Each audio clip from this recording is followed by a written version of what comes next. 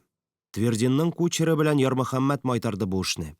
Алар басудан кайтуга, Валия дә юлга әзер булып әби өендә утыра иде. «Ай-яй», диде Сабир Валиягә. «Товарищ Галай, Валентина Михайловна, без бүре түгел, ашамас идек әле». «Миңа тегендә бик әйбәт булды, Сабир җанабый. Үзем кебек укытучы хатын өенә эләктем», диде Валия. Ат чанасындагы 4 капчык арышны Агафья әбидә калдырып, яна юлга чыктылар. Буран басылса да, юлсызлык жаңа тия башлады. Алар юл чатыннан уңга кирип китте. Баксаң, юл буе маяклар тизелгән. Кылга башларында салам учмалары атынып утыра. Менә шушы салам маяклар безне коммунизмга алып чыгар, дип уйлады Ярмөхәммәт. Кинәт карасаң, ул салам учмалары я убырлы карчык чәчләре сыман, я казыкка утыртылган әкият батырларының башларыдыр кебек тоела. Шулай бик озак бара торгач, алар Ташландык авылга керде. Юлда очраган җәяүледән тагын сораштылар. «Коммунизм совхозымы?» дип гаҗәпсенде хатын. «Белмим. Монда андый совхоз юк. Сез әнә теге өйгә кереп сорагыз әле. Анда кеше яши», диде юлаучы хатын. Йортка кереп торасы булмады. Хуҗабикә үзе капка төбенә чыкты. Ул кар кырый иде. «Что вам надо-то?» диде олы яшьтәге хатын. Аның янына 3 бала чыкты. Аларның берсе урам куесына сукмак сала башлады. Икенчесе, бүре баласыдай ялт итеп, юлаучыларга каш астыннан карап, анасы итәгенә ябышты. «Совхоз!» дип кайтарып сорады хатын. «Нет такого совхоза тут». «Как нет? Как нет?» диде Сабир. «Безне шушы юлдан кирергә өйрәттеләр». Сүзгә Валия дә катнашты. «Село Богородское, от Сталина 15 верст». Хуҗа хатын, «Ах, боже ты мой!» дип ачыргаланды. «Бедные вы мои! Кто же вас так научил-то? Да мы в 15 верстах от Сталина. Один дом, и то полуживые. Наш колхоз раньше назывался коммуной. Село-то наше не Богородское, а Богословское. Бывший колхоз коммуна, одно название. Кто куда разбежались, сельчане. В город, на войну, а мы тут. Дедушка наш, пасечник. Тут вон, лес рядом». «Ох, кахар!» дип Сабир гүрт итеп чанага утырды. Валия яхшылап сораса да, хуҗа хатын тәгаенләп әйтә алмады. «Ну, станция там, тимер юл дигәч?» Вон куда вы едете!» Хатын эшне аңлап әйтте. «Точно! Сез хәзер кырт борылып килгән юлдан кире китегез. Аннан соң 50 чакрым». «Тфу!» дип ысылдады Сабир. Алга барганда авыр булса да түзә кеше. Алданың өмете, ышанышы, максаты. Шул өмет, шул ышаныч бәндәне көчле итә. Алда ышаныч булса, кеше соңгы җигәрен җигеп максатка куя. Күпме килеп, күпме куәт сарыф итеп тә, күпме югалтуларга дучар булып та, юлның ялгыш булуы ачылса, кире борылырга мәҗбүр булсаң, барлы юклы кешең шундук юкка чыга. Гүр газаплары белән узган юлны янә үтәргә кирәклеген аңлагач, аянычтан тын каплана. Өмет киселгәннән кинәт тез буыннары бөгелә. Әмма бу төшенкелекне җиңәргә кирәк. Мәгънәсезгә үтелгән газаплы юлны яңадан мәгънәсезгә үтәргә, яңадан мәгънәсезгә газап чигәргә кирәк. Юл ул сынау. Ялган юлны беренче кат узу берни тормый. Барасың да барасың. Бәхеткә җылыга таба барасың. Юлның ялган икәнен аңлагач кына кеше өметсезләнә. Яки тешен кысып, үҗәтлек белән һаман алга бара. Белгән килеш ялгыш юлдан бара. Яки казнасы сынганчы тешен кыса да, әши итеп йөрәктән, бәгырьдән чыккан сүзләр белән сүгенеп, тәвәккәл рәвештә кире борыла. Кирегә борылып, дөрес юлга төшү бердән-бер юл. Ярмөхәммәт соңгылар рәтендә икәнен төшенде. Үзендә бәдән көче барлыгын сизде. Төнен туң салам ишеп, үтереп сызлаган иңбашлары, беләкләрдәге әрнүләре беткәндәй булды. Ул үзенең бу ике сәрхүш мужиктан куәтлерәк икәнен аңлады. Шул ук вакыт ул Валия каршында да гаять җаваплы, аның язмышын хәл итәрдә итеп тойды. Әле генә аңлаган кайгылы яңалыктан соң, төне буе шимергән көмешкә махмырыннан айный алмый чанада утыручы ирләргә ул: «Төшегез чанадан, борылабыз!» дип кычкырды. Үгезне борды. Улау кире китте. Мужиклар һич сүзсез Ярмөхәммәт ихтыярына буйсынып, чана артыннан җәяүләделәр. Ярмөхәммәтнең «Төшегез чанадан, борылабыз!» дип кычкыруында: «Ахмаклар, исеректәрләр, сезнең аркада ат харап булды. Сезнең ахмаклыктан шушылай тагын кыек юлдан киттек» дигән мәгънә аңлашыла иде. Бу адашып йөрүләр Сабирның ихтыярын сындырды ахрысы. Әллә шушы газапларда үз гаебе барлыгын тоямы? Ул җикеренми, сөйләшми, хәтта тулып астындагы көмешкәгә дә кагылмый. Ялгыш җиргә кертеп җибәргән юл чатына кадәр килеп, Ярмөхәммәт үгезне уңга борды. Үгезгә җиңел, рәхәт. Туры юлга чыккач, Ярмөхәммәт үгезне туктатып, артта сөйрәлүчеләрне көтеп алды. Вали апа, утыр, тигез юлда тартыр. Монда үр түбән, диде Ярмөхәммәт. Валия каты арыган иде. Ул сүзсез генә чана башына аркасын терәп, артка карап утырды. Ярмөхәммәт аның аякларын Фәрхун тылыбы белән төрде. Ул арада Сабир белән Фәрхун ух-вах килеп чанага ауды. Юл йөрүчеләр күп иде. Ярмөхәммәт юл сорашты. Алар дөрес юлда икән. Туры юлга чыккач, Сабир: "Ярмый үскәнем, хәзер мин тотыйм, син ял ит", дип Ярмөхәммәт кулыннан дилбегән алды. Тау түбән җирләрдә дүртесе дә утырып, үргә каршы җыеүләп, юлчылар Молотов исемендәге колхозга җитеп, тагын бер төн кундылар. Икенче көнне пыяладай тигез шома юлдан бара торгач, коммунизм совхозының үзәге Богородский авылына җиттеләр. Авыл бик зур булса да котсыз. Йортлар фәкыйрлек чәчә, каралты-кура ярлы, кыймасыз, капкасыз япа-ялгыз өйләр очрый. Ишек алдыннан урамга сузылган тар сукмаклар булмаса, бу йортларда кеше яшәми икән дип уйларга булыр иде. Сабир белән Фәрхун генератор артыннан йөрергә китте. Җигүле үгез аларда. Валия белән Ярмөхәммәт тимер юл станциясенә уку әсбаплары алырга җыяу гына чыкты. Әсбап дигәннәре 2 гальваник батарея. 1 амперметрда әйләндергәч үзе ток чыгара торган машина икән.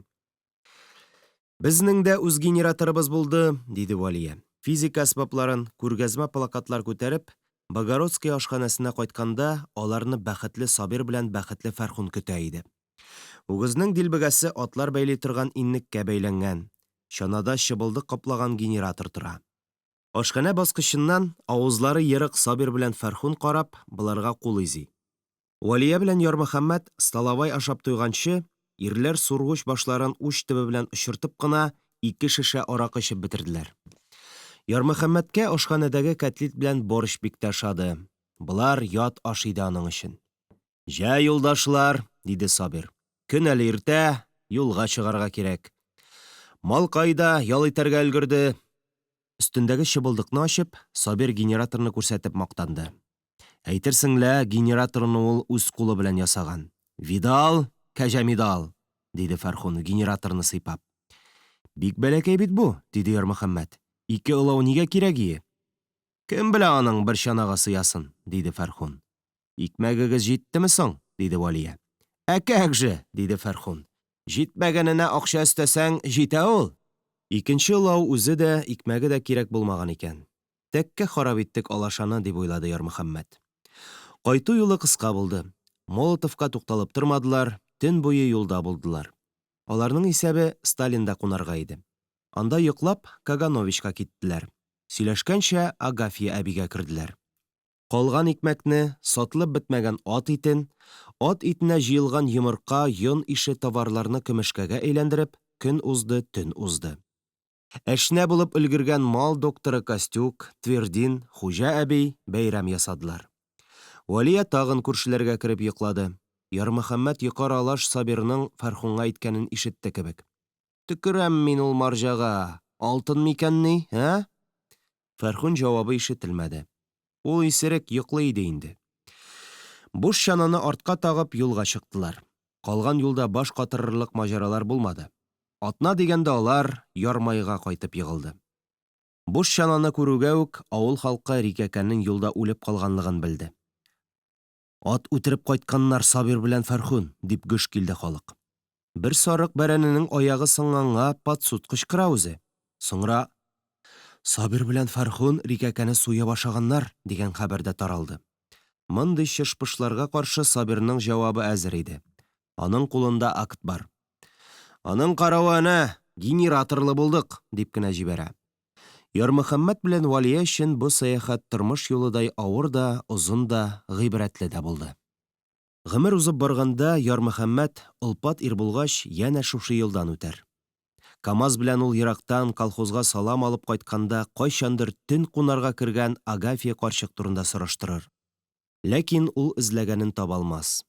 Колхоз исемнәре дә үзгәргән булыр. Юл чатында ул "Каганович колхозына ничек барасы?" дип сораштырыр. "Эй, абый", диярләр яшьләр. "Каганович әллә кайчан юкка чыкты бит инде ул. Кайсы авыл дип сора?" "Подгорный. Агафья әби", дияр Ярмөхәммәт. Подгорный да бетте, авылы бетте, дигән җавап алыр ул. Сталин, Молотов колхозларында ул таба алмас. Аларның да исемнәре үзгәргән, җисемнәре дә үзгәргән булыр. Юри генә бер йортлы коммуна колхозына кереп карар. Ләкин ул урында да бер генә йортта, бер генә җан иясен дә очратмас. Картаеп, корый алмыйча интегә торган ялгыз талгына бу урында кайчандыр авыл, Богословские авылы булганлыгын сөйләр. Бу тирә урыс авыллары станцияга район үзәгенә күчеп беткән, барысы да. Богородские авылы олайган, колхоз әле һаман үз исемен йөртә. Коммунизм.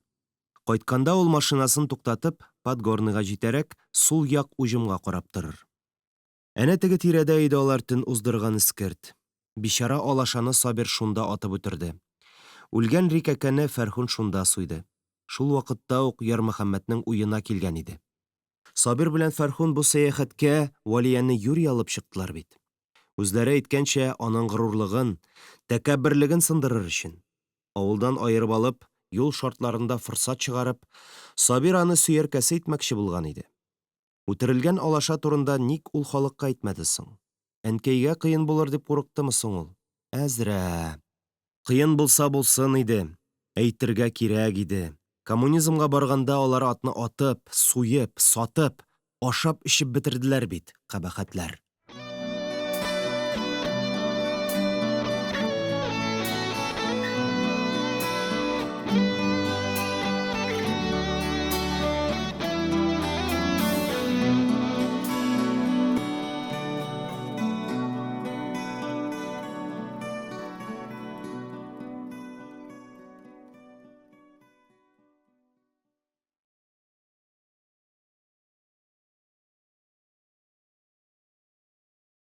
Валия.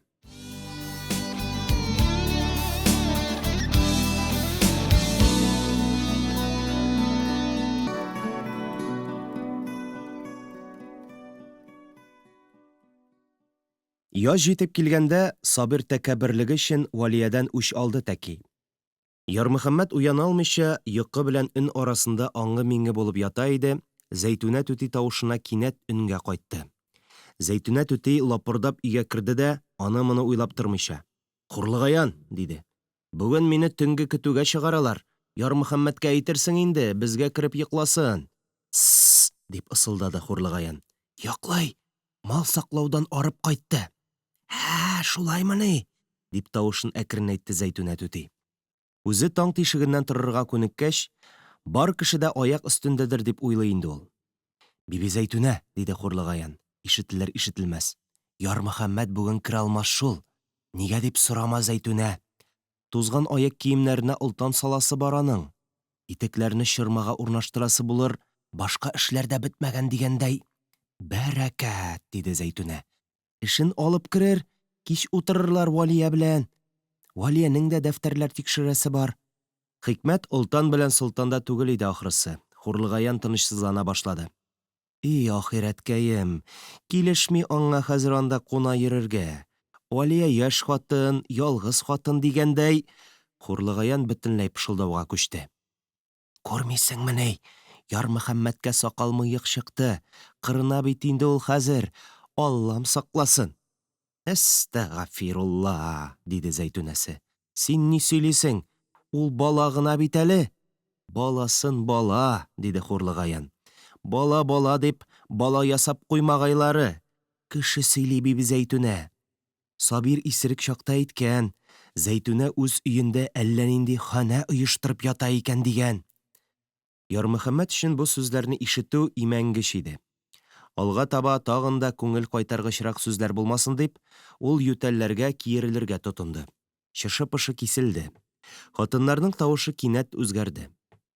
«Хи-хи-хи, Хурлыгаян, быелгы язны әйтәм, бигрәкләр дә иртә килде инде».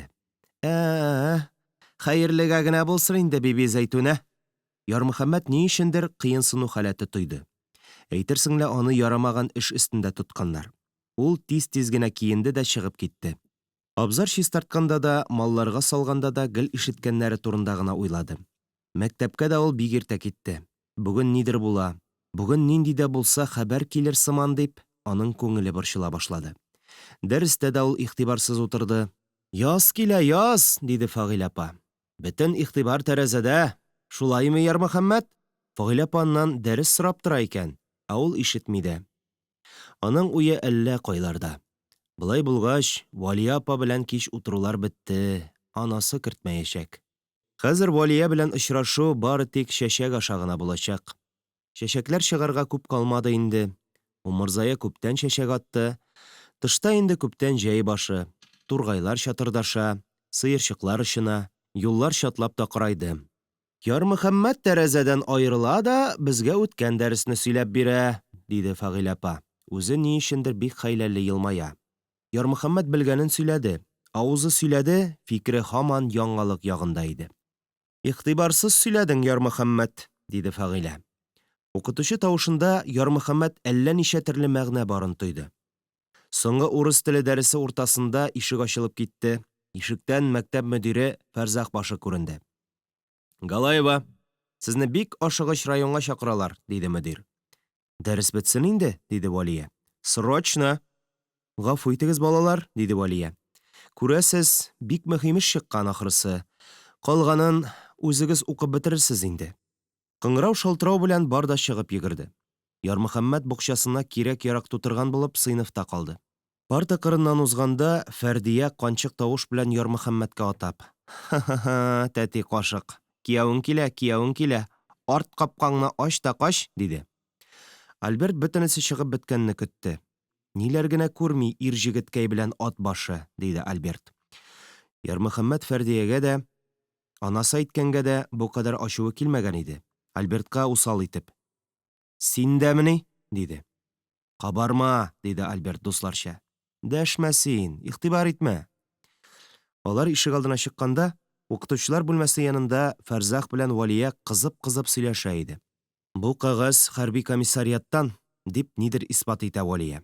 «Мин абыемны эзләттем. Димәк, нинди дә булса хәбәр бар. Иптәш Гыйльфанов, зинһар, мәктәп атын бирегез». «Беләсезме, иптәш Галай», диде Фәрзах. «Мәктәп атын бирермен дә, ә кем барыр ат җигеп? Миндә бит олаучы юк». «Ярмөхәммәт», диде Валия. «Ярмөхәммәт мәсьәләсе турында сезгә Ранада җавап бирергә туры киләчәк әле, иптәш Галай». «Бер урынына мин 2 җавап бирермен, иптәш Гыйльфанов. Комиссарияттан соң мин үзем Ранага керәчәкмен». «Смотрите», диде мөдир. Ярмөхәммәт белән Альбертны куып җитеп, Валия тынына каплана-каплана: «Ярмөхәммәт, мәктәп атын җик, зинһар. Хәзер үк районга китәбез», диде. Ярмөхәммәт букчасын Альбертка биреп, анасына кая киткәнлеген әйтергә кушып, ат җигәргә китте. Юл буе ул һич ни сорашмады. Валия һич ни әйтмәде. Ул бик ярсыган, таушалган кебек күренә. Кемгәдер ул бик ачулы иде ахрысы. Әллә комиссарият чакыруы өчен бик уйланамы? Ярмөхәммәт Валиянең аттан төшеп йөгерердәй булып алгысап барганын сизә. Булдыралганча ул атны куа. 20 чакрым араны үтеп, район үзәгенә керделәр. «Раногамы?» диде Ярмөхәммәт. «Юк, башта комиссариатка», диде Валия. Комиссариат капкасына җитәр-җитмәс, Валия арбадан сикереп төште дә, яулыгын да бәйләмичә комиссариатка таба йөгерде. Ярмөхәммәт аркалыкны бушатып, атка печән салды. Валия зактырмады. Беркемне күрмәс дәрәҗәдә шашкан кыяфәттә чыгып, арбага утырды. Кулындагы кагазны кат-кат укыды. Комиссариаттан алар туры Ранога киттеләр. Рано дигәч тә бөтен укытучылар кан калтырап тора. Ни өчен икән? Валия Рано турында уйламый да кебек.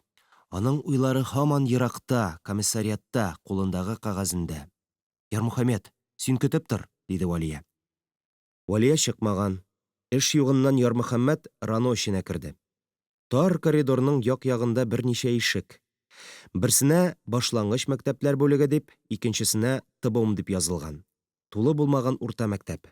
Өченче ишектә Рано мөдире диелгән. Шул ишектән тавышлар ишетелә. «Мин кем сүзенә ышаныйм соң, иптәш Галаева Валентина Михайловна», дип кычкыра берәү. «Ул коммунист, уважаемый колхоз председателе». «Коммунист?» дигән тавыш ишетелде. Бу Валия иде. «Коммунист булса, коммунист ялган сөйли алмыймы ни?» «Юк, иптәш Галаева, коммунист ялган сөйләргә тиеш түгел». «Тиеш түгел? Ә ул сөйли, димәк, ул уважаемый колхоз председателе», дип Валияны бүлдерде мөдир. «Бюро члены, әнә хәзер электростанция төзеп ята. Кайсы колхозда бара монда эшләр? Ә? Сездә генә, Совет Татарстаны колхозында гына. Бу кыланышыгыз өчен сезне эштән азат итәргә кирәк иде дә. Ярый, укытучылар җитешмәү сәбәпле... Мөдир төртелеп калды, кәгазь кыштырдаган тавыш ишетелде. Нәрсә бу? Бу нинди грамота? Диде мөдир. Аңлатыгыз, иптәш Галаева. Мин китәм. Гаризам шушы булыр, диде Валия. Ярмөхәммәт бераз әңгәрәеп торды да урамга чыкты. Мәктәп аты язгы кояшка чыгып рәхәт кичерә иде. Чебен кигәвен юк чакта кызынып калмалкай. Ярмөхәммәт эш тапкан булып, арба тирәли әйләнеп чыкты. Чәкүшкәләр дә урынында, тәҗләрен бераз тарттырасы бар дип, Ярмөхәммәт тәж чөен бер-ике кат борып куйды. Камыт бавы бераз озая башлаган. Ашханәгә кереп ул 4 кәтлит белән 4 кисәк ипи алды. Янә арба янына әйләнеп кайтты. Байтактан соң Валия чыкты. Элеккеге Валияны танырлык түгел иде. Төз җыйнак, кызлар кебек балкып торучы Валиягә әллә ни булган. Шәше тәлгәшләнеп бер якка ишелгән, яулыгы иңенә эленер-эленмәс. Бер уч кагазны ул сумкасына салып арбага утырды. Ярмөхәммәт сүзсез генә дилбегәне тартты. «На, әйдә бакбай!» дип шөңгереп, чыбык белән кизәнеп җибәрде. Ат салмак кына юырта башлады. «Кума!» диде Валия. «Хәзер бер каяда ашыгасы юк». Ат үзе теләгәнчә кайта. Ара-тирә пышкырып танавын чистарта, туктап-туктап пеш итә. Хайван! Мондый эшне сөекле укытучы апа янында эшләмәсәң, кайткач өлгермәс идеңме, мәхлук. Арба шылтык-былтык итеп салмак кына тәгәри. Сөйләшү юк. Авыр юл иде бу Ярмөхәммәт өчен. Коммунизм совхозына барганга караганда да авыр иде. Әнә теге кара болыт безне куып җитеп яусын иде. Әй, яусын иде яңгыр. Яшнәсен иде яшен.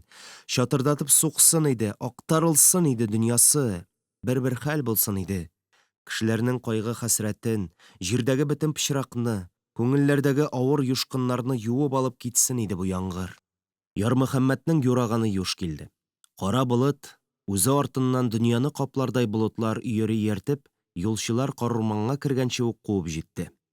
Ярмөхәммәт тиз генә күлмәген салды, чалбар кесәсеннән чакматаш белән куна алып, күлмәк җиңе белән тыгыз итеп төреп, астына салып утырды. Валия артка карап утырган иде, Ярмөхәммәтнең бил тиңентен чишенгәнен күрмәде. Яшен күкләрне ялмап-ялмап ала. Чатыр-чытыр күк күкрей, яңгыр кыя. Кыймый, күк ишелеп төшә сыман. Валия кагазлар салынган сумкасын куенына тыкты да, тагын хәрәкәтсез калды. Ярмөхәммәт атны әйдәкләргә тотынды. Ни мәгънә ат куалаудан? Кире борылып, үзәккә кайтып өлгерә алмыйлар. Алда озын юл, алда карурман. Бу яңгырдан качып кытылып буламыни? Ярмөхәммәт дилбегәне бушатты. Ат тагын рәхәткә чыкты. Үз ихтыяры белән атлый. «Чыланасың бит, Валия апа!» диде Ярмөхәммәт. «Чыландым инде», диде Валия. Аның көрсенеп әйткән сүзе чылану аянычыннан идеме? Әллә ул мәгълүм бер мәгънә салып әйттеме бу сүзләргә? Гайбәт белән чыландык инде дигән сүзем әллә? Юл бик тиз пычранды. Үзле балчык атка комачаулы иде. Чиләкләп куя торгач юл җиңләйде. Арба пәштер-пыштыр тәгәри, атка җиңел. Урманга кергәч яңгыр туктагандай булды. Яфракларга дуга тиеп киткән саен өскә шыбырдап су кыйла. 10 чакрым урманны чыкканчы, бер генә җеп бөртеге дә коры килеш калмаячагы көн кебек ачык иде. Урман авызында шүнник бар. Бәлки, шунда кереп ышыкланып торыргадыр. Ат шүнник юлына борылды. Ярмөхәммәт коры күлмәген култык астына кыстырып, шүнниккә керде. Валия аңа иярде. Шүнник иендә кеше юк иде. Әллә ташлап киткәннәрме бу умарталыкны? Умарталар да сирәк күренә, алары да күчсез бугай. Шүнник ие кара мунча кебек тәбәнәк, караңгы, төтен балавыз исе бүрәнәләргә мәңгегә сеңгән. Бер-ике соры корт белән 5-6 чебен генә шүнник иенең бердән-бер тәрәзәсендә бызылдый. Ушыгы беткән Валияны бердән-бер агач караватка утыртып, Ярмөхәммәт өйдән чыкты. Умарталар өелгән ачык лапаска кертеп, ул атны тугарды. Алдына печән салды, тезгенне дилбегәгә, дилбегәне арба аратасына бәйләп эшкә узды. «Туктарга исәбе юк бу яңгырның», диде Ярмөхәммәт өйгә кергәч, чәч башыннан су саркыта-саркыта. Валия үз алдына гына сөйләнеп әйтелгән бу сүзләргә җавап кайтармады. Ул да киемнәрен сыга иде. Ярмөхәммәт аны эчке күлмәкчән күрде. Юеш ак күлмәк аның тәненә чат ябышкан. Күзе тышта калганлыктан Ярмөхәммәт Валиянең бу кыяфәтен башта шәйләмәгән иде. Урыны белән Валиянең эчке күлмәге җыерчыкланып тора, чәче дә маңгаена җилкәсенә төшеп яткан. Ярмөхәммәт күзе ияләшә төшкәч, бөтен нәрсәне ачык күрә башлады. Ул ишеккә таба борылды. Ул арада Валия эчке күлмәген салып сыгып өлгерде. «Валия апа, менә минем күлмәкне ки», — диде Ярмөхәммәт. «Коры ул». Борылып карамыйча гына ул коры күлмәген сүтеп Валиягә сузды. Валия җәһәт кенә күлмәкне алып, «Эх, җылы, хәзер борылсаң да була», — диде. Ярмөхәммәт каршында тез тиңентен аның күлмәген кигән Валия йөри. Ул сыгылган киемнәрен эләр урын эзли. Рамнарны алып, буш кадакларга киемнәрне элеп чыктылар. «Син туңасыңдыр ялангач», — диде Валия. «Миңа җылы. Син каян алдың бу коры күлмәкне?» «Таптым инде», — диде Ярмөхәммәт. «Рәхмәт», — дип Валия Ярмөхәммәтнең бит очын үбеп алды. «Кил, бергә җылы булыр», — дип Валия Ярмөхәммәтне үзенә җылыштырып караватка утыртты. Караватта иске сырма белән фуфайка бар иде. Валия шуларны аска җәеп урын җайлады. «Юк, болай булмый», — диде Ярмөхәммәт. «Эчкә салкын төшерер хәл юк». Ул ярым җимерек мичкә аяк астындагы йомычкаларны, ватык кәрәз рамнарын тыкты. Пәкесе белән коры рамнан юка чыратылды да, чакмасы белән куга ут төшерде. Куга төшкән утны өреп, җилпеп, юка йомычкаларга тигезде. Йомычкалар дөрләп кабынып китте. Валия аның бик тиз ут кабызып җибәрүен сокланып карап тора. Ялкын тиз генә элеп алды. Ут кабынгач, күңелләргә җылы йөгерә, михырбан иңә. Ярмөхәммәт юеш киемнәрне учак янына җайлаштырды. Тыштан камытны, дуганы, ыңгырчакны алып керде. Шулар өстенә бөтен юеш киемнәрне элеп куйды. «Вәт», — диде ул канәгать тавыш белән, «киемнәр дә, дирбияләр дә кибә. Син таш гасыр кешесе кебек», — диде Валия. «Чакма ку булганда эше бүлмәбез», — диде җегет. Хәзер аларга берни дә куркыныч түгел иде инде. Ярмөхәммәт әтәк-сәтәк кенә эшләнгән өстәлне яшел үлән белән сөртеп, әрекмән яфрагын искәтер итеп җәеп, өстенә кәтлитләр белән ипи чыгарып куйды. «Син гениальный җегет, Ярмөхәммәт», — диде Валия. Салкын кәтлит белән ипидән дә тәмле әйбер юк иде инде алар өчен. «Музыка гына җитми», — диде Валия. «Нигә җитмәсен», — диде Ярмөхәммәт. «Яңгыр тавышыннан да матур музыка юк хәзер. Күптән кирәк иде инде бу яңгыр». Яшен яшнәү, күк күкрәү аларны якынайта гына. Яшнәсен яшен, күкрәсен күк, койсын яңгыр. Ярмөхәммәт ярым шәрә килеш яңгыр астына чыкты. Ат лапас ышыгында рәхәтләнеп печән чимши. Аның да бер кайгысы юк, урыны ышык, алдында печән. Ярмөхәммәт ары барды, бире килде, тәки эзләгәнен тапты. Ташланды кые капкачсыз иде. Аның каравы ямшәеп беткән калай чиләге бар. Чиләккә дилбегә бәйләп, ул су алды. Чиләкне үлән сабаклары белән ышкып, чайкап чистартты. Янә су алып, өйгә керде. «Кое суы», — диде Ярмөхәммәт. «Ого, шикарно живем мы с тобой», — диде Валия. «Чукынсын дөньясы, Зәйтүнә апа әйткәндәй, дөньяга бер генә киләбез». Күктәге ялмавыз утлы теле белән бар дөньяны ялмап алды. Валиянең йөзе Ярмөхәммәт күзендә сүрәт булып калды. Чатырдатып күк күкрәде. Әйтерсең лә 100 еллык имән урталай ярылды. Салават күпереннән меңләгән атлар чыга башлады. «Яшнә яшен, күкрә күк, кой яңгыр, чистармасмы фани дөнья», дип авыз эченнән мыгырданды Ярмөхәммәт. «Догамы син шулай укыйсың?» — диде Валия. «Әллә яшеннән куркасың?» «Дога түгел», — диде Ярмөхәммәт. Бабай шулай әйтә иде. Төтенле булса да, өй эче рәхәт җылынды. Элгән киемнәр дә кипте, камыт ыңгырчаклар да кып-коры, тышта коеп яңгыр ява. Яумый яңгыр. Күктән ишелеп төшә. Әйтерсең лә күк мөхитенең авызын киереп ачканнар. Валия нидер уйлый, уе авыр. Авыр уйның шәүләсе аның йөзенә сирпелгән. Ярмөхәммәт кипшергән дирбияләрне учактан читкәрәк күчерә. Валия аның эшен күзәтеп утыра, ләкин үзенең уе әллә кайларда. «Ярмөхәммәт, яңгыр туктаганчы монда торыйк». Ярмөхәммәтнең үз уйлары да бик җиңел түгел иде. Аның былай да исәпле башына бүген 3 уй төште. Кеше теленә кергән сүз. Фәрдиянең төрттереп такмаклавы, анасы әйткән сәер ишарәләр. Комиссарияттан нинди кагаз алып чыкты Валия? 2. Әмма дә ләкин бик шатлыклы хәбәр түгеллеге көн кебек ачык. Ни өчен Валия ул хәбәрне һаман әйтми? Рано мөдиренә ул «Мин китәм, бөтенләйгә» диде. Шул дөресме? Ни өчен ул китә? Дөрес булса, аның китүе комиссариятка бәйлеме? Әллә Раногамы? Әллә Ярмөхәммәт аркасындамы? Валия китә калса, Ярмөхәммәт нишләр? Валия китсә, Ярмөхәммәт кенә түгел, бөтен Ярмай авылы ятим калыр бит. Үзе әйтмичә, Ярмөхәммәт Валиядән мәңге дә сорамаячак. Болай да караңгы урман өендә дөм караңгылык иде. Ярмөхәммәт тышка чыгып атны карады, 2 чиләк су эчерде, күп итеп фураж салды. Өйгә кергәч, учакка утын өстәде. Ут-фәлән төшмәсен дип, мич алдын яхшылап себерде. Кипкән киемнәрне, чыбылдыкны юрган итеп йокларга яттылар. Таң алдыннан өй суынган, чыбылдык ачылган. Валия йокы аралаш өстенә ябарга эзли, таба алмый. Аның кулы суыктан бөрешкән Ярмөхәммәткә тия. Ярмөхәммәт тә анасының имчәген эзләүче сукыр көчектәй, йокы аралаш мыгырдап, авызын чәпелдәтеп җылы куен эзли. Аның бите Валиянең күкрәгенә килеп төртелә. Валияны кысып кочаклады. Алар уянганда таң аткан иде инде. Болытлар бар яңгырны сусаган җиргә агызып, әллә кайларга киткән. Урман җир күктән иңгән дымны эчеп рәхәтлек кичерә. Учактагы утын янып, хәлсез көлгә әверелгән. Тәрәзәдәге соры кортлар хәлсез ләззәт кичерәләр кебек. Пыяла буйлап үрмәлиләр дә, теләр-теләмәс кенә канат кагып быжлап алалар.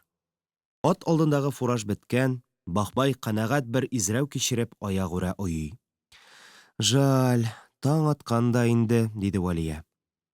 Кыю су белән юынып, коры киемнәр кигәч, атка лыкынганчы су эчергәч, кайтыр юлга чыктылар. Ярмайга кайтып керер алдыннан Валия әйтте. Матурым, диде ул, мин китәм бит. Беләм, диде Ярмөхәммәт. Бөтенләйгә китәм сезнең авылдан. Гайбәт өченме? Юк, мин ул сүзләрдән курыкмыйм. Эш башкачарак, Ярмөхәммәт. Валия туктап керсенде. Ярмөхәммәт аны ашыктырмады, сүз кузгаткач, барыбер үзе әйтеп бетерәчәк. Все шиворот на выворот получилось. Исән дип торган абыем үлгән икән. Батырларча хәлак булган ирем Виктор исән. Виктор дәдә исән? Ничек? Дип сораганын Ярмөхәммәт сизми дә калды. Шулай, диде Валия. Исән минем Викторым. Ярмөхәммәт аңламады. Сөенечме аңа ире турындагы яңа хәбәр, әллә бердән-бер абыйсын югалту кайгысы белән ирен табу шатлыгы бер-берсен юкка чыгарамы? Валиянең бу сүзләре гамсез генә әйтелде кебек. Ә гамсезлек кайгы белән тәңгәл. 2 аяксыз, уң кулсыз Виктор исән. Ярты кеше. Үзе хәбәр салганмы? Юк. Гарип калганын белгәч үк, иптәше исеменнән ирегез Виктор Галай чик буенда батырларча хәлак булды дип үзе язган. Хаты кыеш-мыеш иде. Сул кул белән язган булып чыга. Нишлисең инде? Китәм, Ярмөхәммәт. Обязательно китәм. Ранадан увольнение алдым. Аңлатып биргәч, Рана мөдире ачылып китте. Бик шәп характеристика язды. Мин талантлы да икән, белемле дә икән. Балалар, ата-аналар арасында абруйлы да, әхлак яктан фәрештә дә икәнмен. За аморальный поведение белән эштән куам дигән кеше ничек үзгәрде? Китәгенә күр янәсе. Валия көлә. Фәрзәхетдин абый кирәкне бирә инде хәзер дип уйлады Ярмөхәммәт. Ни уйлаганның киресе булды. Фәрзәх мәктәп капкасына чыгып аларны каршы алды. Мөгаен Рано мөдире Валиянең китүе турында авылга шылтыраткандыр. Бу яңгырда кайтып йөрмәсеннәр ярар иде дигән идем аны. Фәрзәхетдин абый, диде Валия. Зинһар кичерегез, кичерегез. Мин сездән башка гына увольняться иттем инде. Зыян юк, диде мөдир. Тик менә чыгарылыш елы, 7нчеләрнең, ә мин үз фәнемнән имтихан алып бетергәч китәм. Котлыйбыз, Валентина Михайловна. Ирегез исән килеш табылган икән, дип башка укытучылар да җыелды. Валия сагышлы елмаеп, аларның котлауларына рәхмәт әйтеп, укытучылар бүлмәсенә узды. Гайбәт яралганда ук юкка чыкты. Ни гаҗәп бу кешеләр. Әгәр Валия бөтенләйгә Ярмайда калса, ничек әйләнер иде икән бу дөнья куласасы? Имзасыз хатлар, Сабир Ранога җиткергән сүз Валияны изәр иде микән? Әллә аны авылдан авылга декретка чыккан хатыннар урынына куып йөртерләр иде микән?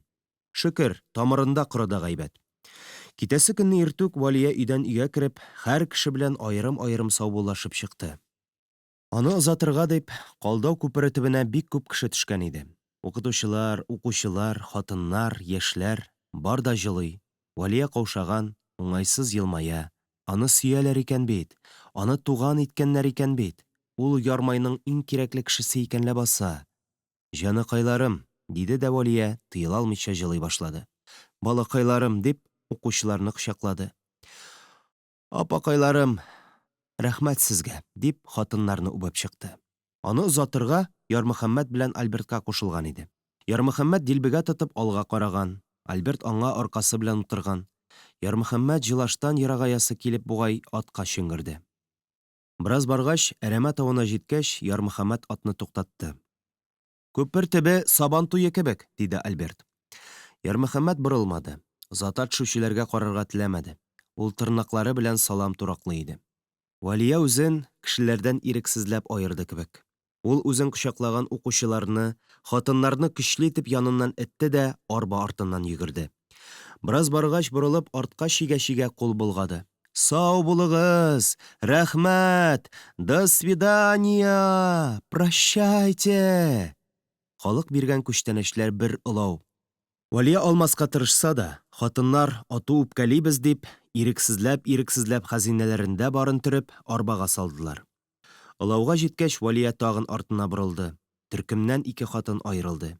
Биби Зәйтүнә түти белән Хурлыгаян апа, диде Альберт. Бәгыркәйләрем, диде Валия.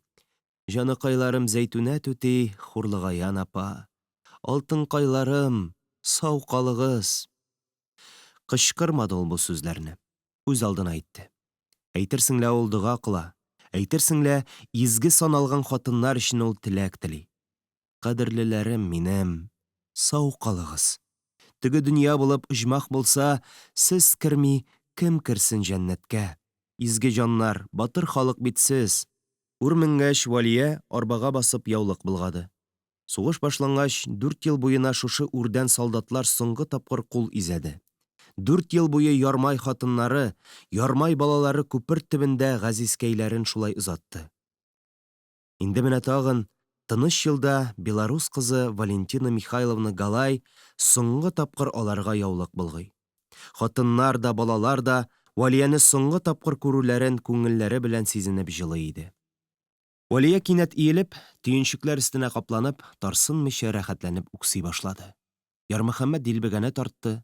Озатучыларны ур каплады. Җегетләр сөйләшмичә генә бара. Ни сөйләшсен алар? Юатсыннармы укытучыларын, ачулансыннармы? Мәгънә юк. Җыласын әйдә, бушансын. Эчендә әче күз яшы булып калмасын. Борындык урына чаклы һич тыела алмыйча җылады ул. Үргә җиткәч, өчесе дә арбадан төште.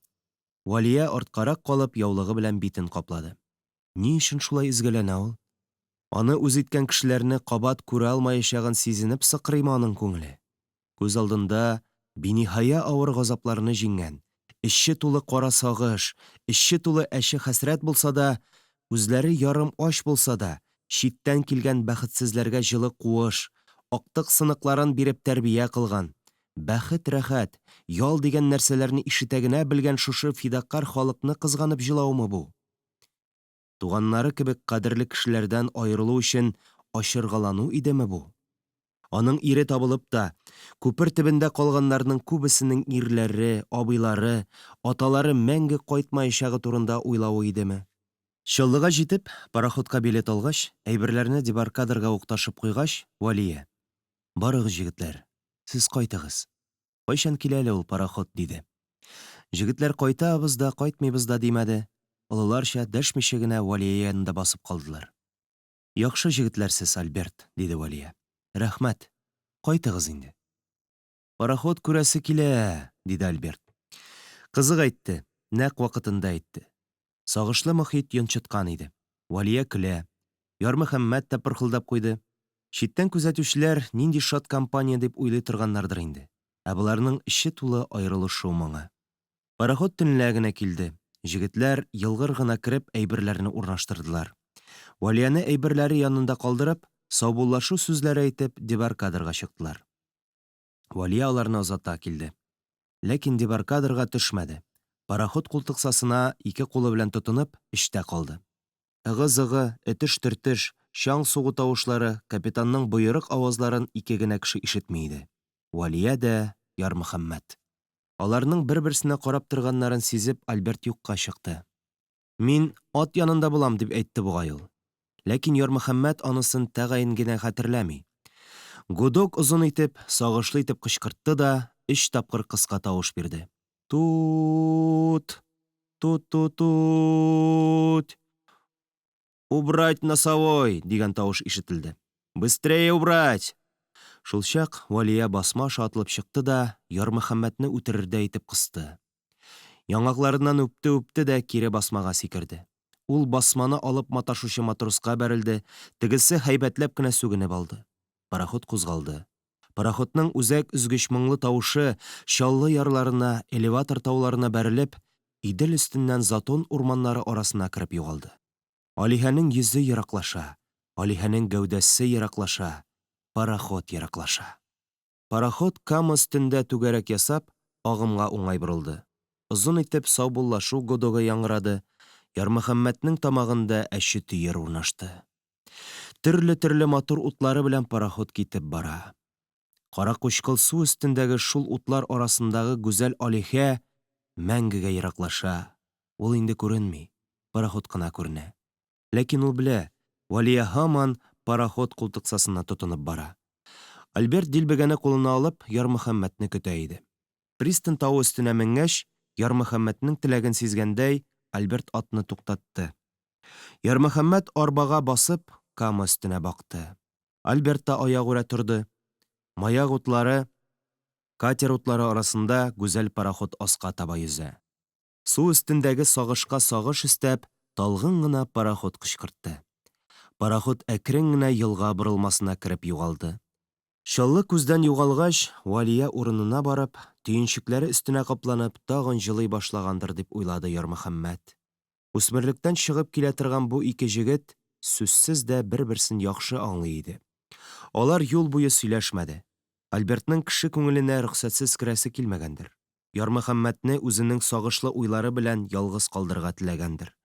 Ярмөхәммәтнең дә сөйләшәсе килми. Шулай да Альберт белән аңа җиңелрәк. Юк-бар сораштырмаганы өчен ул эчтән генә Альбертка рәхмәт укый. Ярмөхәммәт үсмерлек чорын узып, баликлык чорына кереп бара иде.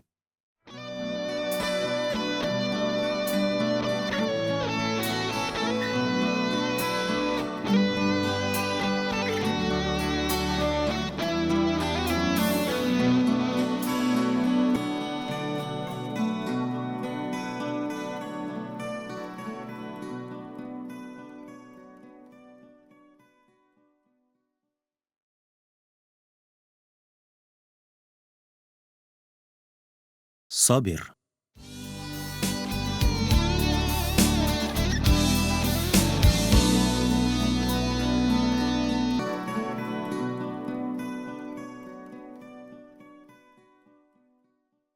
Язга чыгу белән Сабир тиз генә Зәйшәне буатып, гидроэлектростанция кордыра башлады. Станция бинасын агайлар җәһәт кенә бурап менгезделәр. Турбинага су төшергеч кавуз ясадылар. Әллә кайлардан кирәк-ярак ташыдылар, мәш килделәр. Авыл буена баганалар утыртып, башларына матур чынаяк чәйнекләр куйдылар. Чыбык суздылар, өй диварларын бораулар белән тишеп, терсәк сайын кәтүк кадаклап, электр патроннары элделәр. Район гәҗите генә түгел, Казанда чыга торган гәҗит тә Совет Татарстаны колхозының үзәге Ярмай авылында гидроэлектростанция эшли башлаячак дип яздылар. Электрлы булабыз дип, Ярмай халкы зур сөенеч белән икеләтә яхшы эшләп, бөтен кайгы хәсрәтләрен эш астына салып, хәтта Сабир куштаннарының өрүен дә онытырга тырышып, электр бәйрәмен көтеп яши башлады. Районнан килгән электриклар мәш килеп, кавуздан турбинага су агызып, генераторны әйләндереп караганнар. Имеш лампалар кызарып яңганнар. Һәр кичне мәчеткә җыеп, электр белән ничек кыланырга икәнлеген өйрәтеп, әллә нинди инструкторлар дәрес үткәрделәр. Менә ниһаять электростанциянең ачылу көне килеп җитте. Укучы балаларны галстуклар тактырып, быргылар кычкырттырып, барабаннар кактырып буа янына бастырдылар. Район вәкилләре килер алдыннан гына бераз аңлашылмаучылык булып алды. Сафта торучы бер баланың галстугы юк икән. Сәетгәрәй исемле малайныкы. Мәктәп мөдире Фәрзах абый сыйныф җитәкчесенә ысылдады. Нишләп аның галстугы юк янәсе? Укытучыдан рәтле башлы җавап ала алмагач, Фәрзах абый саф янына килеп малайдан: «Шәйхуллин, нигә син галстуксыз килдең?» дип сорады. Малай шундук күз яшьләре белән җылый да башлады. «Бар идеме галстугың?» «Бар ие», диде Сәетгәрәй. «Нигә тагып килмәдең?» «Апа ими капчыгы тегеп кигән!» дип малай тагын да катырак җыларга тотынды. Бишара Сәетгәрәйне арткы рәткә кеше күренмәс урынга бастырдылар. Аннан соң Сабир калкулыкка менде. Кәттә иде аның кыяфәте. Сталинныкы кебек гимнастерка кигән. Галифә чалбардан, аякларында йылкылдап торган күн итекләр. Бары тик бүген аның кулында чыбык кына юк. «Иптәшләр, таким образым без гидроэлектростанциясе салдык. 1913 елда патша самодержавиесе заманында крестьян чыра яндырган. Чыра яндыргач күз нишли, иптәшләр?» Кемдер: «Бозыла», диде. «Дөрес, иптәшләр, товарищлар, чыра яктысында күз бозыла. Продукция сыйфат белән эшләнми. Революция чыраларны бетерде, иптәшләр. Чырадан соң ярмай халкы кәрәшин яндыра башлаган иде.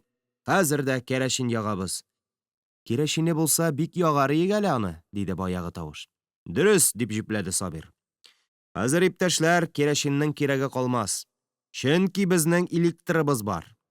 Хәзер, менә шушы сәгатьтән, укытучылар язып куегыз, тарих бу, тарих. Бу сәгатьтән Совет крестьяны өендә электр лампасы яначак. Ура!» Балалар ура кычкырды. «Ярмайский трехфазный гидроэлектростанция, понимаете? 2200 ат көчле, атлим словом, барыгызга да җитәрлек булачак. Ура!» Барысы да ура кычкырырга тотынды. Саранланмады халык, каты кычкырды. Мәктәп мөдире Фәрзах күтәргән кулын төшерде. Барабаннарның ярык тавышы, адашкан сыер авазы чыгарып быргы уйнавы ярмай тауларын яңгыратты. Тавыш таулардан авыл өстенә, Зәйшә елгасы буйлап бөтен дөньяга таралды. Кавуз янында сигнал көтеп торучы Фәүзел кабалана кавузны ачты. Су ташкыны ургылып, турбина куласасына агып төште. Ул диңгер-диңгер әйләнә башлады. Бөтен кеше станция янындагы баганага эленгән электр лампасына карады. Су гөбердәп аска ага, аста турбина ду килеп әйләнә. Бишара кешеләр күзләре күгәргәнче карасалар да, багана башындагы лампа кызарып та карамады. Сабир белән Фәрхун ыгы-зыгы килеп станциягә төшеп китте. Кемдер кемгәдер нидер кычкыра. Халык күк капусы ачылганны көтеп тилмерүче дини фанатиклардай авызын ачып һаман багана башына карап каткан. Юк, Ярмай авылында электр кабынмады. Бәлки лампалар янар әле дип халык көн көтте, ай көтте, могҗизалы электр лампасы барыбер кабынмады. Конфет өмет итеп тә, конфет урынына яңак төбенә алган сабыйдай халык нәүмиз булды. Электр шаукымы бетте. Кешеләр тагын зарлана, тагын сүгенә башлады. Эшләвен эшлиләр, кушканны үтәвен үтиләр, ләкин иртә таңнан зар. Канәгатьсезлек белән, ачу белән, мәҗбүрият белән эшлиләр. Нинди газаплар, нинди югалтулар белән алып кайткан генератор бер кайчанда ток бирмәде. Соңыннан билгеле булды. Генераторның щеткалары эштән чыккан. Ярты запас детале коммунизм совхозында калган икән. Сугыштан соңгы бу елларда авылдан 2 төрле ир-җегетләр китте. Председатель Сабирга ярамаганнар, телле тешлеләрне ул тоткарламый. Колхозда тормыш алып барырга батырлыклары җитмәгән кешеләр авылдан качты. Урта Азияга, Молотов, Ижау ягына йөз тотты халык. Сабирның үзе өчен авылда яшәүе бик уңай иде. Сугыш елларында аңа каршы әйтерлек ирләре булмады. Сугыштан соңгы елларда читкә китеп беткәннәрдән калганнары телсез булды. Авыл карышмыйча гына хезмәттә михнәт чигә. Сабирның эшен пошырганнар бар-барын. Хәмидулла кирәксә кирәкмәсә дә артыгын күрә. Аның апасы Зәйтүнә әчетелле хатын яра да сала. Олы бер җыелышта Хәмидулла абзый да Сабирга каршы сөйләде. Районнан килгән вәкил алдында тавышка куеп: «Сез һәр капкадан бер бозау бирергә ризамы?» диде Сабир. Авызына су капкандай зал тын калды. «Ризамы?» Зал җавап бирмәде.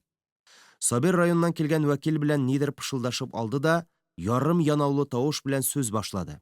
«Иптәшләр, Совет власы ярылганга 40 елдан артык, ийеме? Так сказать. Ә сезнең сознаниегыз үзгәрмәгән. Совет власы авыр елларны җиңеп узды. Колхоз оештырып кулаклардан котылдык, так сказать. Индустриальный ил төзедек, ийеме? Кабахәтләрчә игълансыз сугыш башлаган фашистик Германияны тармар иттек. Значит, давайте бу вакытлыча кыенлыктан да чыгара кирәк, иптәшләр. Һәр капкадан бер бозау бирергә кем риза? Курыкмагыз, бозауларны бушалмыйбыз. Хөкүмәт аларны сездән сатып ала. Кешеләр кыюсыз гына пышылдаша башлады. Шулчак иң арткы рәттән Габдрахман абый кычкырды. Әйтегез әле сез, бозауларны колхозга тапшыру дәбрә бүлме, әллә мәҗбүриме? Вәкил аңламады. Сабир аның колагына иелеп нидер әйтте, вәкил һаман иңнәрен җыерды, аңламаганлыгын белгертте. Сабир алак-ялак караңгылады, өстәл тирәсендә аңа кирәкле кеше күренмәгәч, Габдрахманга кычкырды. Урысча әйтсен, урысча! Иптәш татарча белми, диде. Бәй, диде Габдрахман. Үзең урысчага күчер, грамотный бит. Бозауларны тапшыру дәбрә бүлме, әллә мәҗбүриме? Халык бозауларны онытты. Габдрахман әйткәннәрне тәрҗемә итә башладылар. Сука ташка терәлде. Кәките, мәҗбүри, дип эзләштеләр. Ну, дәбрә бүлнинең киресе инде, дип кычкырды Габдрахман. Ни, дәбрә бүлниме? Шулчак Хамидулла абзый сүз алды. Он говорит, продажа телят колхозу по сниженной цене, то есть в долг по воле колхозников или же это каждому обязательно? Вәкил аптырап калды. Сабир нидер әйтте, Сабир куштаннарча 2 тапкыр баш какты. Иптәшләр, диде Сабир. Төртелеп тагын тамак кырды. Иптәшләр, бу эш бик кирәк мероприятие, так сказать. Кирәк, иптәшләр. Өстән кушалар бит, иптәшләр. Значит, чөнки ватанга кирәк. Менә специальный кеше килгән. Ни? Аңлашылды, дип аның сүзе өстенә менде Хамидулла абый. Димәк, бу эш колхозчыларның ихтыярыннан башка эшләнмәскә тиеш. Тапшыра алган көр хуҗалык тапшыра, тапшырырга кирәк санамаса, тапшырмый булып чыга. Дөрес, шулай кирәк, дип кычкырды Габдрахман. Бозау бирү ихтыяри булсын, дип шаулаша халык. Сабир графин кагып кыңгырау шалтыратып әйтте. Хамидулла Төхвәтуллин, дип вәкилгә ымлады. Янәсе язып куегыз. Арада халыкны котыртучы контр утыра. Хамидулла Төхвәтуллин дөрес сөйләми, иптәшләр. Бозауларны без мәҗбүри алмыйбыз. Ләкин һәр гражданин обязательно безгә ярдәм итәргә тиеш. Обязательно. Бу, так сказать, политический мероприятие, иптәшләр. Кабатлап әйтәм, политический. Халык шым булды. Ярый, диде Хамидулла абый. Бозауларны җыеп сез фермага яптыгыз, ди. Ә нәрсә белән туендырасыз инде сез аларны? Ярый, җәй көне эш башка. Ни белән кышлатачаксыз сез бозауларны? Это уже не твоя дело, Хамидулла Төхвәтуллин, дип кычкырды Сабир. Вәдәхи, синең ни катнашың бар монда? Синең белән башка урында сөйләшерләр, Төхвәтуллин. Вәкил куен дәфтәренә ялтырауклы кызыл каләм белән нидер сызгалады. Иртәгә бозаулар җыярга чыгабыз, каралты кура тирәсендә булыгыз. Бетте, диде Сабир. Аның сүзен Фәрхун белән Пүләвәй Хөрмәтулла хуплап кычкырды. Правильно! Ә сез куштанланмагыз, диде Габдрахман. Пүләвәйнең бозавы түгел, тавыгы да юк. Ул риза. Фәрхунның 2 бозау, берсен бирсә икенчесе кала. Җыелыш озакка сузылды. Халык ду купты, тавыш кыңгырау шалтыратып, графин кагып кына туктатып булмаска әйләнде. Вәкил нидер әйтмәкче иде, сөйләп тә азапланды, Сабир нидер кычкырды. Кычкырышның очы-кырые күренми иде. Шулчак вәкил аягүрә торып, бил каешын рәтләде, ни өчендер уң як бөеренә таянып, капшап алды, куен дәфтәрен кесәсенә тыкты да, йозаклы юка портфелен сыпыргалап, 2 кулын күтәрде, халык шым булды. Товарищи колхозники, диде вәкил. Это очень важный морально-политический акт, и никто, ул күрсәткеч бармагын халыкка төзәп юри туктады. Никто не имеет права оставаться в стороне. Сдавать телят придется. Все.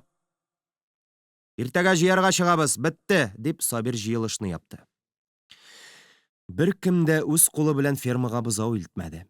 Бозау комиссиясендәгеләр өй борынча кереп, муенчаклап бозауларны алып чыга башладылар.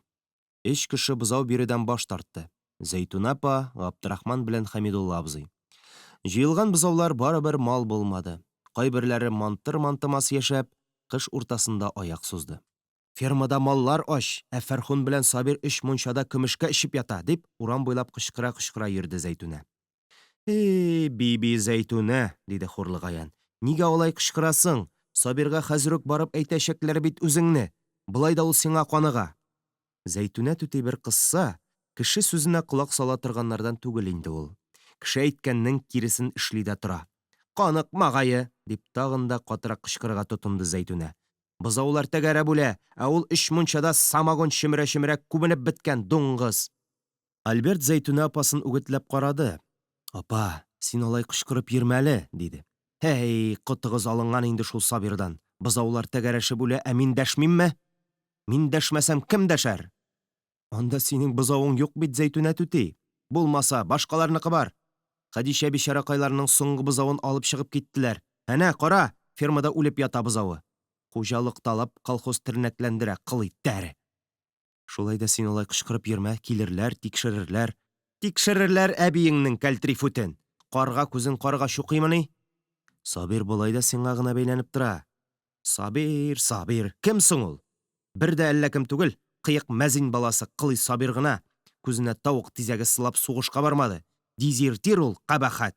Аннан Алабугада пленни немецләрнең паюгын талап симерде. Хәзер халыкны сыга, имансыз. Зәйтүнә түти кычкыра бирде, бозаулар кырыла торды. Бозаулар кырылганга берәү дә җавап бирмәде. Тилшәле булганнар дип, мал докторы Зиканнан язу яздырып акт төзеделәр дә, эшең бетте, кодагый.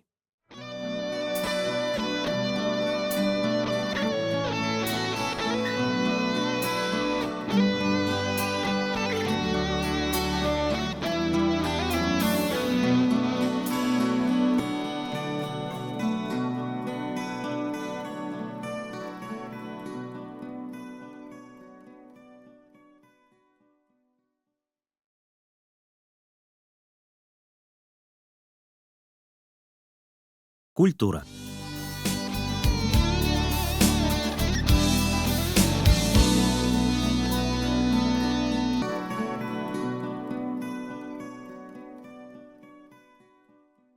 Халыкның күңеле төште. Бары тик Сабир гына бирешмәде.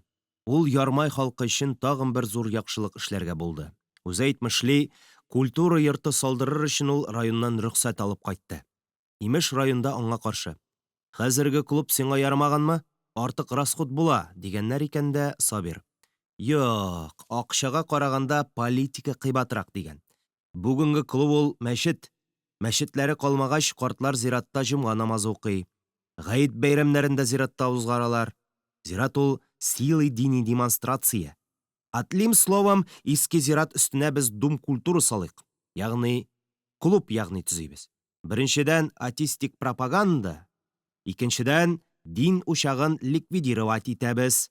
Өченчедән культура учагыбыз була. Не то что муллалардан калган мәчет, понимаешь. Раз и готово. Ә мәчетне нишләтәсез? Мәчет үз урынында кала. Бәрәңге үрдерергә икмәк склады, балалар яселсе, мало ли что анда була ала. Пропаганда бүлеге мөдире бу эшне бик хуплый. Аннан соң беренче секретарь белән киңәшә, аны күндерә. Вафин Сабирны чакыртып ала. Мәчетне яслегә әйләндерүең бик яхшы. Ә картлар ни әйтер? Алар зиратны изге урын саный. Анысын безгә калдырыгыз, иптәш Вафин, диде Сабир. Вафин ризалык биргән шул көнне үк барча картларны мәчеткә җыеп, Сабир нутык сөйләде. Шәриф мулланы ул аерым чакыртты. Фәрхун белән ике куштан мулла янына чәй шикәр алып барган булып, иске зират өстенә клуб салдырырга каршы килмә инде дип юмалаганнар. Мулла: "Алай икән, хуш", дип клубка килергә вәгъдә иткән. Клубка картлар гына чакырылса да, яшьләр дә, берничә хатын-кыз да килде. Зәйтүнә түти урам буйлап кычкыра-кычкыра клубка китте. Мәчетне зина оясы ясадылар. Инде хәзер изгеләр зираты, ата-бабаларның сөякләре өстенә тагын бер зинахана салыргамы? Риза булмагыз, картлар, риза булмагыз. Бу сүзләр бик каты тәэсир итте халыкка. Клуб дыкмадык тыгыз. Халыкның ярсыганы сизелә, гомум гүелдәү, ризасызлык гүелдәү иде. Клуб эчендәге һава шырпы сызсаң дөрләп кабынып китәр, валлаһи. Шуны алдан сизенептер ахрысы, Сабир участковый Бәшилине районнан бер вәкил чакырткан. Сәхнәгә шул төркем белән Сабирның куштаннары менгәч, халык шым калды. Искитәрлек һич нәрсә булмагандай, Сабир ипләп кенә сүз башлады. Ленин үзе әйткән, так сказать. Религия ул опиум народа дигән, понимаете ли? Дип ул күп кешегә аңлашылмый торган сүзләр кыстырып атеизмның, диннең ни нәрсә икәнен аңлатырга тырышты. Фәнни өлешенә нокта куеп, ул конкрет сүзгә күчте. Атлыйм словом, безгә культурабызны арттырырга кирәк. Авыл культурасын күтәрер өчен иң беренче дини фанатизмнан арынырга кирәк, иптәшләр. Культурный революция ясап, алга, коммунизмга таба атларга мәҗбүрбез. Иптәшләр, таким образом, безнең авылга клуб кирәк. Социалистический развитие, иптәшләр. Шунсыз була алмый. Ул безнең клуб кына булмаячак. Анда, так сказать, избачительный, агитация, пропаганда бүлеге дә булачак. Массаларны культурага якынайту безнең төп бурычыбыз, иптәшләр. Менә шул урында аның сүзе төкәнде. Тынлык урнашты. Ярый, дип кычкырды Габдрахман. Клуб кирәк, бик кирәк. Менә бу мәчет клуб түгелмени? Социалистический развитиене монда ясап булмыймыни? А? Избачительныйны монда урнаштырып булмыймыни? А? Дөрес, дип аның сүзен җипләде Зәйтүнә түти. Әле башта монысын җылытыгыз. Мәчет чагында булай ат абзары шикелле түгел иде ул. Культурный революция кергәч шушы хәлгә калды мәчет. Ярый, клуб салдык та ди. Кая салабыз ул клубны? Диде Габдрахман. Урыны бар, диде Сабир. Урыны бар. Картлар намаз укый торган, мулла абзый вәгазь сөйли торган җир. Изгеләр зиратымы? Каберләр өстенәме? Як, җәмәгать, ярамый, рөхсәт юк. Халык ду килә башлады. Рөхсәтсез бер ни дә эшләнмәячәк, дип кычкырды Сабир. Зал тынычлана төште. Әнә, кадерле авылы зиратында көтү йөри. Рөхсәтсез генә зират өстенә көтү керткән юк бит әле, диде Сабир. Бездә бөтен эштә халык белән киңәшеп эшләнә. Рөхсәт сорар өчен картларны җыйдык. Киңәшер өчен мулла абзыйны чакырдык. Атлым словом, демократияны бозу юк. Понимаете ли, берәм-берәм олы картлар, мулла абзый үз сүзләрен әйтсен. Ә син Зәйтүнә кысылып утырманда, так сказать, картлар эше бу. Бездә барысы да картлар белән киңәшләшеп хәл ителә. Әнә Сабантуйда батыр кеше сельсовет биргән бүләкне дә картлар ризалыгыннан башка алмый. Ризамы картлар дип халыктан сорый. Картлар риза дигәч кенә батыр бүләкне ала. Шулаймы, картлар? Шулай, дип кычкырды берничә карт. Шулай. Короче говоря, иптәшләр, клубны, культура сараен салырга ризамысыз? Бу кадәрсенә кемнәр каршы? Яс Фәрхун. Единогласный. Так, клубны, то есть культурабыз сараен, избачительный белән бергә иске зират янына салырга кем каршы? Мин каршы, диде кемдер. Мин дә каршы, диделәр бер юлы. Җәмәгать, кабер өстенә избач салу ул мыскыл. Җир беткәнме сезгә? Әнә тегермән яны бик матур урын. Мәктәп янында да урын бар, җәмәгать, диде Габдрахман. Кыскасы, картлар риза булмады. Мулла абзый, син? Диде Сабир. Бөтен кеше муллага карады. Карамаганнары уч төбендәге сөялләрен сыпырып утыра, барысы да нидер көтә. Мулла уртада утыра иде. Ул аяк үрә басты, картларга карап чыкты. Аннан сәхнә ягына башын борып. Менә иптәш вәкил, сез дә, Сабирҗан, син дә әйтегез әле. Сез халыктан мәчетне тартып алып клуб ясадыгыз, иеме? Ярый. Культура мәчеткә мохтаҗ булган икән, алыгыз. Без дини кешеләр үз кулларыбыз белән төзегән мәчетне сезгә бирдек. Алыгыз. Дини йолаларыбызны изгеләр зиратында уздыра башладык. Анда да безгә ирек булмады. Парт оешма секретары Фәрхетдин әллә ничә тапкыр күсәк белән картларны кыйнап гаетне таратты. Без ялгыз карчык Мәфтуха өенә җыелып намаз укый башладык. Хәзер Мәфтуханы төрмә белән куркытып, Фәрхун тагын котын алган. Хәзер гыйбадәт кылырга Мәфтуха безне өенә кертми.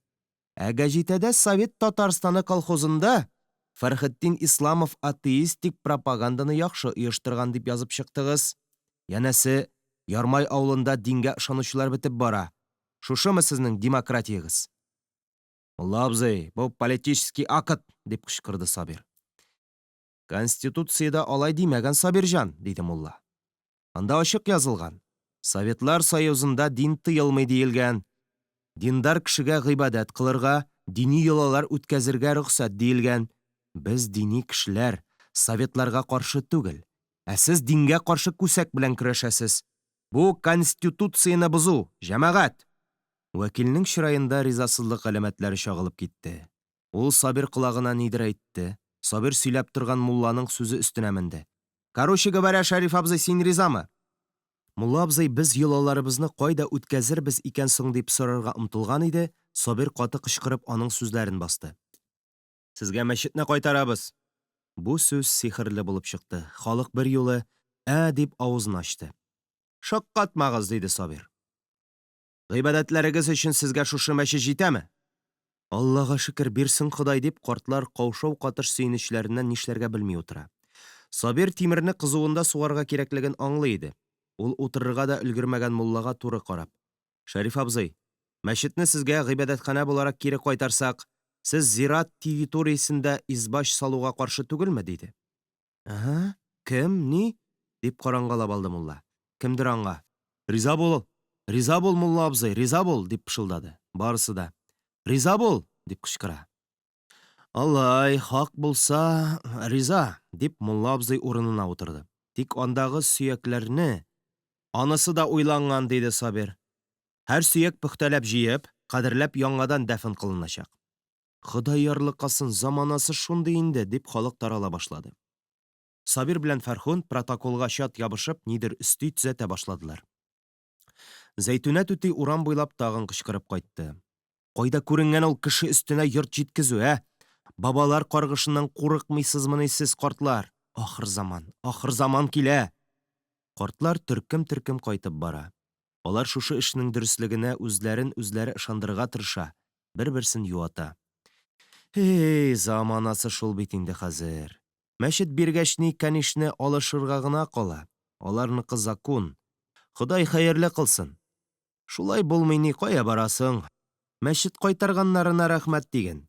Ризасыз кешеләрне җыеп, Зәйтүнә түти яңадан мулла абзыйга барса да, эш хәл ителгән иде инде. Мулла абзый яныннан кайтканда да Зәйтүнә түти үзенекен тукып кайтты. Харап булабыз, картлар, харап булабыз. Бабалар рухы рәнҗеп илгә каргыш төшәчәк.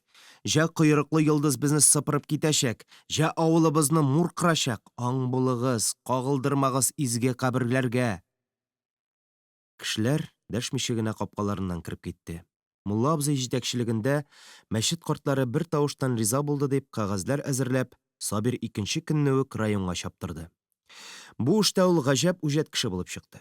Әллә электростанция хурлыгын йомар өченме, әллә халык алдында да, райком алдында да аклану теләгеннәнме, культура учагы төзүгә Сабир җанын ярып бирердәй булып йөри. Авыл башында гына клуб, китапхана, домино булачак, дип ул үз фикерен һәр кешегә быраулап кертә торды. Бер авылда да булмаган культура мәркәзе төзеп, Совет Татарстаны колхозының данын дөньяга шаулату теләге шул кадәр көчле иде ки, халык чыннан да изгеләр зиратын актарттырырга да күнеп бетте. Һәркем, бер миңа гына кирәкме ул зират, дип, үзен гамсезлеккә ияләштерергә тырышты. Тормыш итәсе бар бит әле, аты кирәк, утын алып кайтырга, курмысы кирәк, мал асравы авыр. Балаларны үстереп кеше итәселәр бар, заманасы Сабирлар кулында бит. Изгеләр зиратын казырга ярмайларның берсе дә алынмады. Бар күрсәткән каршылыклары шул булды. Әмма Сабир моны алдан ук күреп, эшчеләр килешеп куйган иде инде. Төзү эшләренә башка авыллардан бригада чакыртылды. Тегермәнче байның таш амбары өстендәге йортны сүтеп, бүрәнәләрен изгеләр зиратына ташыдылар. Булачак культура учагының нигезен казыганда каберләрдән кеше сөякләре чыга башлады. Баз казучы керәшеннәрне Сабир күрше авыллардан чакырткан иде. Аны-моны уйламыйча зират актарырга җиңел генә ризалашкан дәдәйләр кеше сөякләрен күргәч, кинәт аптырап калды. Туктап тәмәке тарттылар да көрәкләрен иңнәренә салып кайтып киттеләр. Бригадирлары Җәкәү дәдәй, изгеләр каберен казу җазык булыр дип әйткән имеш. Почему төзелеш тукталды, дип өстәл сукты Сабир Фәрхунга. Кеше гүренә керәсебез килми дип кайтып киттеләр, диде Фәрхун. Мәгәр ишен әзрәк куйгансың, понимаешь? Юк, 2 өлеш вәгъдә иттем. 10 өлешең дә кирәк түгел, диделәр. Актарылып чыгарылган сөякләр шулай җир өстендә кала бирде. Бу хәбәр Ярмайга гына түгел, күрше-тирә авылларга да таралды. Үч авылда 10 еллык мәктәп ачарга йөрүчеләр моны ишетеп, анатомия дәресенә бер төзек скелет кирәк дип, сөякләрне мәктәпкә алып киткәннәр имеш. Зәйтүнә түти әйтә. Ул Ярмай авылының беренче имамы Шәйхелислам картның сүлдә сөякләре, ди. Шул көнне төнлә актарылган зират өстендә убыр күрүчеләр булган. Имеш, убырлар төне буе авыл башында улап йөргәннәр. Имеш, ап-пак кәфеннәр бөркәнеп, әрвахлар соңга калган юлчыларны куганнар. «Һәй, убыр дигәннәре бу сөякләрдән чыккан фосфор гына ул», дип аңлаткан булды Сабир. Әмма ак кәфенле әрвахларның ни икәнен аңлатырга аның зиһене җитмәде. «Күзләренә күренгәндер», дип кенә куйды. «Мәет сүлдәләрен җир өстендә калдырга ярамый», диде мулла абзый. «Да, аларны күмәргә кирәк», дип хуплады Сабир. Ләкин борынгы сөякләрне җыеп, хәзерге зиратка күмәргә кеше табылмады. Сабир әллә кемнәрне кыстады, сыйларга вәгъдә итте. Акча бирәм дип тә карады, булмады. Шуннан соң бу эшкә мәчет манарасын кискән Афәт Сәйфетдин малае 99 хәбирне күндерделәр. 99 хәбирне жүләр дип булмый. Шулай да бигүк җитеп тә бетми инде. Шуңа күрә аның кушаматы да 99. Ягъни акыллы кешенең акылы 100 булса, моныкына берәү җитми. Ул 99. 99 хәбирнең олы хыялы велосипедлы булу. Укытучы Хәмидулла сугышка чаклы ук велосипедта йөргән, хәзер дә йөри. Хәмидулла малае Альберт та хәзер шул велосипедта элдертә. Хәбир әллә кайчан инде велосипедка мая җыя. Бу турыда бөтен кеше белә. Ләкин маясының дистә ярым йомыркадан артканы юк. Кеше сөякләрен күмгән өчен Сабир аңа велосипедлык акча вәгъдә иткән. Вәгъдә итеп кенә калмаган, алдан ук 300 сум акча тоттырган. Эш беткәч, тагын 200 сум бирәчәк янәсе. Йөгерә-түнә 99 хәбир 300 сумны өенә кайтарып яшергән дә, капчык көрәк алып, изге зиратка йөгергән. Кеше кара күргәләгәнче 99 хәбир сөякләрне үләт базына илтеп ташлаган. Сабир кушканмы аңа шулай эшләргә, әллә кабер казып мәшәкатьләнгәнче дип 99 хәбир үзе маташтырганмы? Белүче булмады. Хәбир әйтә, Сабирҗан кушты, ди. Сабир, юк, яңа зиратка җирләргә әйттем, ди. Шулай итеп, изге зираттагы борынгы бабаларның сөякләре мал үләксәләре арасына аударылды. Зәйтүнә түти тагын башка бик күп кеше Хәбирне дә, Сабирны да каргады. Икенче көнне иртүк хәбәр таралды. Имеш 99 Хәбиргә төнлә әрвахлар килгән. Төне буе капка ишек дөбердәтеп, өй каршында да, ишек алдында да ак кәфеннәр җилфердәтеп йөргәннәр. Ямсез, кыңгыр тавыш белән үзләре кешечә сөйләшәләр, ди. Мөхәммәд Хәбир, агах бул, борынгылар каберенә керәк тыкма. Атаң Сәйфетдин мәчет манарасын аударган өчен гарипләнде. Кулы кәкрәеп тартыша торган булып калды. Син изгеләр зиратына барсаң, 2 күзең атылып чыгар. Тилшә зәхмәте кагылып, аягүрә череп үләчәксең. Агах бул, Хода бәндәсе Мөхәммәд Хәбир. Атаң мәчет манарасын кискәнгә син гарип тудың. Борынгы бабаларның каргышыннан саклан. Әрвахлар турындагы хәбәр имеш-мимеш кенә булып калмады. Хәбирнең әбисе дә, әнисе дә өрәкләрне күргән икән, күршеләренә сөйләгән. Ни хикмәт, Сабирның хатыны Маҗиха түти дә, күршесе Хөсәен хатыны Бәдерҗиханга бик шомлы итеп әйткән. Сабирҗан белән төн буе йоклый алмадык. Өй артында нидер йөрде. Ишек алдыннан да ак шәүләләр үтеп китте. Кагылма, изгеләр каберенә кагылма, нәселең корыр, дип улыйлар. Сабирҗан чыгып һавага мылтык атып кергәч кенә тындылар. Галәмәт маҗаралар булды ул заман. Чиллә көн кичкә авышкач, бөтен кеше дә әбәткә кайткач булды бу хәл. Җилсез, тын көнне әбәттән соң болынга барганда ниндидер гөрелте ишетелгән сымак булды. Кемнеңдер колагына тәкбир әйткән тавышта ишетелгән имеш. Шуннан соң күктән Коръән иңгән. Чыннан да Ярмөхәммәд үз күзләре белән күрде. Зур яфраклардай булып, һавадан китап битләре яуды. Бер-ике битне Ярмөхәммәд җыеп алды. Китап битләренә гарәп хәрефләре белән кыска сүрәләр язылган иде. Пошаманда калды халык. Эшләре эш, ашлары аш булмады. Ярмай өстенә Алладан Коръән иңгән икән дип, бөтен тирә-як ел буе шаулады. Һавадан кыелган китап битләрен җыештырып, бергә теркәгәч, саннарын рәткә куйгач, аңлашылды ки, бу Кыссасыл Әнбия булып, китап азагындагы буш урынга ошбу китап Габделнур углы Барый кызы Сәрби Җамалныкы улыр имди дип язылган иде. Ярмөхәммәт китап битләрен муллага тапшырды. Мулла абзый әйтте: "Бу тегермәнче байның хатыны Сәрби Җамал абыстайныкы. Мөгаен кичә аның өен сүткәндә китапларны җил тузгыткандыр. Бар, улым Ярмөхәммәт. Барып кайт әле, өй сүткән урында аунап ятучы кәгазьләр, китаплар булса, миңа алып кил", диде. Ярмөхәммәт иске тегермән янына китте. Мүкләр, алама-сәләмә, таш кирпеч арасында байтак актарынганнан соң, Ярмөхәммәт бер бәйләм китап, берничә аерым бит табып, янә мулла абзыйларга йөгерде. Аерым битләр Кыссасыл Әнбиянең җитешмәгән өлеше булып чыкты. Коръән иңү сере ачылды.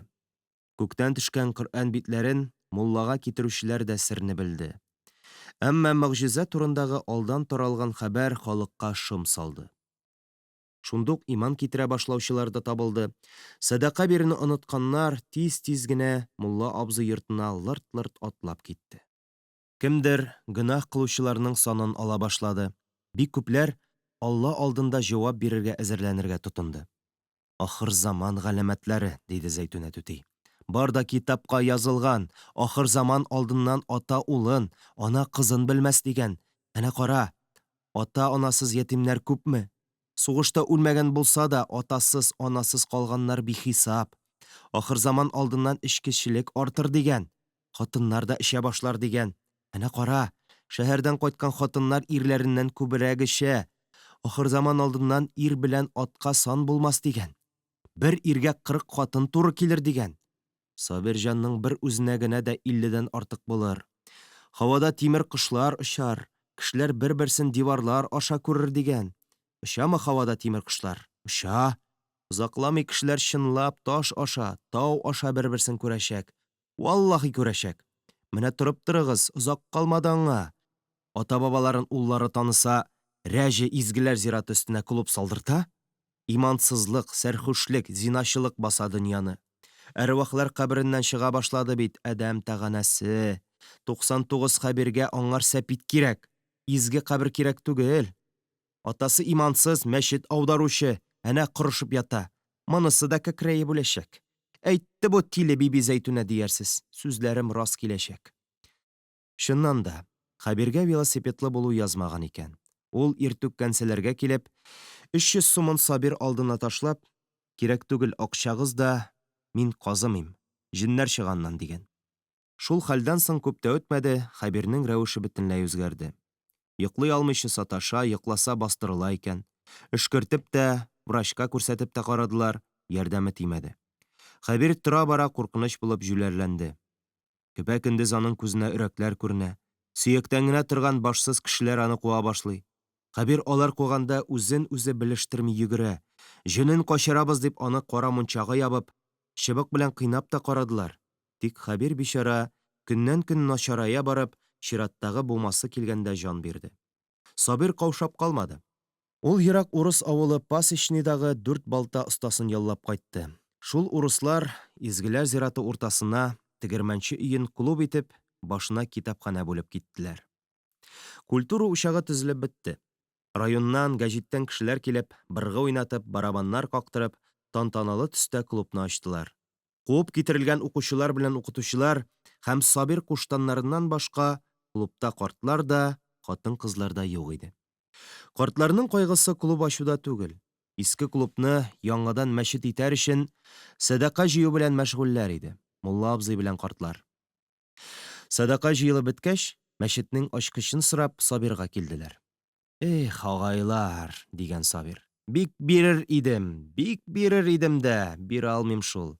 Әнә 1000 ярым чебеш алып кайттык, тауык фермасы ачачакбыз. Рас? Тауык фермасы төзелеп беткәнче чебешләрне кайда асрарбыз, картлар? Син вәгъдә әйттең, вәкил алдында, бәш алдында, халык алдында", дип авыз ачканнар иде. Сабир аларны бүлде. "Торып торыгыз, аксакаллар. Дөрес вәгъдә булды. Танмыйм. Положение үзгәрде бит. Чебешләрне үтереп битерикме ни, Чебешләрне үтереп битерсәк, хөкүмәт нәрсә әйтер? Партия ни әйтер? Шәһәр сезгә кием тегә, конфет чәй ясый, Эшчеләрне ашатырга кирәк. Эшчеләрне ашатырга кирәкме, ха? Кирәк. Сабирны оятсыз дип сүгүдән дә, вәкилләргә барып әйтәбез дип куркытудан да файда юк. Мәчетне кетәклек итү өчен ул бөтен каһәрне дә күтәрергә риза иде.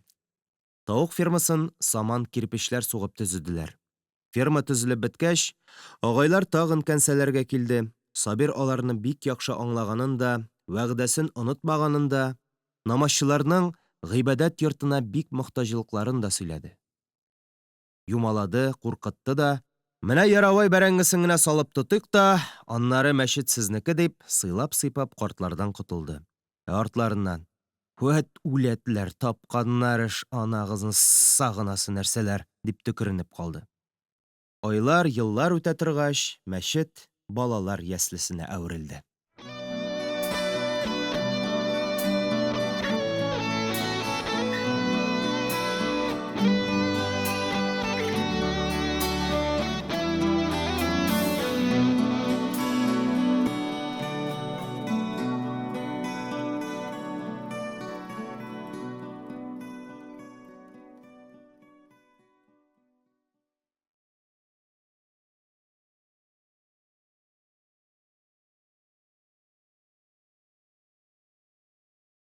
Яңа мәктәп.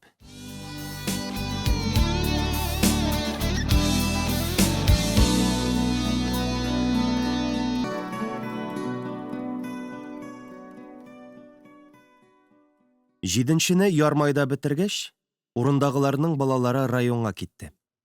Председатель Сабир кызы Фәрдия, укытучы Фәгыйлә апа кызы Рауия, кем әйтмешли, колхозчы балаларыннан аерылып, урынга керер өчен урысча укырга киттеләр. Имеш, урысча укыганнарны бернинди ташламасыз институтка алалар икән. Альберт та укытучы баласы, ләкин үзәккә китмәде, 8нчедә укырга булды. Хурлыгаян Ярмөхәммәткә: «Улым, тормыш итүләре бик кыен, әллә мәктәбеңне ташлыйсыңмы?» дисә дә, улы кагазьләрен Ушавыл мәктәбенең 8нче сыйныфына илтеп бирде. «Артык кыенга китсә, әнкәй, ташлавы ерак йөрмәс», диде Ярмөхәммәт. 8нчегә алар 4 чакрымдагы Ушавыл мәктәбенә йөри башлады. Рәүф белән Галимхан алга таба укырга теләмәде. Теләвен теләгәннәрдер дә, тормыш авырлыгы аларны мәҗбүр иткәндер. Бер алар гына түгел, Мөҗип тә, Нурислам да, тагын бик күпләр 8нчегә бармады. Алардан алда әллә нихәтле малайлар 4нчене бетергәч үк колхоз эшенә йөри башлаганнар иде инде. 8нчегә йөри башлаганның 2нче көнендә үк сыйныфта гадәттән тыш хәл булды. Сыйныфның түр почмагында изгеләр зиратыннан чыккан кеше скелеты басып тора иде. Анатомия укытучысы Алексей дәдә сөякләрне тимерчыбыклар белән эләктереп, бер бөтен итеп күтәртмәгә бастырып куйган. Беренче тапкыр сыйныфка кергәндә әллә ничә кыз чырылдап егыла язды. Йөрәкле генә җегетләр дә кеше сөякләрен күреп кире борылды. Зәйтүнә түти аны: «Шәйхелислам баба сөякләре», ди.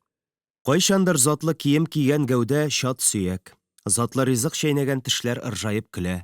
Кайчандыр үткен булган күзләр урынында кара чыкырлар кешеләргә имәнгеч итеп карый сыман. Ярым караңгыда бер үзең мәктәпкә килеп керсәң, кытың чыгып очар, куркып тотлыга торган булып калуың да бик ихтимал. Укытучылар тәки тиз генә күнегә алмадылар шул сүлдәгә. Кинәт кенә сыйныфка килеп керәләр дә, сөяк кешене күргәч, «Әстәгъфирулла» дип кире чигәләр. Ярмөхәммәт тә башта имәнсенеп киткән иде дә, соңра бик тиз күнекте. 300 елдан артык туфракта ятып саргайган сөякләргә карап, Ярмөхәммәт гел уйлана. Сүлдә сөякләрнең тере чагын күз алларга тырыша. Скелет ыржаеп көлә, тавышсыз гына көлә. Тәнәфес вакытында Ярмөхәммәт, укучылар ишек алдына чыгып киткәч, Шәйхелисламның сөякләренә бик озаклап карап тора. Мәхәббәт озын кеше булган дип сөйлиләр аның турында. Җиһад сугышында аның уң күзе сукрайган. Чыннан да, баш сөягенең уң күз кырыенда сөяк шәрдәкләнгән дә җиләнгән. Димәк, сөяк кеше исән чакта җәрәхәт алган. Шундый ук тимгел каш урынында да бар. Мәгаен бу кылыч изедер. Ярмөхәммәт арткарак чигеп, янә сүлдәгә карады. Юк, баш сөяге көлми. Узак карап торсаң, ул җылый. Авыртуга түзә алмыйча, тавышсыз ыржайган. Болытлы пыску көн иде. Ярмөхәммәт кинәт Шәйхелисламны тере килеш күрә башлады. Сөякләр тән астында калды, тән киемгә капланды, йөзгә нур инде. Ярмөхәммәт каршысында ярык кашлы, тере имам Шәйхелислам баба басып тора иде. «Курыкма, балам», диде терелгән кеше. «Курыкмыйм, Шәйхелислам баба», диде Ярмөхәммәт. «Мин могҗизалар баласы. Мин үз ихтыярым белән сине чакырдым». «Бәрәкалла, машалла», диде Шәйхелислам. «Андый куәң булса, син мине еш чакыр. Сиңа киңәшләрем бар». Кешеләр керә. Ишек ачылды, укучылар шаулашканы ургып сыйныфка керде. Шәйхелислам баба урынында шәрә шыма сөлдә калды. «Ни әйтергә теләде Шәйхелислам баба?» дип уйлады Ярмөхәммәт. «Син нигә бик җентекләп карыйсың сөякләргә?» диде Рәсүл. «Әллә таныйсыңмы?» Ишеткәннәр бердән көлде. Ярмөхәммәт җитди генә әйтте. «Таныйм», диде. «Бу чыннан да Шәйхелислам баба». Зоология дәресендә Алексей дәдә әйтте. «Бу безнең мәктәп өчен зур табыш. Кешенең гәүдә төзелешен өйрәнү өчен уку әсбабы бу. Ул бик күп буыннарга күргәзмә материал булып хезмәт итәчәк. Әбиләр бабайлар әйтә, бу Ярмай авылының имамы Шәйхелислам сөлдәсе», диде Рәсүл. «Мәет гүр иясе булмаса, аның өрәге җир өстендә каңгырап, үзенә урын таба алмыйча йөри икән. Әнә безнең авылда гел өрәкләр күренеп тора. Син Сибгатуллин комсомолмы?» дип сорады Алексей дәдәй. «Аһа», диде Рәсүл. «Аһа булса», диде укытучы. «Комсомол башың белән җыен юк бар, храфатларга ышану оят түгелме сиңа?» Рәсүл дәшмәде. Дәрес тәмам. Икенче көнне Ярмөхәммәт дәресханәгә беренче булып керде. Ярым караңгыда ыржаеп, аны сөлдә каршы алыр дип уйлаган иде ул. Шәйхелислам бабайның баш сөяген урынында күрмәгәч, Ярмөхәммәт имәнсенеп куйды. Баш сөяге идәнгә төшеп шәлпәрәмә килгән. Тешләре шәшелгән, ике күз урыны астан Ярмөхәммәткә карый. Кемдер сөлдәне күтәреп урыныннан күчерергә азапланган ахрысы. Баш сөягенең ватылуын Ярмөхәммәткә сылтадылар. Ничә тапкыр сорасалар да, ул кыска гына әйтеп: «Юк, мин ватмадым», диде. «Син ваткансың», диде Ләйлә Фәһимовна. «Сине һәр вакыт скелет янында күргәннәр». «Мин кергәндә син ватык сөякләр җыеп маташа идең», диде Мирвали. Гаепсез булса да, ул үзен акларлык сүз әйтә алмады. Әмма ул идәнгә сибелгән тешләрнең берсен алып кесәсенә салган иде. Алексей дәдә сөякләрне нечкә бурау белән тишеп, сөлдәне яңадан җыйды. Ләкин сөякләр җитешмәгәнлектән, теш казнасы төшеп уалган иде, баш сөяге чалыш-малыш булып калды. Җитмәгән сөякләр урынына Алексей дәдәй сөян агачыннан теш казнасы ясап куйган иде дә, барып чыкмады. Ярмөхәммәт ялгыз калган чакларында сөлдәгә карап, Шәйхелислам бабаның рухын чакырып карады. Ләкин мәхәббәт Шәйхелислам урынында агач умырткага утыртылган агач саңаклы сөлдә генә тора бирде. Җәйге ремонт вакытында сөлдә тагын авып, сөякләр тәмам таралгач, үләт базынамы, чүплеккәме чыгарып атканнар. Ярмөхәммәт сөякләрне эзләп карады. Кая ыргытканнарын төгәл генә әйтүче булмады. Сөякләрне кем җыйганлыгын, кем чыгарып түккәнлеген сораштырып йөргәнгәдер ахрысы, укытучылар күңелендә дә, укучылар күңелендә дә сөлдәнең баш сөяген ватучы Ярмөхәммәт булып калды. Шәйхелислам бабаның бердән-бер тешен нишләтергә белмәгәч, Ярмөхәммәт нәсел тешләре муенсасына тагып куйды. «Улым», дигән иде Айдаш баба бер көнне. Ярмөхәммәт чабатасының мыекларын кискәләп сәкедә утыра иде. Кайчысын тәрәзә яңагына элеп, бабасына борылды. Айдаш карт кулындагы төенчекне күреп, ул гаҗәпләнде. «Улым, миңа кара», дип, Айдаш баба 40 кат чүпрәк чапрак уралган төенне шишә башлады. Күңеленең әллә кайсы җире белән Ярмөхәммәт могҗиза буласын сиземләде. Төенчек шишелеп бетте. Айдаш баба ике бармагы белән чеметеп, муенса сыман нәрсә күтәрде. Бабайның хәрәкәтләре шул кадәр сак салмак иде, ул сихерче картка охшап куя. Ә сихерче карт кулында әйтерсең лә 100 000 сумлык асыл таш бәйләме. Чыннан да, муенсага тезелгән асыл ташлар ап-ак иде. Ләкин бу асыл ташлар түгәрәк түгел, шакмаклы, кырлы-кырлы. Ярмөхәммәт моңа бик аптырады. Бабай гомере буе эшкәртелмәгән, шымартылмаган асыл ташлар җыйды микәнни, дип уйлады ул. «Бу нәрсә? Әйтә аласыңмы?» диде Айдулла. «Муенса», диде Ярмөхәммәт. Карт көлемсерәде. Муенсадан да кадерлерәк ул, улым. Ярмөхәммәт үзенә сузылган муенсаны алды да шаккатты. Инҗе мәрҗәннәр кебек итеп, җепкә кеше тешләре тезелгән булып чыкты. Монда сабыйларның сөт тешләре. Җепнең иң азагында чәнчә бармак башы чаклы җылан баш сөяге ялтырый. «Балам Ярмөхәммәт», — диде Айдаш баба, — «бу тезмәдә 12 бабаңның тешләре». Бабай оныгы кулыннан тезмәне алды да, муртаеп беткән бармаклары белән һәр тешкә сак кына кагылып узды. Ярмөхәммәт бабасының йөзендә елмаю күрде. Баба кеше узганнардагы төрле вакыйгаларны, гөрләп үткән тормышны исенә төшердеме? Әллә үзенең яшь чакларын хәтерләдеме? Елмаю сүнеп, картның буразналы чырайына моңсулык күләгәсе сирпелде. Аның бармаклары һаман тарихны капшый иде. Беренче теш Ярмай батырның бабасыныкы. Гөлек баба 910 елда Тышкан елында туган. Безнеңчә хәзергечә ул 1504 елны дөньяга килгән. Ярмай батырның 958 тамгасы бар. Димәк, ул 951 елда туган булып чыга. Хәзергәчә Ярмай батыр 1540 елда туган. Тышкан елында. Монысы Акбарыш баба теше, Гозәйр атам теше, бусы Айдулла бабаңныкы булыр. Мин 6 яшьтән узгач теши башлаганмын. Шулай булгач, мин 1854 елгы булырмын. Әби әйтә иде, син улым Айдулла Юлбарыш җылында тудың, яңгырлы елда, ди торган иде. Бабайның бармаклары янә җылан баш сөягенә җитте. Монысы инде менә терә җылан мөгезе, диде карт. Җыланның баш сөяге нык шымарган, ялтырап тора. Мондый җылан башын Ярмөхәммәтнең күргәне бар. Яшь балаларның башлыгында була ул. Күз тимәсенгә, диде бабай. Күз тимәсенгә шулай сабыйларның башлыгына җылан башы тага халык. Әнә шулай бер җыланның баш сөяге тамырдан тамырга күчә.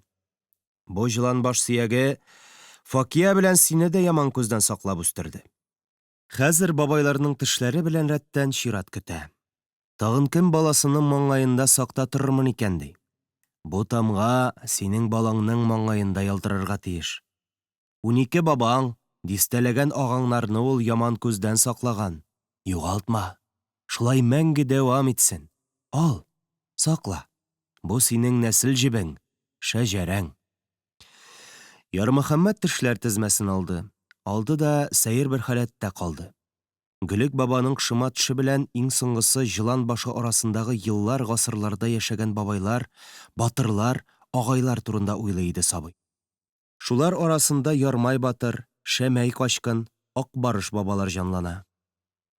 Бабай, әткәй теше белән минем тешне дә куярга кирәк. И бүрәнәсе ярыгында тешләр бик күп.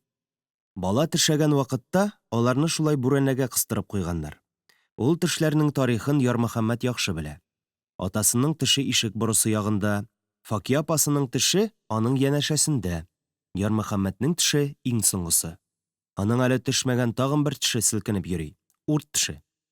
Тезмәгә менә шул урт тешне куярга кирәк булыр. Анысы инде сиңа кала, балам, диде карт. Тешләргә дә, җылан башына да син хуҗа. Айдаш баба теш тезмәсен янә чүпрәккә төреп, төенчекне оныгына тоттырды. Шуннан соң ул сандык төбеннән иске китап алды. Калын тышлы бу китапны Ярмөхәммәт әллә ничә тапкыр бабасы кулында күргән иде. Хәтта тотып та караган иде. Китапның тышлыгы бозау тиресеннән эшләнгән, шып-шыма ялтырап тора. Китапны арткы ягыннан ачып, бабай пышылдап укый башлады. Мәймүн елында Сараш баба туган, икмәк бик уңган ул елны. Ярмөхәммәт серләр белән тулган язуга бакты. Китап гаҗәеп тигез, матур гарәп хәрефләре белән язылган кул язма дәфтәр иде. Дәфтәр битендәге язуның ян якларында, астында, өстендә буш урыннар шул кадәр күп, Ярмөхәммәт гаҗәпсенеп куйды. Бабай әйтә, ул вакытта кагаз шул кадәр кадерле, сирәк булган, ә бабайлар әнә ни кадәр буш урын калдырганнар. Соңрак ул аңлар, бу бәрәкәтсезлекнең нигезе бар икән. Янгында китап исән кала, ян яклары гына, кыркырлары гына бераз яна, ә эчтәге язуларны ут алмый. Кыйммәтле сүзләр уттан шулай саклансын өчен, бабайлар сүзләрне дәфтәр уртасына багана итеп яза торган булганнар. Һәр теш хуҗасының исеме, аның кылган эшләре язылган монда. Сакла, оныкларыңа сөйли барырсың, дип бабасы дәфтәрне дә Ярмөхәммәткә бирде. Менә ни өчен Айдаш баба укырга кергәнче үк сугыш алдыннан оныгы Ярмөхәммәтне гарәпчә укырга, язарга өйрәтә башлаган икән. Ярмай уракның беренче имамы Шәйхелислам Батыр төше Муенсада беренче урынны алды. Шәйхелислам сөякләрен кем ватканлыгы мәңгелек сер булып калды. Ушавыл мәктәбенә күрше тирәләрдән генә түгел, ерак авыллардан да килеп укыйлар. Ярмөхәммәтләр белән бергә үткен телле Исмагыйль исемле бик шук бер малай укый иде. Ул каяндыр таш кишүдән бугай. Чытлык үсмерне укучылар ярата, укытучылар сөйми. Тәнәфестә ул турник атына, кешечә генә атынмый, маймылдай җитез, әллә ниләр кылана. Физкультура укытучысы эшли алмаган әкәмәтләр ясый. Аның турниктагы кыланышына карасаң, баш әйләнә. Турник өрлеге буйлап аяк үрә баса, астагы халык авыз ачып, тын алырга куркып, аның өрлек буйлап көлә-көлә барганын, аннары багананы кочаклап җиргә шуып төшкәнен карап тора. Исмагыйль җиргә баскач кына кешеләр уф итеп сулап куя. «Циркач!» – ди аны Алексей дәдәй. Исмагыйльнең сызгырганын ишетсәң, шак катарсың. Сандугач булып сайрый. Әллә сандугач ул, әллә Исмагыйль сызгыра, аера алмассың, билләһи. Кояшлы көннәрне ул кагаз йыртып, курчак башлары ясый да, диварда шәүлә кино күрсәтә. Ике шәүлә шупы-шупы убыша башлый, кочаклаша, әдәпсез хәрәкәтләр ясый. Кызлар партага капланган була, үсмерләр аһаһайлап көлә. Аңа астыртын гына бөтен кызлар гашыйк. Әйтмиләр генә.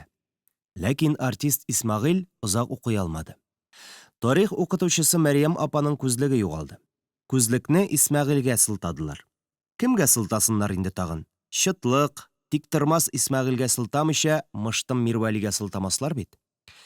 Тәнәфескә чыкканда Мәрьям апа күзлеген өстәлдә калдырып китте. Хәрефләрне зурайтып күрсәтәме икән бу дигәндәй, Ярмөхәммәт күзлекне алып, китап өстенә китереп карады да, яна өстәлгә куеп, дәресханәдән чыкты. Күзлекне киеп, Исмагыйль артистланып кеше көлдерә калды. Соңра ул да күзлекне урынына куйган, ләкин тәнәфес ыгы-зыгысында күзлек юкка чыкты. Мәрьям апа сыйныфка керде, күзлек юк. Кемдер шаяртып кына алган дип уйладылар. Юк, мәсьәлә җиддигә китте. Мәрьям апага күзлекне кайтаручы булмады. Аны Исмагыйль Солтангалиев белән Ярмөхәммәт Хәйруллин гына тотты дип, Мирвәли шундук укытучыларга барып әләкләгән. Шул куштан булмый, кем әйтсен, диде Альберт, атасы баласы. Мирвәли Исламовны авылдашлары да, башкалар да өнәп бетерми. Кичкенәдән шулай булды инде ул Мирвәли. Башлангычта Ярмай мәктәбендә укыганда да байтак эшләр майтарган бала ул Мирвәли. 4нчедә укыганда сугыш вакытында әле тәнәфескә чыккач, Сәйит Гәрәй әйтә. Мин төш күрдем, ди. Сталин бабайны күрдем. Драстуй, Саир Гарай, ди. Мин дә кулымны биреп, драстуй, Йосиф Виссарьянович, дидем. Шуннан соң мин Сталинның кулын бик каты итеп шиметтем. Нигә алай шиметәсең, ди бу? Әтине кайтармасаң, тагын шиметәм әле, дим. Ярар, кайтарырмын алайса, диде Сталин. Кемдер көлде, кайсыдыр төшне яхшыга юрады. Мирвәли генә шактый шомлы итеп. Сталинның кулын шиметергә ярамый, диде. Төштә бит ул, диде Альберт. Төштә дә Сталин кулын шиметергә ярамый, дип Мирвәли вәкар генә атлап укытучылар бүлмәсенә кереп китте. Малайлар шыпан-шыпан таралды, үзен тыңлаучылар калмаса да, Сәйит Гәрәй акланганда итеп. Төштә генә бит ул, дип мыгырданды. Мирвәли турында Айдаш баба. Бигрәк җитди бу бала. Елмаймас, көлмәс, олы портфель тоттырсаң, хәзер үк нәшәлник итеп куй, дигән иде. Икенче көнне Сәйит Гәрәй сабакка килмәде. Аны анасы бызау муенчагы белән буып, мунчага ябып бик каты кыйнаган. Мирвәли укытучылар бүлмәсенә кереп, мәктәп мөдире Фәрзә хабыйга Сәйит Гәрәй иптәш Сталинны хурлады, дип әйткән. Фәрзә хабый Сәйит Гәрәйнең анасын чакыртып. Малайыңны тый, ярамаган сүз сөйләп йөри. Атлим словом кабат сизелсә, акт төзеп НКВДга җибәрәм, дип куркыткан. Шуннан соң Хәдичә түти кайтып, Сәйит Гәрәйне тагын каеш белән ярган. Мәктәпкә бер атна килмәслек итеп туҡмагач, ничек була торгандыр инде ул. Бу ваҡиғадан соң Мирвәлидән балалар гына түгел, уҡытыусылар да шүрли башлады. «Безнең Мирвәли дә, безнең Мирвәли» дип маҡтап ҡына торалар. Мирвәли былай да ололар төслө иде. Хәзер тағы да олоғайып киткәндәй булды. Ярмөхәммәт бу хәлләргә дә аптырамады, аны бер сорау борчый иде. Бөтен малайларның җиң очлары маңҡаға ҡатып ялтырап бөтә, Мирвәлинең киеме чип-чиста була. Ни ғәжәп, ул башҡа малайлар күк боронон җиңенә дә, итәгенә дә сөртмәй. Мирвәли кесәсендә ҡулъяулыҡ йөртә. Гел оло кеше диярсең, валлаһи. Барча малайлар суҡыйынғанда Мирвәли шишенмеше яр башында ултыра. Уйыннарға да ҡатнашмай. Тумас борон ҡартайған бала, ди аның турында хурлығаян. Бу юлы да күзлекне ғәйепсез кешеләргә сылтаучы Мирвәли булды. Аның әләкләүе җитә ҡалды. Ләйлә Фәһимовна җыйылыш иде. Бер төркем Исмәғилне яҡлай, икенче берәүләр дәшми, ләкин күзлек һаман табылмады. Исмәғилне, Ярмөхәммәтне дәрестән соң алып ҡалдылар. Ярмөхәммәтнең сорау алыуны беренче һәм соңғы тапҡыр күреүе булды, шөкөр. Ә Исмәғил Солтанғәлиевнең беренчесе булған, ни ҡыҙғаныш, соңғысы булмаған икән. Аяныш хәл. Сыйныф җитәксесе ҡараңғы төшсә дә ут яндырмады. Мәрйәм апаны өҫтәл янына, ғәйеплеләрне алғы партаға ултыртып, ишекле түрле йөрөнөп, Ләйлә сорау ала башлады. Яңа ғына ачылған мәктәпкә 3 йәш уҡытыусы килгән иде. Йәшләр, шибәрләр, ата-аналар, уҡыусылар, оло уҡытыусылар да ғашиҡ иде шуларға. Соня апа белән Лотфия апаға. Бигерәк сөйкемле иде шулалар.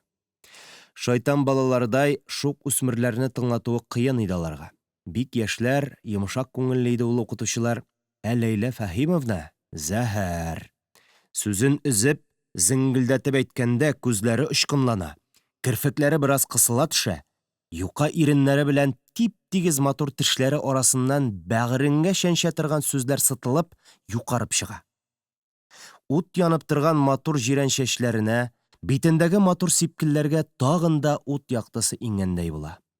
Ҡабартма кебек матур ҡулы урта бармаҡ сөйәген тырпайтып йомарлана да, зәһәр сүздән соң шул урта бармаҡ сөйәге синең тап-таҡыр баш түбәнгә чүки. Шул чүкүдән соң ҡайберәүләр, бичаралар, быйылҡлары тотмыйша юешләнә торғаннар иде. «Ҡайсығыҙ алды Мәрйәм Мөбәрәковнаның күзлеген?» диде Ҡызылбаш. «Ҡайсығыҙ алды, ә?» Дәшүче булмады. «Син алдыңмы?» диде Ләйлә Ярмөхәммәткә. «Юҡ, мин алмадым», диде Ярмөхәммәт. Ни өчендер Ләйлә Ярмөхәммәткә йомшағыраҡ дәшә. Суғарға да базмый.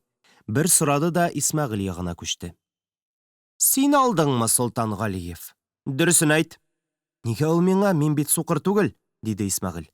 «Телләшмә», дип Ләйлә урта бармағы белән Исмәғилнең маңайына чүкеде. Исмәғил ауыртудан чырайын сытты. Бармақ артыннан уҡ Исмәғил башы шикләүек чаҡлы шешеп сыҡты. «Әйтмәсәгеҙ, төнө буйы ултырасаҡсыз». Бу хәтәр янау иде.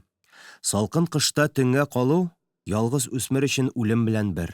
Буран чыҡса, бүреләр очраса, ярый ла Ярмөхәммәтнең 4 чаҡрым гына ҡайтасы. Исмәғилнең таш кишүгә ҡайтҡанда урман аша чығасы бар. Ялға ҡаршы көнне ул ауылына ҡайтып, бәрәңге белән бер атналыҡ ипи алып килә. Исмәғил кинәт җылап ебәрҙе. Асты юешләнгәне өсөн дә, маңайы күпкәне өсөн дә түгелдер. Төнгө урман аша ҡайтыуын уйлап җылағандыр ул. «Мин алмадым.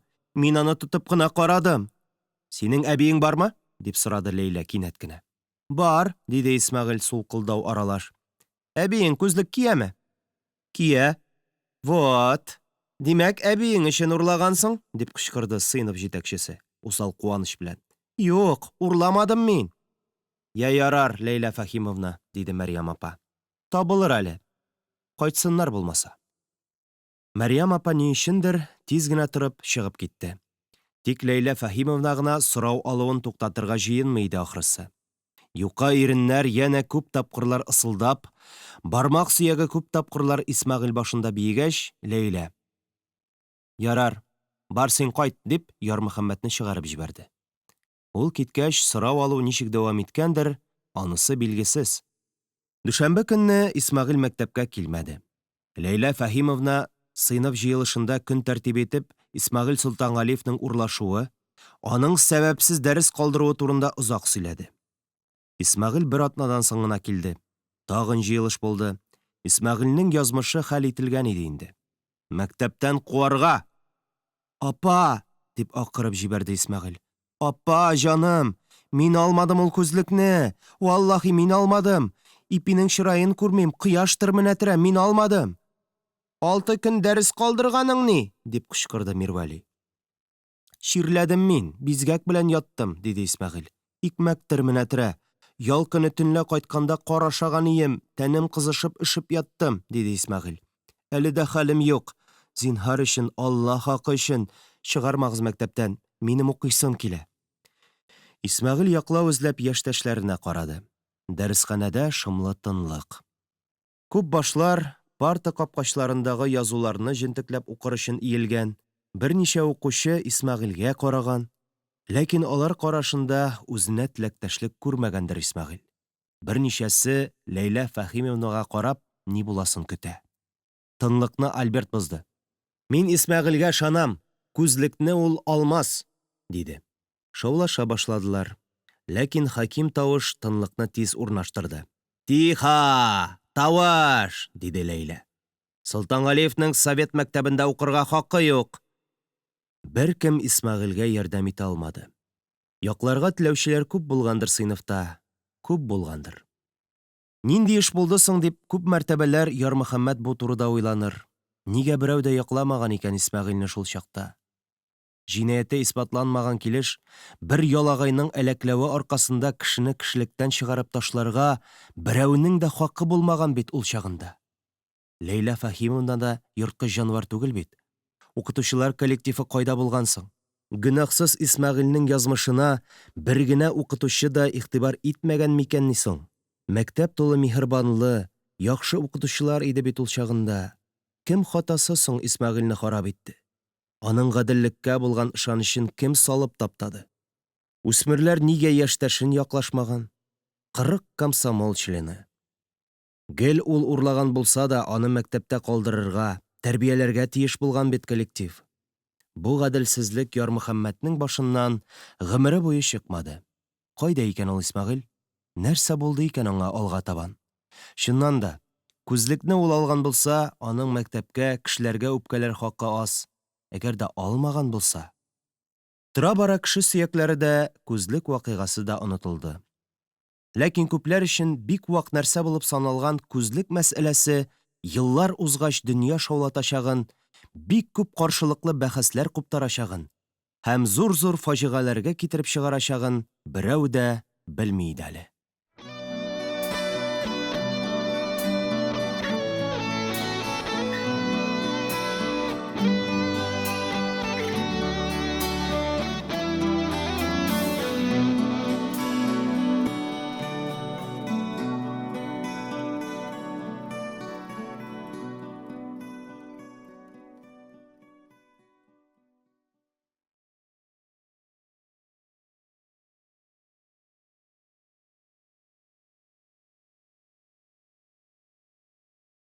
Иң чибәр кыз.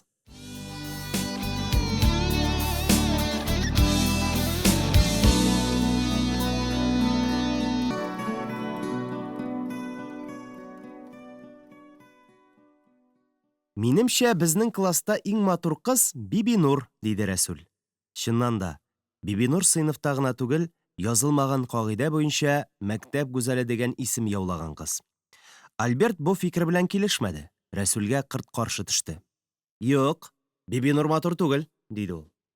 Җегетләр бу сүзне шаярту дип аңладылар, ләкин Альберт шаяртмый иде.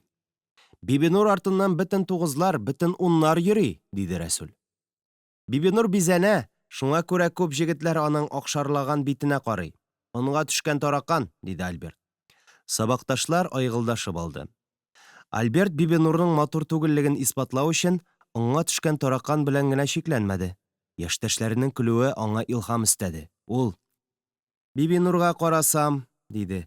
Аның 10 мыскал иннек сылаган иреннәрен күрсәм, үләт базыннан кайтып килүче эт авызы искә төшә. Бу охшату җегетләргә әшәке тәэсир итте. Көлүче булмады. Кемдер фу дип читкә борылды, кемдер чагыштыруны башында эшкәртеп бетерә алмыйча, тын гына уйлый иде. Иң чибәр саналган Бибинур иреннәре белән үләт базыннан кайтып килүче эт.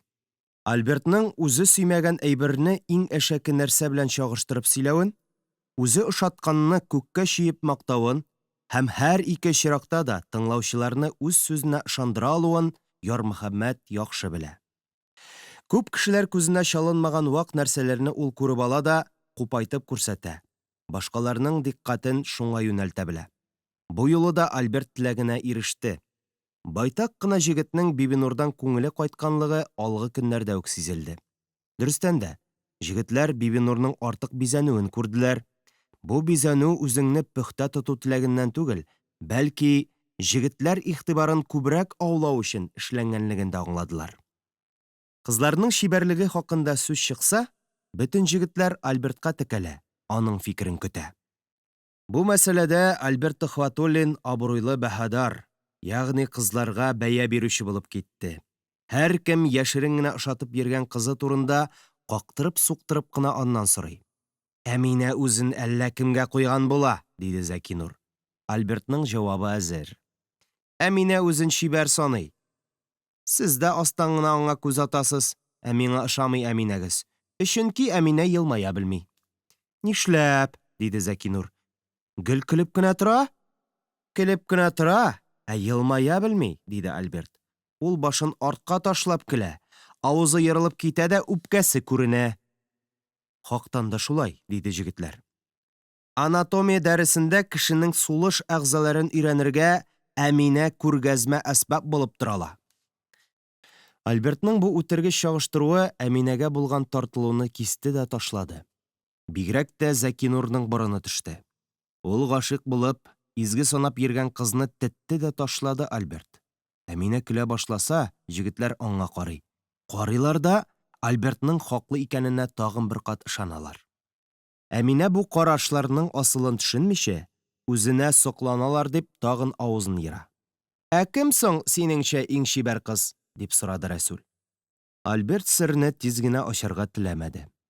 Ул бер Ярмөхәммәткә, бер Рәсүлгә, бер җегетләргә карап, мәгънәле генә йөреп килде дә, дәрес аңлатучы остаздай бераз бөкрәйә төшеп, ике бармагын һавага төртте. Ха, иң чибәр кыз? Дип юри кайтарып сораган булды ул. Сез тышкы чибәрлек таптырасыз миннән. Мин тышкы чибәрлекне чибәрлеккә санамыйм бит. Вәт мәсьәлә кайда, шәкертләр. Шуңа күрә сез чибәр дип әйтү белән, мин ул кызның җитешсез якларын эзли башлыйм. Һәм кичерегез, әфәнделәр, ул кимчелекне мин бик тиз табам.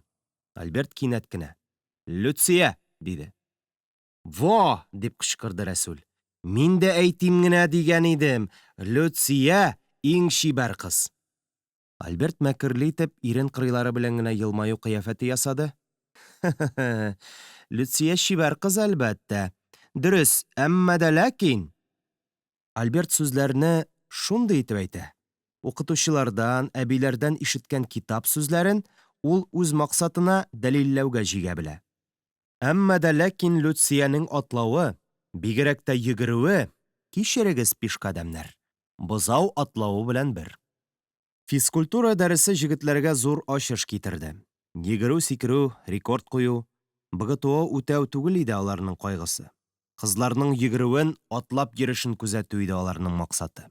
Альберт, астыртын эш йөртүче кебек, укытучыга, кызларга сиздермичә генә кемнең нәфис матур йөрешле, кемнең сыер бозау атламлы икәнен белгертә торды. Люция гәүдәсен җыеп бетерә алмый иде шул. Көннәр үтә торса да, Рәсүл куйган сорау һаман җавапсыз калды. Альберт та бу турыда онытмый кебек. Аның җавабы бәлки әзердер дә. Ихтимал, аның өчен иң чибәр кыз юктыр да. Ул һаман күзәтә. Аның очлы күзеннән кызларның бер генә хәрәкәте дә читтә калмый. Әбәткә алып килгән ипи ашыймалар, кружкага салып су эчәме? Дәрес вакытында кеше күрми әле дип, берәр кыз бик бирелеп борын чистарта. Мәктәпкә килеп тырнак астын тикшереп утырамы? Урындыкка утырыш рәвешләре, барысы да сизгер, усал, күзәтүчән Альберт күзе аша уза һәм үтергеч бәя ала. Иң чибәр дигән сүз чыккач, Ярмөхәммәт күз алдында Алиһә җанланды. Алиһә гүзәллек үлчәме буларак аның аңында кабына да сүнә. Алиһә ул хыял, Алиһә ул күз аллау. Алиһә ул кул җитмәс ераклыкта. Ярмөхәммәтнең уйлары Алиһәдән мәктәп кызлары янына кайтып төшә. Альберт Джунсез кем соң иң чибәр кыз соравына җавап бирмичә йөрүе белән бөтен җегетләрне хафага салды. Гел отличник булмасалар да төшеп калганнардан да түгел. Эштә качмый, һәр үсмер җегет хуҗалыкта үз өлешенә тигәнен башкарырга мәҗбүр. Әмма һәр үсмерне биләгән бер уй, кызлар турындагы уй, көннән-көн ныгый, тыгызлана барды. Һәр җегет үзенә ошаган кызны эзли, таба, күзәтә, бар ягында Альберт калыбына куеп тикшереп карый. Альберт Джунсез күзең йомсаң, күз алдында сиңа ошаган кызны яманлап торадыр кебек. Каян табасың аны, бар ягыда килгән кызны? Кемдер җавапны китаптан эзли, кемдер Альберт авыз ачканны көтә. Ярмөхәммәт тә бу яшерен уенга катнашып китте. Күп тә узмады, Ярмөхәммәт җавапны тапты. Альберт та астыртын гына Ярмөхәммәтне гел күзәтә. Кая карый Ярмөхәммәтнең күзләре? Валия белән аерылышкач, Ярмөхәммәтнең сагышта йөргәнен белсә дә, ул сүз катмады. Бер кайчан да ул Ярмөхәммәтнең бу ләззәтле сагышына кагылмады. Ярмөхәммәт тә аның сизенгәнен аңлый һәм дәшмәү өчен эчтән генә Альбертка рәхмәтләр укый. Еллар уза торгач, ләззәтле сызлану юыла барды. Валия Ярмөхәммәтнең күңелендә, зиһенендә тормышка ашмаслык әкияти бер хыял булып кына калды. Әйтерсең лә Валияны Ярмөхәммәт үзе уйлап чыгарган да, үзе шуңа гашык булган да, үзе оныткан да. Ярмөхәммәт бераз вакыттан соң аңлар. Альберт шаян, аны хыяллардан айыру өчен бер Валия белән дөнья бетмәгән бит. Яшәргә кирәк, сөяргә, сөйлергә кирәк дип, үзенең хәйләле шушы уенына сөйрәп керткән икән. Ярмөхәммәтне тораташ хәленнән чыгарып, Альберт әйләнә-тирәдәге кайнап торган яшәешне, кызларны күрергә этәргән. Бер вакыт аларның сыйныфын ындыр табагына җибәрделәр. Ярмөхәммәтне олы эшкә куйдылар. Ашлык суктыргыч машинага көлтә биреп торырга. Бу эш гаять катлаулы. Күзлек киеп, авызга чүпрәк бәйләп, һәр көлтәнең билбавын урак белән кисеп, машина авызына тыгарга кирәк. Көлтәне кинәт ташласаң, суктыргыч машина тыгыла да, трактор сүнә яки каеш өзелә. Тракторны сүндерсәң, бер тапкыр гына сүгәләр. Кайнар тракторны кабызып була, ә менә каеш өзелсә, беттең. Монысы өчен сүгеп кенә калмаслар. Көлтәне әс салсаң, машина барабаны ярылырдай булып үкерә башлый. Суктыргычка көлтә бирү өчен осталык кирәк. Көлтә бирүче учавыл картының күзе шешеп килә алмаган бичара. Алыштырырга башка ират юк, алыштырырлыклары да каядыр киткән булып чыкты. Ярмөхәммәтнең бу эшкә маһирлыгын белгәч, тиз генә аны куйдылар. Бабасы янында өйрәнгән һөнәр ярап куйды тагы. Кызлар тезелешеп басканнар да, кулдан кулга күчереп, Ярмөхәммәткә көлтә бирә. Көлтәне машина барабаны урап алып кереп киткәч, Ярмөхәммәт чак кына уң якка борыла төшеп, тезмәдәге беренче кыз сузган көлтәне ала. Ала да барабанга тыга. Молотилка көлтәне башаклы башыннан ашый башлый да, әкренләп ашап суырып бетерә дә, виюңк итеп уларга тотына. Шул чак Ярмөхәммәт суккычка яңа көлтә каптыра. Машина янында тузан, кибәк, кылчык сибә. Кызлар бераз эшләгәч урын алмашалар. Шулай эшләгәндә Ярмөхәммәт һәр вакыт көлтә бирүче кызның кулына карый. Тиз тотып алыр өчен шулай көлтә бавына карарга туры килә. Кызлар алмашынганын ул кулларыннан белә. Һәр кулның аерым билгесе бар. Кайсысы ябык, сөякчел, кайсысының бармаклары кыпкыска, кайсысының кулы яңа пешкән күмәч кебек. Төрлесе уза аның күз алдыннан. Шул төрле куллар арасында Ярмөхәммәт бер кулга аеруча игътибар итте. Бу гаҗәеп бер матур кул иде. Көлтә сузган арада кул бер мизгелгә генә күренеп ала да юкка чыга. Бу кулга караган сайын карыйсы килә. Аннан алдарак эшләгән кызларның кулларына әллә ни игътибар бирмәгән Ярмөхәммәт ни өчен монысына шул кадәр игътибарлы? Шушы кулның иясе Ярмөхәммәтне бик уйландыра башлады. Әз генә борылып караса да, Ярмөхәммәт кул иясен танып алачак. Битенә яулык бәйләп эшләсә дә, ул аны кыяфәтеннән таныр иде. Ләкин Ярмөхәммәт борылмады. Борылыр да кулның иясен таныр, иясе аңлашамас. Бармаклары шундый нәфис, әйтерсең лә ул бармакларны кыру ыстаногында ясаганнар. Башкаларның бармак буыннарында сөякләре калкып тора, бу кызның буын урыннары батынкы, бит очындагы чокырлар кебек. Кулга кылчык кибәк ябышкан, ләкин Ярмөхәммәт тузанлы кулдан кимчелек эзләргә уйламады да. Көлтәне алганда Ярмөхәммәт серле бу кулга кагыла ала. Тик ул кыймады. Кул үзе кайчакларда Ярмөхәммәт тәненә тиеп китә. Ярмөхәммәт анысына каршы түгел, бик риза. Кызның аңсыз хәрәкәтләре аңа ләззәт бирә. Кул беләккә тоташа. Шул тоташкан урында яшь балаларныкы кебек буын бар. Шик юк, беләге дә кулы кебек матур. Беләге матур булгач, бу кызның бөтен җире матурдыр. Тәнәфес җиткәч, кызлар чыр-шу килеп, эреги күләгәсенә кереп, кешелгә утырдылар. Кызлар аралашып, буталып беткәч кенә Ярмөхәммәт түбә астына узды. Кул иясен танудан курка иде ул. Могҗизаны озаккарак сузарга, кулны аерым гына күреп, озаграк ләззәт алырга иде аның исәбе. Тотарга иде шул кулны, яңакка куеп рәхәтләнеп торырга иде. Иреннәргә тидерергә иде шул эшчән матур кулны. Кызганыч, тәнәфестән соң башка кул көлтә бирә башлады. Серле кул яңадан күренмәде. Сабакташ җегетләр бердән сизә, бүген бер хәл булачак. Я күк капусы ачылачак, я койрыклы йолдыз атылачак, я җир тетрәр, яки Альберт бүген үзенең хөкемен чыгарачак. Кызлар югында җегетләр турник янына җыелды. Я кем дигәндәй, 2 дистә үсмер Альбертка карап катты. Альберт үтә җитди иде. Ул һәр кешенең йөзенә карап чыкты. «Җегетләр», диде остаз, «мин шундый нәтиҗәгә килдем». Ул сүзен юри әйтеп бетермәде кебек. Тынлык эчендә иркенләп сулыш алды да: «Рәисә!» Алдан сөйләшеп куйгандай, җегетләр шартлау тавышы чыгарып көлде. Шартлау айгылдауга әверелде. Бу шаяруның кызыклыгын расларга теләгәндәй, тәгәрисе килмәсә дә, берничә малай җиргә ятып, эчләрен тотып тәгәрәп көлә. Аяк өсте калганнары да артык кычкырып айгылды. 2 җегет кенә көлүгә катышмады. Альберт үзе, икенчесе Ярмөхәммәт. Кахкаһәле көлүне кыңгырау тавышы өзде.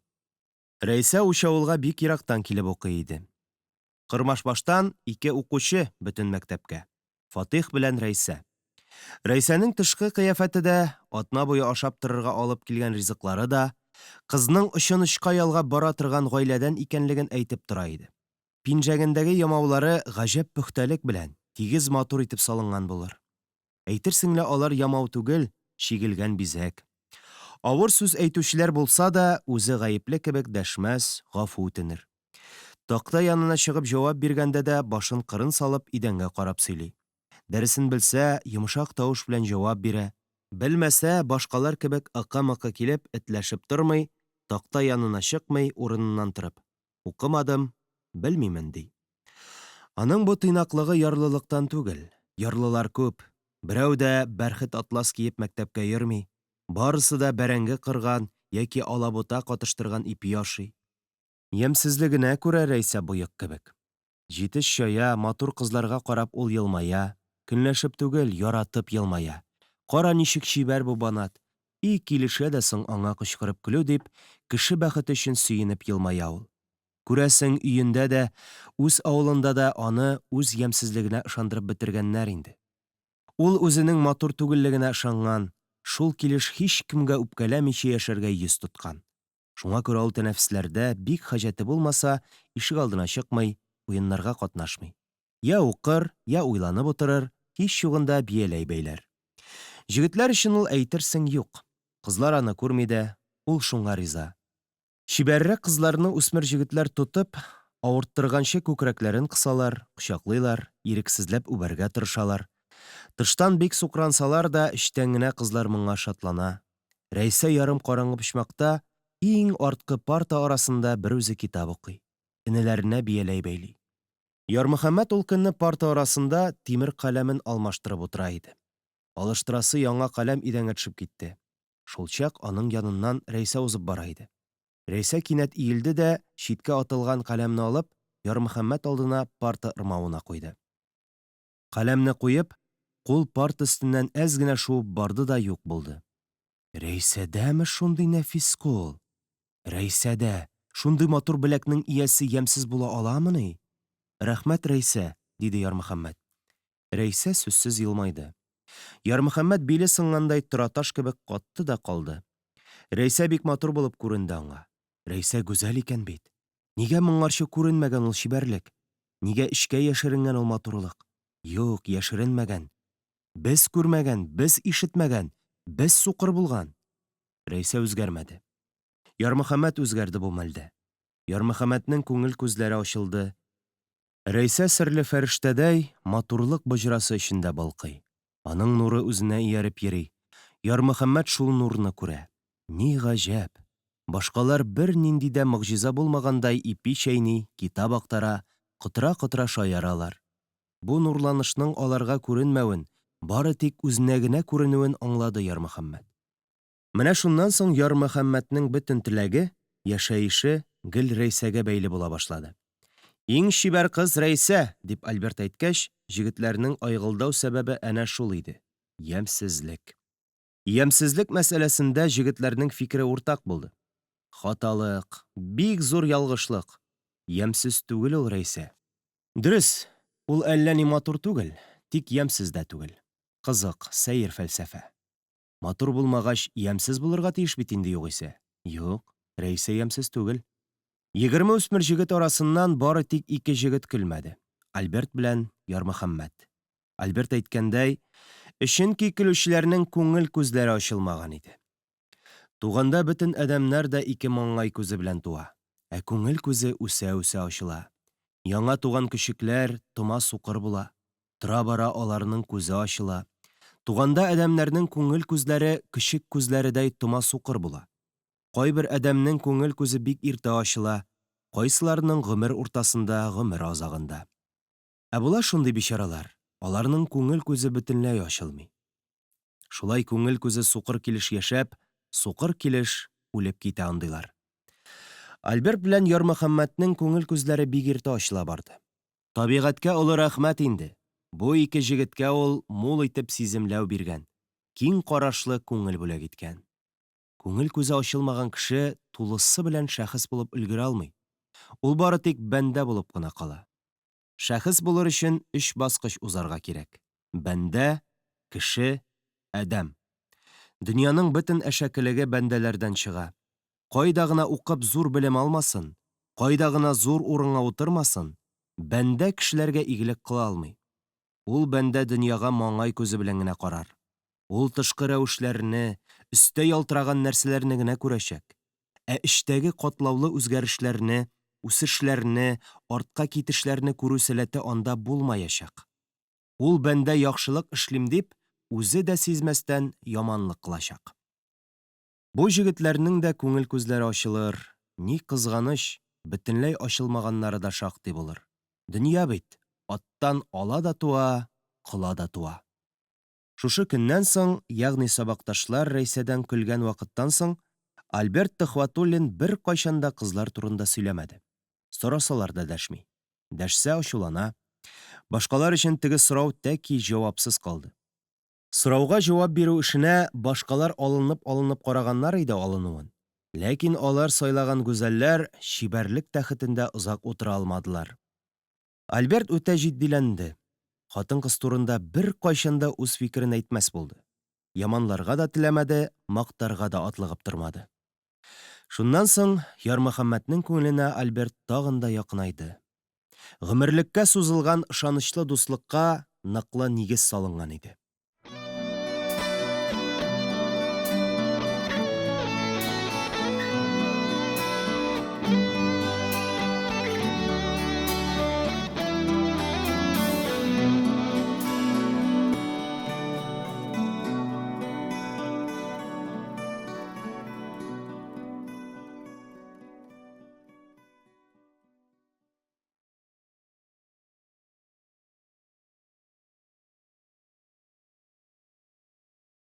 Укытучы.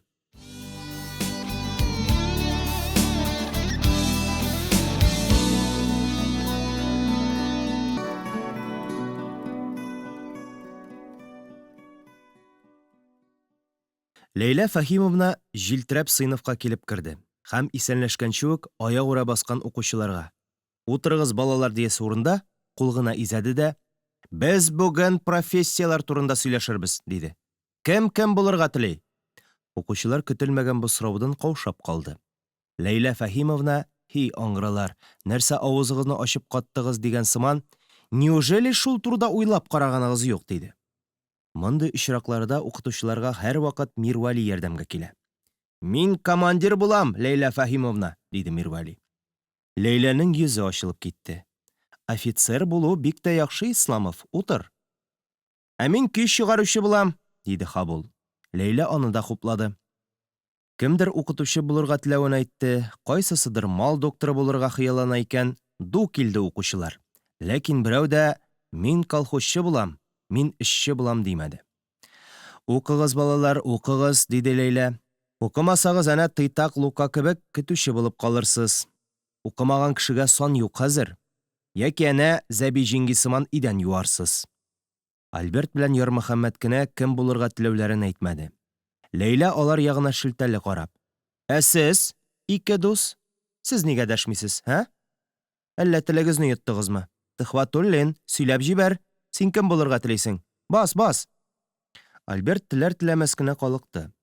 "Сөйлә, Төхвәтуллин", дип кабатлады укытучы. "Әллә синең беркем дә буласың килмиме?" "Мин Исмәгыйльнең очучы булырга хыялланганын гына беләм", диде дә Альберт рөхсәттән алда утырды. Укучылар шымып калды. Укытучы Ләйлә бер сүз әйтмәде. Мирвәли бу тәрбиясезлеге өчен Ләйлә апа ни өчен Альбертны ачуламый инде дигәндәй, әле укытучыга, әле Альбертка борыла. Ләйләнең иреннәре бөреште. Ук төзәп азапланучы мәргәннекедәй күз кабаклары кысылды. Җиз керфекләре бер-беренә тиеп, күзләре йомыла язды.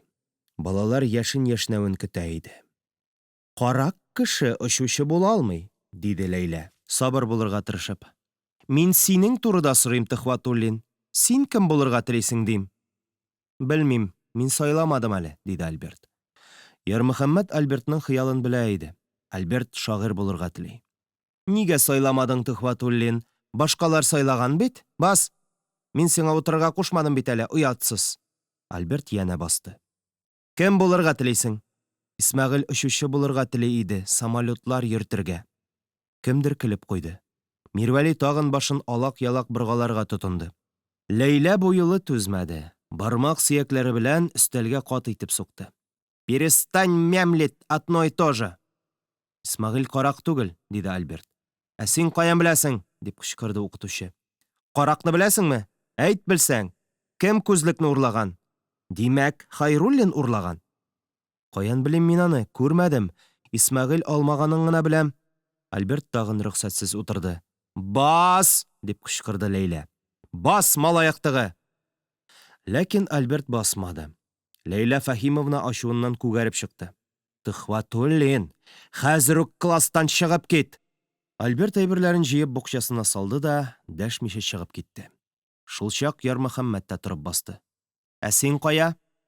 "Өйгә", диде Ярмөхәммәт. "Мин дә Солтангалиевның очучы булырга хыялланганын белә идем." "Барыгыз бар, ләкин соңыннан ни буласын уйлагыз. Хулиганнар, бандитлар." "Безобразие", диде Мирвәли. Альберт мине Ярмөхәммәт куып җитсен дигәндәй, Юрий салмак атлап бара. Ярмөхәммәт аның белән тигезләште. "Син ник киттең?" дигән сорауның кирәге юк иде. Алар сүзсез дә бер-берен яхшы аңлый. Альберт кылганына үкенмидер. Шулай да аның кәефе юк. Ул әле генә булган бәхәсне яңа баштан кичерә иде ахрысы.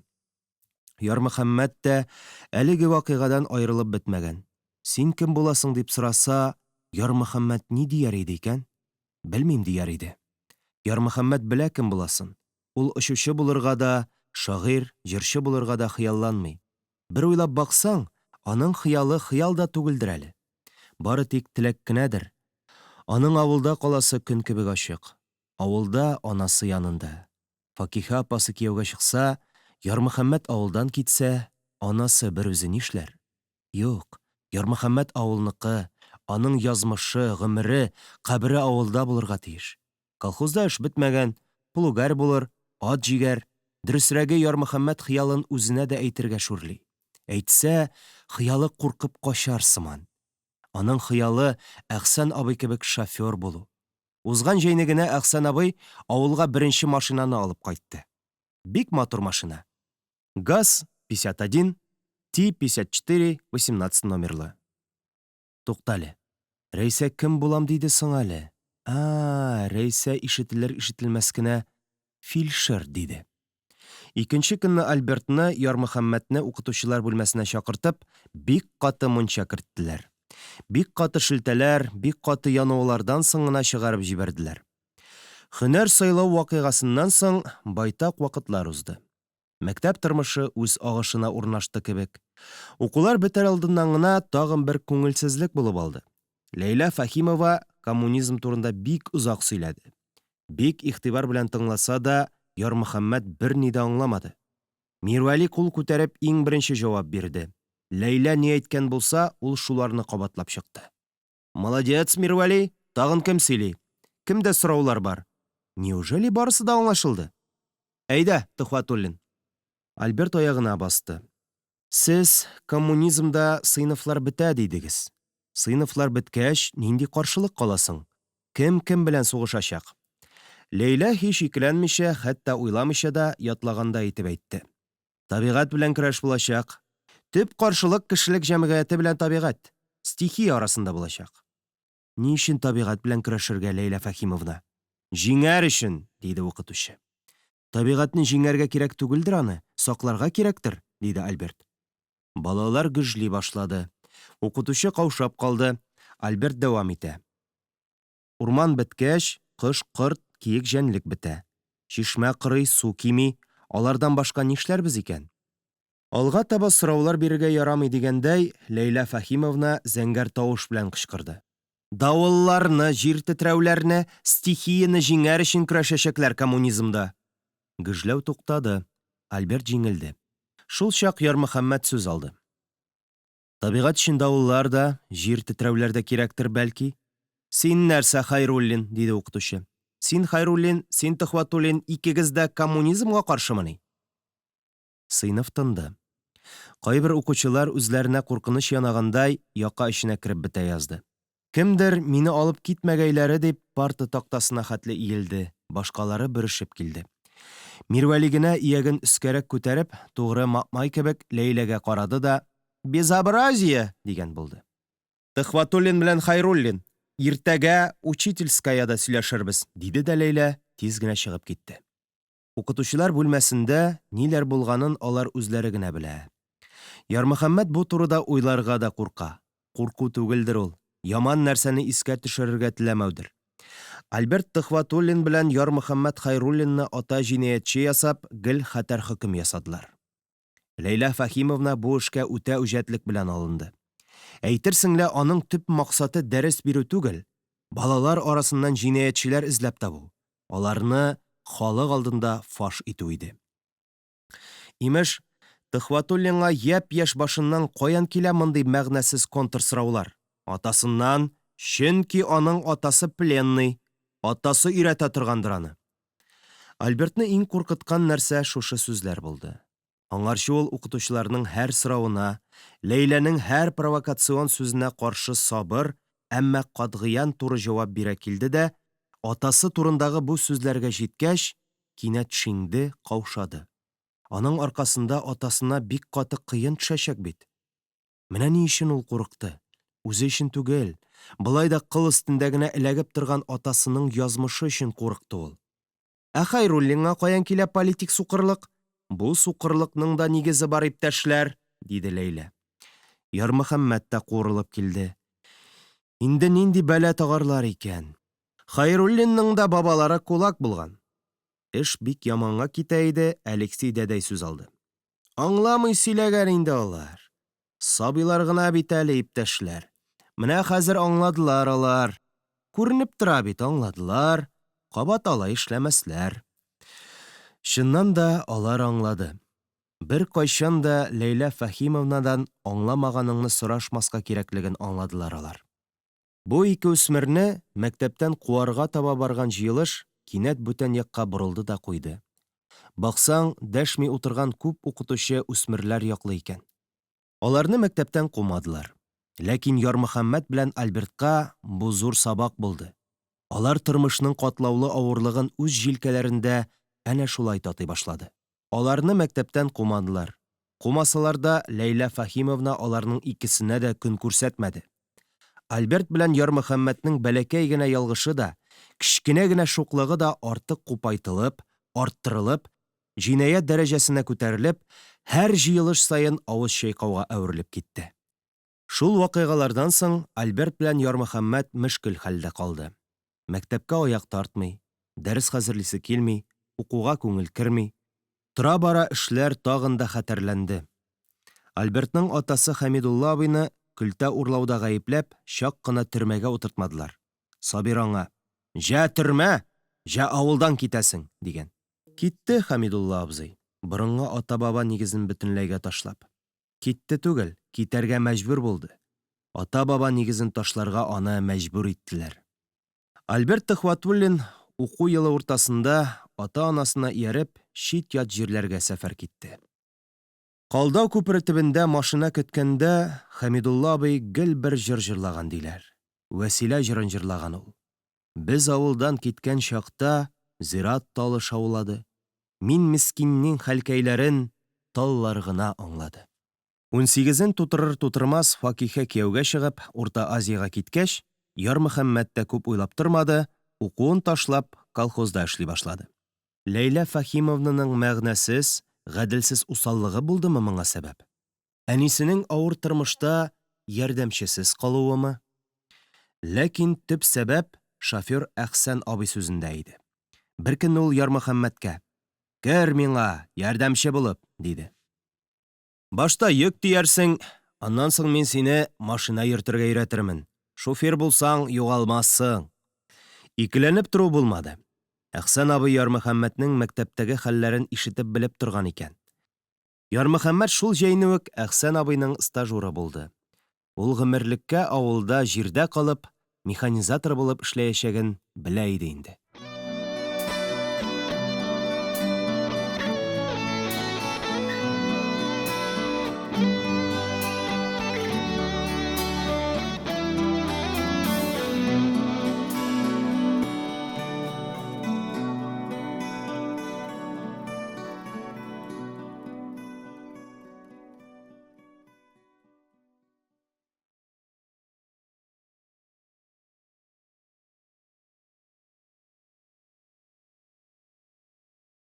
Алсу чәчәк.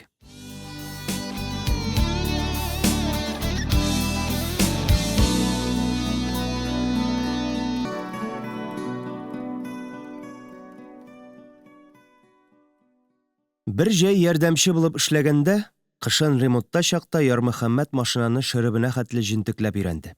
Әхсән абый рульне дә ара-тирә Ярмөхәммәткә тапшыргалый. Машина йөртү Ярмөхәммәтнең бәхетенә әверелде. «Техниканы аңлый җегет», дип Әхсән абый әллә ничә тапкыр авылдашларга сөйләгән. «Укытырга кирәк җегетне, югалмас. Настояшний механик ул». Мәктәпне ташлаганга 1 ел узгач, ул 8-нчедә укыганлыкка таныклык алырга Учавылга китте. Кактырып-суктырып сораштыра торгач, беленде ки, Кырмашбаштан килеп укучы Рәйсә дә 9-нчыдан соң мәктәпне ташлаган икән. Ел узды, шул Кырмашбашка барып кайтырга җай чыкмый да чыкмый. Ләкин Рәйсә һаман күз алдыннан китми дә китми. Әхсән абзыйга ерак туганнары кайтканда эшкә чыкмады. Ярмөхәммәткә машина белән ерак болыннан печән ташырга кушты. Ярмөхәммәт машинасын сак йөртә. Нәкъ Әхсән өйрәткәнчә. Ватып куйсаң, тиз генә машина руле күрәм димә. Кызлар машинага печән төягәнче бераз йөреп килим, руль артында йөреп оешкан аяклар язылсын дип, Ярмөхәммәт арыш басуына таба китте. Басу кырына җиткәч, ул туктады. Башларын башка тигереп кыштырдашучы тук башакларга карады. Быел арыш озын, сабакларына эт ишәгесе уралган, астарак билчәннәр тырпайган. Малларга камылы ашлы булыр дип уйлады Ярмөхәммәт. Шулчак арыш сабаклары төбендә ут янып торучы бәләкәй генә алсу чәчәкне күреп, Ярмөхәммәт аска иелде. Бу күгәрчен күзе иде. Тирә-як һиндыбалар, эт ишәгесенең матур чәчәкләре белән тулган. Ләкин Ярмөхәммәтнең күзе аларны түгел, кичкенә шушы чәчәкне, күгәрчен күзен сайлады. Башка чәчәкләрдә арыш басуы да аның күзенә күренмейді инде. Дөньяда бары тик күгәрчен күзе генә калды. Ул карашын күгәрчен күзеннән айыра алмый. Чәчәкнең матурлыгы аның ихтыярын алган. Күп тә узмастан Ярмөхәммәт чәчәк эчендә иде инде. Гаҗәп. Чәчәк эчендә алсулык та, зәңгәрлек тә, шатлык та, моңсулык та бар. Кайсы төс монда хаким икәнлеген һич аңлап булмый. Ал төс монда күбрәк дисәң, зәңгәр су төс арта. Табигатьтә зәңгәр су төс артыграк дип уйласаң, ал төс өскә чыга кебек. Бөтен дөнья алсулана. Егет бу матурлыкның хуҗасы да булырга тиеш дип уйларга да өлгермәде кебек. Мин монда дигән тавыш ишетелде.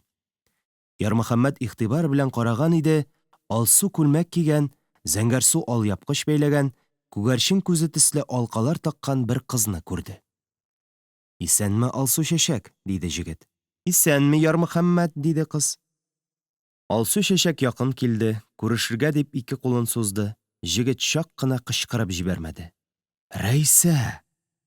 Бу куллар Рәйсәнеке бит. Куллар гына түгел, Алсу Алиһә үзе дә Рәйсә түгелме соң? Ләкин ул дәшмәде, тыелып калды. Алсу Алиһә аның ни уйлаганын сизде ахрысы. Сизсә дә сизмәмешкә сабышты. Уз, Ярмөхәммәт, уз, диде Алсу кыз. Алсу төс белән зәңгәр су аралашкан дөнья бары тик күгәрчен чәчәгендә генә була. Әйдә, сайран кыл, ял ит. Сәхрәдә йөргәндә дә, болын буйлап барганда да Ярмөхәммәтне бары бер уй биләде. Рәйсә бит бу кыз. Рәйсә. Ә нигә соң ул үзенең Рәйсә икәнлеген яшерә? Сайраннан соң чәй эчеп утырганда, Ярмөхәммәт киная ишарә белән сөйләшүдән туры сөйләмгә күчте. Алсу кыз, син Рәйсә бит, иеме? Диде ул. Алиһә йылмайды. Ул җавап бирергә ашыкмады. Күрәм бит мин, диде Ярмөхәммәт. Син Рәйсә, нигә дәшмисең? Алиһәнең йылмаюы кими төште. Ярмөхәммәт, диде ул. Син мине җавап бирергә мәҗбүр итмә. Әйе, мин Рәйсә дисәм, син мине чәчәк эченнән алып чыгарга тырышачаксың. Бик тырышсаң алып чыгарсың да. Әммә чәчәк Алиһәсез калачак. Юк, Ярмөхәммәт, мин Рәйсә түгел дисәм, син ике ут арасында калачаксың. Мондый очракта дәшми калу мәгъкүлрәк. Дөрес шул, дип уйлады Ярмөхәммәт. Нигә төпченергә? Син бит монда керүеңә үкенмисең? Ярмөхәммәт баш какты. Шулай булгач, диде Алсу кыз, мин дә синең килүеңә бик шат. Мин сине көттем. Мин барча алиһәләрдән дә бәхетлерәк. Минем әдәмем бар. Ул син. Чәйдән соң Алсу Алиһә Ярмөхәммәтне гөл сәхрәсенә алып китте. Алсу чишмәләрдән алсу ширбәт, зәңгәр су кыйлардан зәңгәр су шәраб эчеп, Ярмөхәммәт зәүкый ләззәт алды. Шулай йөри торгач, җегет белән кыз биек шарлама янына килеп чыкты. Урманлы таудан кызгылт чишмә тоташ агым булып аска төшә. Капка биеклегеннән төшкән су астагы шома йомры ташларга бәрелә. Тирә-якта үскән агачларга чәчрәгән су тузанында Салават күпере уйный. Шарлама ташларына тиеп чәчрәгән сулар янә ярга төшеп түбән таба ага. Шарламадан 5-6 адымда гына тын күл. Шарламада шаулап торган куәтле су агымы тыныч күлгә әверелгән. Күлгә озаграк карап торсаң, сәер халәттә каласың. Күл суы бер авыкка гына алсу төскә керә. Күл сулый, кыймылдый, жан иясе кебек яши сыман. Ярмөхәммәт нидер аңлагандай кинәт кенә шарламага карады. Ни гаҗәп. Алсу чишмәдән зәңгәр су ага иде. Ярмөхәммәт күлгә карады. Күл алсу. Бираздан чишмә дә, күл дә янә төс алмашты. Шарлама итәгендәге Салават күпере дә нәкъ шулай җимелдәп, алмашынып тора. Тирә-юньдә буяулар, төсләр музыкасы хакимлек итә. Бу мөгъҗиза ничек эшләнә дип сорар өчен ул Алиһәгә бакты. Алиһә серле итеп йылмаеп тора, әммә җавап бирергә ашыкмый. Бер сораганга җавап бирмәгәч, кабатлап сорауның артыклыгы турында уйлап, Ярмөхәммәт дәшмичә генә күл буендагы сәкегә утырды. Кемдер аңа утырга кушты кебек. Бәлки аңа Алиһә эндәшкәндер. Ярмөхәммәт як-ягына каранып алды, Алиһәне күрмәде. Бәлки Алиһә шарлама ягына киткәндер дип, Ярмөхәммәт карашы белән Алсу кызны эзли башлады. Шул чак шарлама тагын төс алыштырды.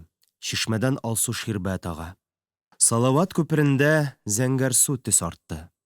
Біраздан шишмә зәңгәр суга әйләнде дә, Салават күперендә Алсу төс барлыкка килде. Төсләр алышынғанда колакка әллә нинди сәер, нәфис тавышлар ишетелгәндәй була. Шарламаның ташларга бәрелеп шаулавы гади су гөбердәве түгел, матур чың. Күңел кылларын тибрәндерүче аһәң музыка барлыкка килә. Ни бу? Ниндидер оркестр уйный. Ярмөхәммәткә таныш түгел иде бу көй. Таныш булмаса да, көй уйланырга мәҗбүр итә. Көй сине үз ихтыярына буйсындыра. Син музыкадан ләззәт ала башлыйсың. Син музыка мөхитендә әсирлектә каласың. Бу табигать. Бу моң урман, сәхрә, таулар турында сөйли. Бу моң кошлар, күбәләкләр, киекләр тәкъдиренә әверелә сыман. Син табигать баласы гына түгел, ә бәлки шул табигатьнең бер ярасы, сызлый торган, төзәлми торган җәрәхәте кебек хис итәсең. Тавышлар тынды. Ләкин Ярмөхәммәт яңа гына ишеткән музыка әсирлегеннән азат түгел иде әле. Музыка юк, музыка китте. Ә чыңы Ярмөхәммәтнең бәгырендә калды. Ул дөньясын онытып, күлгә караган килеш озак утырды бугай. Күлдәге балыкларның бер туктаусыз төс алмаштыруларына да игътибар итмәенчә, ул музыка сөйләгәннәрне баштан аяк янә бәгыре аша кичерә. Кайта-кайта үз күңелендә чыңлаучы әлеге шул музыканы тыңлый иде. Біраздан ул баш калкытты, янә шарламаны, Салават күперен күрде. Шарлап су аккан тавыш янә ишетелә. Безнеңчә җырлый ала микәнсең бу чишмә, дип уйлады җегет. Серле чишмә иясе аның уен ишетте бугай. Янә мөгъҗиза башланды. Күренмәс оркестр тавышы ишетелде. Бу музыкада кеше халык язмышы җылы иде. Курайга өрер-өрмәс кенә кемдер Вәсилә көен уйный. Мин мескеннең хәлкәйләрен таллар гына аңлады. Курай уйныйлармы? Әллә уйнаучы, әллә Вәсилә үземе шулай җылый? Сагышны чәчрәп торган бию көй алмаштырды. Аннан янә моңлы аһәң агыла башлады. Уйлан, сагышка чум. Өздереп бию уйный. Ә нигә соң күңелдә сагыш? Бию көйдә шундый моңлы булыр икән дип уйлый Ярмөхәммәт. Карале, нигә шундый моңлы соң бу бию көе? Үзең бие, үзең җыла имеш. Мөгъҗиза. Сафуан абый көе бит бу, Сафуан абыйныкы. Нишләп шулай булгандыр инде ул? Сугышка киткәндә туганнарыннан бик авыр аерылды Сафуан абый. Сабыр, ипле Сафуан абый хатынын, кызларын кочаклап, өч кыз иде аның, барысын кочаклап тынтырды. Бер сүз әйтмәде. Башкалар кебек юатмады. Сүз әйтсә, күз яше бәреп чыгар дип курыккандыр инде ул. Бергә сугышка китүче абыйлар, Әхмәт, Хәммәтләр, әйдә Сафуан, атлар әзер, пароходка соңармайык дип кат-кат әйтсәләр дә, Сафуан абый аларны ишетми иде. Аны балаларыннан, хатыныннан кайырып алгандай ирексезләп аердылар. Ишек алдына чыккач, Сафуан абый янә өйгә кереп балаларын кочакламакчы булган иде ахрысы, ирләр аны тотып алды. Урамга чыккач, ул тагын ишек алдына омтылды. Тәгәрәшеп, сәкедә җылап калган кызларын, хатынын тагын бер күрергә теләде бугай. Күз керфекләрем талганчы, карыйсым калган икән. Монысы Сафуан абый хатыны Хатима паҗыры. Атлар көтә, тиз булыгыз, дип кычкырды Әхмәт абый. Шул чак Сафуан Хәмит абыйның гармун күрегенә кат итеп сукты да, уйна, диде. Хәмит абый шушы көйне тартып җибәрде. Дәртле, хәтәр көй иде ул. Сафуан абый муен тамырларын кабартып, хәтәр сызгырды, аннан соң «Эх!» дип бер кычкырды да бии башлады. Биюе дә хәтәр иде. Туй биюе түгел иде ул. Бу иермә кебек каты биюнең мәтәм маршы булганлыгын Ярмөхәммәт үскәч кенә, шарлама янында утырганда гына аңлар. Жан ачуы белән, үлем шаукымы белән биегән икән Сафуан абый. Китәргә команда ишетелгәч, бию өзелде. Атлар кузгалды. Сафуан абый арбага басып, карлыккан тавыш белән җыр башлады. Җыр түгел иде бу, бәхилләшү иде. Озак яши алмаганына авылдашларыннан, балаларыннан ярлыкау сорау иде бу. Мендем тауга, бастым ташка, ташның киртләчләренә. Шул китүдән Сафуан абый кайтмады. Бердән-бер хәбәре үлем кәгазе булды. Хәтимә апа 3 кыз баласы белән тол калды. Бетте нәсел, бетте каралты кура. Таралышты кызлар. Өй ничек утырган булса, шулай нигездә чирей калды. Җан өшеткеч, әше тәкъдир турында искәртеп, капка тырпаеп тора. Сафуан абый үзе ясаган урыс капка. Серле музыка тыңгач, Ярмөхәммәт әнә шулар турында уйланды. Аны авыр уйларыннан арындырга теләптер ахрысы, шишмә җиңелчә матур көй башлады. Сагыш каядыр китте, сагыш вакытлыча яшеренде. Ярмөхәммәт елмаеп башын калкытты. Күл әйләнә. Яр башларында җайраннар, кыр кәҗәләре шат музыкага сикерешә, күбәләкләр куыша. Күңелле чыңлаулар тыңгач, Ярмөхәммәт эзләнә башлады. Ул Алсу кызны юксына иде. Шул чак Алиһә тавышы ишетелде. Мин монда, Ярмөхәммәт. Күл буенда Алсу кыз басып тора иде. Кайда идең син? Диде җегет. Мин сине югалттым. Алиһә елмайды. Мин югалмадым, диде Алсу кыз. Ни гомер мин ялгыз утырдым. Юк, син ялгыз утырмадың. Син музыка тыңладың. Ә син нигә минем белән музыка тыңламадың? Мин музыкага әйләндем. Син ишеткән музыка мин бит инде ул. Бәрәкәт, диде Ярмөхәммәт эчтән генә. Музыка теләсәң, Алиһәсез, Алсу кызны теләсәң, музыкасыз каласың икән. Ике рәхәт бергә килми, диде Алсу кыз. Нинди көчле музыка, диде җегет. Кешеләр әле төсле музыканы уйлап тапмаганнар, диде кыз. Озакламый сезнең дөньяда да төсләр музыкасы булачак. Аны уйлап табарга түгел, ашарга кирәк. Табигать үзе музыка бит. Алиһә тагын ике кулын сузды. Ярмөхәммәт һаман әле сәкедә утыра иде. Алиһә аягүрә тора. Ярмөхәммәт Алиһә кулларына ябышып төште. Бер уйласаң, кыз кеше җегеткә аягүрә басарга булышты сыман. Алиһә көлде. Һәр вакыт ир җегетләр хатын-кызлар ярдәменә мохтаҗ, диде кыз. Ярмөхәммәт дәшмәде. Хәзер су кыйнабыз, диде дә Алиһә чишенә башлады. Ә син карама, үзең дә чишен. Ярмөхәммәт борылды. Ә син карама дигәнендә Ярмөхәммәт кинәт карама, ияләшкәч әкренләп карарсың дигән мәгънә сизде. Хатын-кыз кыргый, оялчан булса да ирләргә читен.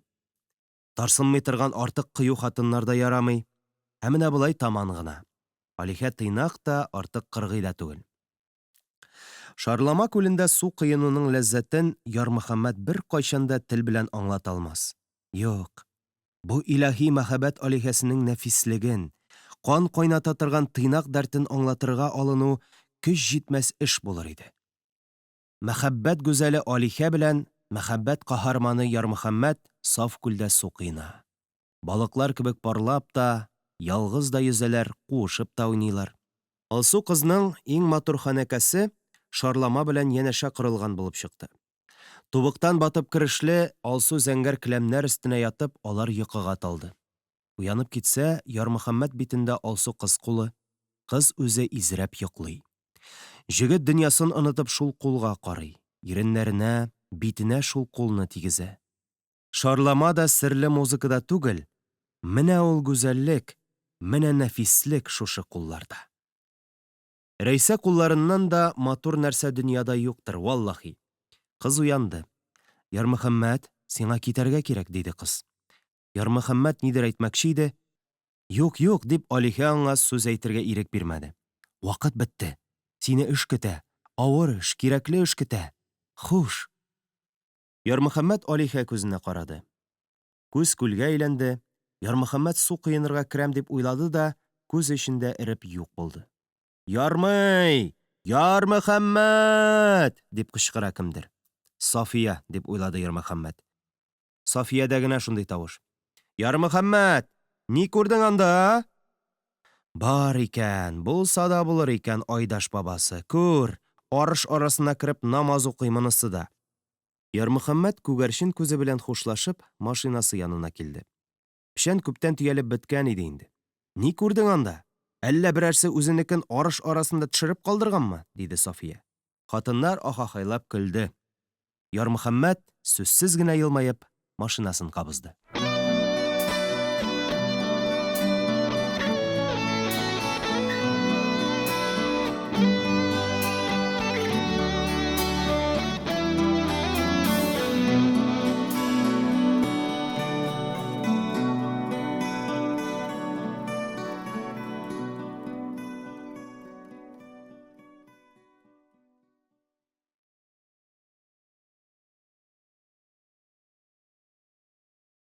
Чакма таш.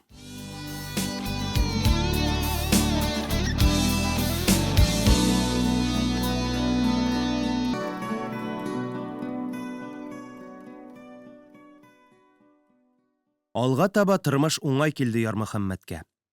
Әхсән абзыйдан алган һөнәре, машина белән җинләнүе, аңа армиядә дә ярдәм итте. Ярмөхәммәт Хәйруллинны танковый частька яздылар. Солдат хезмәте кемгә ничек туры килә бит? Кемдер әрәм үтте 3 елым дип сыкрана. Кайсыдыр, «Хей, без сачковать итеп яттык» дип мактана. Берәүләре, «Ну, гулять иттек без армиядә чакта» дип булган-булмаганнарын сөйли. Армия Ярмөхәммәт өчен бәхет иде. Ул ныклы һөнәр алачак. Танкист бит ул тракторчы да, шофер да, комбайнчы да. Менә ни сөендерә иде Ярмөхәммәтне. Яратты ул танк дигән куәтле машинаны. Дәҗҗалдай көчле тимер айгырга ул сокланып карый. Эх, маның белән җир сөрергә дип куя ул эчтән генә. Йөртүче механиклар арасында ул иң алдыңгысы булды. Маневрларда, өйрәнү маршларында полковник Ковалев һәр вакыт Ярмөхәммәт танкысына утыра. Бу бөтен мактаулардан да өстен горурлык иде. Ләкин ул бәхетнең бер ягы китек иде шул. Күңел түрендә аның борчуы бар. Борчу гына түгелдер ул. Кайгы хәсрәт дисәң дә дөрес булмас. Кайгы бит фаҗига нәтиҗәсе. Җитлеккән ир җегетнең хатын-кыз юксынуы иде ул борчу. Мәхәббәт юксыну солдат хезмәтендә бигрәк тә көчле.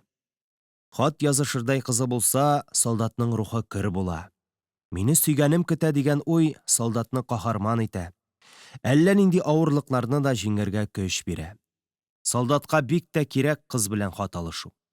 Шуңа күрә күп кенә солдатлар хезмәттәшләре биргән адрес белән таныш булмаган кызларга хат язарга атлыгып тора. Кешеләргә хатлар күп килә.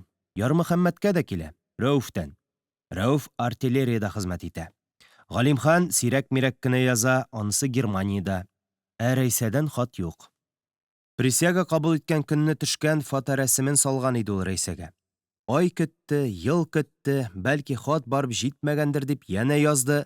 Аның зарыгып хат көтүе барыбер юкка булды. Кияүгә чыккандыр дип уйлады Ярмөхәммәт. Буш вакытында ул шахматта уйнамый, бильярд та сукмый. КППдан ерак түгел генә часть территориясе аша инеш ага. Спорт залыннан туп-туры ул инешкә китә. Инеш буйлап йөри, үлән чәчәкләр арасында нидер эзли кебек. «Странный человек наш Ярый», ди аның турында сержант Ястребов. «Все время что-то ищет в траве у речки». Ярмөхәммәт инеш ярында чуер таш эзли. Чуер ташның да катысын ут чыгара торганын. Урманга барса, ул агач гөмбәсе карый. Кайын кәүсәсенә ябышып үскән гөмбәнең куы шәп була. Дары бензин кебек гөлт итә дә кабынып китә. Учениедән кайткач, солдатлар ялга ятты. Ярмөхәммәт кухняга кереп, әлеге кайын гөмбәсен кайнатып йөрде. Кайнатып киптергәч, гөмбә эченнән ку алып, чуерташ астына куеп, чуерташка тимер кисәге белән суксаң, ычкын куга төшә дә чытырдап кабынып китә. Солдатларда шырпы да, зажигалка да бар. Ярмөхәммәт ни өчен шулай борынгы заманча ташка бәреп ут чыгара? Моны берәү дә белә алмас иде. Ярмөхәммәт үзе дә бу эшне кирәктән эшләми шикелле. Җир суын басу өчен, эчендәге сагышын онытыр өчен эшли кебек. Чәчәкләр арасында йөрүнең хикмәтен дә Ярмөхәммәт үзе генә белә. Эш югыннан эш табып йөри дип ялгышалар. Ярмөхәммәт ялгыз җанын кая куярга белмәгәннән үзе шулай шөгыль таба. Ни өчен Рәйсәдән хат юк? Хатлар әллә барып җитмәдеме? Әллә ул кияүгә чыктымы? Әллә ул Ярмөхәммәт белән хат алышырга теләмиме? Полигонда автоматтан, танктан ату ярышлары булса, ул сөенә. Вакытлыча булса да Рәйсә онытылып торыр. Ремонт килеп җитсә, ул сөенә. Машина янында аңа җиңелрәк. Марш-бросокларны да ул көтеп ала торган булып китте. эш, хәрәкәт, авыр хезмәт кирәк аңа. Ял көннәре увольнениялар килеп җитсә, Ярмөхәммәт өчен бәла. Кая куярсың ул буш вакытны? Ни белән үткәрерсең? Җәй көне чәчәк арасында урманнарда юанып була. Ә кышын үзеңне кая куяргасың? Шуңа күрә ул спортзалда хәле беткәнче күнегүләр ясый. Тренер да гаҗәпләнеп: «Вот Ярый, как упорно тренируется», ди. Шуннан соң аңа Ярый кушаматы тагылып калды. Хәтта командирлар да аңа Ярый дип кенә дәшә. Спорт ярышларында җиңеп чыгу өчен тырышмый ул. Рәйсәгә барып тоташкан сагышын онытыр өчен ул үзен шулай җәфалый. Ястреб та, башкалар да кеше үртәргә ярата. Ярмөхәммәтнең бу сәерлекләреннән дә алар көләргә азапланганнар иде. Янәсе, Ярый в речке потерял колечко. Янәсе, татарин Ярый агач көмбәсе ашый. Мөхәммәтнең андый үртәүләргә әллә ни исе китмәде. Үртәлгәнне генә үртиләр бит алар. Карантинда ук башланган бу үртәүләрдән бер кызык та тапмагач, Ястреб көлке угын Стариковка күчерде.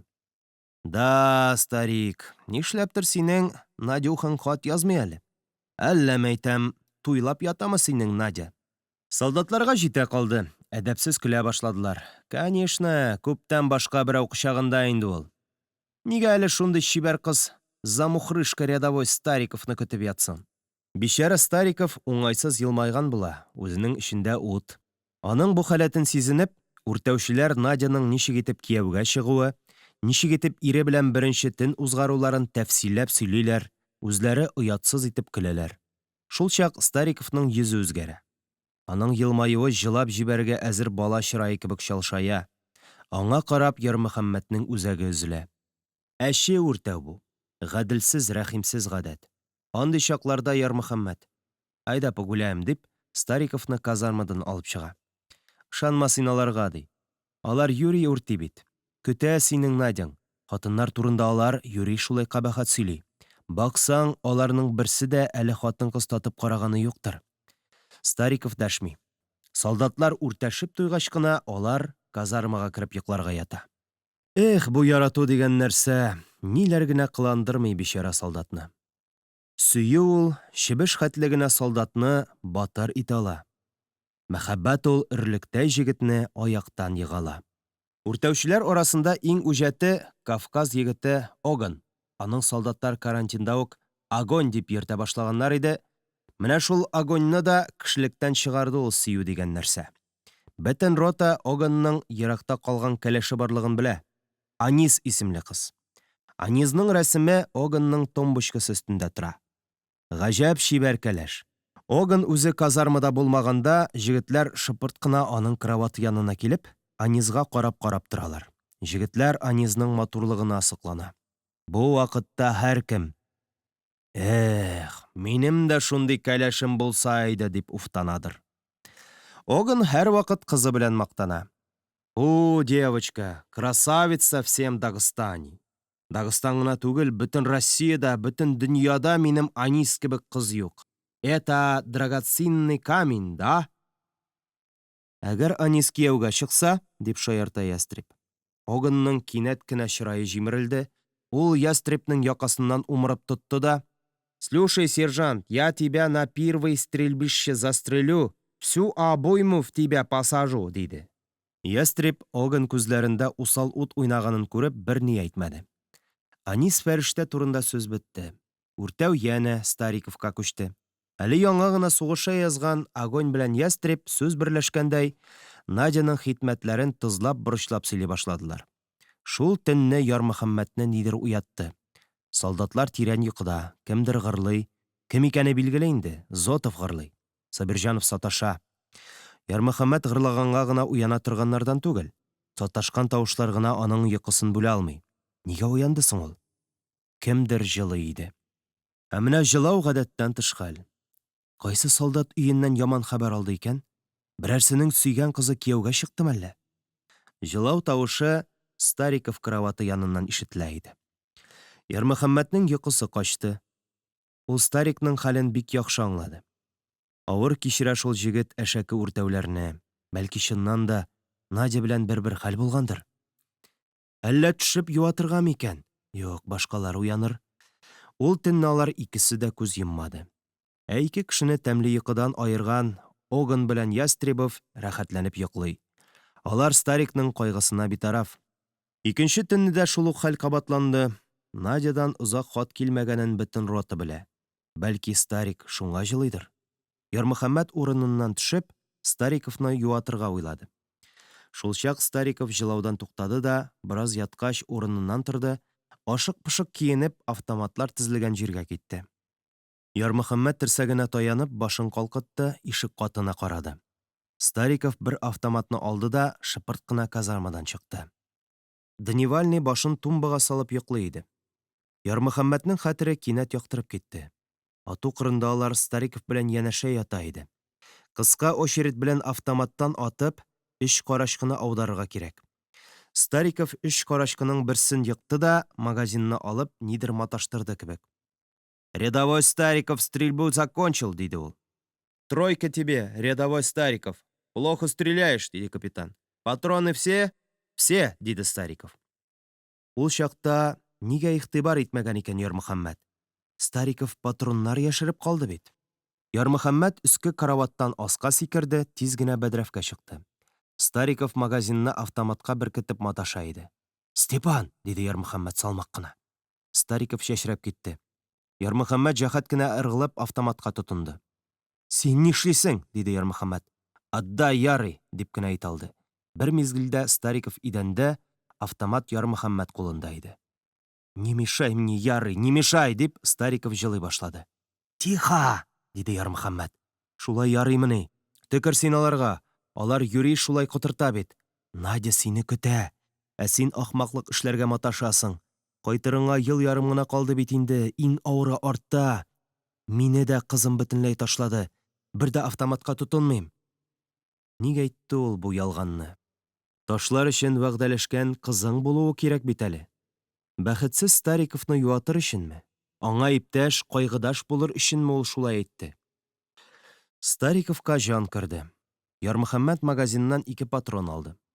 «Әйдә, кешеләр уянганчы, автоматыңны урынына кертеп куй да кирип ят», — дип, Ярмөхәммәт казармага узды. Бу турыда беркем дә белмәде. Нишләргә уйлады Стариков? Үзен үтергә булганмы?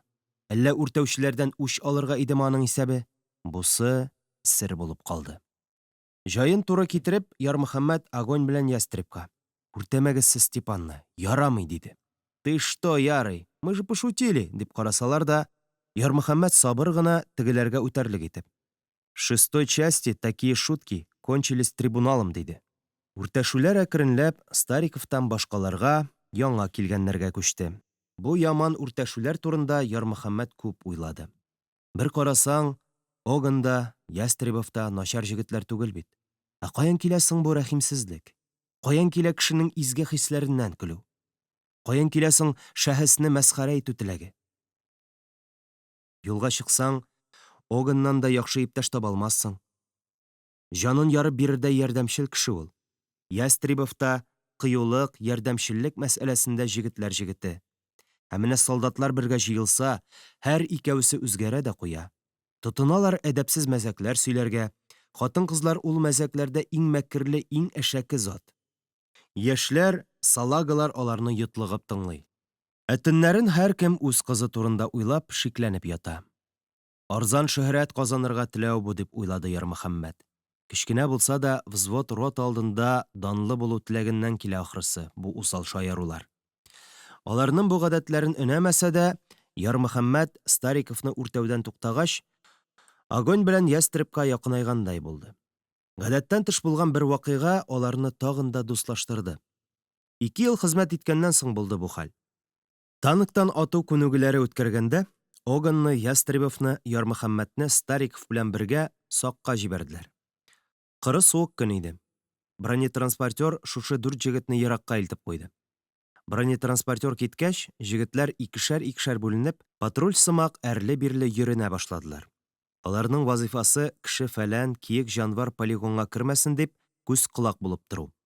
Авыллар полигонга бик ерак, 20-30 чакрымлап булыр. Әмма инструкция юлларга күз кулак булырга куша. Мондый чакта сөйләшми торганнарның да теле ачыла.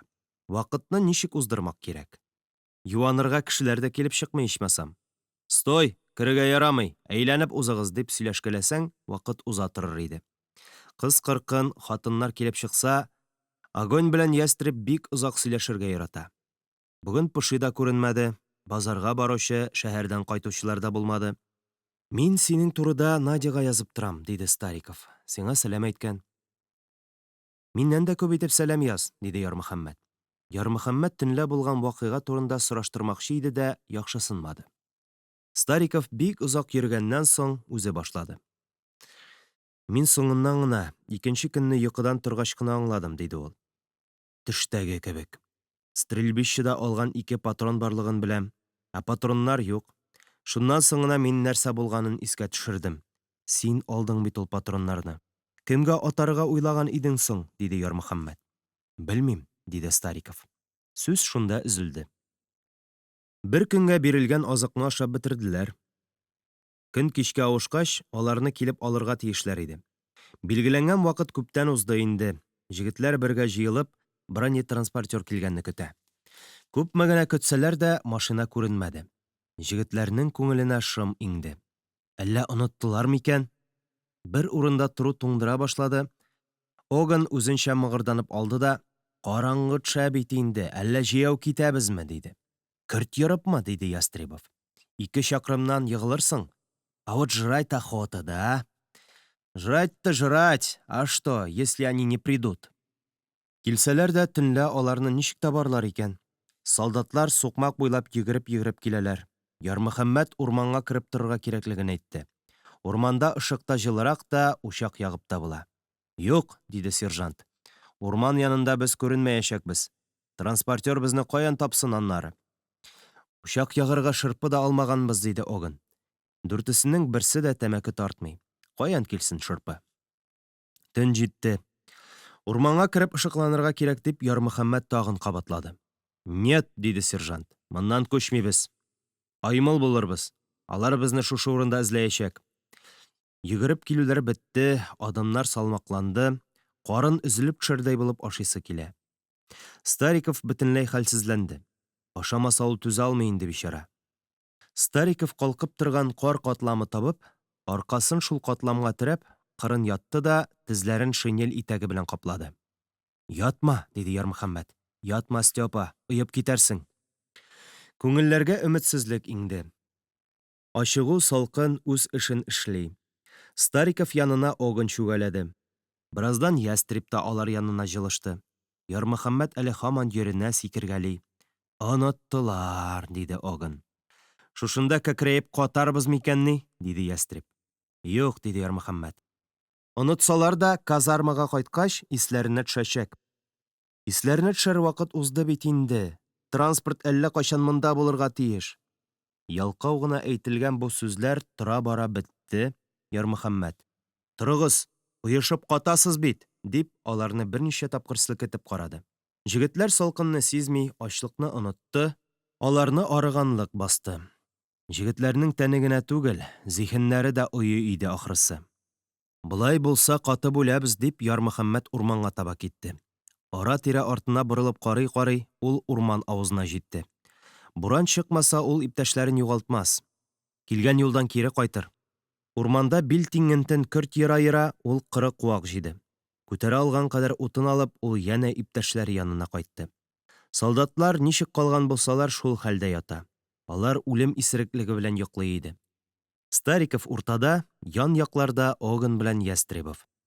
Танк тавышы ишетелмәсме, фара искатель яктылыгы күренмәсме дип, Ярмөхәммәт әледән-әле күтәрелеп карый. Үзе учак кабызырга маташа. Ул вак нечкә чыбыкларны сындырып өйде. Бүрек колакчынын тешләре белән йыртып, күп итеп мамык алды. Куен дәфтәрен вак кисәкләргә тураклап, нечкә чыбыклар иеме астына куйды. Кесәсендәге чакматашны алды. Чакматаш күн янчыкта иде. Чакматаш астына кыры җылы ку куеп, тимер кисәге белән ташка сукты. Бераз маташканнан соң ычкын куга төште. Ярмөхәммәт карга тезләнеп, 2 учы белән каплап, утны сүндермәскә тырышып, салмак кына өрә башлады. Ку кабынды. Ку ялкынын кәгазьгә тигезде, кәгазьгә ут капты. Кәгазьдән мамыкка, мамыктан нечкә кыры чыбыкларга күчеп, ялкын үрли башлады. Ярмөхәммәт ялкынга вак чыбыклар бирә, кәгазь кисәкләрен каптыра, мамык исти. Хәзер учакны җилгә тапшырырга кирәк. Кар даласы уртасында дөрләп учак яна. Былай булгач, катып үлмибез, Алла бирса, дип сөйләнә-сөйләнә, Ярмөхәммәт тагын урманга утынга китте. Икенче кайтканда Ярмөхәммәтнең җеп эзәр хәле калмаган иде. Сүнә язган учакны тергезеп, бар утынны ут өстенә өеп, ул җегетләр янына җылышты. Аркасын учакка куеп ятты. Хәзер ул битараф. Катып үләрбез дип тә уйламый, учак уты төшеп, янарбыз дип тә борчылмый. Аларны алырга килерләрме, юкмы дип тә хафаланмый. Аның бер генә максаты бар. Йокы. Үлеп арылган. Үтереп йокы килә. Изелеп, таралып китәсе килә. Ул бала кебек берешеп ятты, яту белән йокыга китте, аңын югалттымы, әллә үлем исереклегенә чумдымы, ул бардан юк булды. Аларны икенче көнне төш авышкач кына эзләп таптылар. Ярмөхәммәт төшендәме, өнендәме ишетте ул тавышларны, танк гөрелтесе, шау-шулар әллә кайдан җир астыннан килә кебек. Иптәш капитан, монда! Живы, живы они! Кажется, живы! Вон, костер они разбили! Госпитальдән алар тиз чыкты. Ярмөхәммәт икенче көнне үк аягүрә йөреп китте. Ястреб 3 көн тәне кызышып ятты да терелде. Оганның сул терсәге ишегән, ул атна чамасы дәваланды. Стариковның 2 аягы да ишегән иде. 2 аягының да бармакларын кистеләр. Бу хәбәр бөтен ротаны тетрәндерде. Стариков госпитальдән култык таяклары белән чыкты. Степан Стариков икенче группа белән комиссавация итте. Аны бөтен рота озатты. Ә Ястребов, Оган, Ярмөхәммәт вокзалга чаклы барды. Ярмөхәммәт Старикка карады. Мискинлек шәүләсе Степанның йөзенә ныклап ябышкан иде. Барысы да Ярмөхәммәтне мактый. Ярый булмаса, өчесе бер юлы катып үләсе булганнар, диләр. Хикмәт мактаудамыни? Кеше әнә сөйгән кызы янына култык таягы белән кайтып китте. Надисаны ничек каршылар? Былай да юаш Степан, гарип килеш ничек яшәр? Мактаулы ротадагы бу хәл нәтиҗәсез калмады. Капитанны башка частькә күчерделәр. Җегетләрне барып алырга тиешле танк командирын рядовыйга төшерделәр. Солдатлар шул кирәк аларга дип сөйләсәләр дә, Ярмөхәммәт сүзгә катышып, гаеплеләрне сүкмәде. Алганнар, төшергәннәр, күчергәннәр, Степанга шуннан ни юаныч? Шул, башкаларга сабак булсын дисәләр генә инде.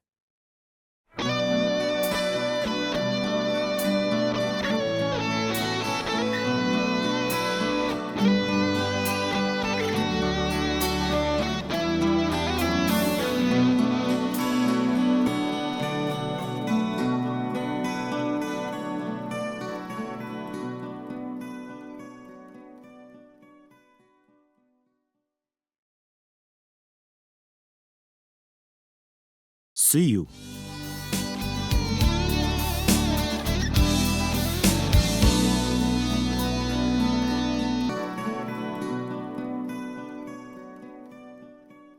Баштарак якага килгән Ястреб белән Огонь ныклап дуслашты.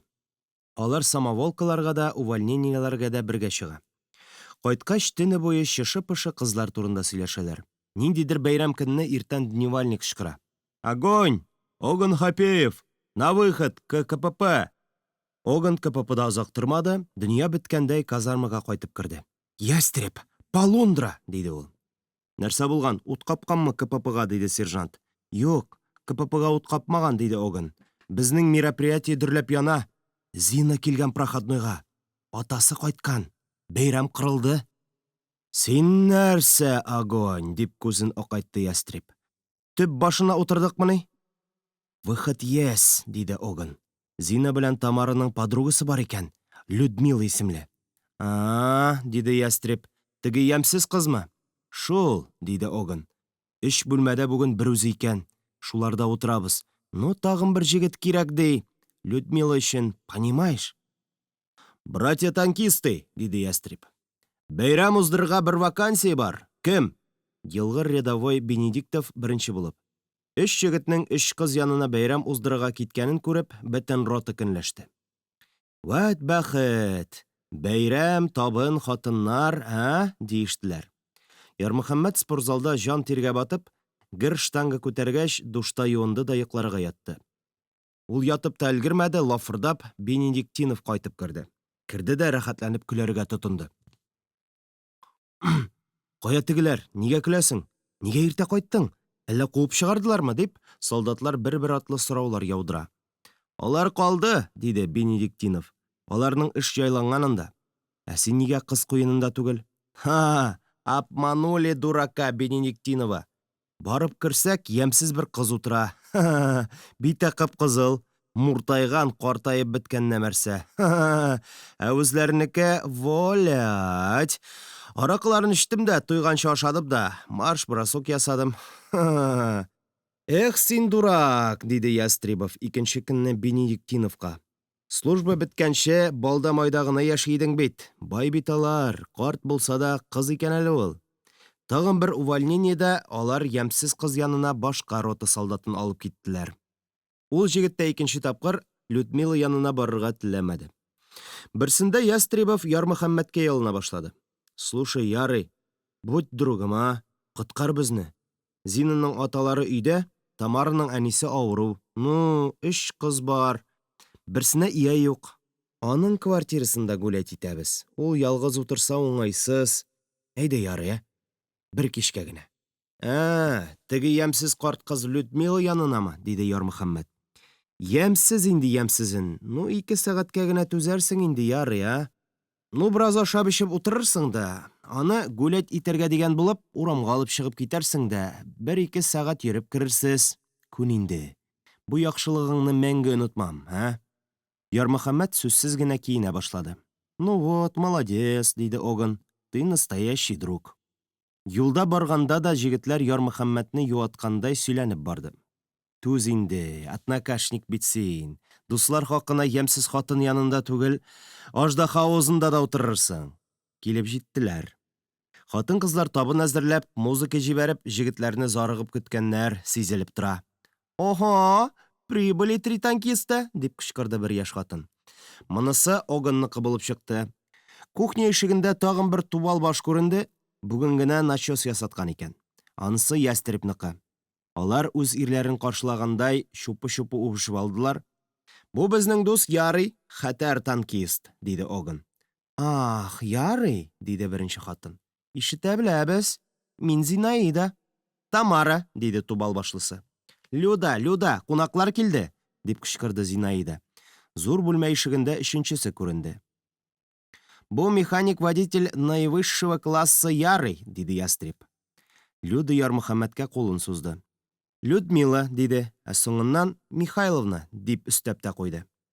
Бераз әшмәшә килгәч, табын янына утырыштылар. Өстәлдә ниләр генә юк. Салат мазар, колбасаның 4 төрлесе, чөгендер, кәбестә, кыяр. «Хәзер пилмән булыр, җегетләр», диде Зина. Ул шәрелдәп көлә, Тамарасы да сөйләшергә атлыгып тора, алар икесе дә куана. Әйтерсең, монда хуҗа Люда түгел, алар. Людмила Михайловна уңайсыз елмая. Гөл кухня белән 2 арада йөри. Ниһаять, ул да өстәл янына утырды. Ярмөхәммәт сиздермичә генә хуҗабикәгә карап алды. Аны чамадан тыш ямьсез кыз күрергә ышандырып бетергәннәр иде инде. Ярмөхәммәт Люданың яхшы якларын эзли башлады. Баксаң, ярыйсы гына матур гәүдәле, йомшак хәрәкәтле, тыйнак бер зат икән ул, Люда дигәннәре. Чәче дә тегеләрнеке сыман ясалма 6 айлык бөдрә түгел, тигез итеп урталай ярылып, бер тулымга үрелгән. Чырае да ямьсез түгел. Дөрес, Люданың битендә кызгылт тимгелләр күп. Җегетләр әйткәнчә, бетчә дә укыра да түгел, тимгелләр генә. Шул тимгелләр аның чыраен кызыл итеп күрсәтә. Кияүгә чыккач, озакламый бетәчәк ул тимгелләр, дип уйлады Ярмөхәммәт. Аксыргак тамарының сыек төнәтмәсен сөрткәләсәң дә бетәчәк ул. Людмила нәрсә беләндер шул тимгелләрне бастырып яндырган. Яндырган урыннар кутыр сыман элпә белән капланган. Алай ярамый бит. Марганцовка белән яндыргандыр ул аларны. Тиле. Үз хәлендә калсалар әйбәтрәк булыр иде. Ашап эчеп алгач, музыка тыңлаган булдылар. Аннан соң янә өстәл янына утырдылар. Бераздан соң Оган Ярмөхәммәткә күз кысты. Янәсе, бар инде, урамга чыгыгыз. 2 сәгатьсез кайтмагыз. Ярмөхәммәт егетләр кушканча түгел, чын күңелдән. Людмила Михайловна, әйдәгез, бераз урамда йөреп керик, диде. Үзем дә шулай әйтергә авыз ачкан идем, дип Люда плащын алды. Урамда аяз, рәхәт вакыт. Паркта кеше юк диярлек. Бөтенесе үз өйләренә кереп пысканнар. Бәйрәм итәләр. Һәр тәрәзәдән акырып җырлаган, кычкырып көлгән авазлар ишетелә. Кайдадыр сүгенәләрме, сугышалармы? Алар сүзсез генә атлый. Ярый. Мөмкинме мин сезне култыклап алам, а? Диде кыз рөхсәт сүзен дә көтмичә, Люда кулын Ярмөхәммәтнең терсәге астына тыкты. Ярмөхәммәт селтәп бара торган кулын каеш аелына куйды. Гаҗәп гади, гаҗәп килешле итте Люда. Ярмөхәммәткә рәхәт булып китте. Сүзсез баруы башта кыен кебек иде, кызның кулы тию белән әллә ничек җиңеллек тойды ул. Юк, җегетләр хаклы түгел. Люда ямьсез кызлар рәтенә керми. Ул гаять җиңел гәүдәле, ягымлы кыз. Ә нигә сезне Ярый диләр? Сез бик сабыр кеше бит, диде Люда. Минем чын исемем Ярмөхәммәт.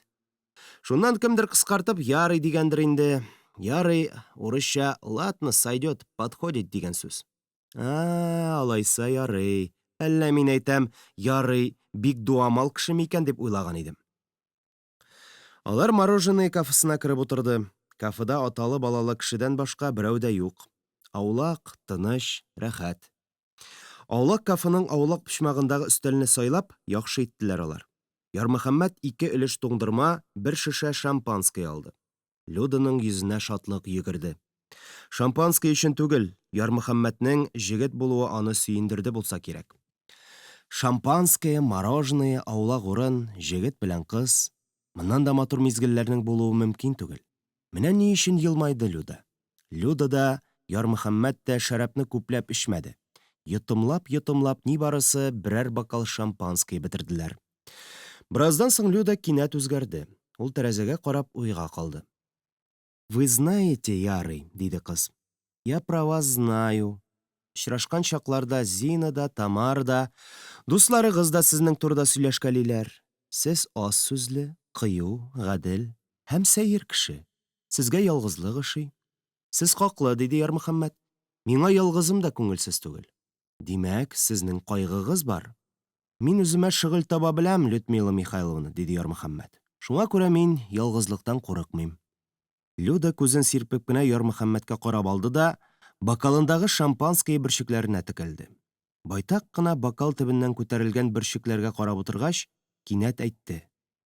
Ярый, я знаю, я некрасива. Рәхмәт сезгә, тарсынмыйча култыклашып минем белән барган өчен, кафеда утырганыгыз өчен. Ярмөхәммәт көтелмәгән бу ярсудан, әрнү бәреп чыгарган хисләрдән каушап калды. Ул ни әйтергә белмичә. Людмила Михайловна, диде. Дәшмәгез, Ярый. Юатмагыз, зинһар. Әгәр мине рәнҗетәсегез килмәсә. Кичерегез, шәраб башыма китте. Юк, ялганлыйм, шәраб түгел, үземнең сөйлисем килә. Минем бит чын дустым юк, Ярый. Шушы сүзләрне әйтер өчен чын дус кирәк. Мин сезне беренче күрүдә үк таныдым. Сез чын дус. Сез бер кайчан да бер кемгә дә минем бу сүзләремне җиткермәячәксез. Сезгә кергән сер сезнең эчтә үлә. Миңа шундый бер кеше кирәк иде. Мине тыңлый алырлык. Тегеләргә ярдәм йөзеннән генә булса да, мине култыклап урам буйлап узардай батыр кеше кирәк иде миңа. Сез барысыннан да батыр булып чыктыгыз. Минем атам-анам тигез, әйбәт кешеләр алар. Икесе дә институтта укыта. Аларның сөенече дә мин, аларның кара кайгысы да мин. Шул ылпат кешеләрнең бердән-бер ямьсез кызына инде 26 яшь. Әле мине бер мәртәбәдә үпкәннәре юк. Ямьсез мин. Ләкин мин Зиналарның чибәрлегеннән көнләшмим, аларга Алла биргән үз өлешләре. Ни өчен сөйлим соң мин сезгә буларны? Минем максатым юк, Ярый. Сез башка милләт кешесе, сез авылыгызга кайтып китәсе кеше. Сез монда вакытлыча гына. Мин сездән 6 яшькә олы. Нинди максатым булсын минем? Сезнең мәгънәле, итәгатьле булуыгыз күңелемне йомшартты. Алар бит минем янга әллә ничә солдат алып килде. Солдатларга минем янәшәдә утыру шундый кыен. Сизми бу бичара дип уйлыйлармы инде алар. Өченче кыз артык булганга ястреб белән огонь шулай эшли. Аларга ачуым юк. Аларның үз мәшәкатьләре, йөрсеннәр. Миңа сездән бер ни кирәкми. Менә шушы бер утыру өчен мин сезне гомерем буе онытмаячакмын. Рәхмәт. Люданың тавышы 1-2 тапкыр калтыранып алды. Ләкин ул бугазына басып менгән яшьләрен, үксеп җыларга теләвен җиңеп елмайды. Шушы елмаюның никадәр авыр икәнен, никадәр көч таләп иткәнен Ярмөхәммәт сизде. Бәйрәм белән котлыйм сезне, Людмила Михайловна, дип Ярмөхәммәт бокалын күтәрде. Бокаллар сизелер-сизелмәс кенә чәкеште. Икесе дә бераз шәраб йотып куйды. Ярмөхәммәт кызга карады. Люда бу юлы күзен яшермәде. Ике күз бер-беренә күнегеп беткәч, Ярмөхәммәт әйтте: Людмила Михайловна, сез ямьсез түгел, диде. Кыз, минем күңел булсынга гына шулай әйтәсез дигәндәй, Ярмөхәммәткә сынап карады. Җегетнең күзләре алдамый иде. Люда моңсу гына елмайды. Кафедан чыкканда Люда Ярмөхәммәтне култыклап алды. Ул гәүдәсе белән Ярмөхәммәткә сыенды. Ярмөхәммәтнең беләгенә ныграк таянып атлый. Паркны ике кат йөреп чыккач та, алар кайтырга ашыкмады. Сез ямьсез түгел дип Ярмөхәммәт ялган әйтмәде. Дөрес, кинәт караганда, беренче күргәндә кызның йөзе матур түгел кебек. Сөйләшә башлагач, озак кына Людага карап торгач, аның ямьсезлеге югала. Кыз матур күренә башлый. Люда телефон автоматтан өенә шалтыратты. Алло, Зина, это ты? Разве уже 10 часов? О боже, они ушли? Ладно, Зин, ключ оставь под половиком. Я сейчас приду. Люда будкадан чыкты. Танкистлар кайтып киткән, диде ул. Сәгать 10 икән инде. Сезнең вакыт чыгып бара бит. Барыгыз, йөгерегез. Мин сезне озатып куям, диде Ярмөхәммәт. Өлгерермен әле. Алар җитәкләшеп йөгерә-йөгерә кайтып китте. Хушыгыз, диде Люда. Тагын килегез. Ярмөхәммәт үзе дә сизмәстән Люданың кулын җиңелчә генә үзенә тартты. Май аеның җылы рәхәт җиле сыман кыз Ярмөхәммәткә сарылды. Иреннәр иренгә бик сак кына тиде. Люданың акылда язардай хәлдә икәнен Ярмөхәммәт аңлады.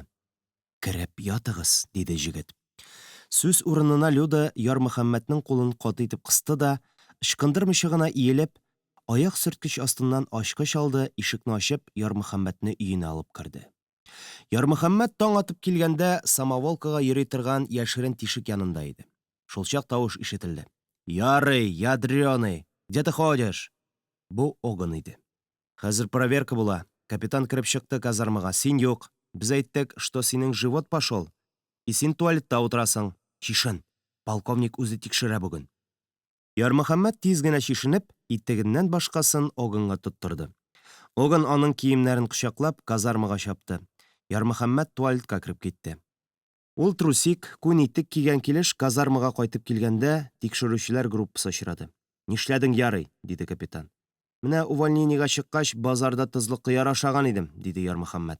Шуның белән үтте.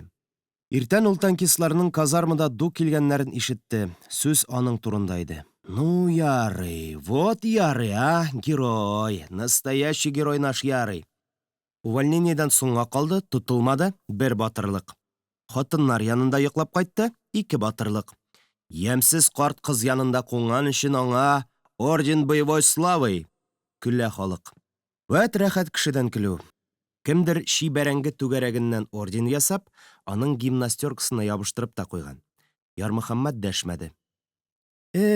Күзле бүкәннәр, дип ишетелер-ишетелмәс кенә әйтте дә бетте. Ярмөхәммәт юынып, киенеп ашханәгә кергәч, Оган белән Ястребов икесе ике якка утырып. Ничек? Кайда булдыгыз? Нишләп йөрдегез? Дип сораштыра башлаган иде. Ярмөхәммәт аларны кырт кисте. Җегетләр, үз эшегезне белегез. Шуннан соң Ярмөхәммәт увольнениегә еш чыга башлады. Оган белән Ястребовның очына мактанулары да сирәгәйде. Алар да, Зина да, Тамара да Людадагы үзгәрешне сизмичә калмады.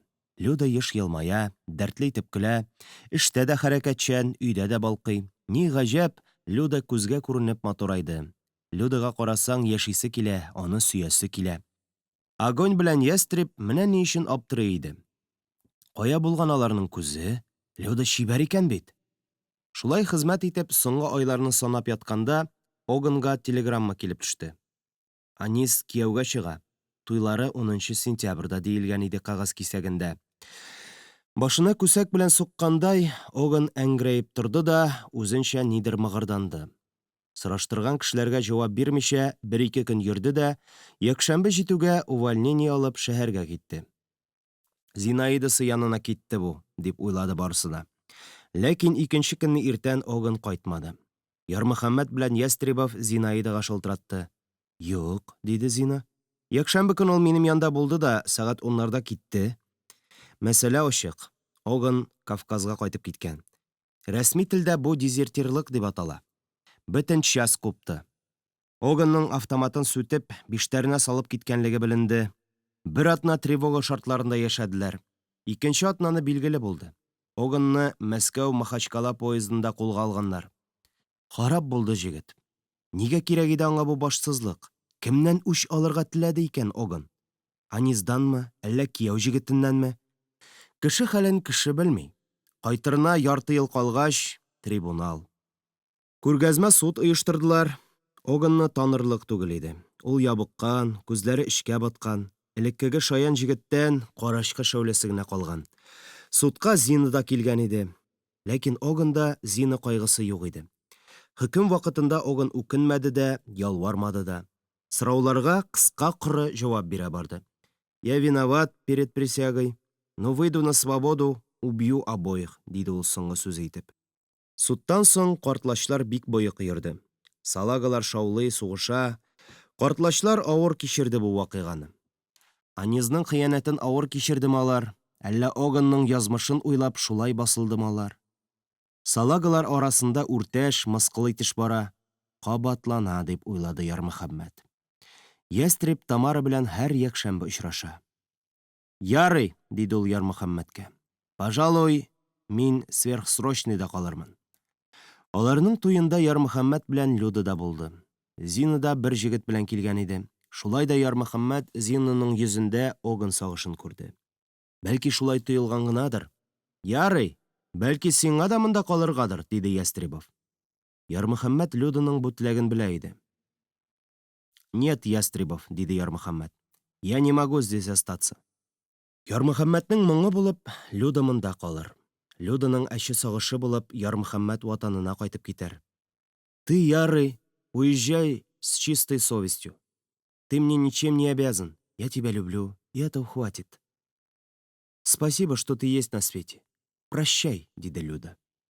Люданың анасы белән атасы да сак кына. Может быть, останешься, дигәннәр иде дә, Ярмөхәммәт сабыр гына, әмма икеләнер урын калдырмыйча. Юк, мин китәм, диде. Ярмөхәммәтне озатырга рота белән вокзалга төштеләр. Ястребов Ярмөхәммәтнең култыгыннан алып, Ярый, то, что женщины тебе в любви объясняются, естественно. Вот я тебе сейчас скажу. Полюбил я тебя по-настоящему. Спасибо. Адреса у нас есть. Пиши. Пиши всегда. Пиши, когда тебе счастливо живется, и тогда, когда тебе трудно. Мы не должны забывать друг друга.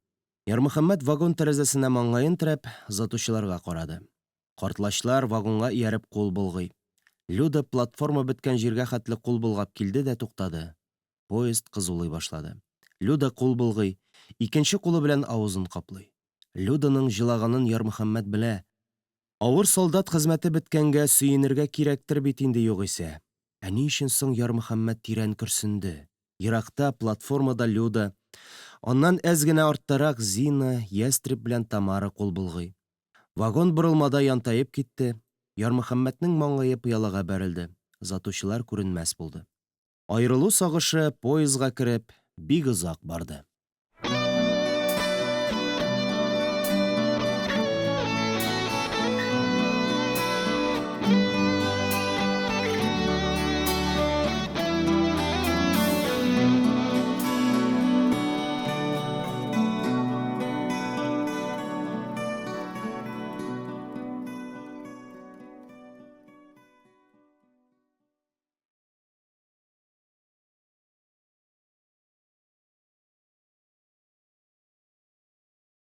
Кыз урлау.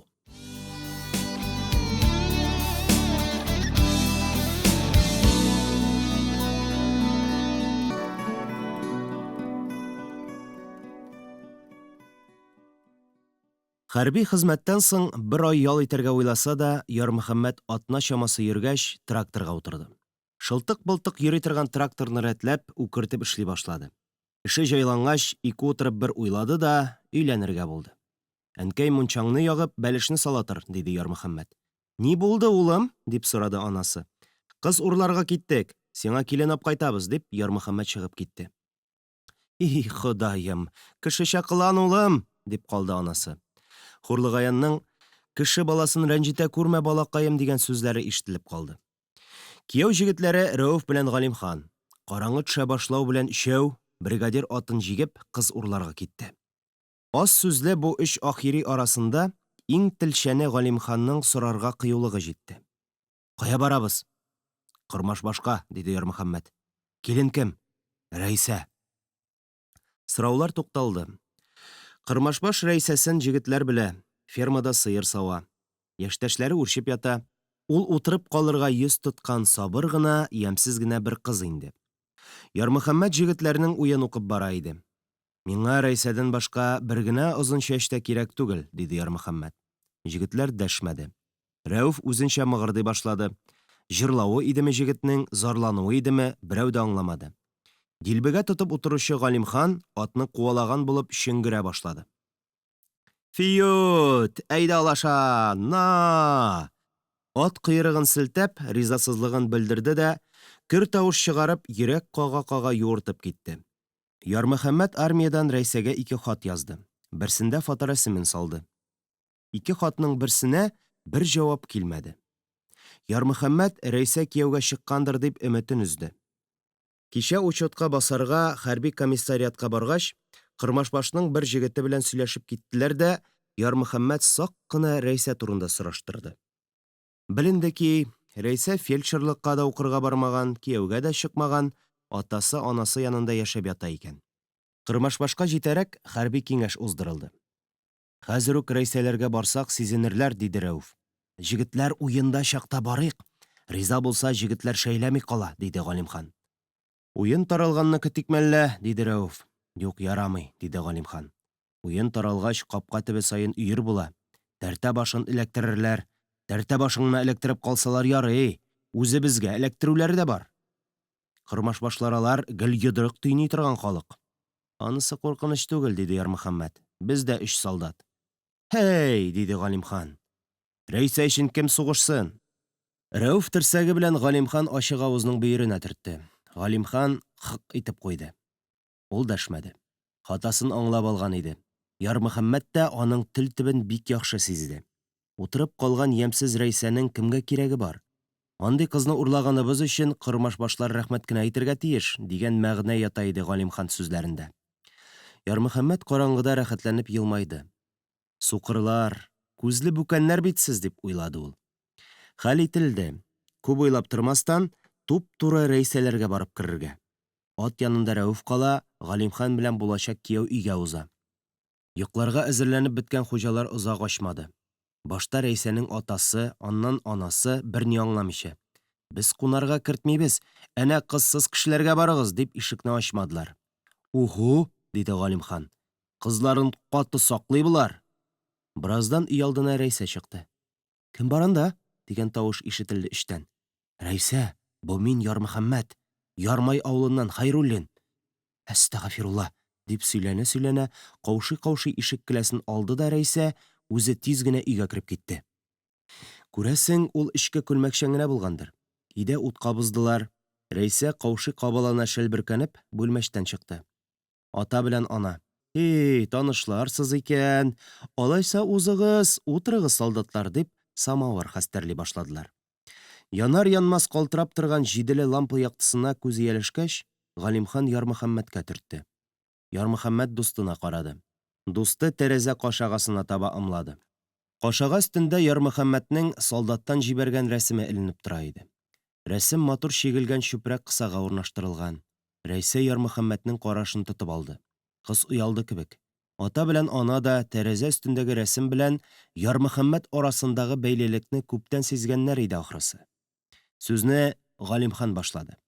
Ул погонсыз гимнастеркасын билендә рәтләп, уң аягын алгарак сузып, күн итеге өстеннән чыгарылган чалбарына ишарәләгәндәй, абый кеше, апа кеше, дип каккалады, суккалады, кыдалу эшен башлап җибәрде. Ул үзләренең кем икәнлекләрен, Ярмай урак кешеләре икәнлеген әйтеп, Ярмөхәммәтнең нәсел-нәсәбен мактап бетергәнче чәй дә өлгерде. Салихҗан абзый, сезнең кызыгыз Рәйсәне менә шушы Ярмөхәммәткә сорап килдек. Ие, фатихагызны бирәсезме? Рәйсә кинәт торып янә бүлмәчкә кереп китте. Ана белән ата сүзсез калды. Ана кеше кызы янына таба атлады. Ике җегет каршында ата кеше ялгыз калды. Алай икән, диде хуҗа. Әллә ничек була бит әле бу? Рәйсә дә бу турыда колакка төшермәде дигәндәй, ул үзе дә, ни бит. Кызым, анасы, чыгыгыз әле. Аралыктан тын гына Рәйсә чыкты. Аны әйдәләгәндәй анасы күренде. Хатын-кызлар мич янындагы эскәмиягә утырды. Ярмөхәммәт кызга карамаса да аның җылаганын сизде. Тик ни өчен Рәйсә җылый, шуны гына аңламады. Үзенә кияү табылганга җылый идеме ул, әллә ата-анасыннан аерыласын уйлап җылый идеме? Ярмөхәммәт бу сорауга җавапны байтак гомер узгач кына, иске мәктәп янында уйланып торганда гына аңлаталар.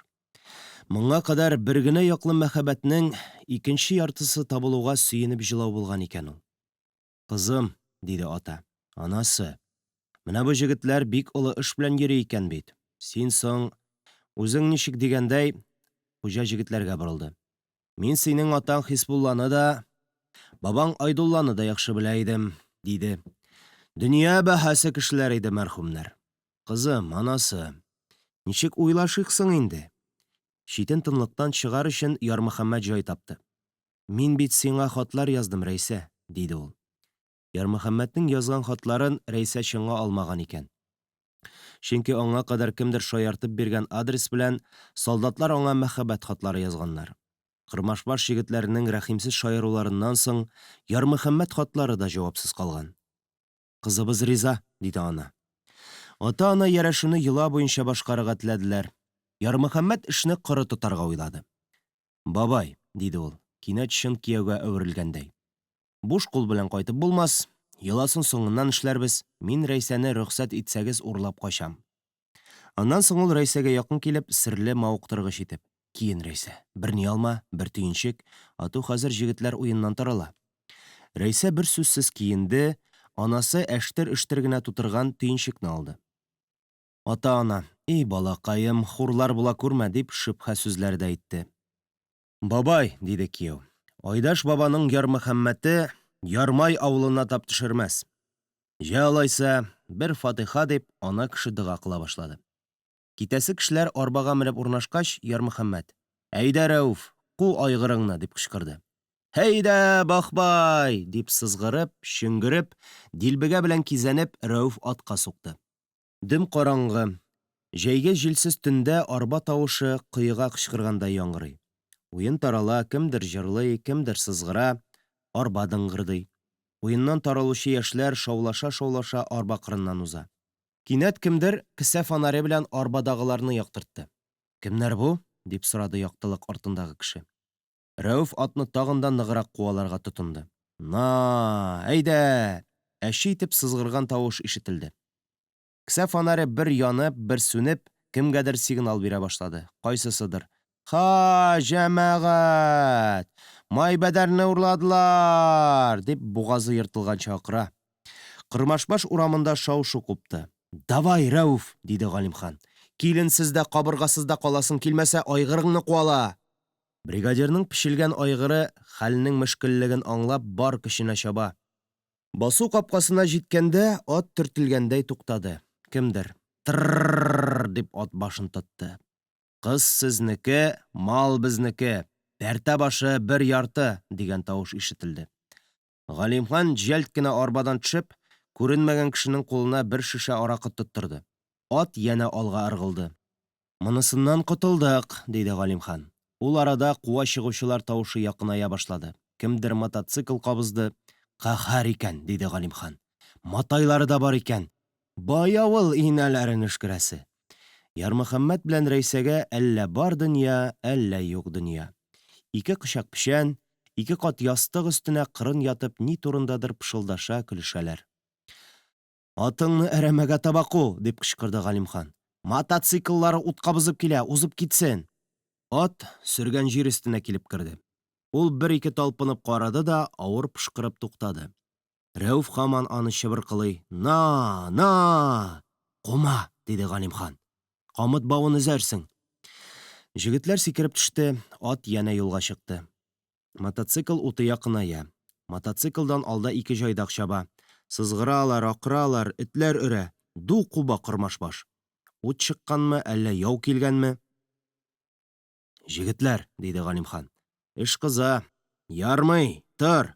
Сиңа да өлеш чыгар монда, парень. Ярмөхәммәт барысын да аңлап алды. Ат әрәмә күперенә кергәндә арттан куып җиттеләр. Мотоцикл яктысында калып, күзләр сукрайды. Тавышларына караганда, яктылык артында 20ләп кеше бар иде ахрысы. Ах, анагызга сабак буласы нәрсәләр, дип кычкырды ат өстендәге җегет. Ул арада җәяүлеләр дә килеп җитте. Арбадагылар камалышта калды. Җегетләр, без, дип Галимхан аңлата башлады. Аның аклануын тыңлап тормадылар. Кырмашбаш җегетләре сугышырга алгысып тора. Рәүфне арба башыннан бәреп төшерделәр. Галимхан мылтыгын алып, «Кагылмагыз, атам!» дип яшел тавыш белән акырды. Ләкин күзләре акайган кырмашбашлар хәтта мылтык тавышын ишетмәделәр дә. Бер төркем Рәүфне караңгыда әвәли, бер төркемгә каршы Ярмөхәммәт үзе сикерде. Галимхан кызны саклап арбада аягүрә калды. Ул ике тапкыр һавага атып карады, өченчесендә арттан килеп кемдер аның аягыннан кискен итеп тартты. Галимхан аска тәкмәрләде. Кинәт мотоцикл уты сүнде, шалтырап пыяла коелганы ишетелде. Дөм караңгыда калып, сугышчылар кайда үзләренеке, кайсы якта дошман икәнлеген дә белми. Соңыннан аңлашылды, Кырмашбашлар үз кешеләрен тукмаган булып чыкты. Дөм караңгылык эченнән дөпе-дөпе суккан, ыңгырашкан, сүгенгән тавышлар гына ишетелә. Рәйсә колакларны без белән тишкәндәй, әче итеп каравыл кычкыра башлады. Кешеләр әллә арады, әллә хатын-кыз чинавына айныды, сугыш туктады. Анда ах, монда вах, анда сүгенеш, монда ыңгыраш. Авыл ягыннан фонарьлы кешеләр килеп җиткәндә, ыңгырашучылар арба янына җыелган иде. «Кая? Кем?» дип кычкырды фонарь тоткан абзый. «Кая Майбәдәр? Нишләп Майбәдәр булсын бу?» Абзый ястыкка капланып җылаучы Рәйсәнең башын калкытты. Фонарен күтәрә төште. «Рәйсә бит бу!» дигән сүз бер авыздан чыкканда ишетелде. Баш түбәләре күпсә дә, яңаклары каймыккан булса да, бер-ике кешенең бер-ике кабыргасы сынса да, күз төпләре күгәргән булып, тешсез калучылар да бер юлы тагын «Рәйсә?» дип гаҗәпләнде. Урланган кызның авыл гүзәле Майбәдәр булмавы бер шатлык булса, урланучы кызның Рәйсә булып чыгуы икенче шатлык иде ахрысы. Җегетләр айгылдап көлделәр. «Урлаучысы кем? Кайсы авылныкы?» дип кычкырды берәү. «Мин, Ярмайның Ярмөхәммәт Хәйруллин», диде кияү. Яктылыкка ирене калынайган, өс башы пычранган бер җегет чыкты. «Ярмый? Ахири, синме бу?» дип әлеге җегет Ярмөхәммәтне кочаклап алды. «Бу бит минем сабакташ җегетләр. Үч авылда бергә укыдык». «Исәнме, Фатих?» диде Ярмөхәммәт. Рәүф тә Галимханда табылды. Галимхан аксый, Рәүф әледән-әле чигәсен капшый. Чигәсен капшый да чырайын сыта. «Җегетләр», диде Галимхан. «Тәртә башы тотканга тагын бер яртыбыз бар. Шуны алыгыз да безне җибәрегез инде сез». «Кырмашбашлар», диде Фатих. «Безнең авыл кияве Ярмөхәммәтнең туй арбасын Чалбаш күперенә чаклы озата барабыз». «Барабыз!» дип кычкырдылар. Чыннан да ике җайдак, берничә җәяүле җегет аларны байтак җир озата килделәр. Әле яңа гына дошманнарча сугышып яткан җегетләр кочаклашып аерылыштылар. «Рәйсә, Ярмай авылына яхшы килен бул», дип калдылар җегетләр. Җегетләрдән ерак киткәч, чиратлашып ыңгырашучы Рәүф белән Галимханга карап, Ярмөхәммәт тыела алмыйча көлә башлады. Рәйсә дә аңа кушылды. Отыры Рәүф белән Галимханга да көлү шаукымы йыкты. «Уеннан уймак, табадан кыймак чыгара яздык бит», диде Ярмөхәммәт. «Мин шундый нык курыктым», диде Рәйсә. Соңыннан өстәп куйды. «Берәрегезне имгәтерләр» дип. Ярмөхәммәт капшап Рәйсәнең кулын эзләп тапты. Җылы, йомшак кул Ярмөхәммәтнең кулын сизелер-сизелмәс кенә итеп кысты да, зур кул эченә кереп, песи баласы да йомарланып ятты. Ярмөхәммәт мәктәптә укыганда күргән кулны аермачык итеп күзаллады. Ниһаять, ул матур кул аныкы. «Туйга хәтле төзәлер әле яраларыгыз», диде Ярмөхәммәт. Шәү 20-гә каршы тора әле син, диде Галимхан. Рәүфнең көлемсерәгәне ишетелде. Нигә көләсең тишек шигә, диде Галимхан. Икәү диң, мине саңа сукмасын, диде Рәүф. Шигәгә берне ыруга ук мин егылып төштем дә ат астына кердем. Галимхан көлә. Ат аягы арасында дип кем уйласын, караңгыда күрмиләр, үзара сугыша башладылар. Ике ярмай җегете, кырмаш башларының 20 җегетенең тешен кыеп, кызларын урлап качкан дигән хәбәр иртәгә үк бөтен Рәшәйгә таралмаса, исемем, ой, минем дә бер теш какшаган бит җегетләр, диде Галимхан. Исемем Галимхан булмасын. Ут сүнгәч, алар үзләрен үзләре тукмады бит, диде Ярмөхәммәт. Мин бер-икесен сөргән җир өстенә алып ыргыттым. Зыян булмас, йомшаганда. Түшәккә төшкән кебек булгандыр. Кыз урлау вакыйгасы әкият, риваят, мәзәк хәл рәвешендә тагы да купайтылып, арттырылып, телдән телгә күчеп озак еллар яшәячәк. Әби булгач, бу төнге маҗара турында оныклары Рәйсәдән сораштырачак. Дәвани, син кыз чагыңда гаҗәп чибәр булгансың диләр. Сөйләле, сине ничек урлап алып кайтты бабакай? Имеш төбәктә генә түгел, бөтен Татарстанда данлы матурны 10 тапкыр соратканнар. Рәйсә берсенә дә чыкмаган. Ярмайның Айдаш баба оныгы Ярмөхәммәт гүзәл Рәйсәне кырмашбашларның борын төбеннән урлап качкан. Куа килүчеләр белән кыз урлаучылар арасында сугыш чыгып, кырмашбаштан 5, Ярмайдан 2 җегет үлгән икән. Шибәрлек мәсьәләсенә килгәндә, ул чыннан да шулай. Кияүгә чыккач, Рәйсә күзгә күренеп үзгәрә башлады. Аның гүзәллеген, эчке бер сөйкемлелеген Ярмөхәммәттән башка бер генә кеше белә иде — Альберт. Яшеренгән бу матурлыкны шигъри күңелле, күзәтүчән кеше генә күрә ала. Иң беренче Хурлыгаян әйтте. Килен чишмәсенә беренче көнне үк китте Рәйсә. Ерактан тулы чиләкләр күтәреп кайтканда, Хурлыгаян капка төбендә утыра иде. Ярмөхәммәт тә шунда, һәр капка төбендә карчык-кырчык хатыннар кыз-кыркын утыра. Яшь килен карарга чыкканнар. Шулчак тыкрык пычмагыннан берничә яшь киленчәк белән Рәйсә дә күренде. Сөбханалла, диде Хурлыгаян улына. Күз генә тия күрмәсен, бигрәк сылу. Атлаулары бигрәкләр матур. Матурлыкны аңлый әнкәй, дип уйлады Ярмөхәммәт. Баладан соң Рәйсә күзгә күренеп сөйкемлеләнә барды.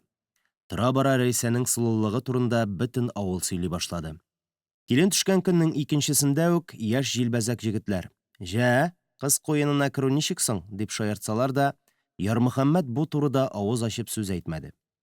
Яшьтән үк ул хатын-кыз турында уртага салып сөйләшергә яратмады. Кеше сөйләгәннәрне дә тыңламый иде. Фәлән кыз белән йокладым, төгән иттем дип, булса да булмаса да лаф ырган ир җегетләрне ул якын итмәде. Бу мәсьәләдә ул Альберт, Рәүф, Галимханга карап сөенә. Бу җегетләр өчәүсе дә бер кайчанда хатын-кыз турында яман сүз ычкындырмады. Начар хатыннар турында сүз чыкканда да аларның дәшми калуны мәгъкүл күргәннәрен Ярмөхәммәт яхшы белә. Ату кеше сөйли, кеше мактана дип тотыналар да гайбәт сөйлиләр. Хәт җир тишегенә кереп кит. Хатын-кыз белән булмаганны булды дип сөйләү бер кабахәтлек, шакшылык, гөнаһсыз хатынны кимсетү. Теге дөньяда шушы гөнаһсы өчен бу мактанчык җегетне Тәмукның иң кызу җирендә яндырачаклар. Гөнаһсыз кызга шул пычракны ягып, дөньяда ничек саф яшәмәк кирәк? Булган очракта да шул турыда малай-шалайга сөйләп утыру унлата түбәнлек, унлата хыянәт. Хатын-кызны бер түбән әйтә. Шулай сөйләгән кеше үзен 100 тапкыр пычрата түгелме соң? Шул түбән, бозык, юмарт хатын белән йоклагач, син үзең кем буласың соң? Ә үз хатыныңның изге серләрен башкаларга сөйләү 1000 тапкыр кабахәтлек. Кылын тартып караганнарга Ярмөхәммәт: «Серләр беләсең килсә, кыз урла. Урла да үзең бел», дип кырт кисә. Кыз урлаган төнне алар бишәүләп кенә таң атканчы чәй эчтеләр. Рәүф, Галимхан, Ярмөхәммәт, Рәйсә, Хурлыгаян. Бәлешнең дә төбенә төштеләр. Җегетләр Рәйсә белән Хурлыгаянга күрсәтмичә генә мунчада әз-мәз кәгеп керделәр. Кыз урлау вакыйгасын кайта-кайта сөйләп, көлә-көлә арып беттеләр. Көлгән сайын Рәүф шигәсен, Галимхан балтырын тотып, чырайларын сыткаладылар. Кыз урлау корбансыз гына булмый икән шул. Зифаф кичәсе кыз куенына керү төне шулай йокламыйча узды. 2 атна буе Ярмөхәммәт Рәйсәгә кагылмады.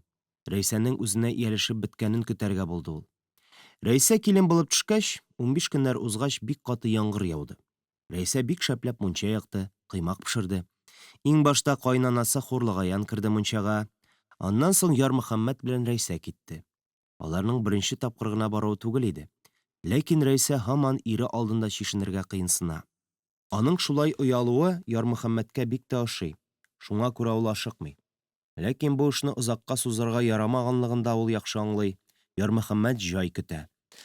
Урманга бардылар, утын әзерләделәр. Печән өстендә дә, каралты кура тиресендә дә гел-гел бергә эшлиләр.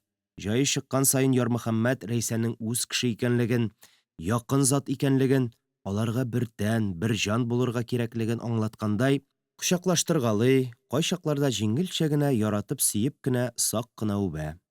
Ярмөхәммәт Рәйсәнең эчке күлмәк киеп ятканына да сүз әйтми.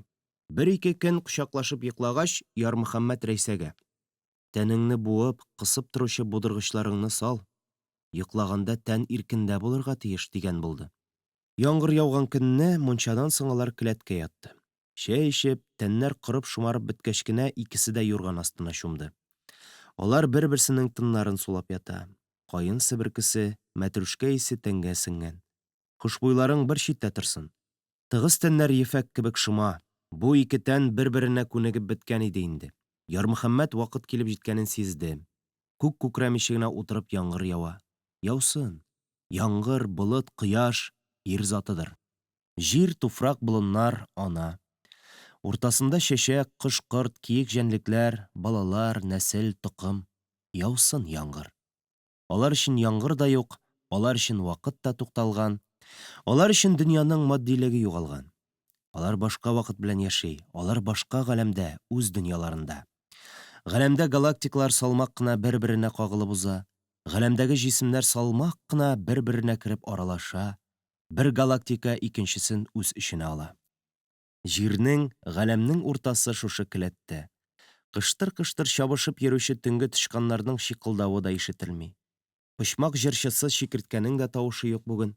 Бөтен табигать тынын кыскан. Яңгыр гына туктарга исәпләми, шыбыр-шыбыр ява да ява. Олы мәхәббәтнең иң изге сере, яшерен сере бүген Рәйсәгә ачыла бара. Бер җан иясе дә бу изге серне белергә, карап торырга тиеш түгел. Ишек өстендәге пәрәвезгә эләккән юан чебенгә дә исе китмичә, үрмәкүч патша да оясыннан чыкмый итагать саклый.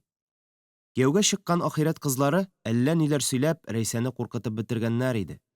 Алар илаһи ләззәт татыдылар.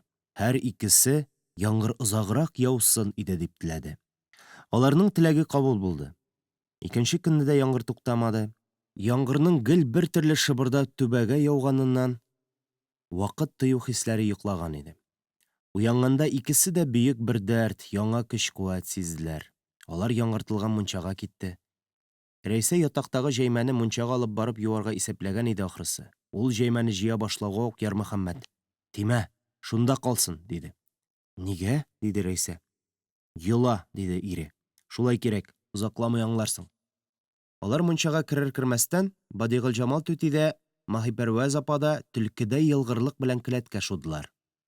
Мунчадан соң чәй эчкәндә Ярмөхәммәт хатынының йөзенә бакты. Аның алдында алсу чәчәк алиһәсе утыра иде. "Рәйсә, син бит алиһә, син чәчәк кызы", диде. Чәй ясаган җиреннән туктап, Рәйсә иренә карады. "Ни дидең?" дип сорады ул. Ярмөхәммәт сүзен кабатлады. "Син бит алсу чәчәк кызы", диде. Рәйсә чәй ясавын онытып, байтак кына Ярмөхәммәткә карап торды да елмайды. Ярмөхәммәт: "Ие, мин алсу чәчәк алиһәсе" дигәнне көткән иде, ләкин Рәйсә бер сүз дә әйтмәде, сөтле чәй белән мөлдерәмә чынаякны Ярмөхәммәткә сузды.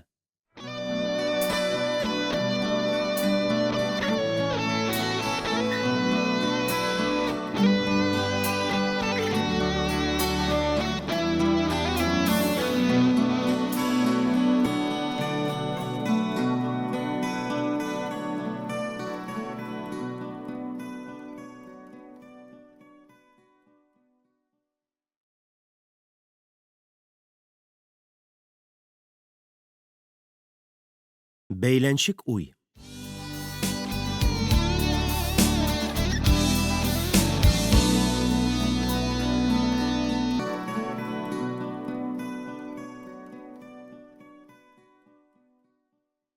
Бер туктаусыз эшләүдән тәм таба торган, колхозда да, каралты-курада да эшләүне бәхет санаган кеше кем ул? Дип сорасалар, Ярмөхәммәт тә, Хурлыгаян да бер юлы Рәйсә диярләр иде.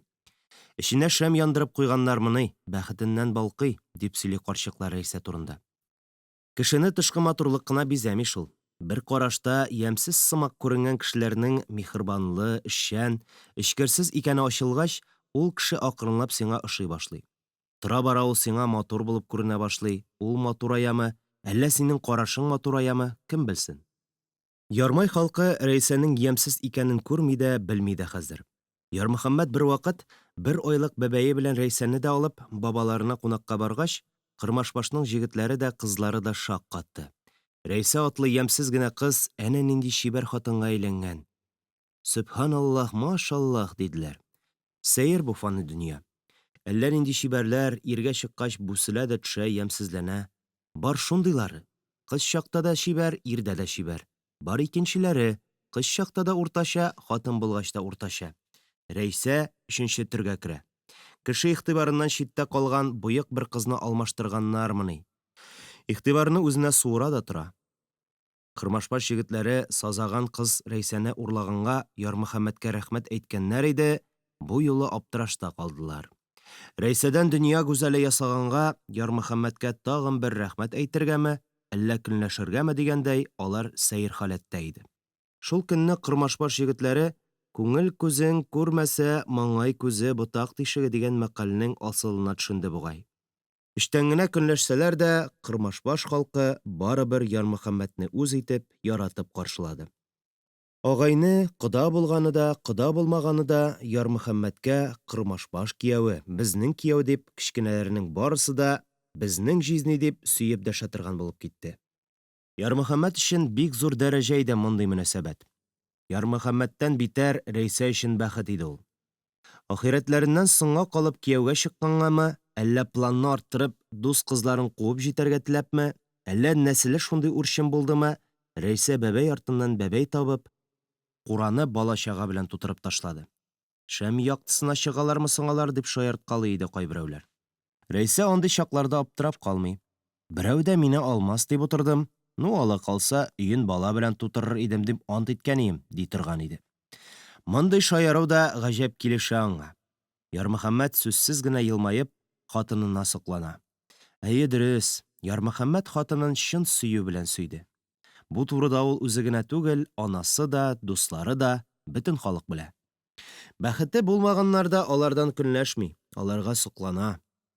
Габделхай белән Зөләйханың кабатлануымы бу? Чыннан да, табигать илаһи матурлык вә мәхәббәттән буш тормасын дип, үлгәннәрнең изге хисләрен исәннәргә васыят итәме? Кайбер кайнаналар улының килененә тартылышын күреп, каты көнләшә торган була. Өйләнгәнче аның улы анасын гына ярата иде, хәзер бөтен игътибары киленендә. Хәзер ул ярату икегә бүленә. Ә зур ягы яшь киленгә тия. Менә шунда башлана инде мәхшәр. Килен белән малай арасын бозу өчен кайнана ниләр генә кыланмый. Тормыш җимерелә, азгынлык, миһербансызлыкка юл ачыла.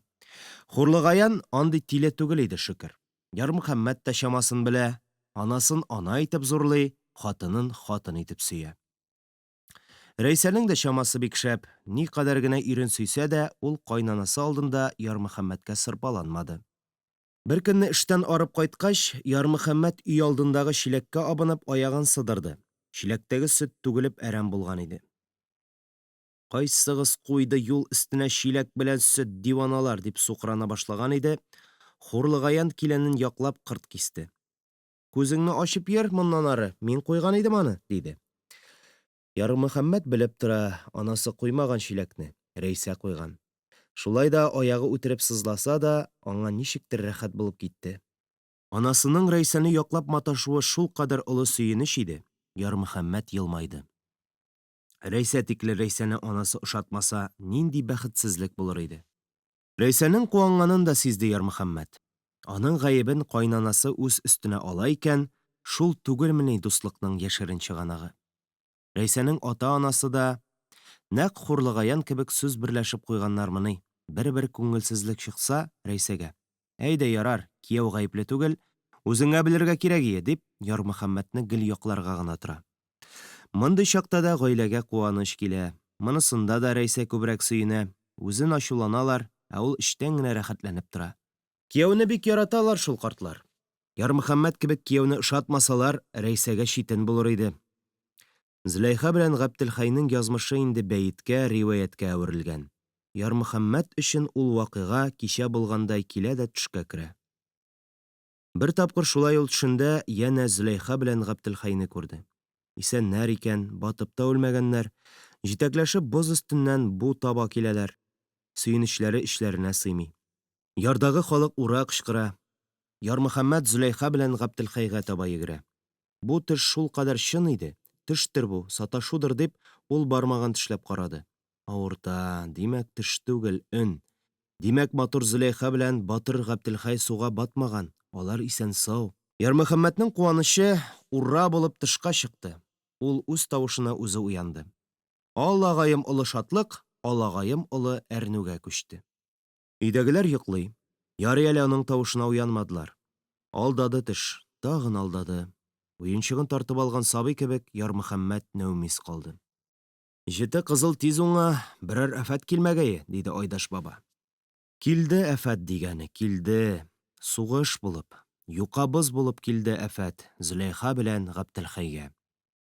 Күзгә йокы кермәде. Ул учы белән ярым йокылы чырайын сыпырды, йокысы китте. Ярмөхәммәт киез каталарын элеп, иңенә тунын салып, мал карарга чыгып китте. Тамак кырыштыргалап, ул абзар ишеген ачты. Сөбханалла, диде хуҗа. Абзар халкы, сарыклар, кәҗәләр аяк өстендә. Әллә сезне абзар иясе уяттымы? Яктырткычын ул югарырак күтәрде. Түр пишмакта ике җан иясе басып тора. Берсе яңа туган бызау, икенчесе сыер. Бәхетле ана бызавын бик теләп, бик рәхәтләнеп ялый иде. Сыер хуҗасына бакмыйча гына салмак кына мөгрәде. Бу мөгрәү хуҗасы Ярмөхәммәткә аталган идеме, әллә бызавынамы, бәлки миһербанлы абзар иясенәдер. Кемгә генә булса да, сыерның мөгрәвендә наз, кытылу сөенече, бәхет галәмәте бар иде. Күргән төше аркасында җимерелгән кәеф алмашынды да куйды. Рәхмәт сиңа, абзар иясе, диде хуҗа. Ә без галәкасыз йоклап ятабыз. Дөньяга чыгарга син булышкансыңдыр бәләкәч бу үгезчеккә, абзар иясе.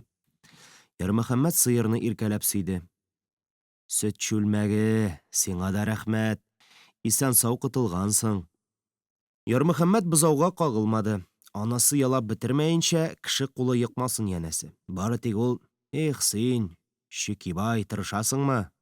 Тырыш, рәхәтләнеп им", дип сөйләнә-сөйләнә өйгә кереп китте. Җылырак киенеп, ул янә абзарга чыкты. Мал асларын чистартып, алларына салды. Шулай йөри юана торгач, сыер да чүбен салды. Сыер чүбен алып, мунча артына ташлагач, ул чак кына көрпә туглап, бераз тоз белән тәмләтеп, сөт чүлмәгенә талык су эчерде. Рәйсә хуҗабикәң сиңа исемне дөрес кушкан, диде Ярмөхәммәт. Сөтле булдың син. Бызавыңа да, безгә дә җитәр, Хода кушса. Әллә нинди булды инде ул көн, билләһи. Ярмөхәммәт абзар халкы белән, яңа бызаулаган сыер белән иркенләп, рәхәтләнеп сөйләшеп тә бетермәде, өйдә нидер булды. Ул арада анасы Хурлыгаянның шөбһәле тавышы ишетелде. Ярмөхәммәт, кайда йөрисең? Ана эчке күлмәкчән ялан аяк булдырга чыкты. Килен, тулгаклый. Ярмөхәммәт өйгә атылды. Махибәдәр түтигә йөгер дип, Хурлыгаян улы өйгә кереп киткәч кенә әйтә алды. Рәйсә ул арада бәбәйләгән, яшь ананың ике бот арасында кып-кызыл җыерылып беткән чырайлы бер җан иясе кыймылдый. Үзе майламаган арбадай шыгырдый, җылавы бугай. Үзе әллә нинди сырлы-сырлы бауга уралган. Ярмөхәммәт хатынына ярдәм итәргәме, әллә баланы алыргамы, нишләргә белми карап каткан. Ул арада Хурлыгаян лепердәп килеп керде. Ни карап каттың, диде ана. Кендеген кисәргә пычак китер. Ярмөхәммәт әллә нинди билгесез сәер хисләреннән арынып, тиз генә кара өйгә чыкты. Ул өстәлдә сузылып яткан пычакны күрмәде, кеше сәкегә басып, тәрәзә кашагасы артына кыстырган бабасының хәнҗәрен алып, ак өйгә сикерде. Анасы гәүдәсе белән аның юлын бүлеп, хәнҗәрне талап алгандай улыннан тартып алды. Үзенең монда артык икәнен Ярмөхәммәт шунда гына аңлады. Ул йөгереп урамга чыкты да Галимханнар коймасы өстеннән ишек алдына төште. Мөхибәдәр түти нидер дөпелдәгәнгәме, әллә үз йомышы беләнме үзе чыгып килә иде. Кем йөри анда? Ярмөхәммәт, син түгелмесең? Мөхибәдәр түти эшне аңлаган иде инде. Кичә кичтән үк уйлаган иде. Ай-һай, Рәйсәнең атлавы ук үзгә. Төнен бәбәй китермәгәе. Доктор фельдшер шуртын беләме ул, тагын бер атна йөрергә тиеш дигән булып, мунчага төртеп җибәр генә диде дә Мөхибәдәр түти җилтерәп Ярмөхәммәтләргә кереп китте. Ярмөхәммәт янә өйгә кермәде, дөресрәге, хатыннар аны кертмәде. Эш булмаса да эш табып, ул мунча абзар тирәсендә юанды. Бераз ыгы-зыгы тына төшкәч, Мөхибәдәр карчык сөенче алды. Улың бар, Ярмөхәммәткәем, диде. Бу сөенче өчен Ярмөхәммәт Мөхибәдәр карчыкны бик олылады. Баш балаңның угыл улан икәнен әйткән кешене хәлеңнән килсә алтынга да манарсың. Әмма 60-нчы еллардагы кысанлык вакытында бер кәшимир яулык, бер такта чәй белән 3 зур шакмак шикәр булганда алтының бер кырда торсын. Алай гына да түгел. Анда-монда барган саен Ярмөхәммәт сөенче алган Мөхибәдәрне күчтәнәчсез калдырмады. Хатыны Рәйсәгәме иң башта рәхмәт әйтергә, әллә уланның үзенәме, әллә йорт иясенәме салават әйтергә, бәлки Аллаһ Тәгаләгәдер. Аллаһга шөкер. Мөгъҗизамы соң бу хәл, әллә гап-гади бер очраклылык, табигыйлекме? Каһарман туган көнне ихатада хуҗаның аты кылынлый. Мондый әхвальне борынгылар яхшыга юраган. Әкиятләрдә бу шулай. Ә менә чып-чын тормышта бер таңда сыерың үгез бозау китереп, хатының угыл улан тапса, нәрсәгә юрарга? Яхшы фалмы бу? Әллә... Ярмөхәммәт үзенең шулай артык уйлануларын үзе дә өнәми. Ничек уйласаң, шулай рас килүе ихтимал дип, ул авыр уйларын гел куа килде. Ләкин кайбер шомлы уй синең ихтыярга буйсынмый шул. Башка мәшәкатьләрне, фикерләрне өертеп башыңнан куып чыгара да, миеңнең иң түренә менеп түрә була.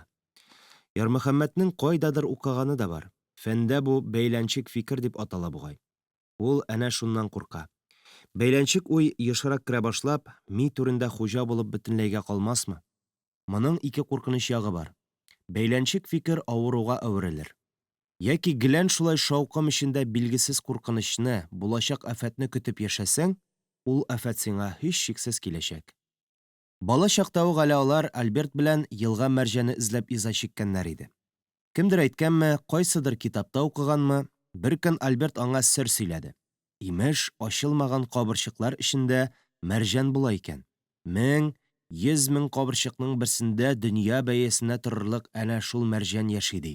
Диваналар түгел дигән син шул сабыйларны. Яр буендагы бака кашыкларын 2-3 көн актарып та алар бер генә мәрҗәндә таба алмаганнар иде. Аларның бу эшен Айдаш баба күреп хикмәтенә төшенгәч, киткелдәп көлде. Көлде дә бик җитди итеп әйтте. Мәрҗән диңгез кабырчыкларында гына була ул уланнар, диде. Якты өметләр, мөгъҗизаи матур хыял шәлпәрәмә килде. Борыннар салынды, авызлар турсайды, күңелләр төште. Айдаш баба сабыйларны җимерек бәхетләре белән бергә калдырып, кәҗә бәйләргә китеп барды. Альберт кулындагы пәкесен, күпме кабырчыкны каерып ача-ача сындырган пәкесен ярсып җиргә томырды. Ярмөхәммәт тә кулындагы бака кашыкларын шалтыратып җиргә куйды. Ләкин иелеп янә бер ачык бака кашыгы алды. Алды да бик җентекләп карый башлады. Мәрҗән таптыңмы әллә? Диде Альберт. Таптым, диде Ярмөхәммәт. Мәрҗәннең шикиен. Җылап җибәргә әзер Альбертның авызыннан шартлап көлү чыкты. Көлү көтелмәгәндә кинәт башланды. Ярмөхәммәт тә тыела алмыйча көлә. Башланышында көлү рәхәт иде сабыйларга. Фаҗиганы юу өчен кирәк булган көлү тора-бара бүтән төсмергә керә барды. Көлү сеңгерләр тартылганчы ачудан көлүгә әверелде. Алар инде җыламас өчен түгел, җылар өчен көлә иде. Чыннан да, Альберт чирәмгә капланып җылый иде. Ярмөхәммәт аның янәшәсендә утырган, ике тезенә ике беләген куйган да, әле һаман бака кашыгын җентекләп тикшерә. Кашык зәңгәрле миләүшә сыман вә саргылт кызыл төсләр белән җемелди. Альберт тынычлана төшкәч, Ярмөхәммәт бака кашыгыннан күзен алмыйча: «Матур Сәдәф», — диде. Еллар үтте, юллар узды. Альберт тәки тапты бит эзләгән мәрҗәнен. Ярмөхәммәт тә тапты. Елга мәрҗәне дип алар үзләрен эзләгән икән ләбаса. Мәрҗән ул үзеңне табу. Халык арасында үз урыныңны, үз куәңне табу икән бит. Авылдан куылган Хәмидулла Төхвәтуллинның улы Альберт ят илдә дә югалмаган, укыган, кеше булган. «Безнең авылдан да бер язучы чыгар икән», дип әйтә ди Фәрхун. Ярмөхәммәт баш баласы тугач, каралты кура рәтләнгәч, баш бетәйгәч аңлады. Ул да мәрҗәнле икән, Ходаем. Менә шул көнне, үзенең бәхетле икәнен аңлаган көнне, аның башына теге каһәр суккан бәйләнчек уй кереп утырды. Башта ул Рәйсәгә өйләнгәч, зур бәхеткә ирештем дип уйлады. Аннан әнкәй белән Рәйсә арасы бозылса, ничек яшәрмен дип борчылды. Инде баласы тугач, аның киләчәге өчен кайгыра башлады. Ул бала белән бер хәл булса, дөнья җимерелер кебек. Инде килеп бөтен ягы җитеш. Ул һаман хәүефле халәттә нидер көтә. Табигатьме, хөкүмәтме, Сабир, Фәрхун кебекләрме билгесез фаҗиганың сәбәпчесе булыр, белгән юк. Берәр яры китсә, 2-3 көн торса, бала белән бер хәл булгандыр кебек, хатынына, анасына ниндидер бәлә килгәндер сыман саташу дәрәҗәсендә уйлана. Бу бәйләнчек фикерне куар өчен ул юри үз алдына сөйләнә башлады. Күзенә ни күренсә, ишеттерерлек итеп сөйләнә, кычкырып уйларга өйрәнеп китте. Ул уянгач та шулай сөйләнеп ята. Ярмөхәммәт саташа дип уйлыйлар. Саташмый ул. Саташудан куркып шулай сөйләнә. Шул чак тәрәзә пыялаларын зыңгылдатып машина узып китте.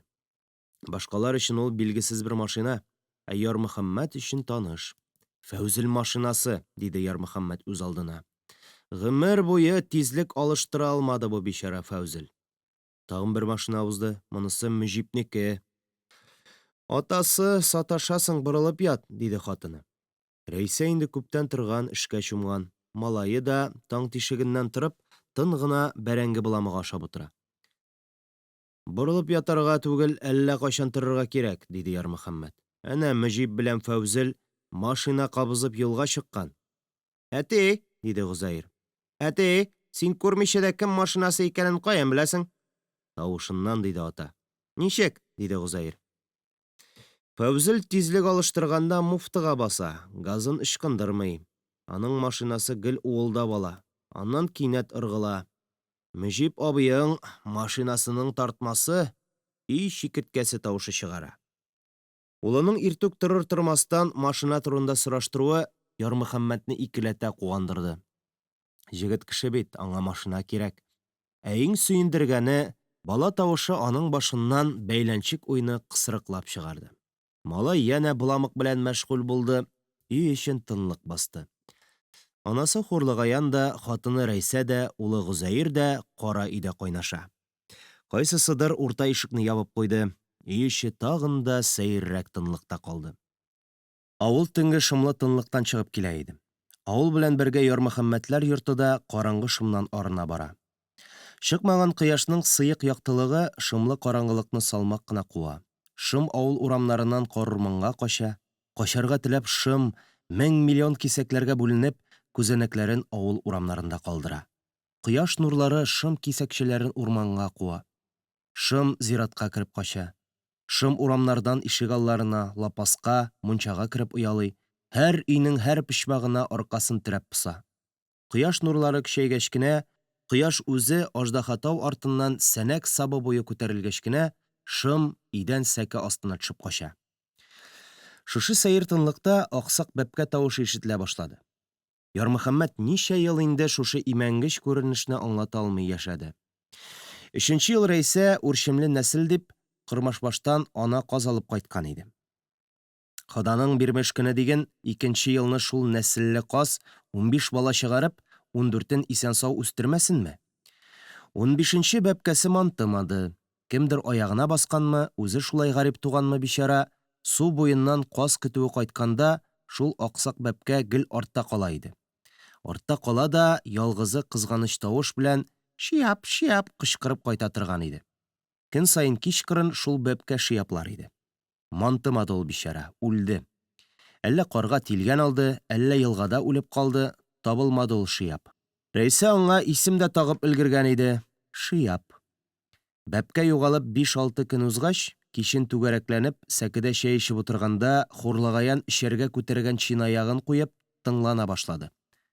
«Аксак бәпкәме, Ходаем?» — диде. Барысы да тын кысып урамга колак салды. «Шияб кайткан!» — диде дә Рәйсә йөгереп чыгып китте. Аксак бәпкә тавышын ишетеп, Ярмөхәммәт бик гаҗәпләнгән иде. Өчесе дә Шияб тавышын ишетте.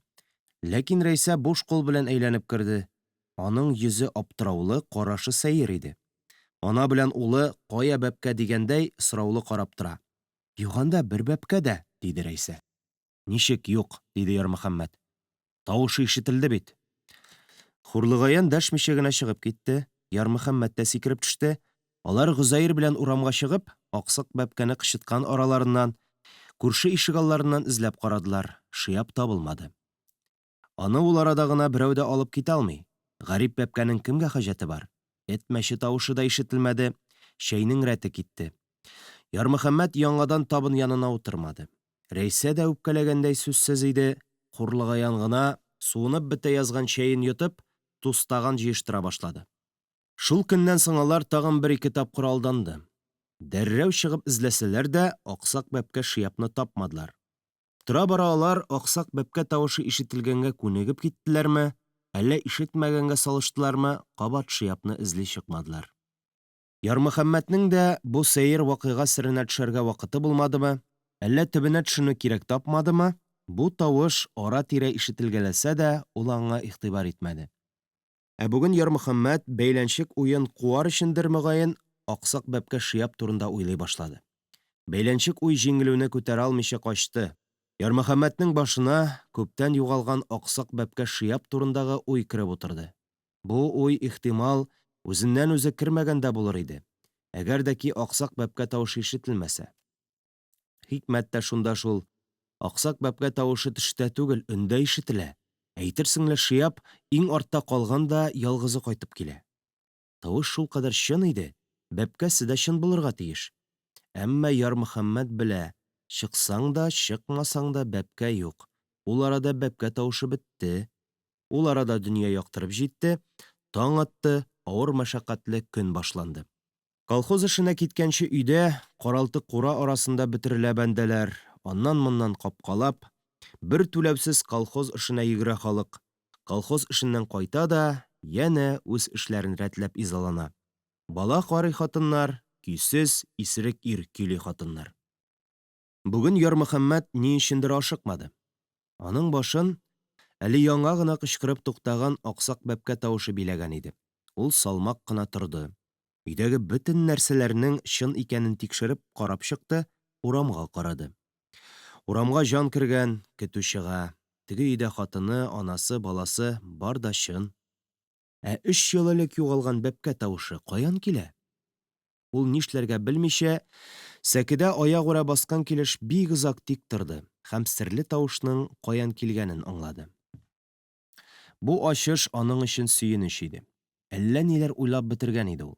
Яшерен-батырын түгел, Рәйсә белән анасы үзләре әйтмәсә дә, бу тавышны убыр җен, өй иясе, теге дөньялар белән бәйләп бетергәннәр иде. Ара-тирә анасы да, Рәйсә дә шомланып аңа әйткәләделәр. «Аксак бәпкә тагын кычкырды», диделәр. Ярмөхәммәт урта ишекне ачып, бер дә исе китмәгәндәй, «Аксак бәпкә һәр көнне кичке 7-дә, аннан соң иртәнге 7-дә кычкырачак», дип әйтә куйды. Шулай булды да. Баксаң, иске сәгать тәүлегенә 2 тапкыр, бер вакытта шулай ишетелер-ишетелмәс кенә бәпкә тавышы чыгара икән. «Тешле тәгәрмәчкә май тамызсаң, бәпкә тавышы бетәчәк», диде Ярмөхәммәт. «Кирәкмәс», диде Гозаир. «Маташма, әткәй, кызык бит, кычкырсын Шияб». Шөкер, бу көн шулай бәйләнчек уйдан башка үтте. Әмма чак кына бер вакыт уйсыз калдыңмы, теге мәлгун бәйләнчек фикер рөхсәтсез-нисез килә дә керә. Ялгызлыкка өйрәнгән Ярмөхәммәт шул бәйләнчектән качып, кешеләр арасында юанырга булды. Гомерендә булмаганны, хәтта буш буйдак чагында да колхоз үзәгендәге бөҗәкханәдә ашамаган Ярмөхәммәт Үзе алып килгән төенчекне чишеп әбәт ясаучы Ярмөхәммәт, һич югында җае чыкса, өенә кайтып ашый торган Ярмөхәммәт колхозның бөҗәкханәсендә еш күренә башлады. Галимхан тапкан исем бөҗәкханә, ашхана, ысталавай сүзләрен тәмам кысрыклап чыгарды. Таракан, чебен, кигәвен белән мыжлап торган өйне башкача ничек атыйсың? Дәмулла абый гына бер үзе ашханәне гел башкача атый. Суслангирда да мондый шапшаклык юк дип әйткәли иде. Аның Суслангир дигәне соңыннан гына аңлашылды. Ул сүзне ник әйткәненә үкенгәндер дә Милла абзый. Үзәккә чакыртып үзәккә үттеләр, диде ул Ярмөхәммәткә. Фәрхун дуңгыз Мирвәлигә әйткән. Мирвәли куштан отделга җиткергән. 37 елны күрсәттеләр, малай. Аналарын ач урыс салгыры диң. Суслангирны шундыйлар үзләре ясады. Хәзер үзләре үк яшерәләр. Пленный хисабында яшәде инде, малай. Кортлы аш, сасы барак. Эш китеп кырыла халык. Анда сугыш кыза. Без монда кырылабыз. Командирлар атлаган сайын кеше атып йөри. Өстәл өстендә чебен, кыргаяк, таракан, битләп, тиф таралды. Сугышка җибәрегез дигәннәрне маңгайларына терәп аталар, парин. Ни булды ул? Бер очы чыгармы, юкмы? Очы чыгар аның, халыкка дөресен сөйләрләр, ләкин гаеплеләр дә, без дә булмабыз шул. Ашхана ишеген ачып, бусага аша атлар атламаста җегетләр бер юлы. Хо! Ярмый да бөҗәкханәгә килер икән, дип каршылады. Чебен синнән миннән чистарак хайван ул, диде Ярмөхәммәт. Җегетләр көлде. Нигә көләсез, диде Ярмөхәммәт. Әнә карагыз. Ул бушаган кыштабак кырыена басып, тәпиләре белән канатларын чистартып азапланучы бер чебенгә күрсәтте. Чебен 4 аягын терәп, урта аяклары белән канатларын аслап-өсләп чистарта да, 2 аягының очындагы чистарткыч төкләрен кушырып, тузанын кага. Яна арткы 4 аягын терәп, алгы пар тәпие белән башын күзен тәфсилләп юа. Яна 2 аягын кушырып уа, тузанны куя. Чират арткы гәүдәгә җитә. Алгы 4 тәпи табакка терәлә, арткы пар тәпиләр гәүдә өлешен юа, яна тузанны кагып, яна гәүдәне чистарта. Чистарынып беткәч, чебен очып китә. Ярмөхәммәт: "Кайсыгыз ашаганнан соң чебен кебек бит, баш, аяк, гәүдә юып дуга кыла?" дигән иде.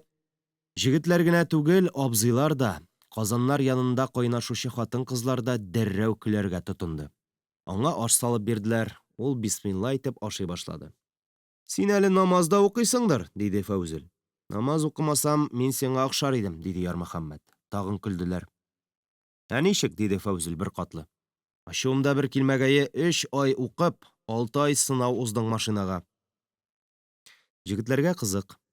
Машина йөртергә таныклык ала алмыйча, рай үзәк юлын күп таптаган Фәүзел өчен генә кызык булмады. Ярмөхәммәт дәвам итә. "Әле дә булса тизлек алыштыра алмыйсың." Җегетләр көлә. Фәүзел ник сүзгә катнаштым икән дигән кебек аңлаешсыз гына мыгырдана, әллә Ярмөхәммәтне сүгә, әллә җегетләргә ачулана, белмәссең. Шул чак тамагы туйганнар кызык эзләп сүз куертырга тотынды. "Ярмый", диде учавыл крәшенә улайда да. "Сине дә катының ташлап киттем әллә? Бөҗәкханәгә бик еш сугыласың." Бичара улайда да. Бөек кеше син улай, батыр кеше. Яши беләсең син улайда да, бирешмисең. Иртәгә армиягә китәсе дигән көнне җегетләр җырлап урам әйләнделәр. Болай йөрүне сөрән җыены дип тә әйтәләр. Бригадир Хәсәншаның алашасын җигеп, гармон уйнап, ар-як урамнарын урап җырлады алар. Үскән чакта үскән идек тал тамырлары кебек, үсеп җиткәч таралыштык кыш балалары кебек. Рәсүл җырлый, Исламнур җырлый, башкалар күтәреп ала. "Әйдәгез, җегетләр", диде Рәсүл. "Учавылдан әйләнәбез." Шул сүз җитә калды, Рәүф атны Учавыл юлына борды. Юлда 2 авыл арасында җырламадылар. Учавыл башына җитәрәк, Рәсүл тамак киереп җыр башлады. "Китәм инде, китәм инде, китәм инде каласың", барча җегетләр кушыла. "Мин киткәчтен кем иркәләр, син сандугач баласын." Ярмөхәммәт Рәйсәне күз алдына китерде. Кайда икән ул Рәйсә? Мәктәпне ни сәбәпле ташлады икән? Авылдамы ул, әллә берәрсенә ияреп читкә киттеме? "Әйдәгез, җегетләр, кырмаштан урап кайтыйк" дисә, бәлки күнгән булырлар иде, ләкин ул дәшмәде. Сире ачылудан шүрләде ул. "Учавылның улай көҗмәсе минем ахири", диде Рәсүл. Көжмә иртәгә безнең белән китә бит. Әйдәгез, улай дәдәйнең көмешкәсен татып карыйк. Ризалаштылар да Рәсүл бер керәшен хатынын туктатып сорады. Җиңгәчә, әйт әле, Владимиров Кузьма кай тарафларда тора? Үзебезчә сора, диде җиңги. Ату син сораган кешене без белмибез. Дип көлде Рәсүл. Улай көжмәсе кирәгие. Соң шулай дип әйтәләр аны, диде хатын. Улай көжмәсе Тыкрык урамында, урта йорт. Улай дәдә аларны көтеп кенә торганмыни. Улы көжмә белән бергә хезмәткә китәсе җегетләр икәнен белгәч, «Ай, кодайларым, кунаклар бар икән», дип кочак җәеп каршылады. «Көжмә!» дип кычкырды хуҗа. «Пидущия, давай кастырла!» Шул җитә калды. Көжмә келәттән чирекле шешә белән көмешкә алып керде. Хуҗа хатын пидущия җиңги кар базыннан тозлаган кәбестә, кыяр, гөмбә, каклаган дуңгыз боты алып менде. Улай дәдә күкрәгенә терәп, тегермән ташыдай икмәкне телемләп турый башлады. Ярмөхәммәт өй эчен караштырып утыра иде. Дивар ниргәләр буйлый тар сәке сузылган, ишектән кергәч тә Сәндерә, керәшеннәр аны сүнәдерә ди. Сәндерәдә карлыгач балалардай тезлешкән башлар, Көжмәнең энеләре, сеңелләре карап ята, үзләре чыркылдаша. «Эй, дуңгыз балалары!» диде улай дәдә. «Шауламагыз, атукка хәзер куып төшерәм». Өйнең иң түрендә сул почмакта тәре. Уртасында изге Мәрьям ана сүрәте. Тәре чигешле сөлге бистәр белән уратылган. Имән өстәл янында улай дәдә, түр якта, кунаклар өстәл янына утырды. Көжмә ишек кат якта аяк өсте калды. Улай дәдә почмактагы тәрегә карап, чукынып укынып алды. Аннан соң чирекле шешәне кочаклап, бердән-бер пыяла стаканга мөлдерәмә тутырып көмешкә койды. Ярмөхәммәт аптырады. Бөтен табынган нигә бер генә савыт? Әллә буларның башка стаканнары юк микән? Ул арада улай дәдә стаканын күтәреп җегетләргә изге теләк теләде. «Илне җакшы саклагыз», дип ишеп тә куйды. Ул чырайын сытмыйчан, азык капмастан. «Эх!» дип тамак кырды да, янә стаканны тутырды. Тулы стаканны сул ягында утырган Рәсүлгә сузды. Рәсүл ишеп караган иде дә тончыкты. «Сыя бармы икән бу нәмәстәкәй?» диде хуҗа хатын. «Бармаса эчмә син аны. Әйдә, җегет Айса, синең чирут». Галимхан кыстатып тормады, үз өлешен каплап та куйды. Аның кызыл аракы эчкәләгәнен Ярмөхәммәт белә иде, гаҗәпләнмәде. Рәүф интегә-интегә булса да эчте. Стакан табын әйләнә йөреп, янә хуҗага кайтып җитте. Исламнур белән Ярмөхәммәт кабып та карамады. Пидущия җиңги табындагыларга гаҗәп матур җырлар әйтте. Ашап эчеп утырайык әле, бер утрукайлар, ай, бер гомер. Матур җырлар да Исламнур белән Ярмөхәммәтне җиңә алмады. Стакан икенче тапкыр түгәрәк буйлап китте. «Беләсезме, ырулар?» диде улай дәдә. «Ни өчен без керәшеннәр бер тустаган белән генә кунак сыйлыйбыз? Һай, хикмәте бар аның. Питер патша заманнарында. Әнә теге таудан бакыр чыгарганнар. Питер армиясына тупларны менәтерә безнең шул бакырбас тавыннан алганнар. Бәк авыр хезмәт булган таудан бакыр чыгару. Бөтен тирә авыллардан татарларны, керәшеннәрне куып китереп бушлай эшләткәннәр. Аты бар, үз атын җигеп, бакырны чаллы пристанена ташыган. Аты булмаган сыерын җиккән, сыеры да булмаган үзе җигелгән. Менә терә безнең авылда бәк кансыз бер нәдзирәтел торган. Кыйнап кеше үтергән. Шул нәдзирәтел керәшеннәргә көмешкә кайнаттырып эчеп ята икән. Бер заман бу нәдзирәтел көмешкә эчеп яны бүлә, эче яны бүлә. Керәшеннәр агу ичертеп үтерде дип, ярты авылны яткызып суктырдылар, дип сөйли иде карт бабай. Кем йортында үлгән шуны катыр сөреп, яңа нәдзирәтел китереп куялар. Бусы да эчә торган була, кар суккыры. Нәдзирәтел куярга дип бер команда урыс килә. Аш әзерләтәләр, көмешкә кудырталар. Ләкин нәдзирәтел яшисе җорт хуҗасына әйтәләр. Көмешкәңне иң башта үзең ич, диләр. Хуҗа иң беренче керәгәне алып, элек бабалар агач керәгә белән ичкәннәр. Әлегә хуҗа бер керәгә көмешкәне ичеп бетерә дә, керәгәсен тутырып, иң олы кунакка бирә. Бу җыланы шуннан калган дип сөйли торганы картлар. Ягъни агу түгел бу, эчә белсәң, пайдалы эчемлек. Дару үләннәрен эчсәм дәген җөрәгем басылмады. Сез дус ыруларны күрмәенчә, күңелкәйләрем ай ачылмады. Ярата Ярмөхәммәт керәшен җырларын. Сүз урынына җыру, мактау да җыр, кыстау да җыр, саубуллашу да җырга әйләнә. Түгәрәкләнеп эчүнең тагын бер кыйммәте бар аның, диде пидуче җиңги. Улай дәдәгез сүләгән дә как. Түлке дөресе менә булай анын. Бөтен кеше бер юлы тиз-тиз эчсә, исереп бетәләр дә мәҗлеснең эрәте чуала.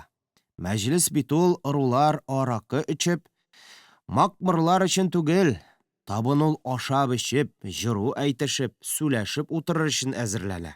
Кодалар, ырулар белән сагынышып, карашып утырыр өчен табын кастерләгән калык.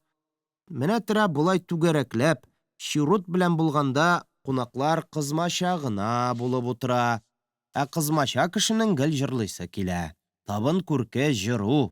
Алача паласлар өстенә буй-буйлап, чигү салдырдымлай тиздереп. Сез ырулар көрмәтенәләй бирер идем, бәгәркәйләремне ездереп. Эш исермә, исерсәң жазык, диде пидуче җиңги. Хей, катын, диде улай дәдә, без барыбер җомакка керәбез. Обязательно без керәшеннәр бөтенебез дә җомакка керәчәк калык. Әйтимме ни өчен? Әллә юри, әллә чынлап улай дәдә мөселманча дога кылды, ике учын кушырып. Аллаһумма салли аля Мухаммадин ва аля Мухаммад. Кама саллата аля Ибрахима ва аля али. Ибрахима иннәка хамидун мәҗид. Аллаһу әкбәр, амин, дип кушучлап йөзен сыпырды. Рәсүл көлде, Рәүф елмайды. Ярмөхәммәт улай догасын игътибар белән тыңлады. Салават догасында ялгыш юк иде. Беләсезме ни өчен? Диде улай дәдә. Теге дөньяда кайсысы баш буласын берәү дә белми.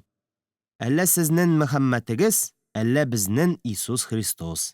Иисус баш булса, без чукынабыз. Кирәк, урысча дога кылырбыз. Мөселман түгеллегебезне исбатларга һәр керәшеннең дәлиле бар. Иисус килсә, чыгарабыз да күрсәтәбез. Эй, карт тиле, диде пидуче җиңги. Җегетләр көлешеп алды. Улай дәдә аягүрә басып, тәрегә йөзе белән борылды да, «Еже есида в небесах», дип, поп сыман калын тавыш белән укына башлады. «Господи, помилуй сущего раба твоего, благодать Господа нашего Иисуса Христа со всеми вами, аминь». Бик тәмләп чукынганнан соң, ул үз урынына җайлап утырды да, алай-былай була калса, Евангелиене татарчада өйрәнеп куйдык. Эй, Кодай, сиңа инәлеп дәшәм, эй Аллам, мин сиңа инәлгән чакта, ару ширкәвеңә карап, кулларымны күтәргән чакта, эй Кодай, инәлүемнең авазын ишет. Сезнең Алла анда хуҗа икәнен белгәч, без мөселманча дога кыла белербез. Улай дәдәдә сәндерәдәге балалар да иркенләп көлә башлады. Силәңгә чыккан никрутлар да көлүгә кушылды. Гаҗәп азат иркен яши бу халык, дип уйлады Ярмөхәммәт. Динне дә алар кызык өчен генә тота кебек. Эшли дә, күңел ача, байлык җыям дип, күршесеннән көнләшә уздыра, дөнья кумый. Яхшы, хезмәт итегез, агайны ырулар, дип калды хуҗалар. Яхшы хезмәт итте җегетләр, берсе дә йөзгә кызыллык китермәде. Бөтенесе дә исән-сау кайтты. Ләкин улай дәдәнең улы көҗмәгенә кайталмады. 56-нчы елда ул Венгриядә һәлак булды. Вәссәлам. Ничек түзәдер улай бу кайгыга? Сиздермәскә, сынмаска тырышуымы? Ул гел шаян төртмә телле. Аның бу әче теллелеге кешене мыскыл итүгә юнәлмәгән. Улай дәдә үз тормышын үзе коралмаган булдыксызларны тел эченә алып, башкаларга әнә шулай булмагыз дип әйтәдер кебек. Ихтимал, бәлки шуңадыр да улай дәдәгә берәү дә ачу тотмый. Ярмөхәммәт гомере буе бу кешегә олы хөрмәт саклады. Көҗмәнең һәлак булуы турындагы хәбәр алгач та, улай дәдә бөкшәймәде. Йөрәк ярасын кысып, яшәешен үзгәртмәде, ишеп сәрхүшкә әверелмәде, улының үчен башкалардан алмады, тагын 4 баласын тәрбия кылып, аларны аякка бастырасы бар. Уйлап баксаң, баш ярылырлык язмышлар диң. Теге вакытта солдатка китер алдыннан улай дәдәләр өендә утырган үсмер дип әйтерлек җегетләрдән кемнәр кем булды? Бер йотым көмешкә эчә алмаган Рәсүл, Әнә хәзер аракы одеколонсыз яши алмый. Улай дәдә биргән мөлдерәмә тулы стаканны бер юлы эчеп куйган Рәүф гомере буе аракы капмады. Исламнур аек килеш яшәсә дә, авылдан аерылган, канаты, милләте каерылган бер бичара адәм. Кежмә дус елмаеп кына сүз әйтмичә генә үз өендә үзе оялып утыргандай утырган ипле кежмә. 18 яшендә үтерелеп, әллә кайда ят җирдә ята. Кем уйлаган? Бичара улай дәдә улы кежмә белән бергә хезмәткә киткән җегетләрне күргән саен сызланып куя торгандыр. Ярмөхәммәт улай дәдәнең үзеннән көлмәгәнен яхшы белә. Улай дәдә хатынсыз калган гаугачы сәрхүш Рәсүлдән көләргә ниятли иде. Рәсүлнең тормышы әллә ничек шунда. Барып чыкмый әле. Сәләтле җегет инде югыйсә, хисаптан да шәп укыды, нәрсәгә тотынса кулы ятша, буйсын, тавыш-моң дисәң дә Аллаһы Тәгалә учлап биргән. Офицер булырга хыялланды, булмады. Артистлыкка китеп карады, кире кайтты, механизатор булды. Эчте дә, машина җимереп чак төрмәдән котылды. Эчә дә кул йодрык уйната, кабына да китә. Икенче хатыны да аерылып үз авылына кайтып киткән әнә. Улай дәдәнең «Сине дә катының ташлап киттем әллә» дигәне шуңа төрттерү иде. Рәсүл аяк чакта дәшми, әммә кабып алса чыгара. «Кулсаң да китми минем хатын», диде Ярмөхәммәт. «Китсә дә җибәрмим мин аны». «Алайса, катының өеңә кертми торгандыр», диде улай. Бусы да Ярмөхәммәткә түгел, Сәетгәрәй бичарага атылган сүз иде. Кыек атылган шәнечкеле сүз туп-туры Сәетгәрәйгә барып кадалды. Сәетгәрәй юк барга да үпкәләүчән булды. Ярмөхәммәт аны кызгана иде. Электростанция ачкандагы тантанага галстуксыз килгәч, аны Фәрзә абый эт итеп сүккән иде. Аның кызыл галстугыннан апасы имик капчыгы тегеп кигән икән. Анда да Ярмөхәммәт Сәетгәрәйне кызганып җылардай булган иде. 30-га җиткән ирне хатыны өйгә кертмәсен дә, кеше каравыл өендә йоклап йөрсен имеш. Мәхлуклыкмы соң бу, юашлыкмы? Салып кайтса да кертми хатыны, кәефсез чакта аяк булса да кертми. Улай дәдә кешенең авырткан җиренә төртә белә инде ул. Сәетгәрәйне кыен хәлдән чыгару теләге белән Ярмөхәммәт тиз генә җавап бирде. Бик куар иде мине хатын. Вакыты юк бит әле улай дәдәй. Бала артыннан бала. Балаларын табып бетерсен инде, аннан соң куар. Ярмый, сез бит ут сүндереп йокламыйсыз. Яктыга чыгалар бит алар, диде улай. Кызык көтүчеләргә җитә калды. Кызык өстенә кызыкны тагын Ярмөхәммәт өстәде. Мал карый, бала карый, мине карый, әнкәйне карый. Ызгышырга да вакыт юк, малай, агайны. Бала ясарга вакыт табасыз, диде улай. Ирләргә бу сүзләр хуш килде, Сәетгәрәй котылды. Шуннан соң улай дәдә ачыктан-ачык сөйләшергә кереште. Гыймадыйны хатыны тагын куган парень. Фермада да дуңгыз көйлә, өйдә дә дуңгыз кара, дип әйтә хатыны. Тагын хахахайлап көлде ирләр. Эшсез хатыннарга ир куудан башка ни эш бар дип уйлады Ярмөхәммәт. Иренең әбәтне өйгә кайтып ашамавын Рәйсә үзенчә юрады. Аларның арасы салкынаю галәмәте түгел микән ул янәсе? Хәер, ул шулай уйлады да тора-бара онытты. Кеше ирләренең өйгә кайтып та кергәне юк бит әле. Кайнанасына да ул бу турыда сиздермәде.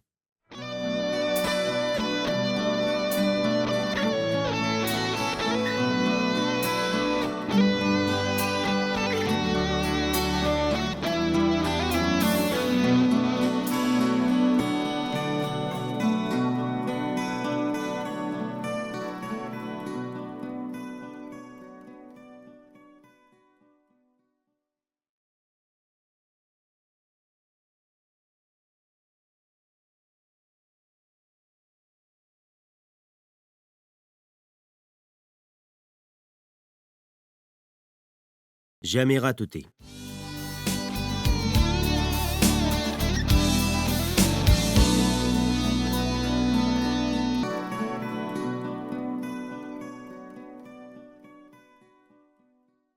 Халыкның канын ишеп күбенгән Пүләбәй Хөрмәтулла да күптән кабер якасында. Эшенә сары төшеп, кибеп корышып тартышып ята. Ашый алмый, эчә алмый, ни гаҗәп, трубкасын һаман ташламый диләр. Һаман аты юлы белән сүгенеп ята икән, изүеннән Газраил тоткан, Алладан курыкмый. Кылган кабахәтлекләре өчен тамчы да үкенми ахрысы. Сабир белән Фәрхун да әллә ни мантый алмады. 59-нчы елны авылларны бер колхозга берләштереп, читтән китереп яңа җитәкче, иптәш Гатауллинны куйдылар. Сабир ярмай урак бригадасында бригадир булып калды. Фәрхун куштанна дуңгызлар башлыгы иттеләр. Аларга халык каргышы төшмәде, ятимнәр күз яше дә тотмады. Авылның ике бертек коммунисты Сабир белән Фәрхун ярдәмендә тыл солдаткалардан туган балалар да уйнаш исемен күтәреп йөри торгач үсеп буйга җиттеләр. Ни гаҗәп, бу уйнаш балалары, бичаралар, тамчылар кебек Сабир белән Фәрхунның үз балаларына охшап туганнар. Бу Сабирныкы, бу Фәрхунныкы түгел дип әйтерлек түгел. Сабиларның һич гаебе булмаса да, халык өчен алар уйнаш балалары булып калды. Нинди кеше булыр алар киләчәктә? Адым сайын ызгыш үртәш чакларында һәм олылардан, һәм яшьтәшләреннән гелән уйнаш-муйнаш сүзен ишетеп үсү аларны кем итеп тәрбияләр? Анысын бер Аллаһ беләдер. Үз атасын көн сайын урамда очратып тору, булар күңелендә нинди юшкын сызып калдыра торгандыр, моны бер алар гына белә. Авылдашларына үчегеп үсәрме алар? Рәхмәтле булмаслардыр бит инде. Рәхимсез җан булып, михрибанның ни икәнен белмичә, киләчәктә ата фахиша, ата җинаятьчеме булыр алар? Авыл тулы ятим балалар. Әмма аларның ятимлеге горур ятимлек. Аларның аталары батырларча һәлак булган. Ә уйнаш балаларының ятимлеге тегеләрнекенә караганда имәнгеш ятимлек. Балага аңлатып бирә алмаслык ятимлек. Бу ятимнәрнең башлыраклары 16-лары тулыр-тулмаста кайсы физүгә, кайсы читкә чыгып китте. Әйе шул. Ятим үскәннәрнең төрлесе була. Булыр булар арасында да яхшы кешеләр. Андыйлар кайчандыр уйнаш кылган дип анасын ташламас, кеше алдында кимхур итмәс. Алар әниләренең гөнаһсын да, заманын да аңлар. Әнкәй дип үзлеп торырлар, яки аналарын шәһәргә алдырырлар, яки үзләре еш-еш кайткалап ярдәм итеп, бәйрәмнәрне бергә узгарырлар. Булыр, ярмай авылы ятимнәре арасында да битарафлар. Кеше хәсрәтенә, ятимнәр кайгысына гамсезләр дә булыр. Өченчеләре дә булыр.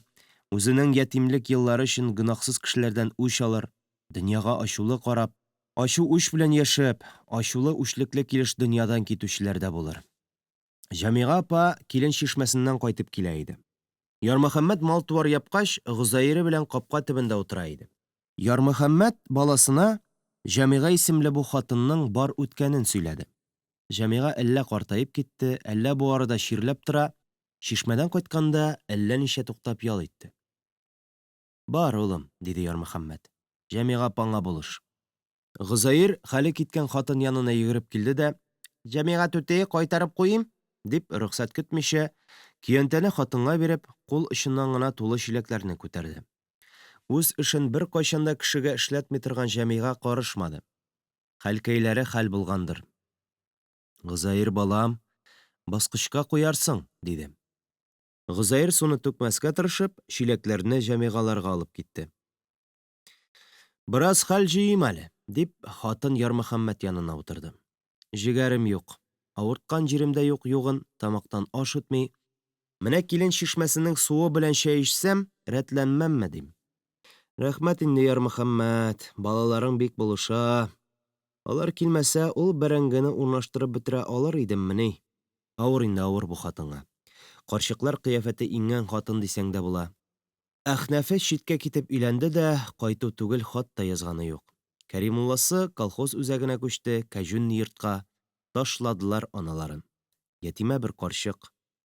Төп йортта Кәримулла калып өйләнгән иде, килен белән кайнана тыныша алмады. Кәримулла ике ут арасында калды.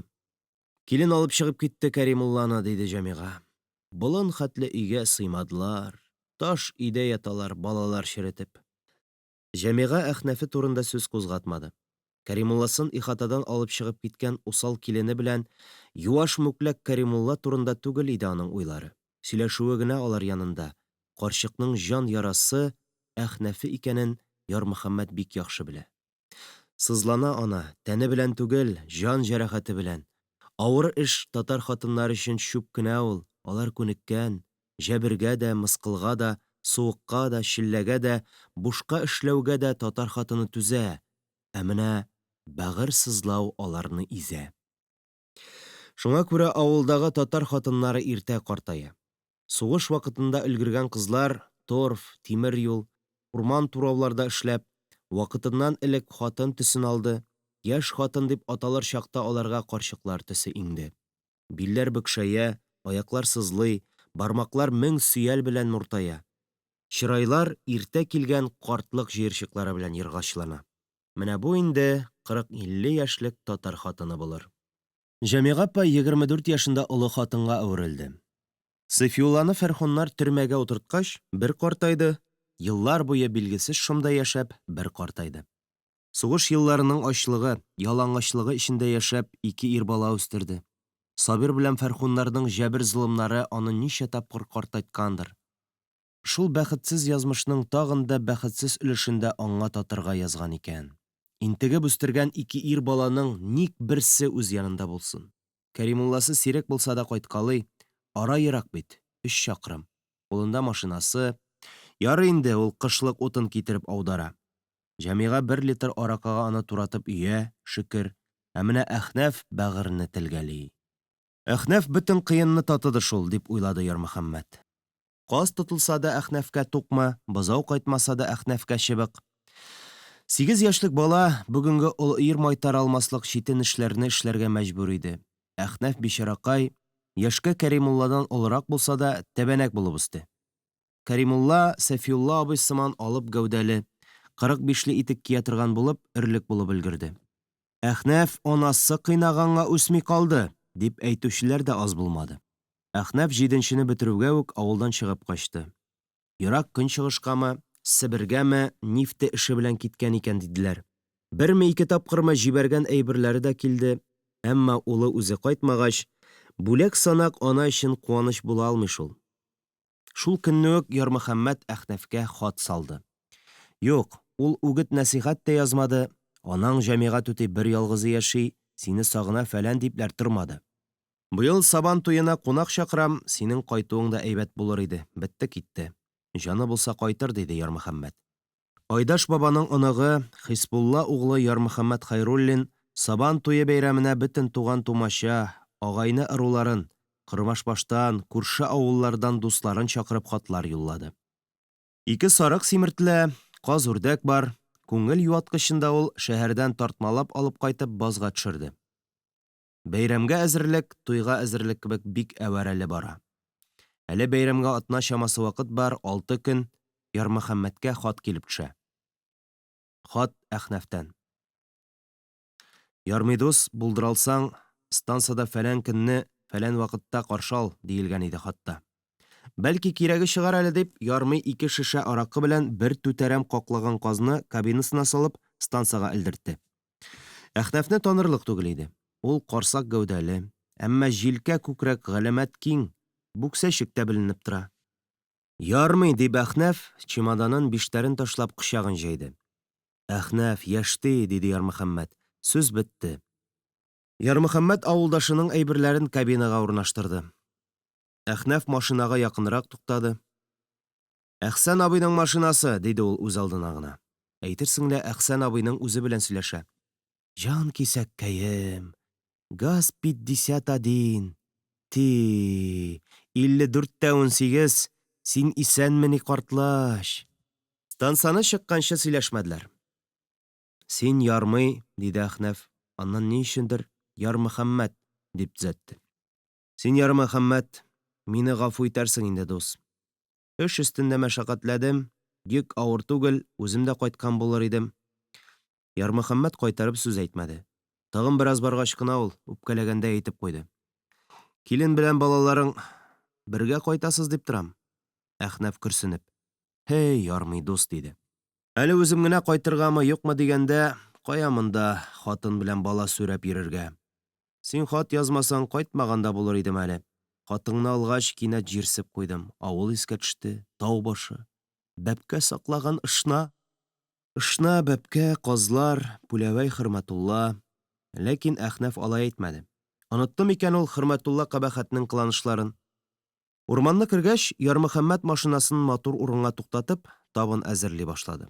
Утыргыч астындагы 2 шешәнең берсен тартып чыгарган иде Әхнәф. Кирәкмәс, диде. Ишеп кайту яхшы түгел. Дөрес, диде Ярмөхәммәт. Синең белән бергә керербез, диде Әхнәф. Әхнәфкә бер үзе генә анасы янына кайтып керүе кыен. Саубуллашмыйча качып киткәндәй авылдан китеп, ни гомер югалып торып та, кинәт кайтып төшү әллә ничектер. Аннан соң Әхнәфкә Ярмый белән кайту җиңелрәктер. Сабый чактагы кебек, Ярмөхәммәт белән кайткан чакларда Әхнәфкә кыен тукма әзрәк эләгә торган иде. Шулай эшләделәр дә, капкадан иң беренче Ярмөхәммәт керде. «Җәмигать үти, кунак алып кайттым!» диде ул тәрәзәгә. Сәер очрашу булды бу. Җәмигә өйдән чыкмады, бәлки ишетмәгәндер, бәлки күрмәгәндер, ике ир эшкә узды. Җәмигә намазлык өстендә иде. Ярмөхәммәт Җәмиганың элек намаз укымаганын белә. Ялгыз калгач кына намазлык өстенә меңгәләгәнен дә яхшы белә. Әхнәф өчен бу мәгънәсез тынлык тагын да читен иде. Ярмөхәммәт тамак кыргалап алды. Җәмигә дога кылып намазын тәмамлады да керүчеләргә борылды. «Кәримулла, синме соң?» диде ана. «Җәмигать үти, Әхнәфне алып кайттым», диде Ярмөхәммәт. «Әстәгъфирулла», диде ана. Тиз генә намазлыгын җыеп ишек катына килде. «Исәнме, улым?» диде ул ике учын Әхнәфкә сузып. «Исәнме?» диде Әхнәф. Сүз өзелде, читен тынлык урнашты. Әхнәфнең салкын гына исәнләшүе Ярмөхәммәтне дә кыен хәлгә куйды. «Җәмигать үти, чәеңне куеп җибәр», диде Ярмөхәммәт. «Син кунак, күч тинчәләреңне чыгаратыр». Читен тынлык качты. Җәмигать үти бүлмәчкә кереп китте. Әхнәф биштәрен чишәргә тотынды. Ләкин ара җылынырдай чаткы күренмәде. Аптыраган йөдәгәннән генә Ярмөхәммәт кыстыра кергән шешәсен өстәлгә куйды. Янәсе шул ярдәм итмәсме? Ул башланган ярты шунда калды, 100 грамнарда телләрне ачтыра алмады. Ярмөхәммәт китәргә кузгалды, Әхнәф аны узата чыкты. Бу узата чыгу түгел. Анасы белән бер өйдә бергә бер каласы килмәгәннән генә ул аңа иярде сыман. Ярмөхәммәт машинасын кабызып, «Ярый, кичен күрешербез әле, яшти», дип китеп барды.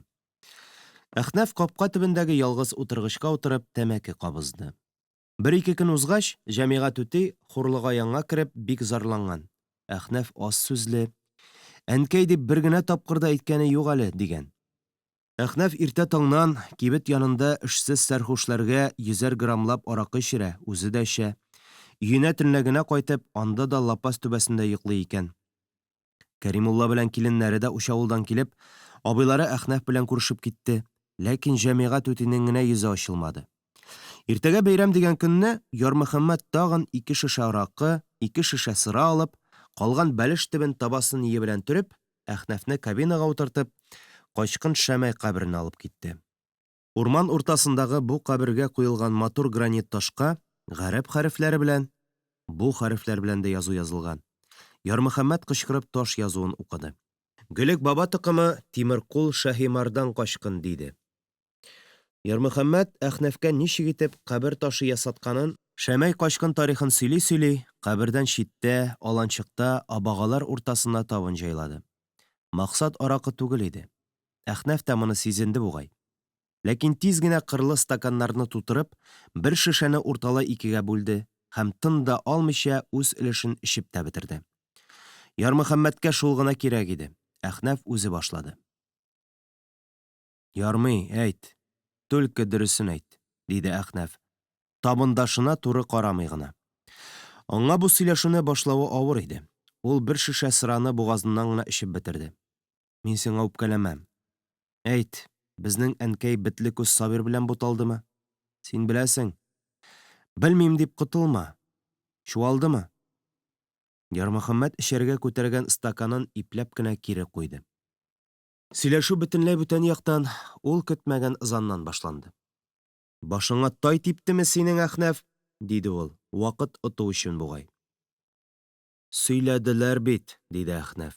Гаебе бар бәндә сыман ул Ярмөхәммәткә карамый, өзеп алган абага сабагын тырнагы белән тураклап утыра.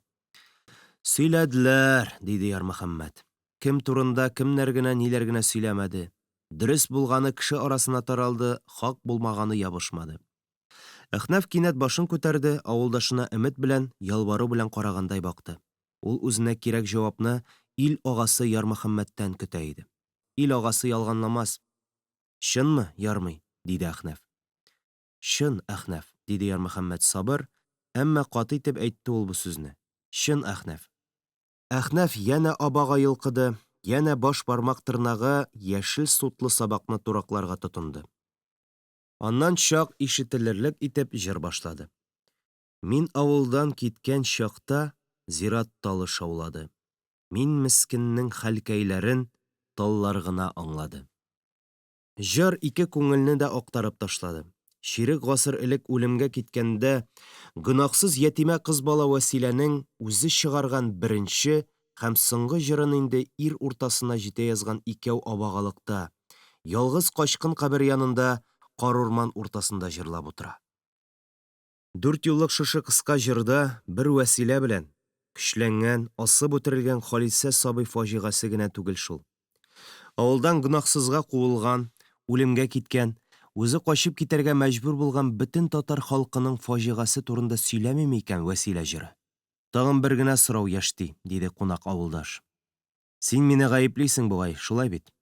Сарык син, Әхнәф, диде табын хуҗасы. Үзең ата бит инде син. 24 тулар тулмас дәртле чибәр яшь хатынның гомергә ирсез калганын күз алдыңа китерәсеңме син, ә? Безнең әниләр безгә генә, хәзер генә карчык булып күренә. Алар бит 20-23тә тол калган, иң чибәр сулу чакта. Дөньяның ачуын сездән ала иде ул бичара анаң. Сабир төнлә тәрәш чирткәндә берәр вакыт уянмадыңмы ни син? Әхнәф җәһәт кенә дустына бакты. Син каян беләсең, диде Әхнәф. Ул шикләнүен дә, гаҗәпләнүен дә яшерми иде. Белмим, чамалыйм, диде Ярмөхәммәт. Үземнең дә уянгалаган булды. Ул ярмай айгыры кем тәрәзәсен генә чиртмәде икән. Әнкәй ачмый. Сабир киткәч, без уянмасын дип, мендергә капланып җылый иде. Минем әнкәй дә, диде Әхнәф. Бу аның өчен олы бер ачыш булды кебек. Аның җыерык чырае языла төште. Ачтымы соң җәмигать үти Сабирга ишек? Яки үземе берәр тапкыр шыпырт кына җылы мунчага чыгып китте? Юк, диде Әхнәф. Булса авыл күзеннән, авыл колагыннан яшерерсең син сер. Ярмөхәммәт үз өлешеннән Әхнәф стаканына яртылаш аракы салды, чәкештермичә генә эчеп тә куйды. Пычрак Сабир аны да юмарт хатын ясарга ниләр генә кыланмады. Хезмәт көненә тияр-тимәс 100 грамм яңа арышны да бирдермичә, Җәмига апаның бәгырен изгәнен син хәзер аңла. Иде 2 аш бала, җитмәсә карап торган бердән-бер казларны да пүләвәй хөрми тоткан. Башкалар кебек Сабирны бер төн кунарга кертсәң, балаларың аш булмас иде дип пышылдаучылардан соң, ул эшне эшли алмавына да ачынып, үзен үзе белештерми газиз балаларын кыйнаган бичара хатын. Иче тулы яшь дәрт, өй тулы ятимлек. Сабир астына кирип ятып, яманат алырга да, алаботага кушарлык онлы булырга бер юл. Яки бөтен дөньяның үчен балаларын тукмап басарга кала икенче юл. Җәмига апа башка юл таба алмаган. Хәзерге хатыннар ирләреннән аерылып 2 көндә тора алмый, яңа ир кочагы эзләп чыгып йөгерә. Ә синең анаң, минем әнкәй гомерлеккә, мәңгелеккә ирсез калды. Башка ир тапкан булса да, син анаңны гаепли алмыйсың, Әхнәф. Атаңның төрмәдә үлгәнлеге билгеле булгач та, Җәмига апа сезгә үги ата эзләмәде. Сугышта хәбәрсез югалганнарны әле өметләнеп көтәргә була. Синең анаңның бер өмете дә юк иде. 19да кияүгә чыгып, 4 ел ир белән торып, ир назын татып өлгергән яшь тол хатын нишләсә дә хаклы булыр иде. Мин, Әхнәф, безнең әнкәйләргә һәйкәл куяр идем. Ташына чыкып алтын хәрефләр белән яздырыр идем. Чисталык, тугрылык, әхлак, намус үрнәге кем ул дип сораганнар, менә шушы һәйкәлгә баксын. Үз анаң кыйнаган бит. Ана кыйнаган җир тәмугта янмас. Хакың юк синең җәмигать үтене ятим итәргә. Бетте. Ярмөхәммәт стаканнарга янә аракы куеп чыкты. Ул авыр бер эш тәмам иткәндәй, җиңеләеп, бик теләп аракы эчте. Әхнәф стаканга кагылмады. Ул җылы иде. Җылаганына ул кыенсына. Ярмөхәммәт тиз генә торып, Шәмәй качкын каберенә таба китте. Иркенләп җыласын. Ул кабер өстен караштырды. Улы Гызаир белән утырткан чәчәкләр арасындагы чүп-чарны җыештыргалап йөрде. Нигә җылый ир җегет? аракы йомшарттымы аның күңелен? Әллә ул теге чактагы ярым ач, ярым ялангач, кыйналган сабый Әхнәфне кызганып җылыймы? Әллә Нигъмәр үзен дә, анасын да газаплаганына үкенеп, Ярмөхәммәт әйткән әче хакыйкатькә төшенеп сыкрыймы? Ихтимал, боларның бөтенесе дә сәбәптер. Әхнәфнең дистә елдан артык бәгырендә йөргән таш эреде. Икенче көнне хурлыгаян Рәйсәгә сөйләгәнне ишетте Ярмөхәммәт. Җилкенеп йөри Җәмига, ут өертә, ди әнисе.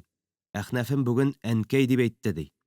Мунчага утын ташый идем. Кая әнкәй, үзем кертим, диде Әхнәфем, ди. Үзе җылый бичаракай. Шуннан соң бәйрәм үтәр-үтмәстә Әхнәф төмән ягына китте.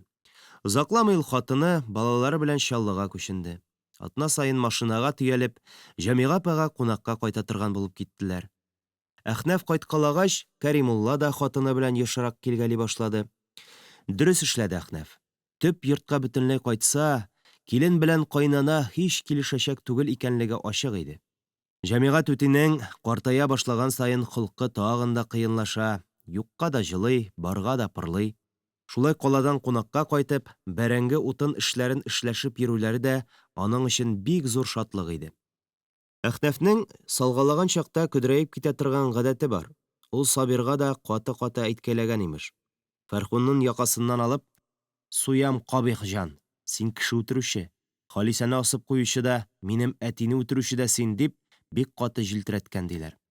Кибет төбендә Фәрхун булса, Әхнәф килгәнне күрсә, хәйлә табып ул шыпан-шыпан таю ягын карый икән. Тагын бер гаҗәп хәл булып алды.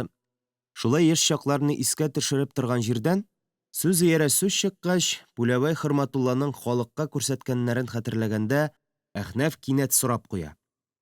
Ул кабер авыз әле катмадымыни? Таралышкач, Әхнәф бер ялгызы Хөрмәтуллаларга кергән диләр.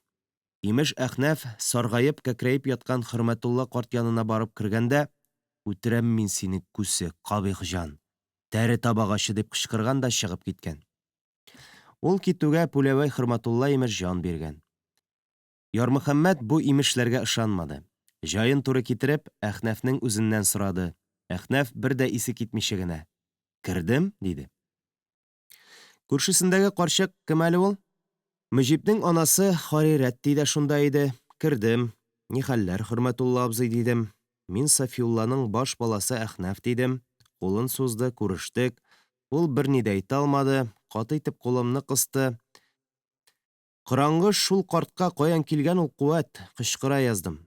Хөрми авызын ачты, башы салынып төште, ияге кинәт салынды, бер күзе ачык, бер күзе ябылыр-ябылмас калды. Мин Харирәт үтигә дәштем. Ул Хөрминең ирененә канат белән су тигезә башлады да, үлде, диде. Котылды Хөрмәтулла. Таныдымы икән Пүләвәй Хөрми үзе җәберләгән авыл малае Әхнәфне? Хәтерләсә, үкенмәдем икән. Әллә кул биреп, авыз ачуы Әхнәфтән бәхиллек сорауы булдымы? Бәлки, берсе дә түгелдер. Үлеп ята торган хәлсез карт Әхнәфне Газраил дип кул сузгандыр. Ихтимал. Авыл иң кабахәт бәндә, алласыз, динсез, кешелексез, надан бер шайтани заттан котылды. Катты, диделәр. Кеше хакы тота ул, диделәр. Авыр туфрагы җиңел булсын дип тә әйтүчеләр булды. Ярмөхәммәт берәр кешенең үлгән хәбәрен ишеткәч тә, «Инна лилаһи ва инна илаһи раҗиун», урыны җәннәттә булсын дип әйтә торган иде. Хәтта мәрхүм бик яхшы кеше булмаса да, үлгәннәр турында яман сүз сөйләмиләр. Ләкин Пүләвәй Хөрмәтулла вафатын ишеткәч, ул бер сүз дә әйтмәде. Менә догадан ташлау шул була торгандыр инде ул.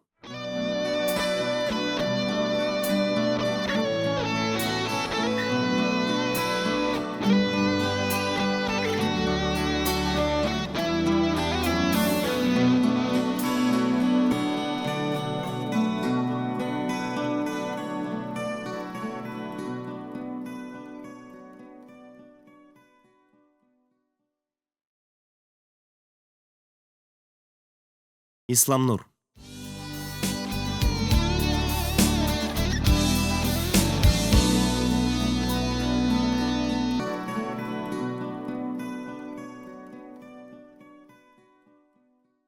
Сабан туена кунаклар күп кайтты. Әштер-пештер генә көрәш, йөгереш ясаган булып, Гатауллин кушуы буенча җыйган бүләкләрне тизрәк өләшеп халык таралды. Бу юлы ат чабышы да булмады. Элеккеге кебек тау итәгендә уен да оештырмадылар. Урам буйлатып җырлап йөрүче дә күренмәде.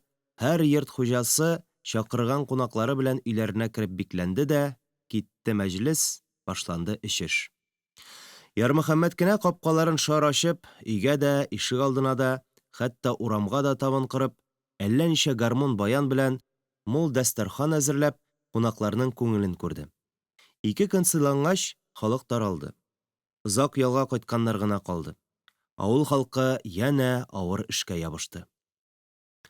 Донбасс ягыннан Исламнур да бәйрәмгә кайткан иде. Галимханнар, Рәүфләр, Ярмөхәммәтләр бар да эштә. Исламнур көне буе ялгызы. Анасы да бөтерелә, кыш-кырт карый. Кичен дә Исламнур капка төбендә, көндезендә.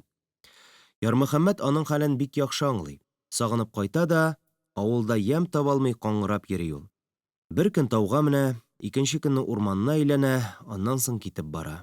Гел шулай, 10 көнгә дип кайта да, ялы төкәнгәнче китә. Бу юлы да Исламнур озак тормас. Сабир Фәрхуннардан, салым ясак, заемнардан качып, Донбасс ягында шахтер булып, Исламнур әйбәт тә эшләгәндер. Ни әйтсәң дә ул, ялгыз калган анасына гел акчалата да, әйберләр җибәреп тә ярдәм итеп килде. Игелекле, бик михрибанлы булды ул Зөбәйдә түтигә. Кайтмый калган елы юк. Анасын хөрмәт итүче балада. Улын, бәгыр кисәген өзелеп сөюче шушы ана да бәхетле булырга тиеш иде бит югыйсә. Нигә соң Зөбәйдә апага карасаң үзәк өзелә? Улының үз янында булмаганына шулай сагышлы ул. Исламнурның көннәр буе, кичләр буе бер үзе капка төбендә уйланып утыруына баксаң да, йөрәкне шымлы моң шиметеп уза. Исламнур капка төбендә ни уйлый? Аның уйлары ай-хай авырдыр. Авыр һәм очына чыгарлык түгелдер. Исламнурның шахтада шактый абруй казанганын да, акчага, малга аптырамаганлыгын да Ярмөхәммәт белә. Әмма Исламнур белән Зөбәйдә апаның бәхетсез икәнен дә сизенә. Исламнур өйләнеп, бер балалары булгач та, ярмай уракка кайтты.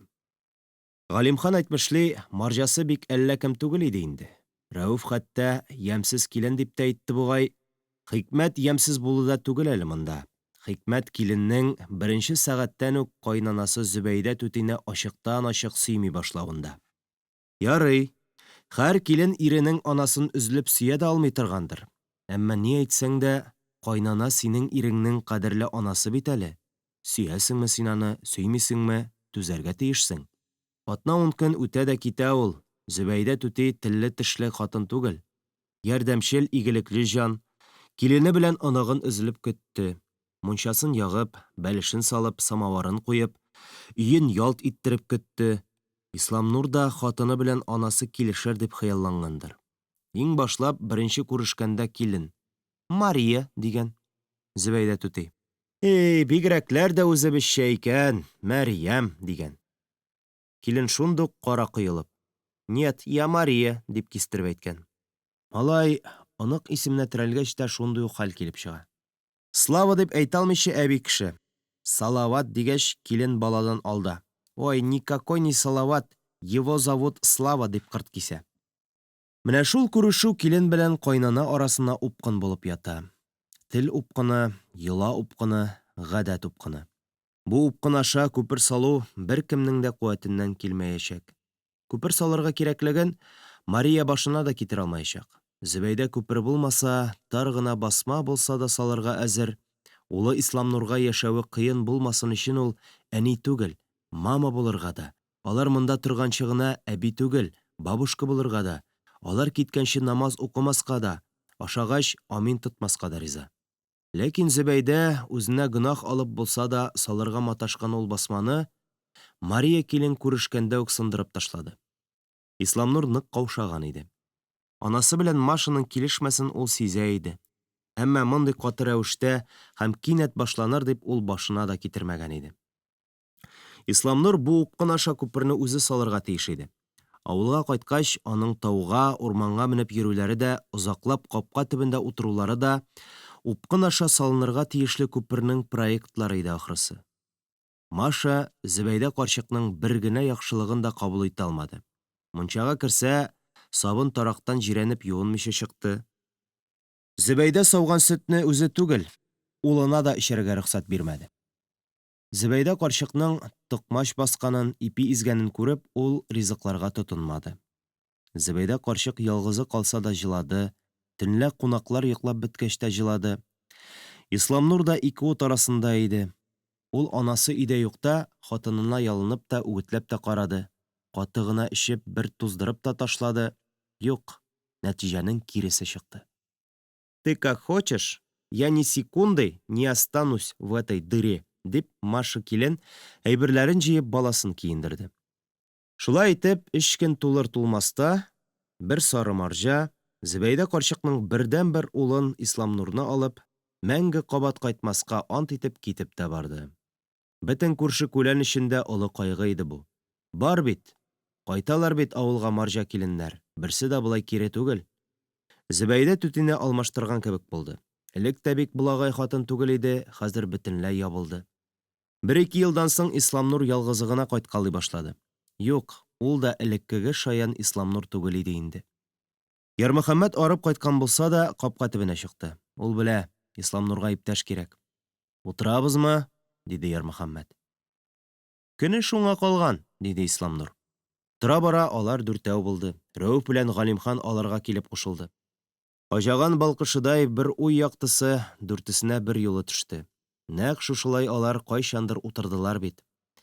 «Рәсүл генә юк», диде Рәүф. «Кайда соң ул?» диде Исламнур.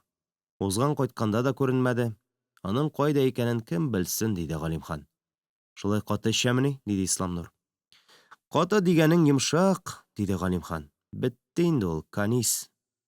Бераз тын утыргач, Галимхан өстәп куйды. «Эчә белми», диде. Ярмөхәммәт елмайды, Рәүф пырхылдады.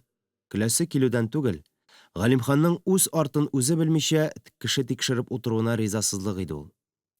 «Нигә көләсең?» диде Галимхан үпкәләгәндәй. «Эчә белми шул, мин бит егылып ичмим». Дөрес, егылмый егылуын, әммә өенә кот та кунмый, бар тапканы кибеттә кала. Ярый әле аз-маз мал-туары бар. Сүзне икенчегә борырга кирәк иде. Ярмөхәммәт теленә ни килде, шуны әйтте. «Хәтерлисеңме, Исламнур? Рәсүл белән сез тупылларга исемнәрегезне язарга йөргәндә?» Исламнур җанланып алды, елмайды. «Син безне куып җибәрдең. Без Рәсүл белән син киткәнне сагалап торып, барыбер исемнәребезне язып төштек. Нигә кирәк булгандыр инде ул? Сабый җүләрлегедер инде. Кемдер үз исемен агачка язып калдыра, кемдер кыя ташка яза», диде Галимхан. «Синең исем кибетче дәфтәрендә», диде Рәүф. Бу сүз вакытында усал әйтелгән иде. Исламнур да, Ярмөхәммәт тә тыйлыгып кала алмады, көлделәр. Рәүф сүзе Галимхан кабыргасына каты төртелде ахрысы. Ул чәчрәп: «Эй, мунчаңны суытасы нәрсә? Нәрсә син баядан бирле кирегә сукалап утырасың? Синекен ишәммисең?» «Исемнәрегез исән әле», диде Ярмөхәммәт. «Пәкегезне тирән батырып язгансыз». «Нюжәли?» диде Исламнур. «Сезнеке генә түгел, гасыр башында язылган гарәп хәрефләре дә исән. Зәйшә инешенең зур борылышында 3 карт тупыл үсеп утыра. Бу тупылларны Айдаш бабаның атасы Гызаир карт утырткан булган. Имеш, ул агачлар башта 15 төп булып үскәннәр. Зәйшә елгасы ташу вакытында ярны ашый. Борылма ярларына тал тупыл утыртырга кирәк дип, Гызаир бабай әнә шулай тупыллар белән ярны ныгытып чыккан. Ташу сайын ярларны ашый-ашый Зәйшә өйләргә якынайган. Әгәр дә шушы тупыллар булмаса, бу йортлар әллә кайчан ярдан ишелеп төшкән булыр иде. Я булмаса, ярдан качып, кешеләр өйләре белән күченерләр иде. Ничә еллар авылны әнә шул 3 баһадир тупыл саклап тора. Имештер, шул 15 тупылның 15-ендә дә язулар булган. Гызаир баба 15-нче бала булып дөньяга килә. Ул абыйлар, апаларына атап, һәр тупыл кәүсәсенә исемнәрен уеп язган. Кешеләр сөйләү буенча да бу шулай. Ярмөхәммәт Шәҗәрә китабыннан укып, моның чын икәнлегенә ышанды. Салкын яңгыр явып узган иде. Күшегеп эштән кайткан бөтен кеше өйләрендә утыра. Шул көнне кеше кара күрмәгәндә генә Ярмөхәммәт тупылларга менеп, язуларны карарга булды. Бәрәңге бакчасы аша су буена төште. Тупыллар салкын, дымлы җилгә шомлы серле итеп пышылдый. Авыл халкы тупылларга исем кушкан. Кайчан кушкан, кем кушкан, белүче юк. Югары чакта утырганы баш тупыл, уртадагысы урта тупыл, агымга түбән таба үскәне төпчек. Ха, дип куйды Ярмөхәммәт тупыллар арасында йөри-йөри. Тикмәгә түгелдер бу исемнәр, борынгыдан киләдер. Баш тупыл мөгаен Гозаир бабаның беренче абыйсы. Ә төпчек тупыл Гозаир бабаның үзенеке. Су буенда чирамдә бирешеп утырган бер оя каздан башка җан иясе күренми. Бакчаларда да һичкем юк. Су өстендә сыек томан. Шомлы талгынлык тирә-якта. Буа эченнән менә-менә су анасы чыгар сыман. Бакчаларда сәләмә киенгән карачкылар кочакларын җәеп тора. Карачкыларга җан керер кебек. Тупылларның саллы яфраклары һаман ышылдый. Бер туган агайлар үзара сөйләшә. 15 туган идек, ишәү генә калдык. Кайсыбыз төптә корыды, беребезне яшен сукты, калганнарыбыз гөрселдәп ташуга ауды дип әйтәләрдер сыман. Баш тупыл яр кырында ук тора. Тегеләре эчтәрәк. Баш тупылның тамырлары ялангач. Ялангач тамырлар ярдан чыгып, су астына кереп киткән. Суга кермәгәннәре урала-урала ярга, җиргә ябышкан. Тамыр түгел, алар бармаклар кебек күренә. Ярдан суга ишелеп төшмәс өчен бичара тупыл шул бармаклары белән җиргә чытырдап тотынган. Яр тупылны аудармыйча тота. Тамырлар ярны усал бызлардан, су ашавыннан саклый. Үзара ярдәм шулай була торгандыр инде ул. Тупыл булмаса яр, яр булмаса тупыл күптән беткән булыр иде. Баш тупылның төп буенда кәүсәдә җәрәхәтләр.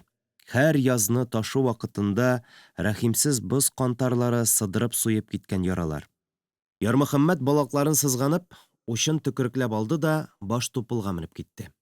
Агач кәүсәсенең уртасына җиткәч, аның беләге кытыршы кабыкка сыдырылды. Җентекләп карагач, ул хәрефләргә охшаш тимгелләр күрде. Игътибарсыз караганда ул тимгелләр агач кайрысының ырылары кебек. Булар кайчандыр язылган сүзнең хәрефләре түгел микән дип карасаң, язуга охшый. Ярмөхәммәт фаразлап, хәрефләрне астан өскә дә, өстән аска да таба укырга тырышты, ләкин очына чыга алмады. Бер укысаң гарәпчә Д, М, Х, М, икенчеләй укысаң М, Х, М, Д килеп чыга. Булардан башка тагын хәрефкә охшаш ырылар да бар. Урта тупылда да ырылар гына. Шулай да Млс яки СЛМ дигән язу бар. Төпчек тупыл тәнендә Алла дип язылган. Бәлки бу тимгелләр хәреф түгелдер. Бәлки тупыл кайрысы үзе шундый язу сымак нәрсәләр ясагандыр. Я, диде Айдаш баба, ыныгы кайтып керә керешли. Бармы тупылларда язулар? Эх, бу бабайны. Каян күргән, каян белгән Ярмөхәммәтнең яшертен генә тупылларга менгәнен. Ул ни булганын сөйләп бирдем. Бабай: "Алай икән, алай, дип утырды да учлары белән тез башларына сукты. Хак икән, дөрес булып чыга. Язулар өстән аска таба укыла. МХМДС Мөхәммәт, ягъни Мөхәммәдияр, баш тупыл. Урта тупыл Ислам Нур. Төпчеге Рәсулулла булып чыга. Төпчек тупылда баш бала Рәсулулла агам исеме икән." Ярмөхәммәт бу ачышны башка малайларга да сөйләде. Тыңлаучылар арасында Рәсүл белән Ислам Нур да бар иде. Алар икесе пышылдашып алды. "Күрдегезме?" диде Рәсүл. "Ислам Нур белән минем исем 100 ел элек бу агачларда язылган." "Гарәп хәрефләре белән", дип кыстырды Ислам Нур. "Димәк, бүгенге хәрефләр белән үз исемнәребезне яңартып язарга тиеш." Рәсүл белән Ислам Нур пәкеләрен чыгарып тупылларга таба атлады. "Ярамый", диде Ярмөхәммәт. "Ярамый." Ярмөхәммәтнең юлдан китмәячәген сизенеп, бузачылар йомшый төште. "Ярар", диде Рәсүл. "Без юри генә әйттек." Ләкин бу ике малай хәйләләгән генә булып чыкты. Балалар таралып беткәч, кеше күрмәгәндә генә агачларга менеп, алар барыбер үз исемнәрен язып төшкәннәр. Ярмөхәммәт кеше сүзенә ышанмыйча агачларга менеп үзе карады. Урта тупылга Ислам, төпчек тупылга Рәсүл дип язылган. Гарәпчә язылган исемнәрне укырлык түгел иде. "Хәтереңдәме, Ислам Нур?" диде Ярмөхәммәт. Син эт булып иреп, безнең эшне катырган идең. Ие, диде Рәүф. Зөбәйдә түти сине гел танымаган иде. Син эт булып улый башлагач, анаң кем эте ул тамагыңа пычак кергере, үз башыңа булгыры, дигән иде. Исламнур уңайсыз гына көлемсерәде дә, юраганы юш килде, диде. Сүз шунда өзелде. 4 ир, күрше булып бергә уйнап үскән 4 авылдаш утыра. Уртак сүз юк Исламнур белән. Аның читтәге, шахтадагы эшләре турында сөйлисе килми. Буларының да сабый чактагы хатирәләрдән башка сүзе юк. Алар кайта-кайта авыл хәлләрен искә төшереп утырдылар. Батып үлгән Зөләйха белән Габделхай, көчләнгән асып куелган Халисә, өрәкләр турында булды гәп. Исламнур сүзгә катнашмады. Ул тыңлады гына. Ә фикерләре күрәсең, сөйләгәннәрдән читтә, еракта иде. Үзе монда утырса да, күңеле белән Донбасста, хатыны Маша, улы Славик янында. Исламнурның фаҗигасы да шунда ки, ул Донбасста чакта илен, анасын күрәсе килеп җирси дә авылга кайта. Монда кайтып 1-2 көн узгач, Донбассны сагынып җирси башлый. Әнә шушы ике яклы җирсү аны бәхетсез иткән. Икенче көнне Исламнур кеше күрмәгәндә генә тупыллар тирәсендә йөрде. Кеше күзләп тормыймы дигәндәй, алак-ялак караңгылап алды да агачка менеп китте. Чыннан да, хәрефләр оры сыман кайрыга әверелгән булсалар да, ислам сүзен укырлык иде. Бик әсәрләнеп төште Исламнур тупылдан. Карт тупыллар ярны җирне бәрәңге бакчасын саклый. Язгы ташу вакытларында усал дәҗҗалдай рәхимсез боз кантарлары шушы борылма ярларына китереп ора. Яр ишелеп, тупылларга хәтле килгән дә, тупылларның тамырларына тотынып туктаган. Язгы бозлар хәзер ярга түгел, бишара карт тупылларның имгәнеп беткән тамырларына бәрә. Чыдый тупыл, түзә тамырлар. Ярмөхәммәт аны пристаньга төшереп куйды. Сагыш тияп кайткан иде Исламнур, сагыш тияп Донбассына китеп барды. Ярмөхәммәт машинасын элек атын туктаткан җиргә, элеватор тауына туктатты. Әрҗәгә менде, Исламнурны алып, Кама буйлый түбән таба төшеп баручы теплоходка карады. Күңел җилкенә, күңел ташып тула. Гыртлакка әче сагыш килеп тыгыла. Кама иделе өстендә вак кимәләр, баржалар йөзә, сал сузылган, ракета, метеорлар кайнаша. Элеккеге кебек куласалы пароходлар гына юк. Аларның тавышы үтә дә моңлы иде. Шул чак бер баржа кычкыртты. Тавыш ярларга бәрелеп, Затон урманына кереп уялады. Валияне озаткандагыдай сагышлы иде көн. Пароход баржа тавышы нигә шулай үзәкне өзә икән? Аерылышу сагышы ул. Пристань ул күбрәк кавыштыручы түгел, күбрәк аеручы нәрсә. Пароход поезд ул алып кайтучы булудан битәр, алып китүче булды шул. Барысы да элеккечә. Тик Валия Валентина урынында теплоход култыксасына тотынып китеп баручы кеше генә Исламнур. Эх, язмыш тәкъдир, алдан әйтеп бирсәңче, безне киләчәктә ниләр көтә? Исламнурның алдагысы ни? Шулай уйлаган иде ул. Элеватор тау башында Валияны озатканда да, Исламнурга кул булганда да. Ярмөхәммәт узган хәсрәтләрдән бүгенге сагышка, бүгенгедән киләчәгенә җеп сузарга тырышып карады. Узганыбыз бүгенгене, бүгенгебез киләчәкне әзерләү хак булса, сагышланырсың да. Берсенә дә, үткәнендә дә, бүгенгесендә дә сугыштан, сагыштан башка нәрсә күренми. Киләчәге аның ничек якты булсын? Сабирлар, Фәрхуннар, бүгенге Гатауллиннар салып калдырган мескенлек орлыклары, киләчәк өчен туфракка салынган, канга сеңгән. Мал асрар өчен, жан саклар өчен иртә таңнан кичке шәфәккәчә иңрәеп эшләү, михнәт чигү. Жан саклау өчен сугыш. Шул жан вәтәнне талкый торган көрәштән татар халкы бәйрәм итеп алган була да, Сабан туе янәсе.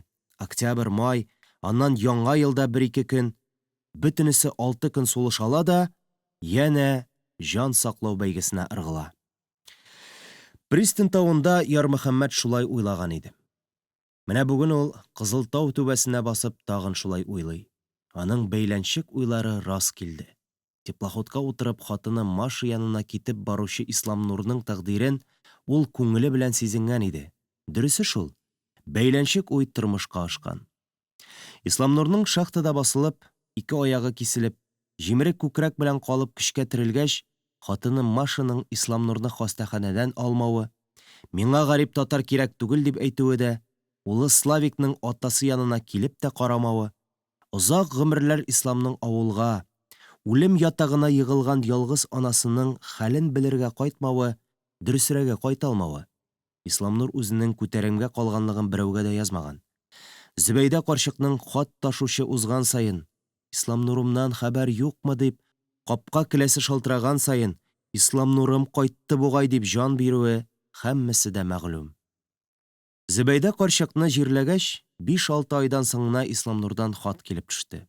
Хат Хайруллин Ярмөхәммәткә аталган иде. Ярмый дус, әнкәйгә яхшылап аңлат. Мин гарипләр йортында, 2 аяк юк, озак хәбәр итә алмадым. Үзең аңларсың, яхшы коляска эшләт алсам, кайтырга исәп. Пенсиям әйбәт, яшәр идем әле. Ислам Нур күршең. Кайчандыр капка төбендә эт булып эреп, яшьтәшләрен җылатканчы көлдергән Ислам Нур да, кайчандыр шул ук капка төбендә әнкәйнең юраганы юш килде дигәне дә, күк капусы ачылганда Ярмөхәммәт аңында кинәт балкыды. Ул эт булып улаганда анасы үз башыңа булгыры дигән иде. Соңгы кайтуында Ислам Нур юраганы юш килде дип тирән кайгысын әйткән. Зөбәйдә ана өчен Ислам Нур булмаган белән бер. Бәхет эзләп чыгып киткән балаларның күбесе инде синеке түгел. Ят җир кешесе булып китә, ят нәселгә өйләнә, балалары 7 яттан да ятрак булып үсә. Шулай итеп нәсел бетә, тамыр кырый, нигез юкка чыга. Зөбәйдә түти вафатыннан соң йорты ятимлек сагышы таратып байтак еллар торды. Ислам Нур гарипләр йортыннан хат язгалады. Кайтырга хыялы барын гел әйткәләде. Тора-бара хатлар сирәгәйде, бөтенләй килмәс булды. Ярмөхәммәт үзе язды, җавап килмәде. Аптырагач, тагын ел ярым чамасы узгач, ул Донецк каласындагы гарипләр йортына мөрәҗәгать итте. Аннан кыска-коры җавап килде. Гарифуллин Ислам Нур, похоронен 25 марта 1968 года. Директор Кучерявенко, диелгән иде рәсми кагазда. Хатны укыган көнне Ярмөхәммәт бер җанына урын таба алмады.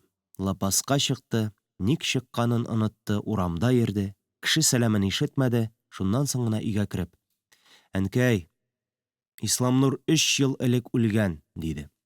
Сүз әйтүче булмады. Мич арасындагы урында, чаршау артында хурлыгаян ишетелер-ишетелмәс кенә соңга калган җиназа намазын башлады. Илаһи ният кылдым, җиназа намазын үтәмәккә, юнәлдем кыйбла тарафына, ошбу мәйеткә Гарифулла углы Ислам Нурга дога вә саваб өчен.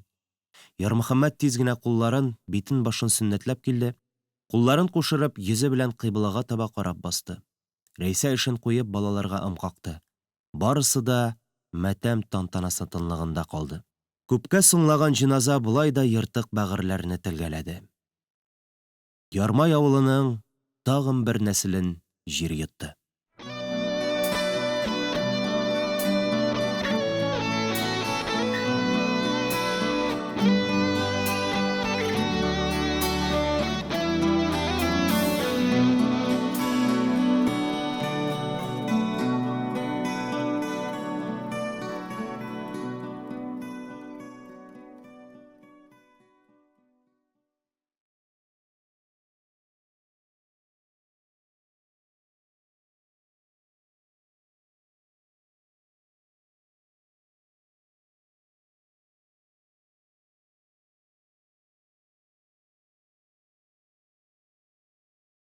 Солтан Галиев.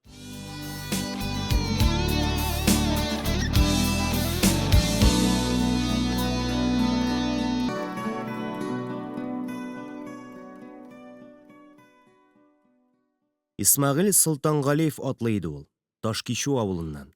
Үзара Исмай яки Солтан, Солтан Гали дип тә йөртәләр иде. Артист, циркач кушаматлары да бар иде. Сәләтле кешенең исемнәре дә күп була күрәсең. Очучы булырга хыяллана иде ул. Булыр иде дә, курку белми иде Солтан Галиев. Турник өрлеге буйлап аягүрә йөри, әйләнеп чыгарда итеп кылгасында атына. Иң биеккә җиткәч, кулын ычкындырып, аска сикерә дә, һавада 3 кат әйләнеп аягына баса.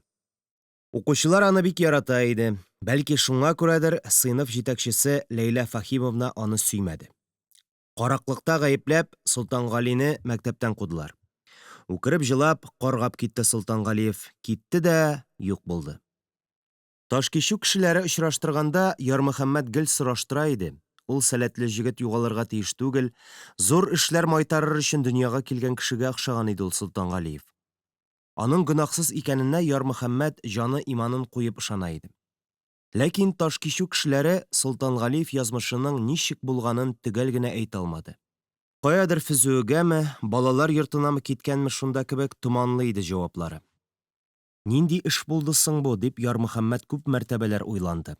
Нигә берәү дә якламаган Исмәгыйльне шул чакта? Җинаяте испатланмаган, бер ялагайның әләкләве аркасында сабыйны, 14-15 яшәр бичараны кешелектән чыгарып ташларга берәүнең дә хакы булмаган бит ул чагында да. Ләйлә Фәһимовна да ерткыч җанвар түгел бит. Укытучылар коллективы кайда булган соң? Бичара Солтангалиевның язмышына бер генә укытучы да игътибар итмәгән микән ни соң? Мәктәп тулы миһербанлы, яхшы укытучылар иде. Кем хатасы соң Исмәгыйль Солтангалиевны харап итте? 22 үсмер, 40 комсомол члены, нигә берсе дә яклашмаган? Күзлекне гел ул урлаган хисапта да аны мәктәптә калдырырга, тәрбияләргә тиеш булган бит коллектив. Исмайның карак түгеллеге ул китеп 2 ай узгач кына билгеле булды. Югалган күзлекнең бер пыялалы кысасы мич арасыннан табылды.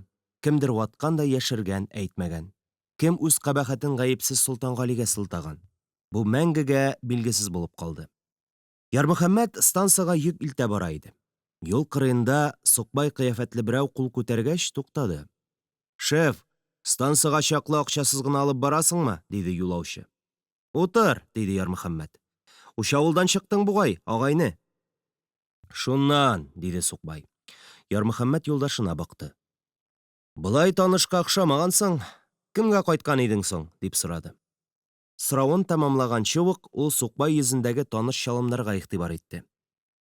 «Анысы синең эш түгел», – диде кырыс юлдаш. Аның сөйләшүеннән, кыяфәтеннән төрмә исе, сәрхушлык исе килә, хәтта бераз сәерлек тә сизелә. «Солтангалиев Исмәгыйль», – диде Ярмөхәммәт. Сукбай кинәт шоферга карады. Ул да шофер йөзендә ерак танышын төсмерләде кебек. «Мин синең кем икәнеңне әйтә алмам, якташ. Үзең әйт», – диде сукбай. Ярмөхәммәт машинасын туктатып, 2 кулын Исмәгыйльгә сузды. Күрештеләр. Ярмөхәммәт хәзер үк кире борылып, аны кунакка алып кайтмакчы булды. Ләкин юлаучы каты торды, хәтта бу тәкъдимнән курыкты да кебек. «Юк, шеф», – диде ул. «Миңа чаллы. Сезнекечә Брежневка кирәк. Срочно». Ул бу сүзләрне яңадан кыстамаслык итеп каты әйтте. Ярмөхәммәт кузгалды.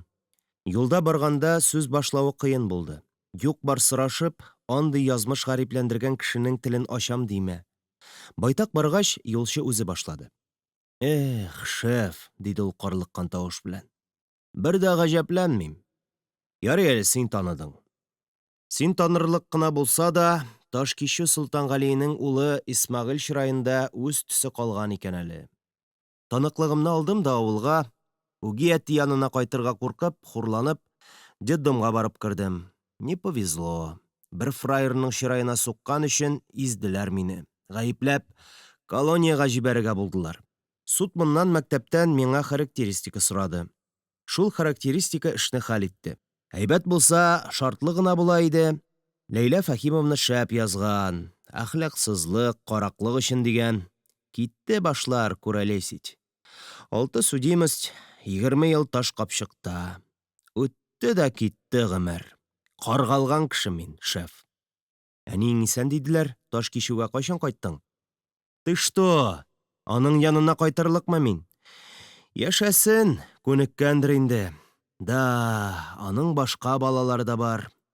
«Чаллыга эшкәме?» «Эшкә, бик важный эшкә». Ул шәһәргә кергәч үк төшеп калды. Ярмөхәммәт эшен бетереп кайтыр юлга чыкты.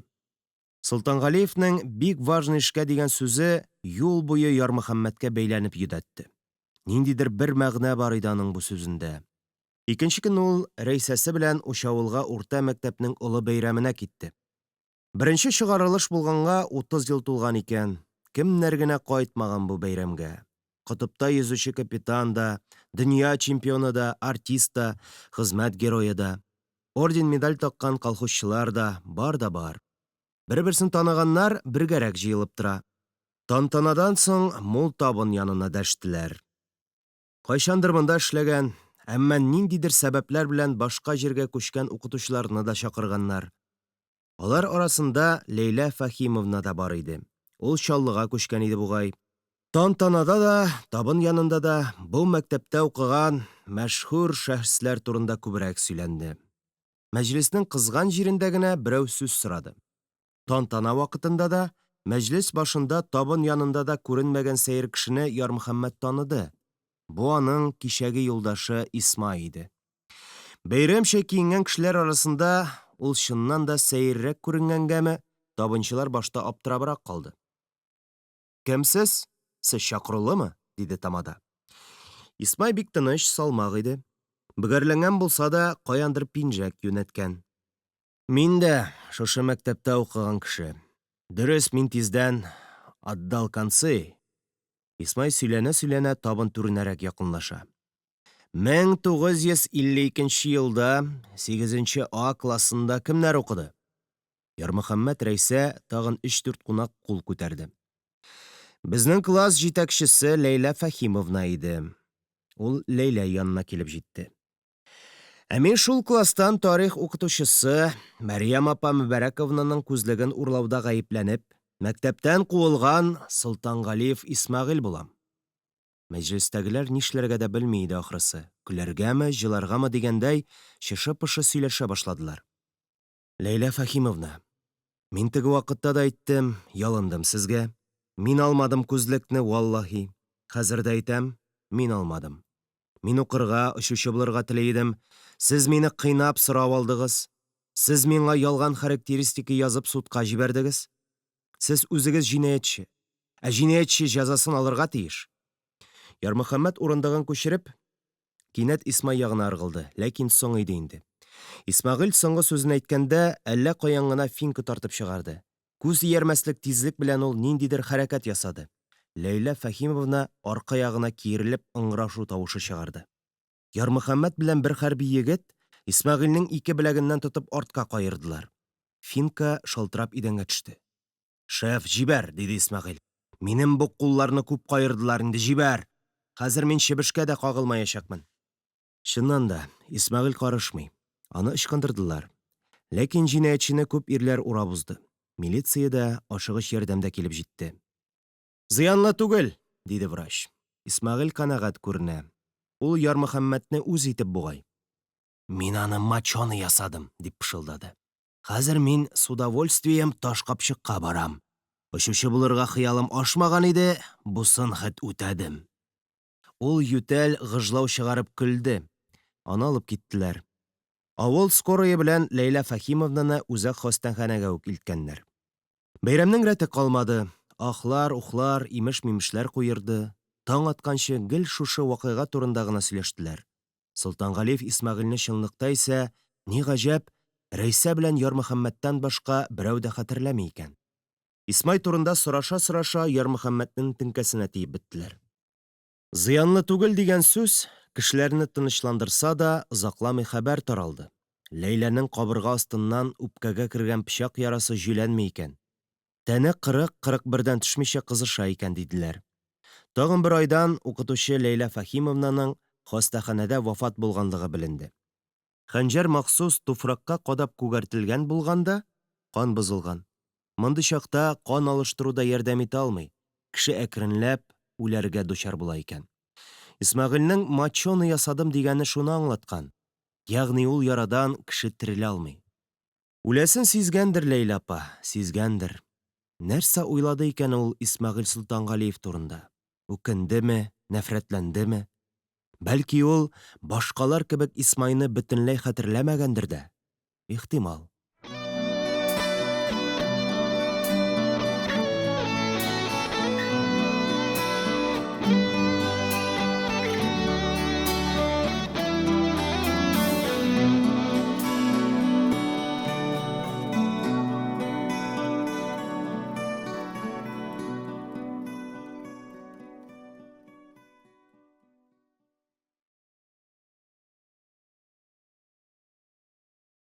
Галимхан.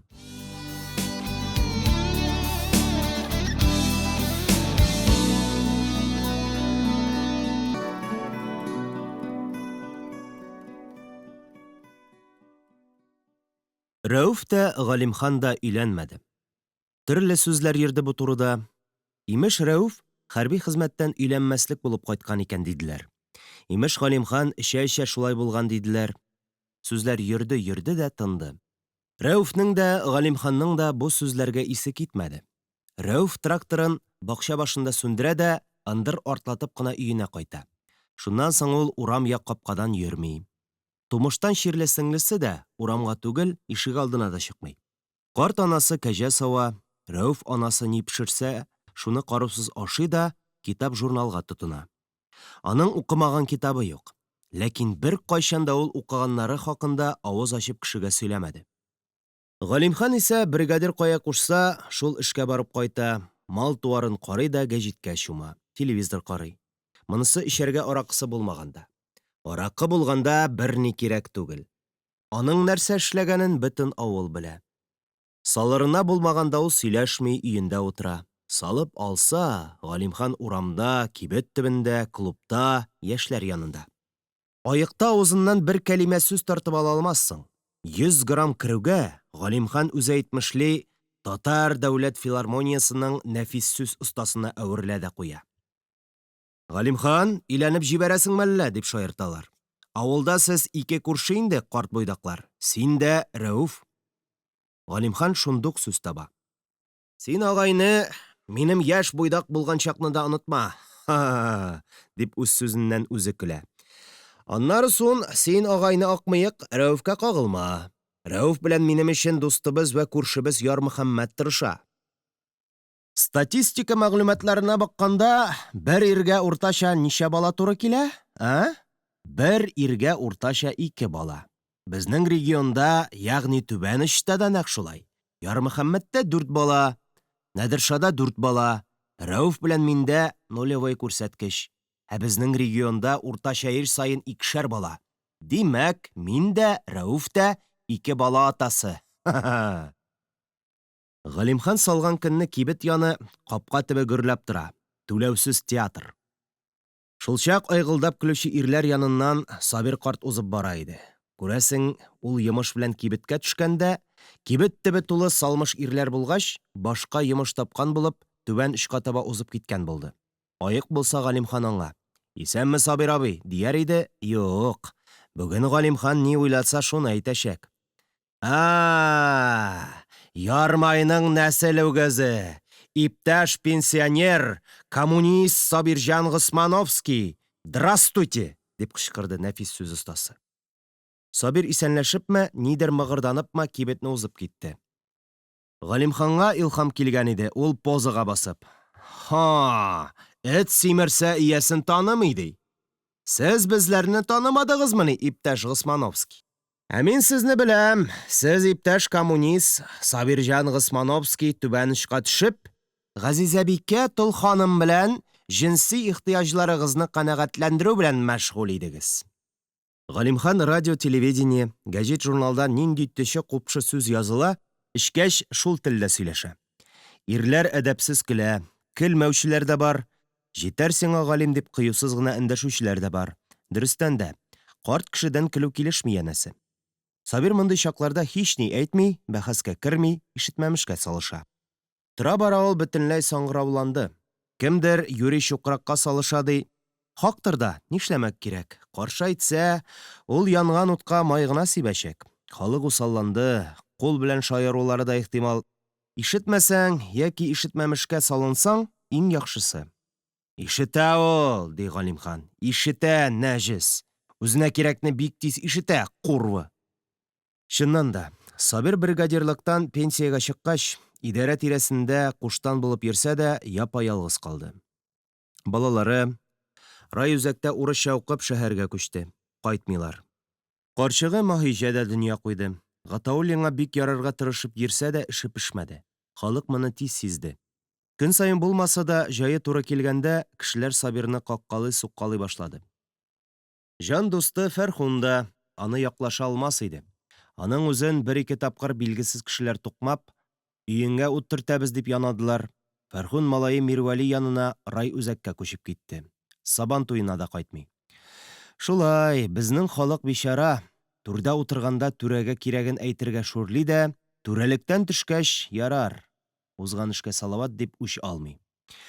Үч алырдайлары да Галимхан кебек кабып кыюланып алгач кына тел тибрәтә. Монда кайсысын хурларга, кайсысын хупларга да белгән юк. Шуңа күрә халык һаман дәшми. Бусы яңа җитәкче Галиуллин фәрештәме? Юк бит. Монысы да төрмә, штраф белән куркыта. Халыкны җигә, чыбыркылый. Халык ничек көн күрә, ул артына да алмый. Халык сөйләшә торган хайванга әверелде кебек. Ат кебек эшли. Эшләгәненең чиреген дә ала алмый. Я аңны югалтканчы эчәргә, я куштан булырга, я телеңне аркылы тешләп, җенең өзелгәнче заяга эшләргә, я шәһәргә качарга гына кала. Кемдер башын килә диде. Галимхан артына борылып, югары эштән төшеп килүче машинага карады. Башин, баш инженер иптәш килә икән, диде Галимхан. Менә хәзер тагын да кызыграк була дигәндәй, кибеттән йомышын йомышлап чыкканнар да, кайтып китмәенчә кызык көтеп, кибет янында калды. Ул арада баш инженер Гафуров машинасы төркем янында туктады. Машинадан фотоаппарат аскан, магнитофон тоткан бер хатын-кыз, аннан соң Гафуров чыкты. Менә иптәш Дилаева, бу бригада җегетләре, диде баш инженер. Любое турында яза аласыз. Механизаторлар, терлекчеләр. Бигрәк тә баш инженеребезнең лично үзе турында, диде Галимхан. Көлүчеләр байтак булды. Ярый, иптәш Дилаева, мин киттем, диде Гафуров. Сезне сөйләшкән вакытта килеп алырлар. Гафуров машинасына утырып китте. Япь-яшь кыз өрлектәй ирләр арасында ялгыз калды. Җәгез, кемнән башлыйбыз? Дигән булды кыз. Әлбәттә миннән, диде Галимхан. Сез кем? Диде Дилаева, магнитофонын көйле-көйле. Мин тулы канлы совет гражданины, иптәш Дилаева, диде Галимхан. Киң вә күп яклы белгеч, Галимхан агаң булам. Көлү куәтле булды. Тәҗрибәсез хәбәрче үзенең көлке хәлгә кала баруын сизми иде ахрысы. Ул җәй көнедә шүшинкә киеп, ялангач тәнгә сырган фуфайка салган бу кеше белән күп яклы белгеч төшенчәсе арасында ниндидер аерма барлыгын күрде бугай. Дөрес сөйлим ул дигәндәй, бер төркемгә, бер Галимханга карап алды. Әлбәттә, диде Галимхан. Нинди эшкә кушсалар, мин шул эшне сыйфат билгесе белән башкарам. Сәнәк белән мал асты чистартырга берәүгә дә кушмыйлар. Миңа, Галимханга гына ышанып тапшыралар ул бик тә мөһим участокны. Арба өстендә лайлалы силосны таратырга кемгә кушалар? Әлбәттә, Галимханга. Ул кай урында көләселәрен дә белә. Кеше көлгәндә сөйләми, туктап тора. Сез, Дилаева иптәш, бик дөрес килгәнсез. Минем күрсәткечем бик зур. Халык тәгәрәп китә. Көлү кешеләрне буып ала, кыз да көлә, ләкин көлкенең сәбәбен белми. Әлбәттә, зур күрсәткечкә ирешү өчен мин бер сәнәк белән 10 000 тонна, икенче сәнәк белән 600 ситнер тизәк төядем. Мин бик тырышам, иптәш корреспондент. Социалистик ярышта алда барам. Мин бөтен советлар илен күмеп китәрлек тизәк чыгардым, иптәш. Кыз үзенең каршысында тилчә телле халык шамакае басып торганын һаман аңламый кебек. Һәм җитди сөйләшмәк булып, микрофонын Галимханга якынрак тотып. Әйтегез әле, Галимхан абый, сез ничек бу нәтиҗәләргә ирештегез? Диде. Галимханга бу гадәти сорау яңа ризык кына бирде. Ул илһамланып, хәтта сөйләгәннәренә үзе инангандай, микрофонны тотып булай диде. Иртә таңнан торып, кичке караңгыга хәтле физик эш белән мәшгуль булсаң гына күрсәткечең зур була. Хатынсыз ирләр өчен бу физик эш аеруча мөһим. Безнең колхоз җитәкчеләре дә бик кайгыртучан халык. Туклану мәсьәләсен уңай хәл итеп, эшче кулларны рациональ кулланырга ирештеләр. Эстрада театрының көлке тамашасы гөрләп бара. Халык көлә, артист иҗат итә. Хәбәрче. Сезнең эштән соң вакытыгыз, дип башлаган иде, Галимханның җавабы авызыннан атылып та чыкты. Сәнгать, культура, опера безнең маугу. Менә мин үзем иеме, эшкечелек белән мауга башладым. Маугуларым нәтиҗәсез булмады. Авылдашлар шаһит. Мин сәрхушлык дәрәҗәсенә ирештем. Үз өстемдә нәтиҗәле эшлим. Эчү системам бар. Булганда эчәм, булмаганда юк. Менә мин кичәгенәк бер җыр тудырдым әле. Галимхан опера җырчылары кыяфәтенә кереп, җыр башлады. Аның тавышы да опера җырчыларына охшап чыга иде. Сау бул, Әминә, көтминә.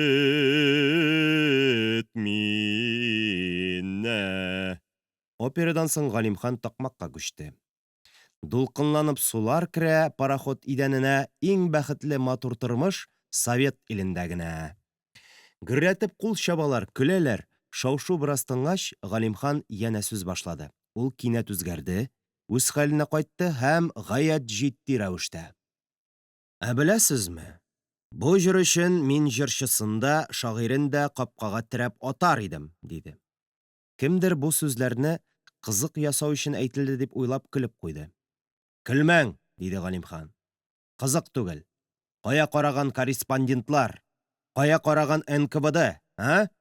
Мин сезне аңламыйм, Галимхан иптәш, диде Дилаева. Аңларга тиешсез, иптәш корреспондент, дип кычкырды Галимхан. Пароходка дулкынланып сулар кергәч, пароход бата дигән сүз.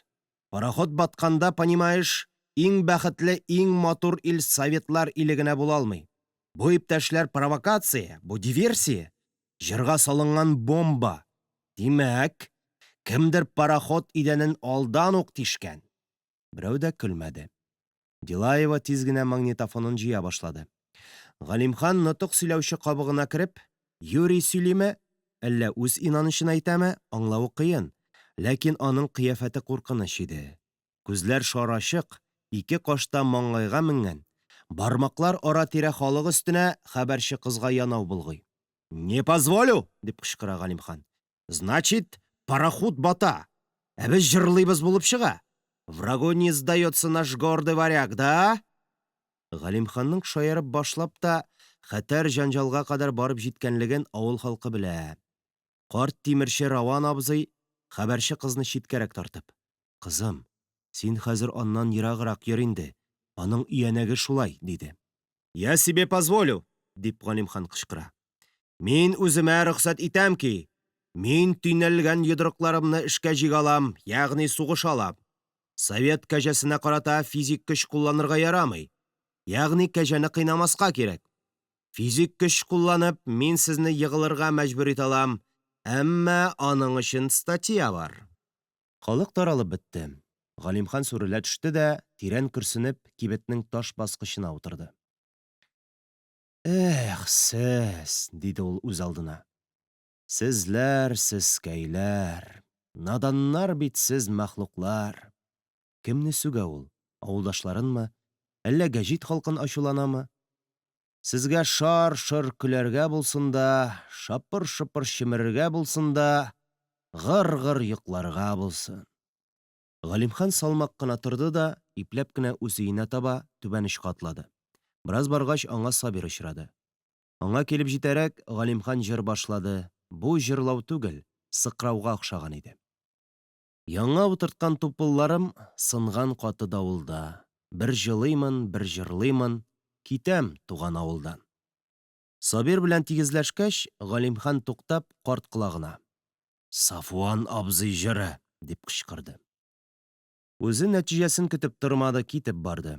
Ул өенә кайтып, чишенмичә генә чоланга кереп ауды. Сафуан абзый җыры дигән сүздә тирән мәгънәне аңлады микән Сабир карт? Сафуан сугышта һәлак булды. Сабир күзенә тавык тизәге салып сугыштан котылды. Алабугадагы немец әсирләренең Германиядән килгән паюгын талап симерде дә Сафуанның тол калган хатыныннан юмарт хатын ясады. Изге җан Сафуан гүр иясе булганга 40 ел. Ә син бетле күз һаман исән, сине җир һаман күтәрә дигән сүз иде ул. Тап-таза ир җегетне җиңде сыек иблис. Тора-бара Галимхан айнымас булды. Өйдә авыру анасы, Маһибәдәрне аяклары ятакка аударды. Уян-уян дип йөрде дә, уян гына булып чыкмады ул каһәр. Тамырлары бөкләнеп, аның аягын кистеләр. Менә шушы хәл Галимханның бөтен хыялларын җимерде. Анасы түшәккә егылгач ук белде, Галимхан өйләнмәячәк.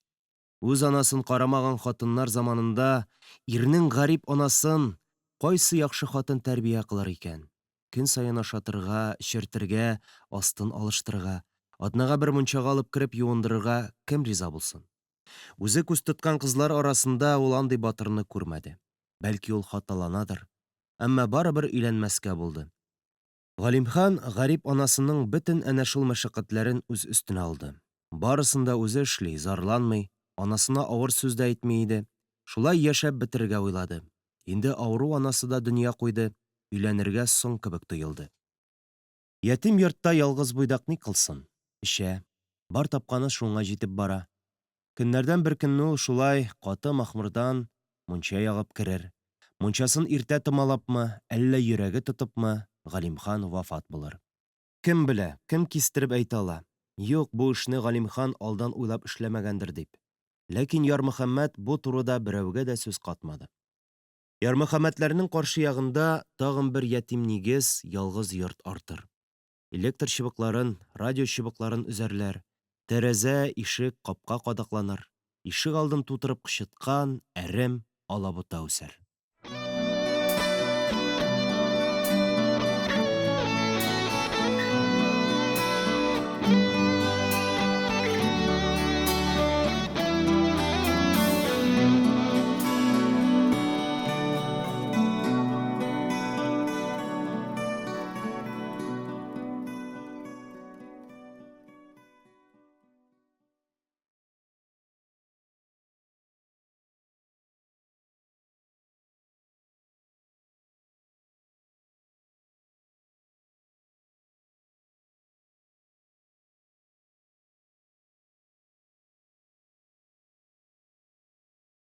Ярмөхәммәт.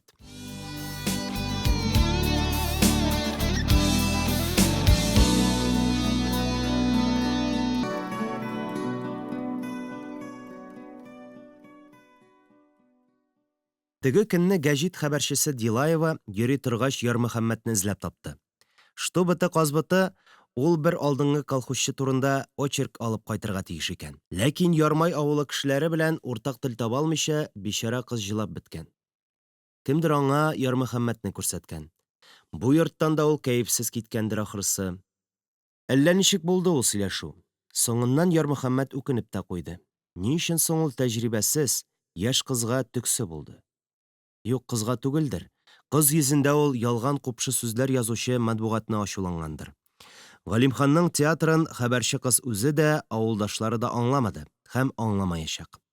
Галимхан усал сатира белән башлап, җене сөйми торган төче купшы, ялган гәҗитчеләргә нәфрәтен белдерде. Ялган мәгълүмат, урынсыз мактау-мактанулар бөтенесе кешене эчтән черетеп тарката. Рәван абзый әйтмешли, Галимхан өянәгенең асылы бик тирән иде. Баксаң, Ярмөхәммәттә дә бар икән андый өянәк. Дилаеваның беренче сүзе үк аңа ошамады. Хәбәрче ишектән килеп керүгә, анасы хурлыгаян, хатыны Рәйсә, балалары алдында кинәт. Сезнең семьяны әйбәт диделәр. Үрнәк семья дигән мәкалә яхшы булыр иде. Сез яратышып өйләнештегезме? Диде. Мәгънәсез сорау, мәгънәсез җавап дигәндәй Ярмөхәммәт. Кирәк булганга өйләндем, димәсенме? Сезнеңчә башта яратырга, аннан өйләнергә кирәк, шулаймы? Дөрес, диде кыз. Әгәр дә син уйлаганча булса, чын мәхәббәт көтеп җир шарындагы кешеләрнең 50-60 өлеше кияүгә чыга алмыйча, өйләнә алмыйча картаеп үләр иде. Кеше ресурслары кимер иде. Чын мәхәббәт көтү идеологик диверсия. Син шуны беләсеңме, кызым? Кыз тиле кебек бер ноктага текәлде. Ул әйтелгән фикерне башында әвәли эшкәртә идеме, әллә бу сүзләрне ул бөтенләй аңламадымы? Ярмөхәммәт янә сүз башлады. Син сеңлем, хатынмы, кызмы дигәндәй, ирдәме? Не имеет значения, дигән булды хәбәрче. Монысы сезгә кагылмый. Ха, диде хуҗа. Минем эшләр сезгә кагыла, ә сезнең эшләр миңа кагылмыймы? Ну, допустим, мин кияүдә, диде Дилаева. Яратышып өйләнештегезме? Монысы да сезгә кагылмый. Кагыла. Ну, бик яратып. Әйтегез әле сеңлем. Бик яратышып өйләнешеп тә, 2 елдан аерылып, бала ятим итү әйбәтме? Әллә өйләнергә кирәк булганга гына өйләнешеп, гомер буе тату яшәп, таза балалар үстерү яхшыракмы? Кыз аптырады, йөдәде. Ул каләмен өстәлгә ташлап, кинәт ике учы белән битен каплады. Ул үксеп җылый иде. Бу юлы Ярмөхәммәт каушады. Ул мондый вакыйга буласын көтмәгән иде. Ул арада хәбәрче кыз илаулап такмакларга тотынды. Нигә сез бөтенегез дә мине яратмыйсыз? Бөтенегез дә миннән көлә, издеваться итә. Әйбәт кенә сөйләү сезгә неужели авыр? Ярмөхәммәт ишек алдына чыгып керде. Аңарчы хәбәрче кыз җылаудан туктаган, әйберләрен җыйган иде. Кая болай? Диде хуҗа. Казанга, диде кыз. Беркая да китмисең, сеңлем. Әнә, җиңгәң чәй өлгерткән, диде хуҗа. Шул сүзне генә көткәндәй, Рәйсә урта ишекне ачып табынга дәште. Табын мул, киң иде. Ата белән ана, әби, 4 бала да кунак хатын. Чәй янында сүз мал-туар тирәсендә булды. Кышка курма әзерләү, бәрәңгенең черү-черемәү мәсьәләсе, балаларның өс-башларына алу-алмау хәлләре. Аннан Ярмөхәммәтнең озак еллар иске машинада эшләп тракторга утыруы, аның чөгендерчелектәге уңышларына да кереп чыктылар. Хәбәрчегә бар да кызык. Чәйдән соң Рәйсә хәбәрче кызны мунчага алып китте. Шәһәр кызының авыл мунчасында булганы юк икән. Аның өчен бу бер могҗиза булды ахрысы. Ул мунчадан соң «Удивительно, очень интересно» дигән булып озак сөйләнде. Хәбәрче кыз аларда кунак калды. Кич утырганда ул хуҗага: «Все-таки сез бәхетле, Ярмөхәммәт абый», диде. Ярмөхәммәтнең кызга булган төртмәлеге күптән киткән иде инде. Ул сабыр гына әйтте. «Бәхет ул шома нәрсә», диде. Бу хәбәрче соравына җавап түгел, аның сөйләнүе шул сорауга җавап эзләү иде. Узган гомереңдәге бәхетле көннәрең белән бәхетсез көннәрне чагыштырып кына бәхетне билгеләп була. Сабый бала бәхетле, ләкин ул үзенең бәхетле икәнен белми, яки үскәч кенә белә. Бәлки син бүген иң бәхетле кешедер, ихтимал, иң бәхетсез кешедер. Кем кистереп әйтә ала? Ә син каян алып әйтәсең, сеңлем? Мин бәхетсез түгел, әмма мин бәхетле дип әйтергә куркам. Сез, Ярмөхәммәт абый, эшегезне бик яратып сөйлисез. Кеше хезмәтеннән тәм тапса гына бәхетле була диләр. Ярмөхәммәт көлемсерәде, әмма аның йөзендәге елмаю чаткылары тиз эреде. Ул кызга дәрес аңлатучы мөгаллимдәй сүзләргә басым ясап булай диде. Сеңлем, хезмәт, бәйрәм бәхет булса, шәһәр халкы 2 көн ял итмәс иде. Әйе, мин эшем белән бәхетле, рәхмәт хөкүмәтебезгә, ул мине эшле итте, кебек сүзләр урынына, күсәк белән башка суккандай әлеге фикерне ишеткәч, Дилаева язуыннан туктады. Гаҗәпсенеп хуҗага бакты, аннан соң бу фикерне башында пешерә башлады бугай. Ярмөхәммәт дәвам итә. Хезмәт рәхәт иле булса, елга 1 ай ял бирмәсләр иде. Хезмәт бәхет булса, ишәк белән алаша иң бәхетле мәхлуклар булыр иде, сеңлем. Бәхетен хезмәттә тапты дип, китап язучыларга мин гомерем буе нәфрәт сакладым. Сеңлем, хезмәтнең берсе дә җиңел түгел. 30 дәрәҗә салкында, шофер ерак юл уртасында машина йөртергә мәҗбүр. Үзәкләргә үткән салкында сап-салкын тимерне яланкул белән тотып, ватык машинаны төзәтергә азапланып яткан чакта сорасың. Бәхетлеме икән ул шофер? Авылда тормыш рәхәт, үз сөте, үз бәрәңгесе дигәннәр, үзләре кайтып авылда яшәсен. Менә бу кулларга кара. Ярмөхәммәтнең муртаеп беткән бармакларына карап, Дилаева дәшмәде. Бармаклар түгел, карт имән тамырлары иде алар.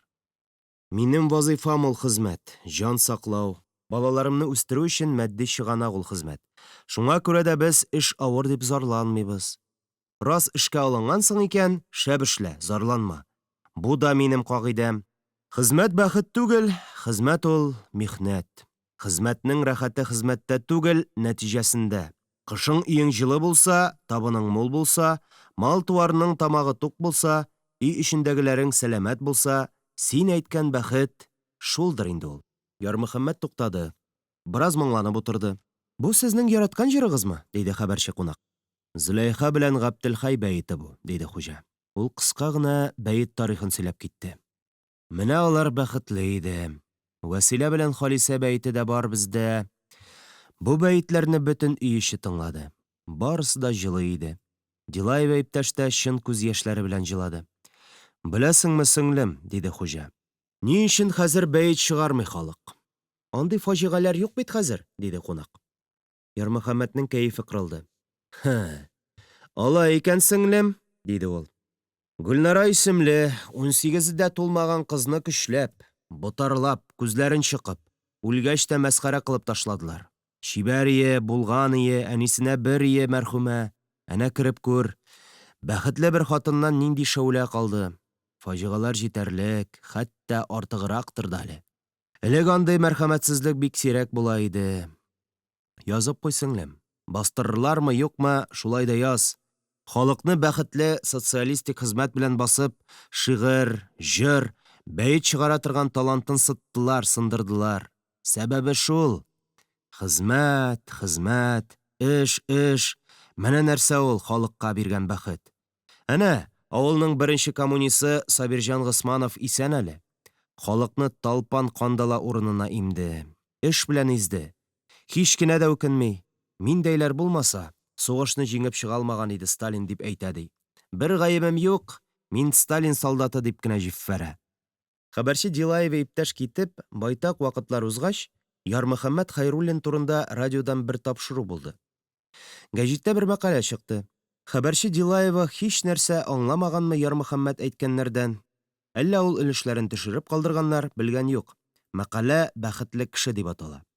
Мәкаләне укыгач, иң беренче Галимхан кычкырып көлде. Аннан соң Ярмөхәммәт үзе. Ярмөхәммәт Хәйруллин үз бәхетен хезмәттә тапты дип тәмамлана иде ул язма. Тузга язмаганны хак булса да сөйләмә дигән мәкаль, китап сүзе дигән әйтемнәр заманы узды. Татар халкында тузга, ягъни китапка язган сүзгә инану шул кадәр куәтле булган ки, 1000 еллар буе ул китапка, матбугатка изге нәрсә итеп караган. Китапларны кадерләп, җыеп, төреп саклаган. Ә бүген гәҗит бәдрәфтә, журналлар таба астында, чүлмәк өстендә. Чөнки соңгы 60 ел эчендә матбугат халыкның ышанычына балта чапты. Теше, купшы, ялган белән тулды матбугат. Шуңа күрә аның урыны да түбәнәйде. Хәзер, һәй, гәҗит сүзе сөйләмә сана, радио мәллә син ялганлап торасың дибез. Үзгәрттеләр замананы. Бүген ул төшендә Валияне күрде. Сәер хисләр белән уянды ул. Ни өчендер туп-туры Зәйтүнәләргә китте. Картайды Зәйтүнә түти дә, дип уйлады ул карчыкны күрүгә. Зәйтүнә түти аны көтеп торгандай. Ярмөхәммәт, әле үзем сезгә керергә тора идем. Әллә ахыр заман якыная инде. Ахыр заманда кемне уйласаң, шул каршыңа чыгар дип сөйләнә-сөйләнә ул ак өйгә кереп китте.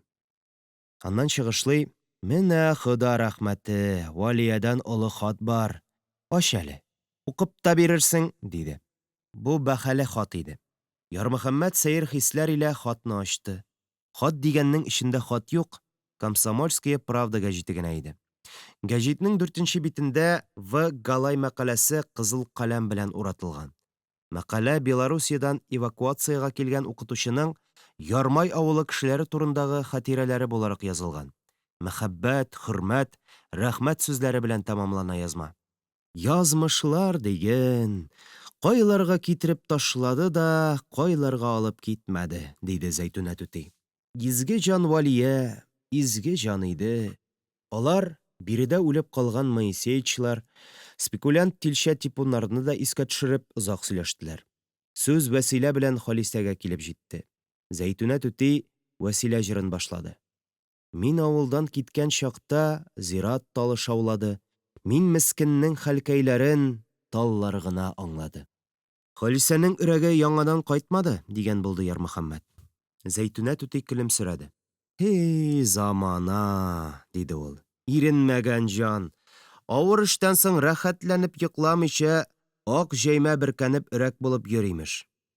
Кем? Диде Ярмөхәммәт. Кем булсын? Мин, диде карчык. Ярмөхәммәт көлде. Без сине ничә төн ауладык, диде ул. Зәйтүнә карчык авызын каплап көлә дә көлә. Иренмәгән җан диген. Көлешеп туктагач, Хуҗабикә җитди рәвештә. Мин юраган юш килде, сизәсеңме, Ярмөхәммәт, диде. Ахыр заман галәмәтләре ачык күренә. Диварлар аша кешеләр бер-берләрен күрәме? Күрә. Телевизор. Ат белән иргә сан беттеме? Бетте. Кая ат? Кайда ул чын ир? Юк. Бөтенесе чирләшкә, өйләнә алмый. Өйләнгәне сәрхүш. Озакламый җир тетрәп, авыллар убылачак, күр дә тор. Иблис хуҗа дөньяга. Иблиснең шайтаннары үрчеде. Хикмәт тә шунда шул, энем. Иблис белән шайтаннарны тотып яндырырлар да иде. Алар шайтаннар кеше кыяфәтендә, бигрәк тә җитәкче, куштаннар кыяфәтендә була. Иң зур иблис Сталин. Үзе катты катуын, тик шайтаннары күп калды шул. Сабирлары, Фәрхуннары, Гаттауллиннары һаман иблислек кыла. Иблиснең олы планы бар, энем. Динне бетереп, шайтаннарын җибәреп халыкны аздырырга, авылны туздырырга бара дөнья. Ислам нурны марҗа кыяфәтенә кергән юха җылан тартып алды да читтә үтерде. Рәсүлебезне аракы сыйфатына кергән иблис алды. Авылны Сабирҗан кыяфәтенә кергән дәҗҗал кырытты. Кара, 30нчы елга чаклы шәһәр кебек авылдан ни калды? Пәдрәт буш нигез.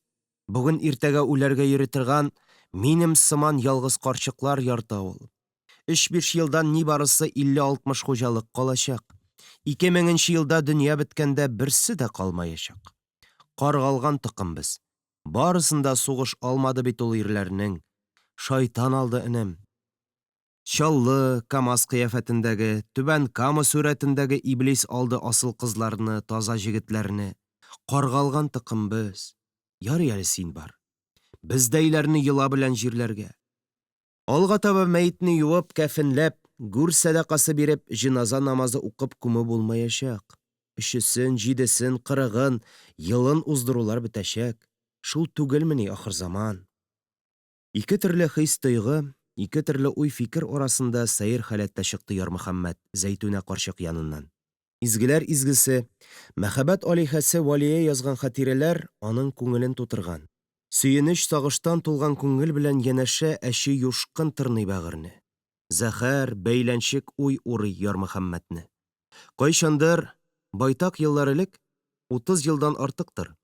Изгеләр зираты өстенә клуб салуны мәчеткә җыелып хәл иткәндә, Зәйтүнә түти мәчетне алдылар, изгеләр каберен актарып клуб салсагыз афәт киләчәк илгә.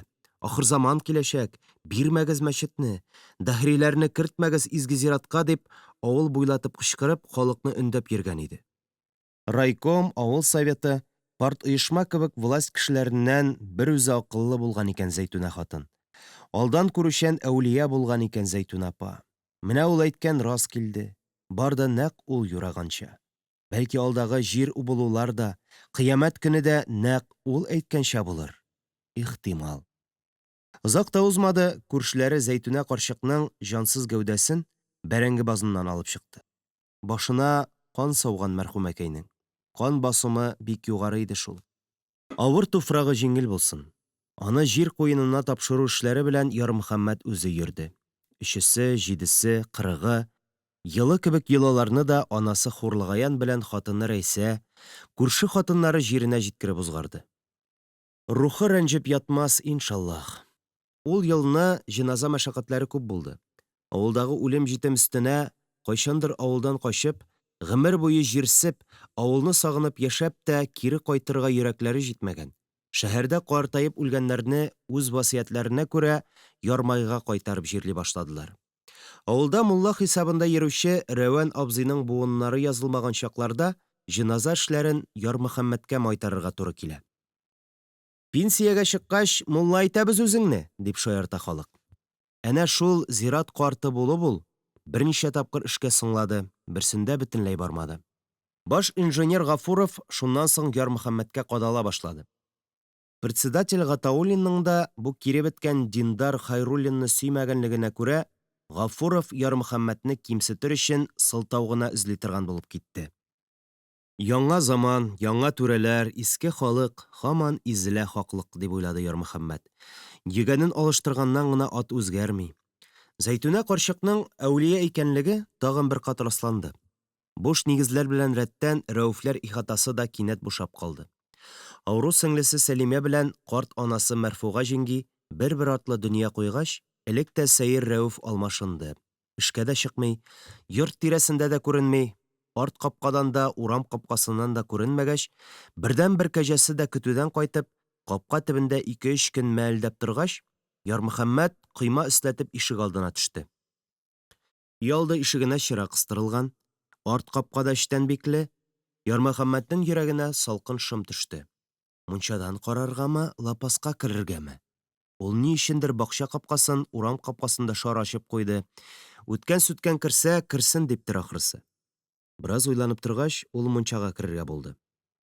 Тамак кыргалап, ютәлләштергәләп, ул мунча ишеген тартты.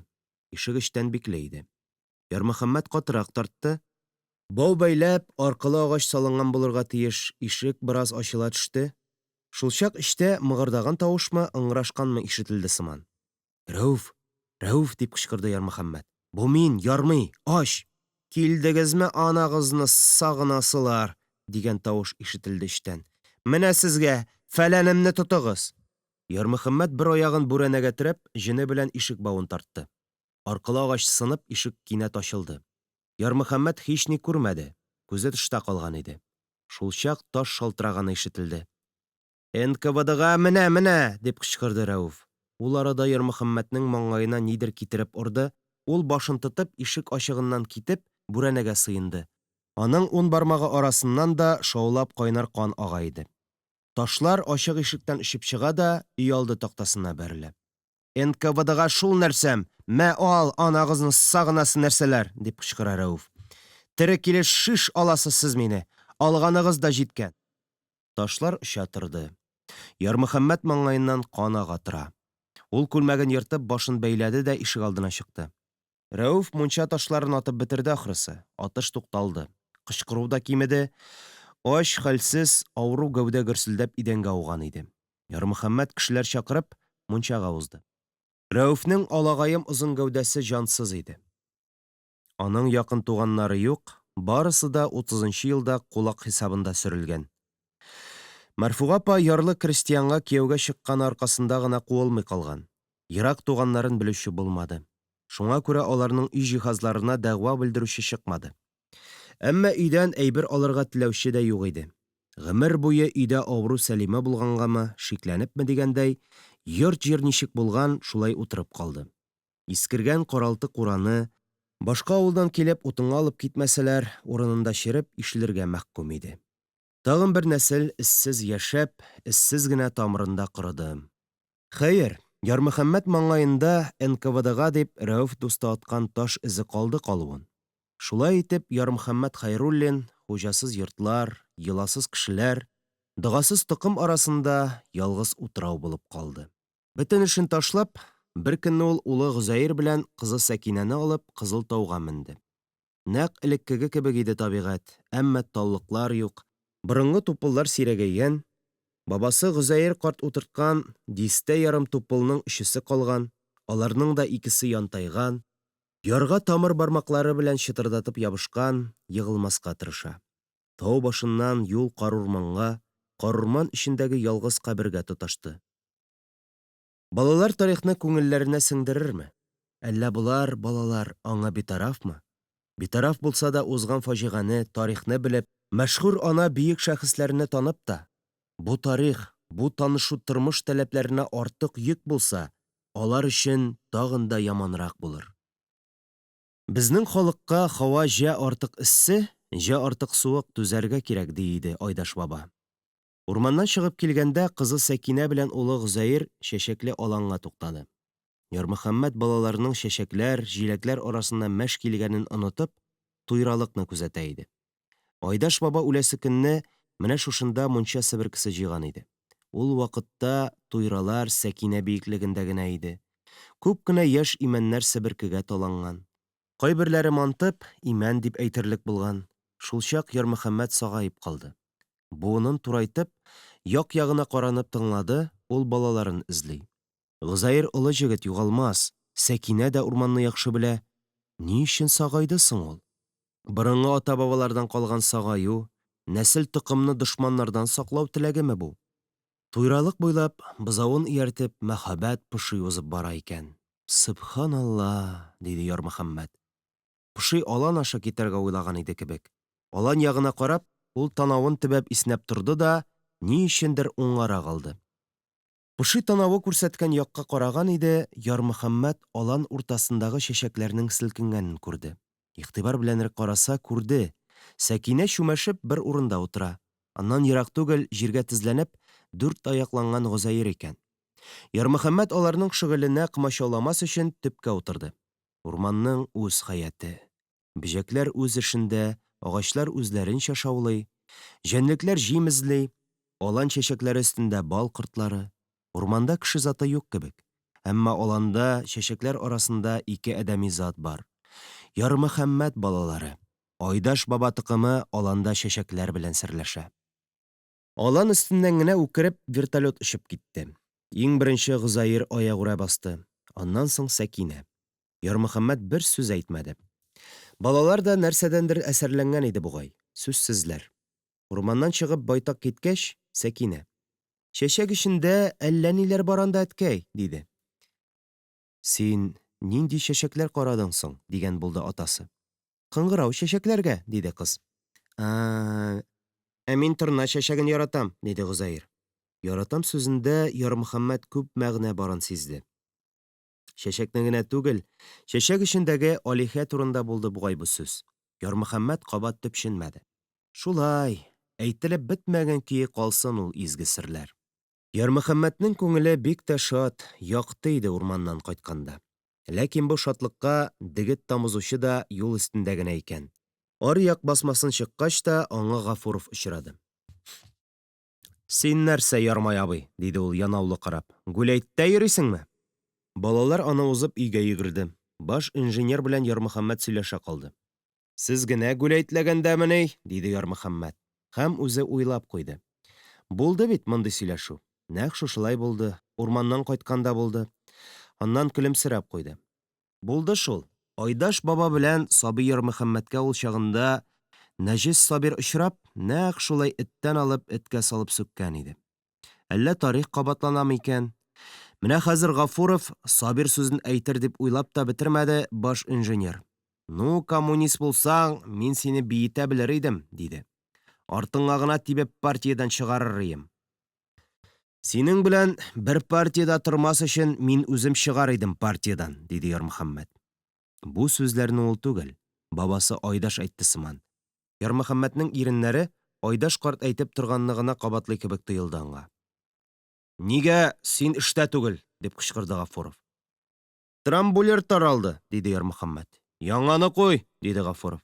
Табып бир, куярмын энем, диде дә Ярмөхәммәт китеп барды. Гафуров мыгырданып ысылдап калды. Бираздан баш инженер машинасының артык газ белән кузгалып киткәне ишетелде. Өйгә кергәндә борынга яңа пешкән күмәч ипи исе килеп бәрелде. Аны самавар җырлатып көтәләр иде. Ул ак өйгә узды, тәрәзә кашагасы артыннан Айдаш баба хәнҗәрен алды. Улын чакырып кертте дә, Булатның йөзенә бармак тигезеп караганнан соң: "Гозаир улым, бу хәнҗәр синеке", диде. "Рәхмәт, әти", дип, улы хәнҗәрне күн кынысына тыгып, үз әйберләре янына тартмага салып куйды. Айдаш бабаң, Хисбулла бабаңнан калган бер әйбер югалмасын. Рикәкәнең йөгәнен дә саклагыз, диде Ярмөхәммәт. Атасы, чәй әзер, диде Рәйсә. Ярмөхәммәт ак өстәленә чүлмәккә утыртылган урман чәчәкләрен күрде. Сәкинә авызына кабып, чәчәкләр өстенә су бөркеп йөри. Чәчәктәге тамчы күз яше кебек, диде кыз. Яңгырдан соң кара син чәчәкләргә, диде ата. Нигә, диде кыз. Яңгырдан соң андый тамчылар чәчәкләрнең бәхетле икәнен әйтә, диде ата.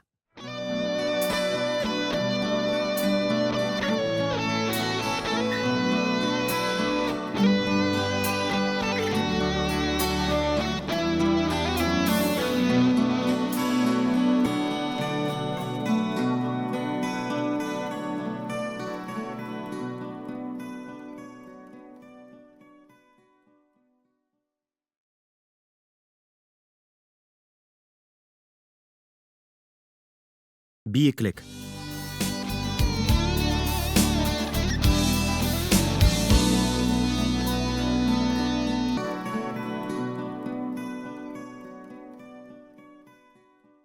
Ярмөхәммәт Хәйруллин Кызыл тау башына басып, ярмай өстенә карап торганда шулар турында уйлады.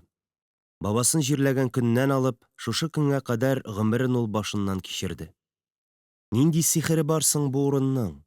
Бер Ярмөхәммәт кенә түгел, тау түбәсенә менеп, аска, авылга карап торган һәр кеше әллә нинди сәер кичерешләр, сагышлы хатирәләр эчендә кала. Озак еллар аерылып, читтә яшәп, туган үскән авылына кайткач, һәркем тәэсирләнә. Бу хак.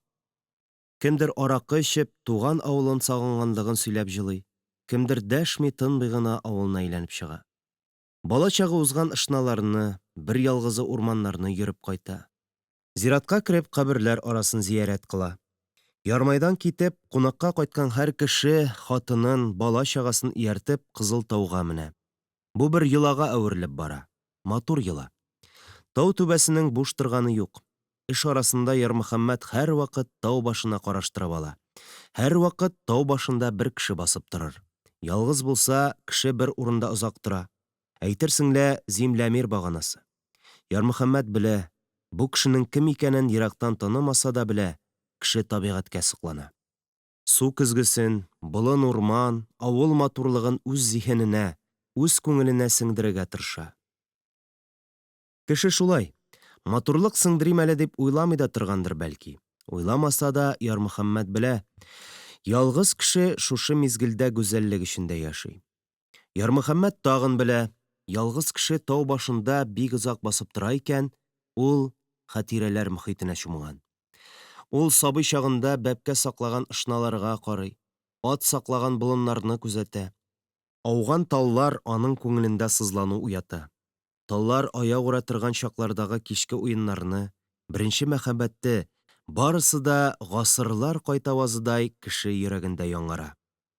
Сабый чак үткән, үсмер чак әллә кайда еракта калган. Җегет чакларда күптән юк. Сугыш алдыннан туган балалар хәзер бабай булып килә. Алар белән бергә Ярмай авылы да үзгәрә. Яшеллек кими, әрәмәләр юк. Урман сирәгәйгән.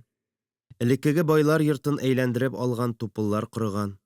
Кайчандыр анда тегермән бар иде. Ул тегермәнне йөзләгән тупыллар каплап, янгын уттан саклап тора иде. Хәзер 2 тупыл тырпаеп тора. Соңгылары бахыркайлар. Замандашлары аяк ура басып картаеп үлде. Мәчетне урап алган 35 агачның берсе калган. Анысы да корыган, ялгыз. Беркемгә дә кирәк түгел. Агач зарланмый, беркемне дә гаепләми.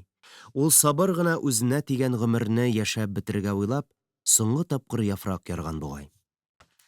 Узакламый аны кисеп ягачаклар. Корыган тупыл авылны ямсезләп тормасын диячәкләр. Ләззәтле сызлану үкенечтән. Кире кайтара алмаслык гомер хаталары, сагынычлы яшьлек юләрлеге. Ләззәте шуннан ки, кеше тау башына менеп, авылына карап үткәнен уйлый икән, димәк ул чистарына. Димәк ул кешенең бәгырендә таш ятмый. Таудан төшеп китәр кеше, сагышын тау башында калдырыр. Ул калдырган сагыш башкаларга күчәр, аларны моңландырыр. Ә бу кеше таудан аска төшкән саен чынбарлыкка якыная барыр. Тау башыннан танымаган кешеләрне аска төшкәч ул таный башлар. Кешеләр арасына кергәч, сагышы бөтенләй юкка чыгар. Кайчагында тау башында берничә кеше басып торгалый. Ярмөхәммәт белә, Ярмай урактан читкә киткән адәм гаиләсе белән, дуслары белән кайткан да, тау башыннан торып, куллары белән ишарәләп күрсәтә-күрсәтә, горурланып туган авылы турында сөйли.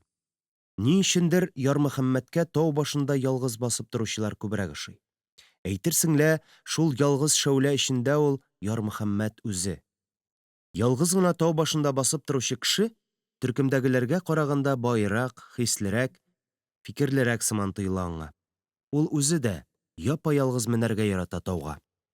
Юк, ул Юрий атап менми анда. Махсус рәвештә табигать белән сокланырга аның вакыты юк. Алан басуга, урманга эшкә барышлый, эштән кайтышлый.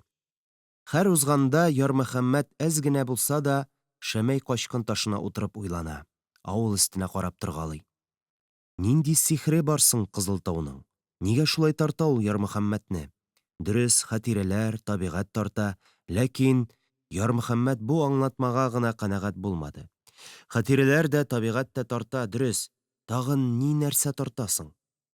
Ул шулай уйлый-уйлый машинасы янына китте. Машина шәмәй качкын ташы янында ук тора. Тау түбәсеннән карарга теләүчеләр машиналарын шулай упкын кырына ук китереп туктатырга гадәтләнеп китте. Таш янына ныклы юл салынган. Машина күтәрмәсенә менеп баскач, Ярмөхәммәт янә борылып авыл өстенә карады.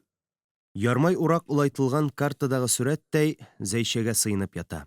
Авылның аргы башында, Учавыл белән Ярмай арасында изге зират өстенә салынган клуб, аннан арырак промбаза эш мәркәзе. Анда электр тегермәне дә, ашлык чистарткыч та, машина-трактор паркы да, ашханә дә, барысы да аста аяк очында кебек. Промбазадагы кешеләр күренми. Бәлки алар Ярмөхәммәтнең тау башында торганын күрәдер.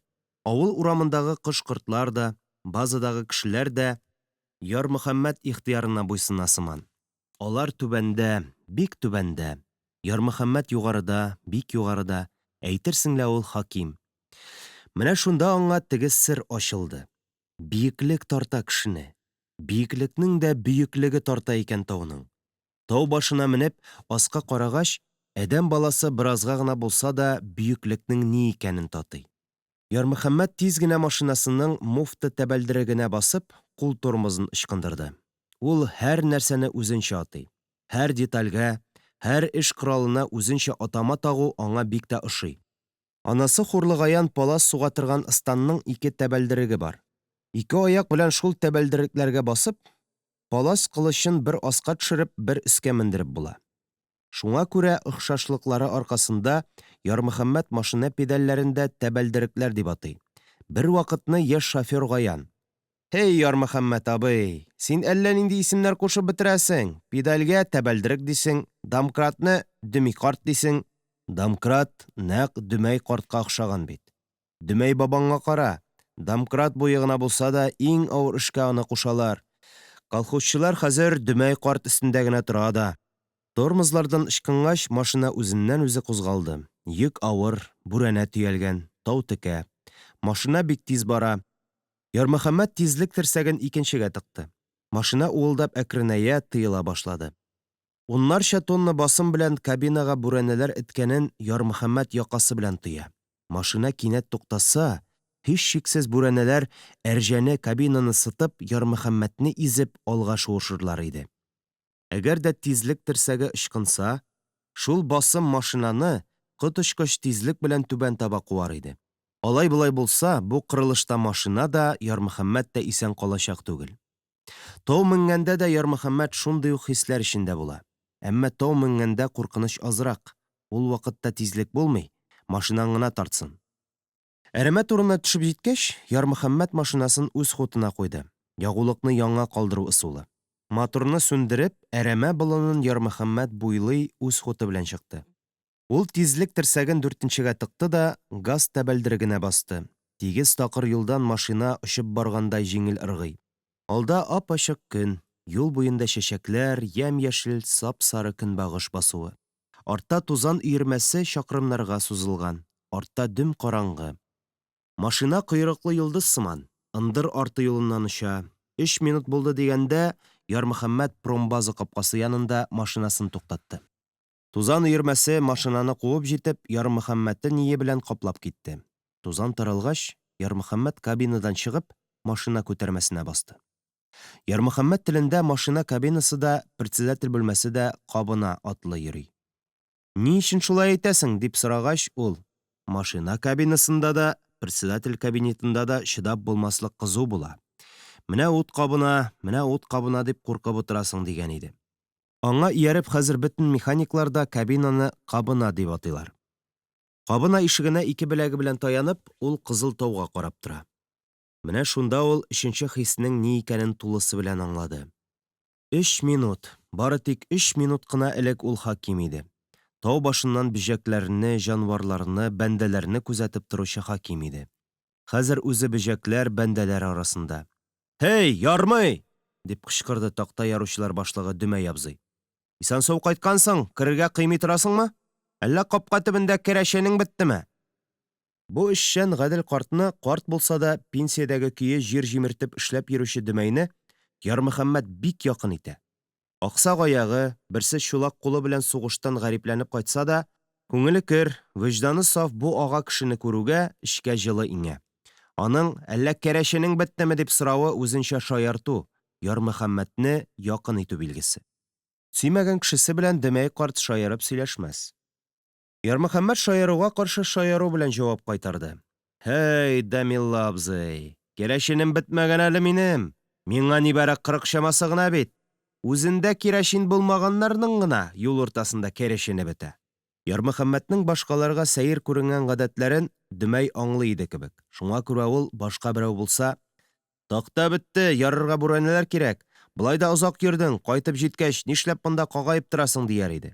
Хәзер исә, бик әйбәт, исән сау кайткач, бик әйбәт, дип, такта яргыч ягына таба китте.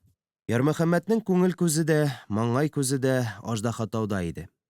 Тау түбәсеннән авыл бер бөтен булып күренсә, моннан гади тау Аждаһа кыяфәтенә керә. Икенче үзгәреш тойды Ярмөхәммәт, 3 минут эчендә гасырлар узды кебек. Ярмулла батырның урагы кискән җәрәхәт тау арасы. Ярмулланың урагы Ярмай урак авылы кыяфәтендә ята. Тауның тулы кыяфәтен күрер өчен түбән төшеп, еракка китеп караш кирәк.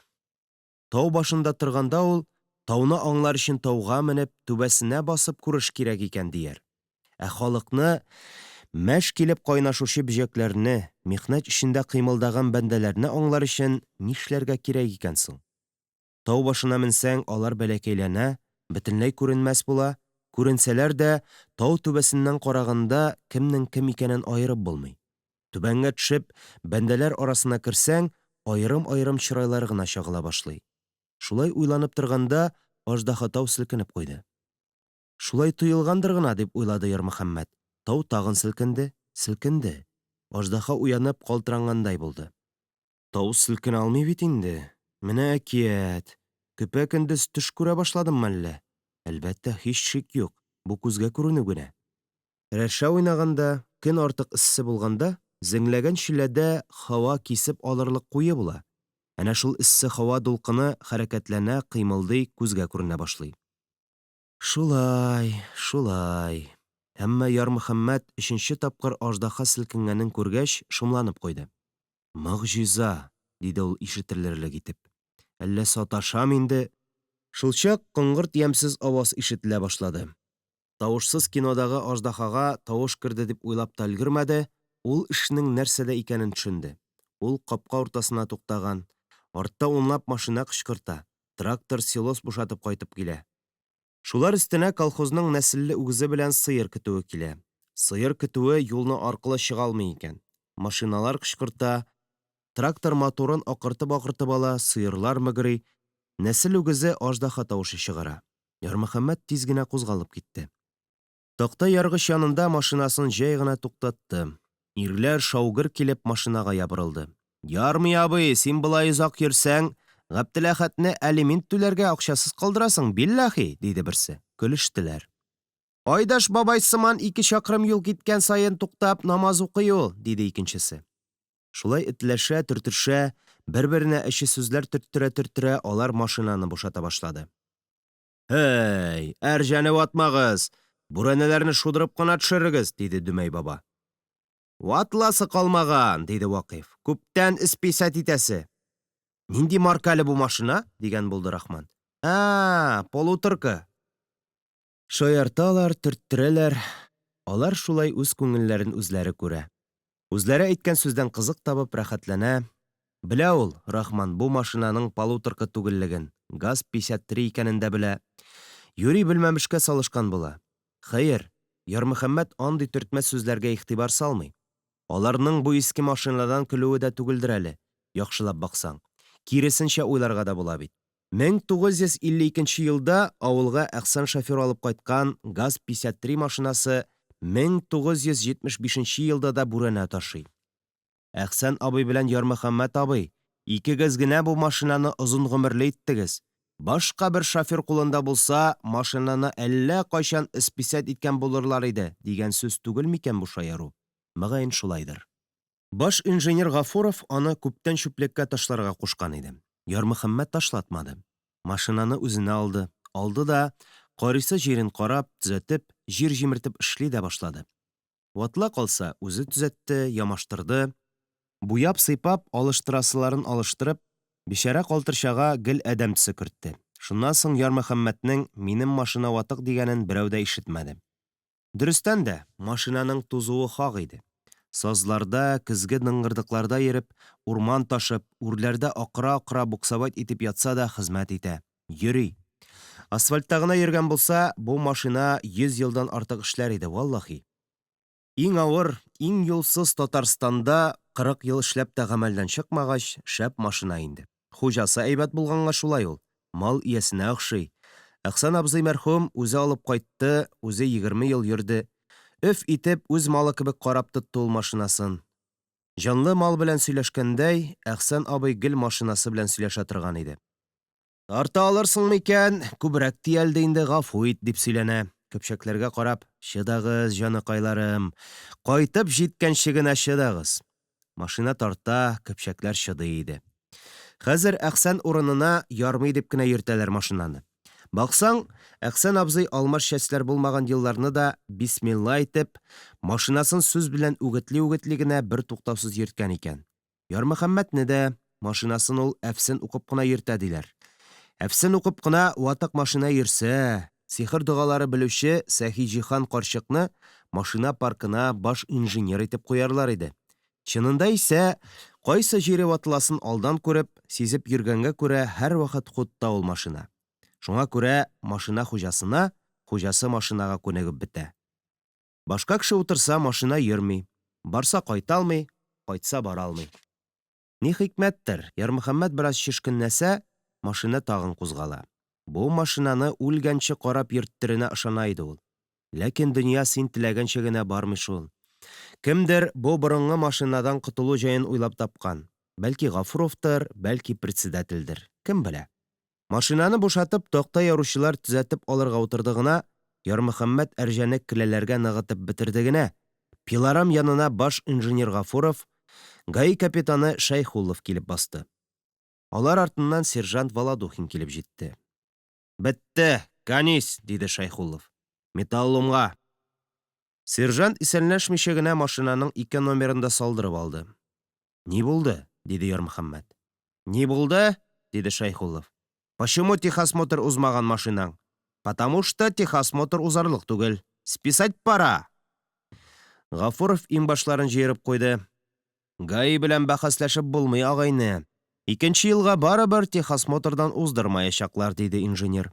«Дуй, калтырчаңны гаражга, үләт базына». Яңа машиналар ремонтта ятканда шушы калтырча сөт ташый. Шушы калтырча савымчы кызларны җәйләүгә илтә, дип башлады Ярмөхәммәт. «Отставить!» – диде капитан. 3 ел элек әйткәннәр сиңа, списать!» Ярмөхәммәтне яклап такта яручылар берничә сүз әйткәннәр иде дә, кырыс капитан, сержант, баш инженер Гафуров машина номерларын күтәреп китеп тә бардылар. Ярмөхәммәт кайтарып янә бер сүз дә әйтмәде. Машинасына утырып гаражга китте. «Ярмый абый!» – дип кычкырды гараж башлыгы Гаптынур. «Председатель сине эштеренке генә килергә кушты». Гаптынур күрсәткән урынга машинасын куеп, Ярмөхәммәт эштеренке генә идарәгә китте. Идарәдә капитан, сержант Гафуров утыра, өстәл артында председатель Гатауллин. «Үпкәләмә!» – диде председатель. «Шулай кирәк. Аның каравы сиңа өр-яңа КАМАЗ». Идарәдә утыручылар бу яңалык Ярмөхәммәткә ат башы чаклы алтын бүләк иткәндәй тәэсир итәр дип уйлаганнар иде ахрысы. Яңалыкның нәтиҗәсен тикшерер өчен председатель Юрий сүзен үзеп, бер кунакларга, бер Ярмөхәммәткә карады. Ярмөхәммәт ишек катындагы урындыкның кырыена гына эленеп утырганда кәпәшенә вәли. Йөзендә шатлыкның әсәре дә юк. «Шәп була икән», – диде капитан. «Галәмәт инде», – дип өстәде баш инженер. «Беренче КАМАЗ», – диде Гатауллин. «Пока районда 2 хуҗалыкта гына КАМАЗ булачак. Зиннуровта да, бездә. Син беренче КАМАЗга утырасың. Бу калтырчаңны чүплеккә, машина саны булып тормасын. Иртәгә үк КАМАЗга китәсең».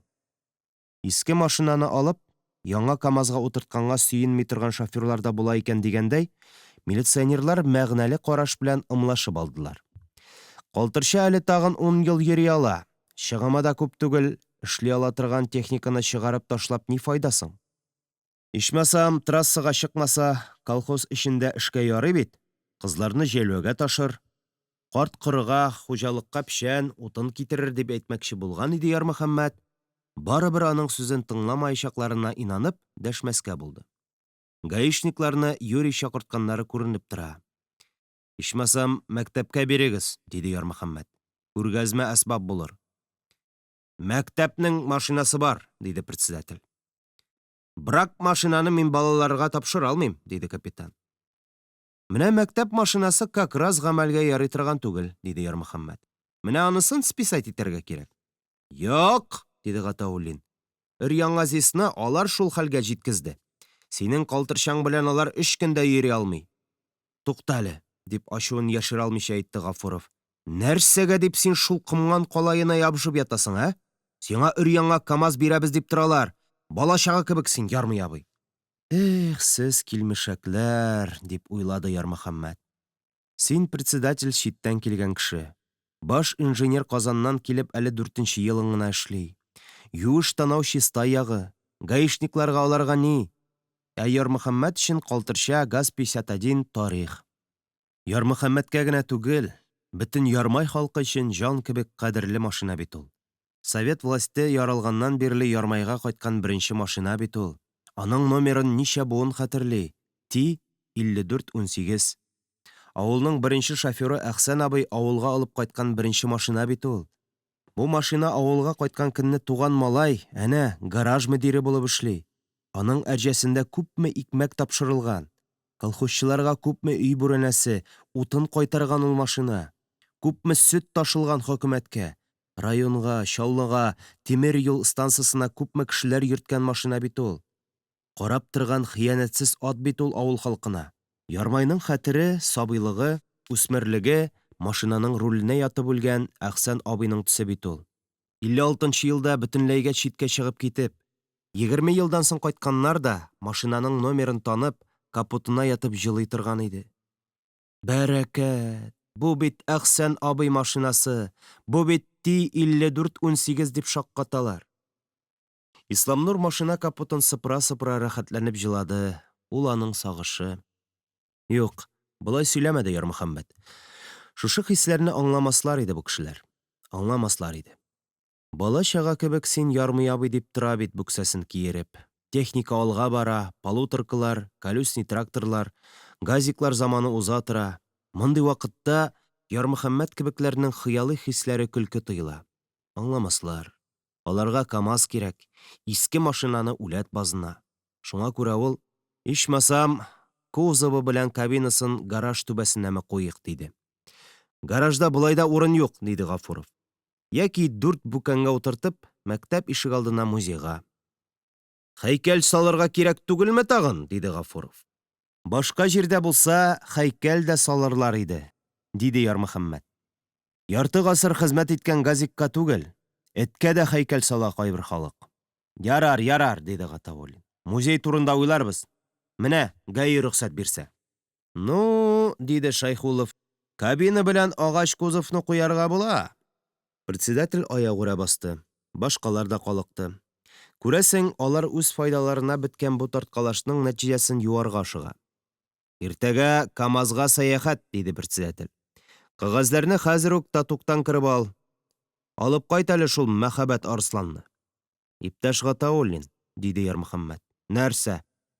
КамАЗны мин алып кайтырмын кайтуын. Зинһар өчен сез мине тракторга күчерегез. Бәрәкәт кенә икән, диде председатель. Менә сиңа әттәш, диде Гафуров. КамАЗга кеше табылыр. Әнә армиядан кайткан җегетләр. Яңа машина бирсәгез, авылда калабыз дип торалар. Ә нигә син КамАЗ хәтле КамАЗдан баш тартасың? Күзләр бетте. Мин тракторда эшләрим. Башлыклар бер-берсенә караштылар да, бик тиз генә күнделәр дә. Ярар алайса, диде Гафуров. Үз бригадаңдагы чөгендер синең өстә булыр. Бу сөйләшү башлыклар өчен икеләтә яхшы иде. Беренчедән, күз киеге булып торган иске калтырчадан котылу. Икенчедән, кайтасы машинаны алар үзләре теләгән бер кешегә тапшырачаклар. ГАЗ-51ның хет кабыгын гына булса да саклап калуга рөхсәт алса да, соңгы үтенеч итеп тракторга күчерсәләр дә, Ярмөхәммәт кәнсәләрдән авыр йөк күтәргән кебек чыкты. Башлыклар 2 машинага төялеп каядыр китте. Ярмөхәммәт бөтен малы талап алынган крестьяндай, аптырап, идарә баскычы төбендә басып торды. Аннары салмак кына авылына кайтып китте. Арттан куып җиткән мотоцикллар, машиналар туктап, авылдашлары: «Ярмөхәммәт абый, утыр! Нигә җәяү кайтасың? Калтырчаң ватылдымы әллә?» дип дәшсәләр дә, ул утырмады. Аның ялгыз кайтасы килә. Авылга кермичә, ындыр артлатып ул туры зиратка китте. Башлангыч мәктәп бинасы яныннан узганда түзмәде, ташландык ишегалдына кереп, нидер югалткандай эзләнеп йөрде. Мәктәп җиргә сеңгәнме, әллә Ярмөхәммәт озынайганмы? Аның кулы мәктәп түбәсенә җитте. Яшел мүк каплаган такталар черей, баскыч такталары җимерек, тузан каплаган тәрәзәдән Ярмөхәммәт эчкә бакты. Элеккеге парталар юк, сайгаклар купкан. Кайчандыр Валентина Галай балкып кергән сыйныф үле. Үлем исе зиратта да болай әче түгел. Ә баласыз, укучысыз мәктәп ул үлем шаукымының иң олысы. Булды микән соң ул узган вакыйгалар? Валия Алиһә булдымы соң ул чынлап? Җиңү көнне ерак эрегегә ялан тәпи чапкан чаклар булдымы соң? Генератор алырга дип авыр сират күперләре узылды микән соң? Кичке уеннар, илаһи мәхәббәт, барысы да төштә булып узганда ерак томанлы. Мәктәптең икенче бинасы бәләкәй генә йорт. Янында 4 бала йөри. Аларның 3-се Ярмөхәммәтнең үз балалары. Киләсе елга да мәктәптә 4 бала укыячак. Бер бала учавылга йөри башлар. 1нче сыйныфка бер бала керә. Анысы да Ярмөхәммәтнең төпчеге. Шулай итеп, Ярмай башлангыч мәктәбендә тулысы белән Хәйруллин балалары гына укыячак булып чыга. Бер карасаң, горурлык инде ул үзе. Икенче карасаң, шомлы нәрсә. Кайчандыр шаулап торган мәктәпнең ишегалды тып-тын. Балалар сугышмый, йөгерешмий, шауламый. Әйтерсең, мәктәп ташландык. Кайларда икән Валия? Бәхетлеме икән? Төш булды бугайла ул, мөгаен төштер, ләкин ләззәтле төш. Әше ләззәтле төш. Вакыт рәхимсез, үз эшен эшли. Ул җәрәхәтләрне дә төзәтә, яңаларын да ача. Вакыт оныттыра белә. Оныттыра белгән өчен вакытны битәрләргәме соң? Әллә вакытка рәхмәт әйтергәме? Әгәр дә ул Валия Алиһәне оныта алмаган булса, ләззәт хәсрәткә әверелер иде. Ширгә сабышыр идең. Юк. Вакыт рәхимсез табигатьнең иң михербанлы өлеше. Кайгысын оныта алмаганнар бәхетсездер. Һәр көн, һәр сәгать, еллар буе гел хәсрәттә генә яшәгән кеше шашар иде. Рәхмәт вакытка. Шатлыгын оныта алмаганнар да бәхетсездер. Айлар, еллар, гомер буе әллә кайчангы шатлыкны сагалап яшәгәч, бу кешенең бүтән сөенече булмаган. Шул бит инде бәхетсезлек. Кайгы юыла, шөкер. Ә шатлык ара-тирә генә булса да искә төшкәләп тора. Бер мизгелгә генә булса да сине янә бәхетле итеп ала. Ярмөхәммәт гомере буе Валияне әледән-әле искә төшерә килде. Гаҗәп сәер бу дөнья. Китап, кино өйрәтә, мәхәббәт бер генә була ди. Алай ук түгел бугай ул. Сөешеп иләнешкәч, яратышып яшәгән ике гашыйкның берсе үлеп китсә, вакытлар узгач, исән калганы яңа гаилә кора. Бу гаиләдә саф-нык булып чыга. Бер-берсен бик яратып гомер кичерәләр. Мәрхүмгә карата хыянәтме бу? Һич юк. Мәхәббәт турында Ярмөхәммәттән сорасалар, нәрсә дип әйтер иде икән? Әйтмәс иде. Әмма болай уйлар иде. Валияне яраттымы соң ул? Ярату гына түгел, сөйдем мин аны. Üzülеп сөйдем. Ярату белән сөю арасында аерма бар. Сөю яратуга караганда тирәнрәк, киңрәк, изгерәк. Яраткан ризык, яраткан, яратмаган әйбер була. Ярату белән ошату икесе бер туган. Ошаткан, ошатмаган кешең була. Ә сөю ул мәхәббәт белән игез. Мәхәббәт баскычы булайрактыр ул. Күз төшү, ошату, ярату, гашыйк булу, сөю, мәхәббәт. Әйе дөрес, Ярмөхәммәт Валияне җаны белән, тәне белән чиста саф хисләр белән сөйде. Ләкин яшь аермасы алга килгән шартлар аларны аерды. Викторның исән хәбәре килмәсә, Валия Ярмайдан китәр иде микән? Менә монысы җавапсыз калды. Вакыт үзенекен итте. Валияның кыяфәте күз алдыннан җуела барды. Ара-тирә генә булса да, Валияне кинәт күзаллауга бары тик юл буендагы зәңгәр чәчәк, һиндыба чәчәге генә ярдәм итә. Валия белән булган үзара тартылу, ярату, олуг әхлак канунына хыянәт итү түгел микән соң? Әйе дөрес. Ярмөхәммәт үзенең Рәйсәсен сөйде. Сөя һәм сөяшәк. Бу инде ярату гына түгел. Бу сөю генә дә түгел. Рәйсә ул үзе мәхәббәт.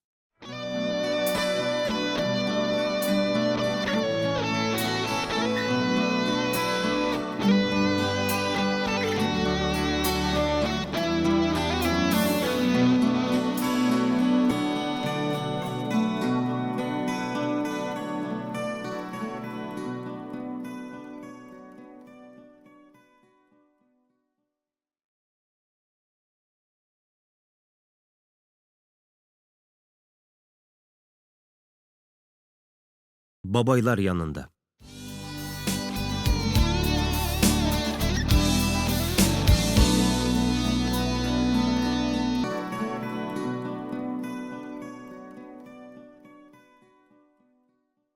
Мәктәп тирәсендә шулай уйланып йөргәннән соң, Ярмөхәммәтнең аяклары үзләреннән-үзләре зиратка таба атлап китте.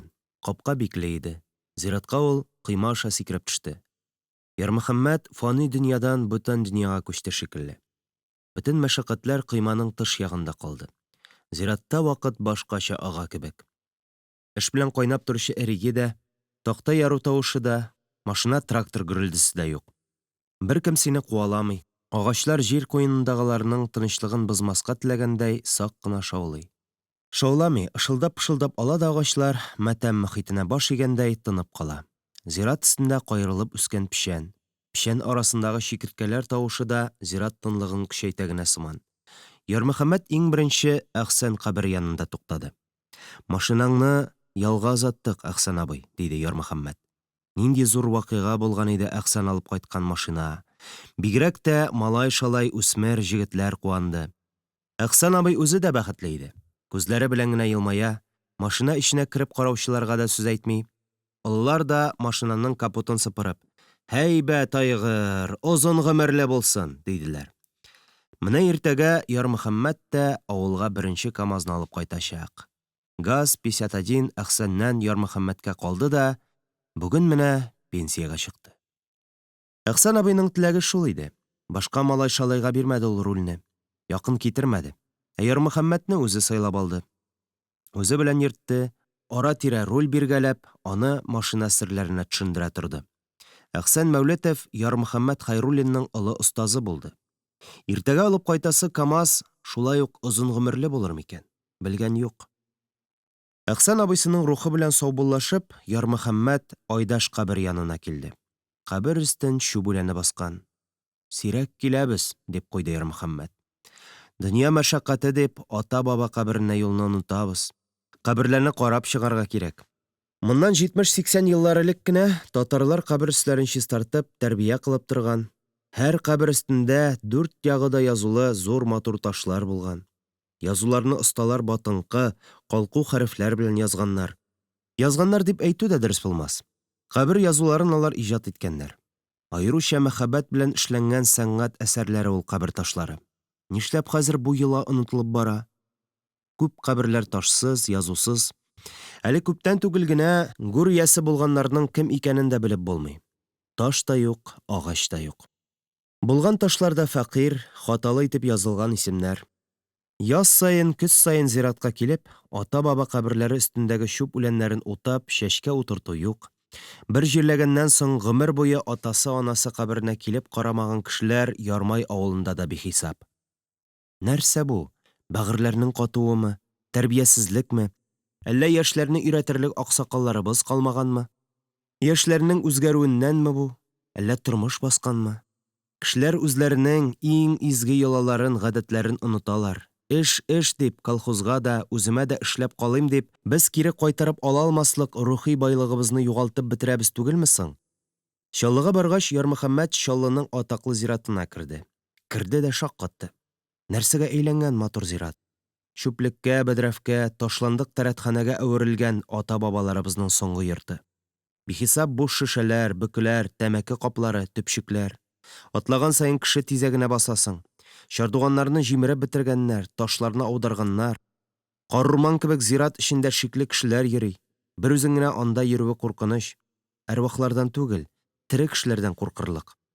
Анда бер компания, монда бер төркем булып исерекләр, сүгенә торган хатыннар хуҗа булып алган каберстанга. Кемнәр алар? Нинди әшәке җаннар? Ни йөзләре белән кеше кабере өстенә менеп тәрәт итәләр, зина кылалар? Кем аларны шулай өйрәткән? Татар җегетләреме булар? Татар җегетләре булса, ни аяныч. Кинәт кенә аз вакыт эчендә борынгы йолаларга булган хөрмәт кая киткән? Кем аларны халыкның изге гадәтләрен салып таптарга, йолалар өстенә менеп тәрәт итәргә котырткан? Кем? Зәйтүнә түти әйткәндәй, Сталин кыяфәтенә кергән иблисме? Башка милләт җегетләре булса, ни өчен ул милләт башка халык йолаларын мыскыл итәргә өйрәтелгән? Нигә кирәк бу михрибансызлык? Каян килә бу нәфрәт? Кем гаепле?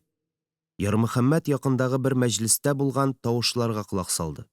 Барысы да урысча сөйләшә иде.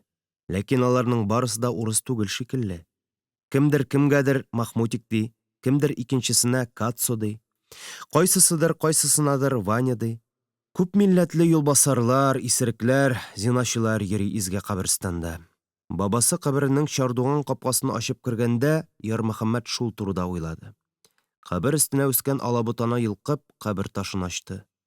Гызаир углы Айдулла үлгәнгә 30 ел үткән икән инде.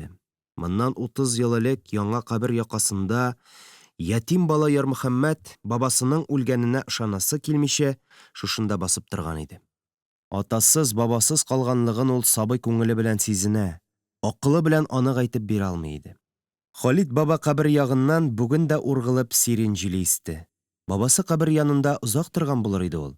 Үлем исе булып күңелендә калган сирень исе аны тизрәк китәргә мәҗбүр итте. Ярмөхәммәт Халисә каберен көчкә эзләп тапты. Нәселе калганнарның да кабере каралмаганны, бичара нәселсез Халисә каберен кем карасын? Элегрәк алай булмаган бит ул. Каберләр һәр вакыт чистартылып торылган, чардуганнарны төзәтү өчен махсус кешеләр булган, кыйшайган ташларны торгызып рәтләп торганнар. Халид баба белән Айдаш баба исән чакта зиратта тәртип иде. Хәзер әнә иске зиратны актарып культура йорты кырды халык. Бу зират оҗмахның бер пичмагыдай матур иде. Хәзер бу зират та ташландыкка әйләнә бара. Картларга әйтергә кирәк, черегән агач чардуганнарны алыштырсыннар. Ташларны үләннәрдән ашарга, араларга кирәк. Хәер, картлар дип әйтерлек картлары да калмады инде аның. Саны китсәң, аларның өчесе гарип, берсе сәрхуш, икесе коммунист, алары дин эшләренә катышмыйлар. Ярмөхәммәт үз яшендәге картларга әйтергә булды. Хәзер инде ил агалары шулар. Халисә кабер янында озак маташты ул. Үләннәрне төбе тамыры белән йолкып, кабер өстен ачты. Баш очына кагып куелган агач күптән череп янтайган, гүр иясе Халисәнең исеме юылган. Монда да язулы таш утыртырга кирәк. Кеше язмышы дигән, кая аның апасы, кай җирләрдә атасы белән абыйсының сөякләре. Дөньяда яшәргә дә өлгермәгән килеш, ачлык, ялаңгычлык бассын сине. Нахак бәлә тагып апасын харап итсеннәр дә, төннәрнең берендә өеңгә басып кереп, көчләп, буып үтереп чыгып китсеннәр. Шуның өчен туганмын ул дөньяга. Авылдан куылган Хәмидулла Төхвәтуллин кабере. Сабир тәки сүзендә торды. Хәмидулла абзыйның нәселен корытам дигән иде. Куштаннар белән Бәчили Хәмидулла абый лапасында 2 көлтә тапканнар имеш. Хәмидулла бу көлтәләрнең үз лапасына каян килгәнен аңлата алмады. Мин көлтә урламадым диде дә, кабат сүз әйтмәде. Төрле сүзләр йөрде бу турыда. Кем белә, бәлки, дошманнар эшедер. Шул кышны ук Хәмидулла балаларын, хатынын, анасын алып, Ижау ягына чыгып китте. Или авылдан китәсең, или төрмәгә утырасың, дигән аңа Сабир. Хәмидулланың гаепсез икәне озак еллар узгач, Хәмидулла абый вафат булгач кына беленер. Исерек Фәрхун ташлаган көлтәләр булган икән ул. Хәмидулла Ижау ягында балта остасы булып күп еллар эшләде. Тормышы нык иде күрәсең.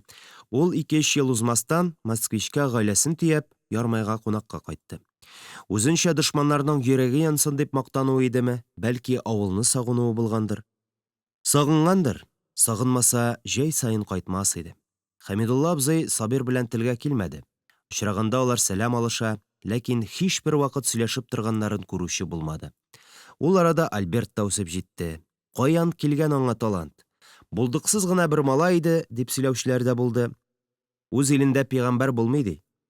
Альберт Төхвәтуллинның танылган язучы булып китүе күпләрне гаҗәпкә калдырды. Ярмөхәммәт моңа һич тә гаҗәпләнмәде. Әйтерсең, ул Альбертның язучы булачагын алдан да белгән. Бәлки белгәндер дә.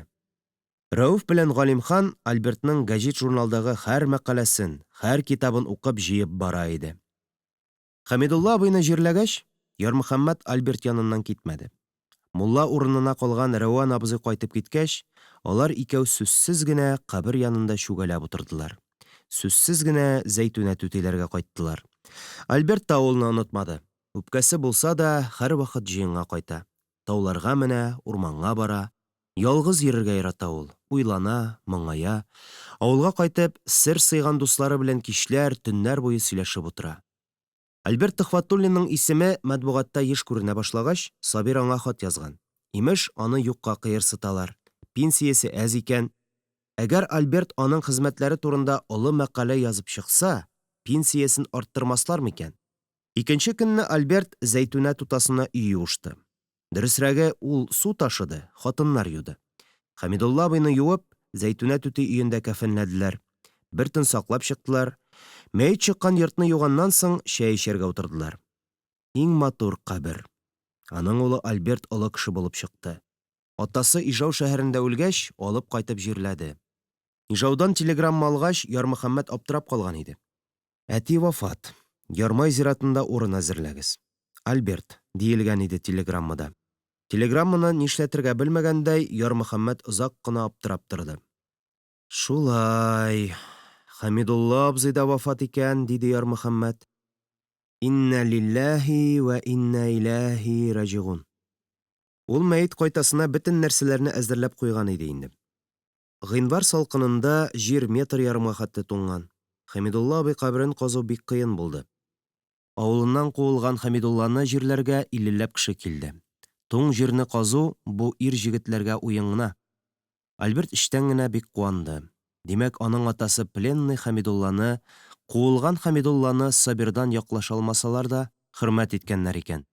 Кабер казыганда киңәш биреп өйрәтеп торучы Сабир да бар иде.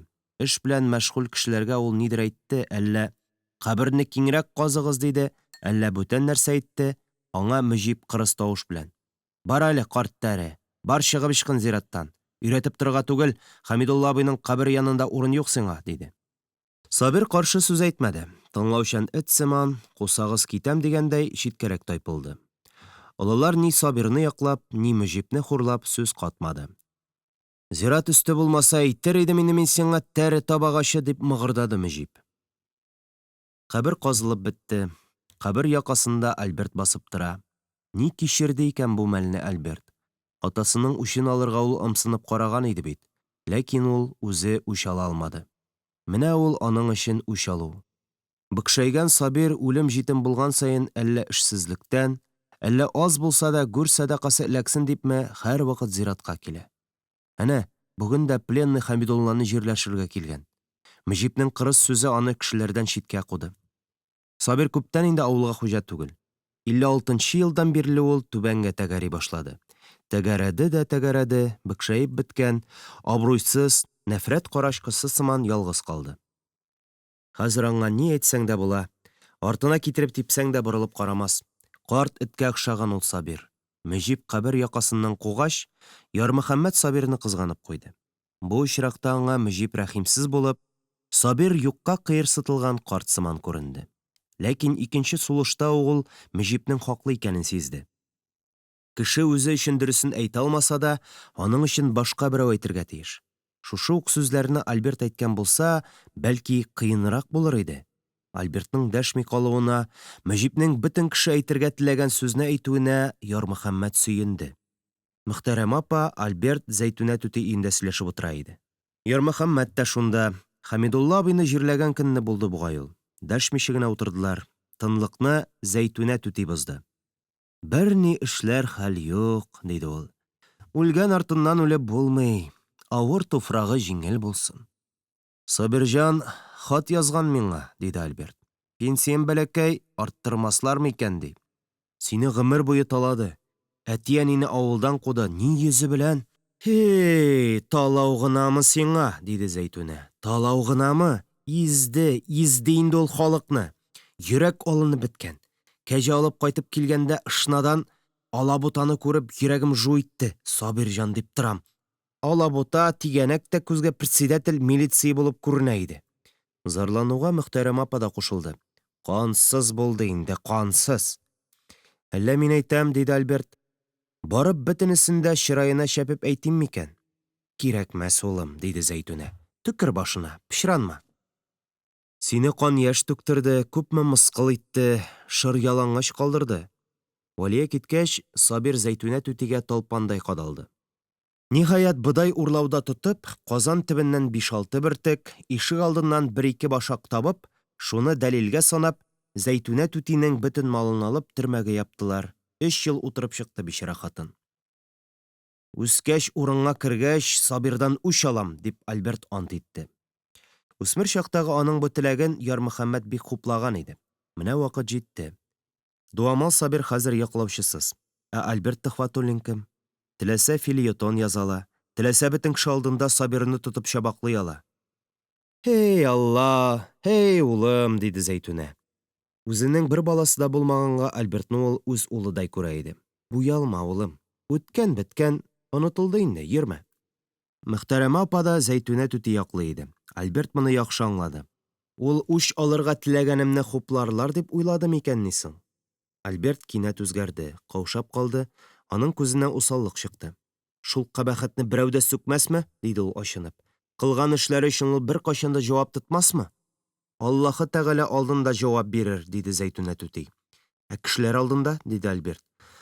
Кылган хаталары, эшләгән яманлыклары өчен бу дөньяда җәза кирәк, апа. Җәзасын алган бит инде, диде Зәйтүнә түти. Мөҗип аны кеше алдында атаң кабере яныннан куган бит. Ул кумаса, мин аны үзем куа идем, диде Альберт. Менә анысы килешмәс иде, диде Зәйтүнә түти. Сүз шушында өзелде. Әллә инде Альберт апасы белән анасына үпкәләде, әллә мине аңламыйсың, яклашмадың дип Ярмөхәммәткә ачуланды. Ул кинәт торып, тиз генә чыгып китте. Ярмөхәммәт тә карчыклар белән саубуллашты. Ул кичне кыры салкын иде. Һава зыңлап тора, чалт аяз. Күктә йолдызлар әлҗе-мелҗе килеп, әллә нинди төсләр белән җимелди. Аяк астындагы кар шыгырдаганы әллә кайларга ишетелә. Алар икәү генә озак йөрде. Икесе дә бер уй уйлый иде. Кем хаклысың? Үч алырга теләүче Альбертмы, әллә Зәйтүнә түтиме? Шул сөйләшүдән соң Альберт Сабир янына бармады. Димәк, ул үзгәрде, уеннан кайтты. Күпме җафа күргән, кимсетүләр кичергән ялгыз хатын Зәйтүнә, усал Зәйтүнә, бар улым, Сабирдан үч ал дип әйтер дип Альберт ялгышкан. Хәтта Ярмөхәммәт тә ялгышкан. Җанҗалчы, усал, зәһәр хатын исеме күтәргән Зәйтүнә башкача уйлый икән. Гади авылның гади бер хатыны Зәйтүнә, югары белемле, олы язучы, ир уртасы Альберт Төхвәтуллиннан көчлерәк, киң күңеллерәк икән. Альбертны да, Ярмөхәммәтне дә әнә шул уйга батырды. Мөҗип тә акыллырак булган икән. Әгәр дә Мөҗип әйтмәгән булса, кызып китеп, Альберт ямьсезрәк әйткән булыр иде. Альберт хаклы булса да, күңелләрдә юшкын калыр иде. Киң күңелле Зәйтүнә бу очракта хаклы хөкемдар иде. Үзенә зыян китергән, нәселен корыткан Сабирны Зәйтүнә яклады. Гафу итмәде, яклады. Ярлыкарга ул Алла түгел. Сабирны якламады Зәйтүнә. Улы кебек күргән җан газизе, нәселнең бердән-бер дәвамчысы Альбертны саклавы иде карчыкның. Үч алу Альбертны түбәнәйткән булыр иде. Гаделлекне яклап, кеше үч алырга тиешме, юкмы? Үч алырга тиеш булса, ни дәрәҗәдә, ничек итеп үч алырга кирәк? Кайчандыр куәтле булган залим еллар узгач картая, хәлсезләнә. Куәтле ир Альберт бетәшеп беткән карттан үч алса, хаклы булса да, гадел булса да, үзен түбәнәйтер иде. Авыл халкы моны төрлечә юрар иде. Кемдер "Вәт әйбәт иткән, рәхмәт төшкере" дияр иде. Кайсылары дәшмәс иде, кайсылары Альбертның бу кыланышын өнәп бетермәс иде. Сабирны сөймәгәннәр дә хупламас иде. Альбертны гаепләүчеләр дә табылыр иде. Гаделсез түрәгә ул куәтле чакта каршы чыгарга кирәк. Бу гадел көрәш булыр иде. Җиңеләсен белсә дә, каһарманнар вакытында чыга мәйданга. Алынмаган үч, кайтарылмаган ачу үзенең җимергеч эшен астан гына эшләп ятмасмы? Әнә иң авыр чакларда Сабир рәхәт кичте. Тамагы тук, өсте бөтен, малы җитеш булды. Теләгән хатын янына кереп, Галимхан әйтмешли, җинси мәшәкатьләр белән мәшгуль булды. Колхозга алынган бозауларны үтереп бетерде. Колхоз малын үзенекеннән аермаенча ашады. Пенсиягә китте. Беркем аны хөкемгә тартмый, һаман халык арасында яши. Беркем аны партиядан чыгармады, яши. Үзе кайчандыр кыерсыткан картлар белән аштан ашка йөри. Чакыралар бит кешеләр. Башка картлар да калдырмыйлар. Үлем җитем булса, Сабир учын кушырып садака көтеп утыра. Ничә буын бу турыда белә, үсә, канына сеңдерә бара. Кылган яманлык өчен кеше җавапка тартылмый, ул һаман тулы хокуклы бәндә булып яши ала икән, бәс. Менә нәрсәсе куркыта бу мәсьәләнең. Бу ике ылпат ир әнә шул турыда уйлый. Ачылмаган җинаять, бирелмәгән җәза яңа җинаятьчеләр. Кансыз буын тәрбияләми микән? Гомер-гомергә татар авылларында тотылган карак җыен карары белән шундук җәзага тартылган. Ишаннар да, халык да тәмугка керер, Алла үзе аңа җәза бирер дип тормаганнар.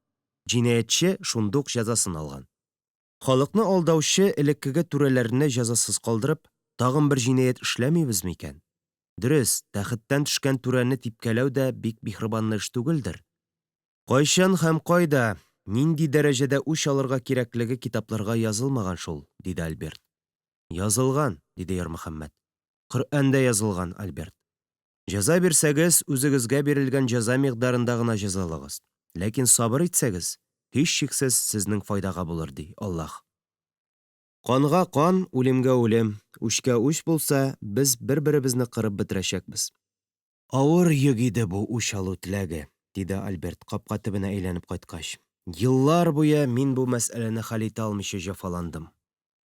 Альберт Төхвәтуллинның шулай җәфаланганын Рәүф тә, Галимхан да, Ярмөхәммәт тә белә иде. Альбертның китапларында, пьесаларында ул әллә ничә тапкыр чагылып узган иде инде. Ярмөхәммәт укырга өлгерә алмый. Рәүф белән Галимхан укый. Укыйлар да икесе бәхәсләшә башлыйлар. Ярмөхәммәт аларны тыңлап утыра. Бүген Мөҗиб белән Зәйтүнә апа миңа сабак бирде, диде Альберт. Озак тынлыктан соң Альберт күккә бакты. Ярмөхәммәт тә күккә карап тора иде. Айдаш баба казык йолдызны ничек табарга өйрәткән иде, хәтереңдәме? Диде Альберт. Шүмеч йолдыз, иләк йолдыз, көянтә йолдыз. Астрономия дәресендә хыяллана идем.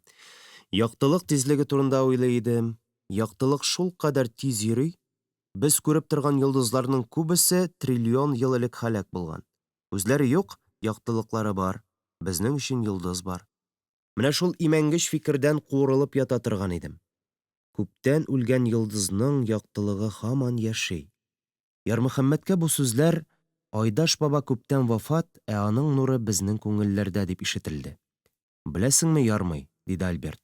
Аның тавышында җиңелчә генә тибрәнү, калтырау ишетелде. Мин бит авылны сагынып үләм. Нинди хистер инде ул, белмим. Әллә ул йомшак күңеллелек, бәлки җибәгәнлектер. Яшерен түгел синнән, кешегә күрсәтмичә генә мин җылыйм. Бала чакларымны искә төшереп, кайгысын искә төшергәндә дә, рәхәт чакларны уйласам да күңел тула. Бәлки ул нервлардандыр. Язу эшемдә шома гына бармый. Әдәбиятның үз сабирлары, үз фәрхуннары бар. Җылыйм. Аннан соң өстәп куйды. Мин авылга кайтып торыр идем. Сабир корыткан нигезне җанландырыр идем. Альберт бу фикерен күптән әйтә килә иде инде. Ярмөхәммәт аны яхшы аңлый. Сагыш тарта аны. Җирсу аны тартып кайтара. Атасы баласы. 4-4 бер өй җитә миңа. Язарга өстәл, ятарга бер сәке булса, Альберт авылга кайтасына ышанып сөйли. Ярмөхәммәт ышанмый. Кендек өзелгән. Авылдан киткәнсең, сәнгать кешесе булып син шәһәрдә яшә инде, агайны. Ә без авыл кешесе булып авылда яшик дип әйтергә теләде Ярмөхәммәт, ләкин дәшмәде. Хыяллансын, инанып яшәсен. Нигә кешенең иманын какшатырга? Кайтмас ул, дөресрәге, кайталмас. Ул инде башы аягы белән шәһәр кешесе. Кайтса да озак тора алмас. Кире шәһәргә китәр.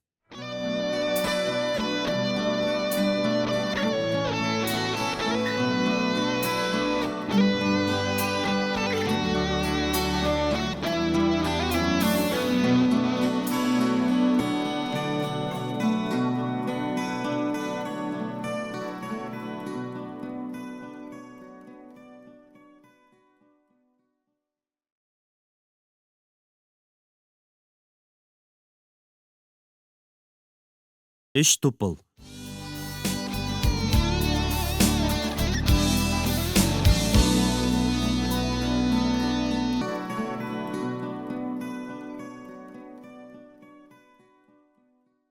Шишмәләрнең суы кими барганын Ярмөхәммәт кенә түгел, шишмә сулар белән бөтенләй кызыксынмаганнар да белә. Корган таудагы изге шишмә янына күптән инде гыйбадәт кылырга марилар да, чуашлар да, керәшеннәр дә, мөселманнар да йөрми. Изге шишмәнең суы кимегәннән кими барып, бөтенләй бетте. Шишмә бәреп чыккан урында дым барын. Яңгырлы җәйләрдә аннан бераз су саркып тора. Шул урында үлән башка җирләргә караганда куерак үсә. Юа шишмәсенең исеме дә калмады. Кайчандыр юа үсәрлек дым булган урыннан сарык көтүе киртләш-киртләш сукмак салган. Ак тәпән шишмәсе дә юк, тәпәне дә юк, шишмәсе дә юк. Ни гаҗәп, килен шишмәсендә генә су кимеми. Яшь киленнәр ул шишмәгә үзләре бармый, ул йола бетте. Кайнаналар кайчандыр үзләре яшь килен булып төшкәч, килен шишмәсеннән тәмле су алып кайтканнарын искә төшерер өчендер. Бәлки, тәмле чәй ишәселәре килсә, киленнәре боерыгы белән килен шишмәсенә төшәләр. Элек бу юлны бары тик яшь киленнәр генә тапты иде. Килен шишмәсеннән кайтып килүче карчык күрмәс идең. Хәзер ул юлда иңенә көянтә чиләк аскан яшь киленне көндез чыра яндырып эзләсәң дә, юри марый гына кинога төшерер өчен дә очрата алмассың. Изге, татлы, шифалы шишмәләрдә су кимәгән саен, зәһәр шишмәнең суы арта барганын Ярмөхәммәттән башка берәү дә белми. Ярмөхәммәт бу турыда Гатауллинга да әйтеп карады. «Юк белән башка тырма», диде коммунист Гатауллин. «Син җыен юк-бар храфат шире таратып йөрисең. Сезнең авылдан чыга җыен тузга язмаган сүз. Берсе ахыр заман чакыра, монысы дөньяда булмаганны сөйләп йөри». Шишмәләрнең суы кимү, зәһәр шишмәдәге суның артуын Ярмөхәммәт бу якларга нефт манаралары куюдан күрә. Ләкин аны районда да тыңламадылар. Район секретары Мирвали Фархунович Исламов аны куып чыгаргандай сүгеп узатты. «Котко таратып йөрмә, авылыңа кайтып җир сөрүеңне бел», диде. Шыма җиңле, тәртипле, әләкче Мирвали әнә кем булды? Башка җитәкчеләр туган авыл өчен үлеп тора, ярдәм итә. Бу туган авылдашларын тотып ашар иде. Яндырыр иде ул ярмайны. Кырысын шишмәләрегез, агулансын елгагыз, бетсен урманыгыз дип кенә әйтмәде. Бәлки әйткән дә булыр иде, бәлки корыткан да булыр иде. Аны өскә казанга күтәрделәр. Гаҗәп бу дөнья. Халыкны сөймәгән, туган җиреннән нәфрәтле кешене һаман алылыйлар, күтәрәләр. Менә шуннан син алга карап, якты өметләр белән яшәп кара. Шөгендер басуыннан кайтып килгәндә ул гадәтенчә Кызылтау түбәсендә туктады. Ярмай авылы җәйрәп ята. Уракның тешләре кыелган, буш нигезләр күп. Аның йөрәге жу итеп куйды. 3 тупыл урынында бер генә агач. Кая киткән 2 тупыл? Ауган булсалар шунда булыр иде. Кая киткән алар? Җен сукканмы аның тупылларын? Ул тиз генә тракторын кабызып аска төшеп китте. Өермә куптарып авылга керде, инеш буена төште. 2 тупыл юк, өченчесе ятим калган. Ялгыз тырпаеп тора. Ул йөгереп урамга менде. «Тупыллар кая?» дип кычкырды ул. Рәван карт узып бара иде ул. Бүген аларны председатель трактор белән сөйрәтеп аудартты да, сыер савучыларга басма урынына, җәйләү турына аркылы салдырды, диде. Ярмөхәммәт Гатауллинны эзләп китте. Әбәттән соң өендә шерем итеп ята икән килмеше. Хатыны ул өйдә юк дигәненә бакмастан, ул ишкәре бәреп керде. «Кем кушты сиңа тупылларны аударырга?» диде ул. «Мин өстән күрсәтмә көтмим», диде председатель шау-шау артыннан. «Ә менә сиңа кем кушты кеше өенә басып керергә, контра?» «Тупыллар яр саклый иде, ә син ярны җимертәсең, корткыч», дип кычкырды Ярмөхәммәт. «Эрозиягә каршы эш майтарасы урында син килмешәк, безнең җирне җимерәсең, талыйсың. Бел, бу булай гына калмас».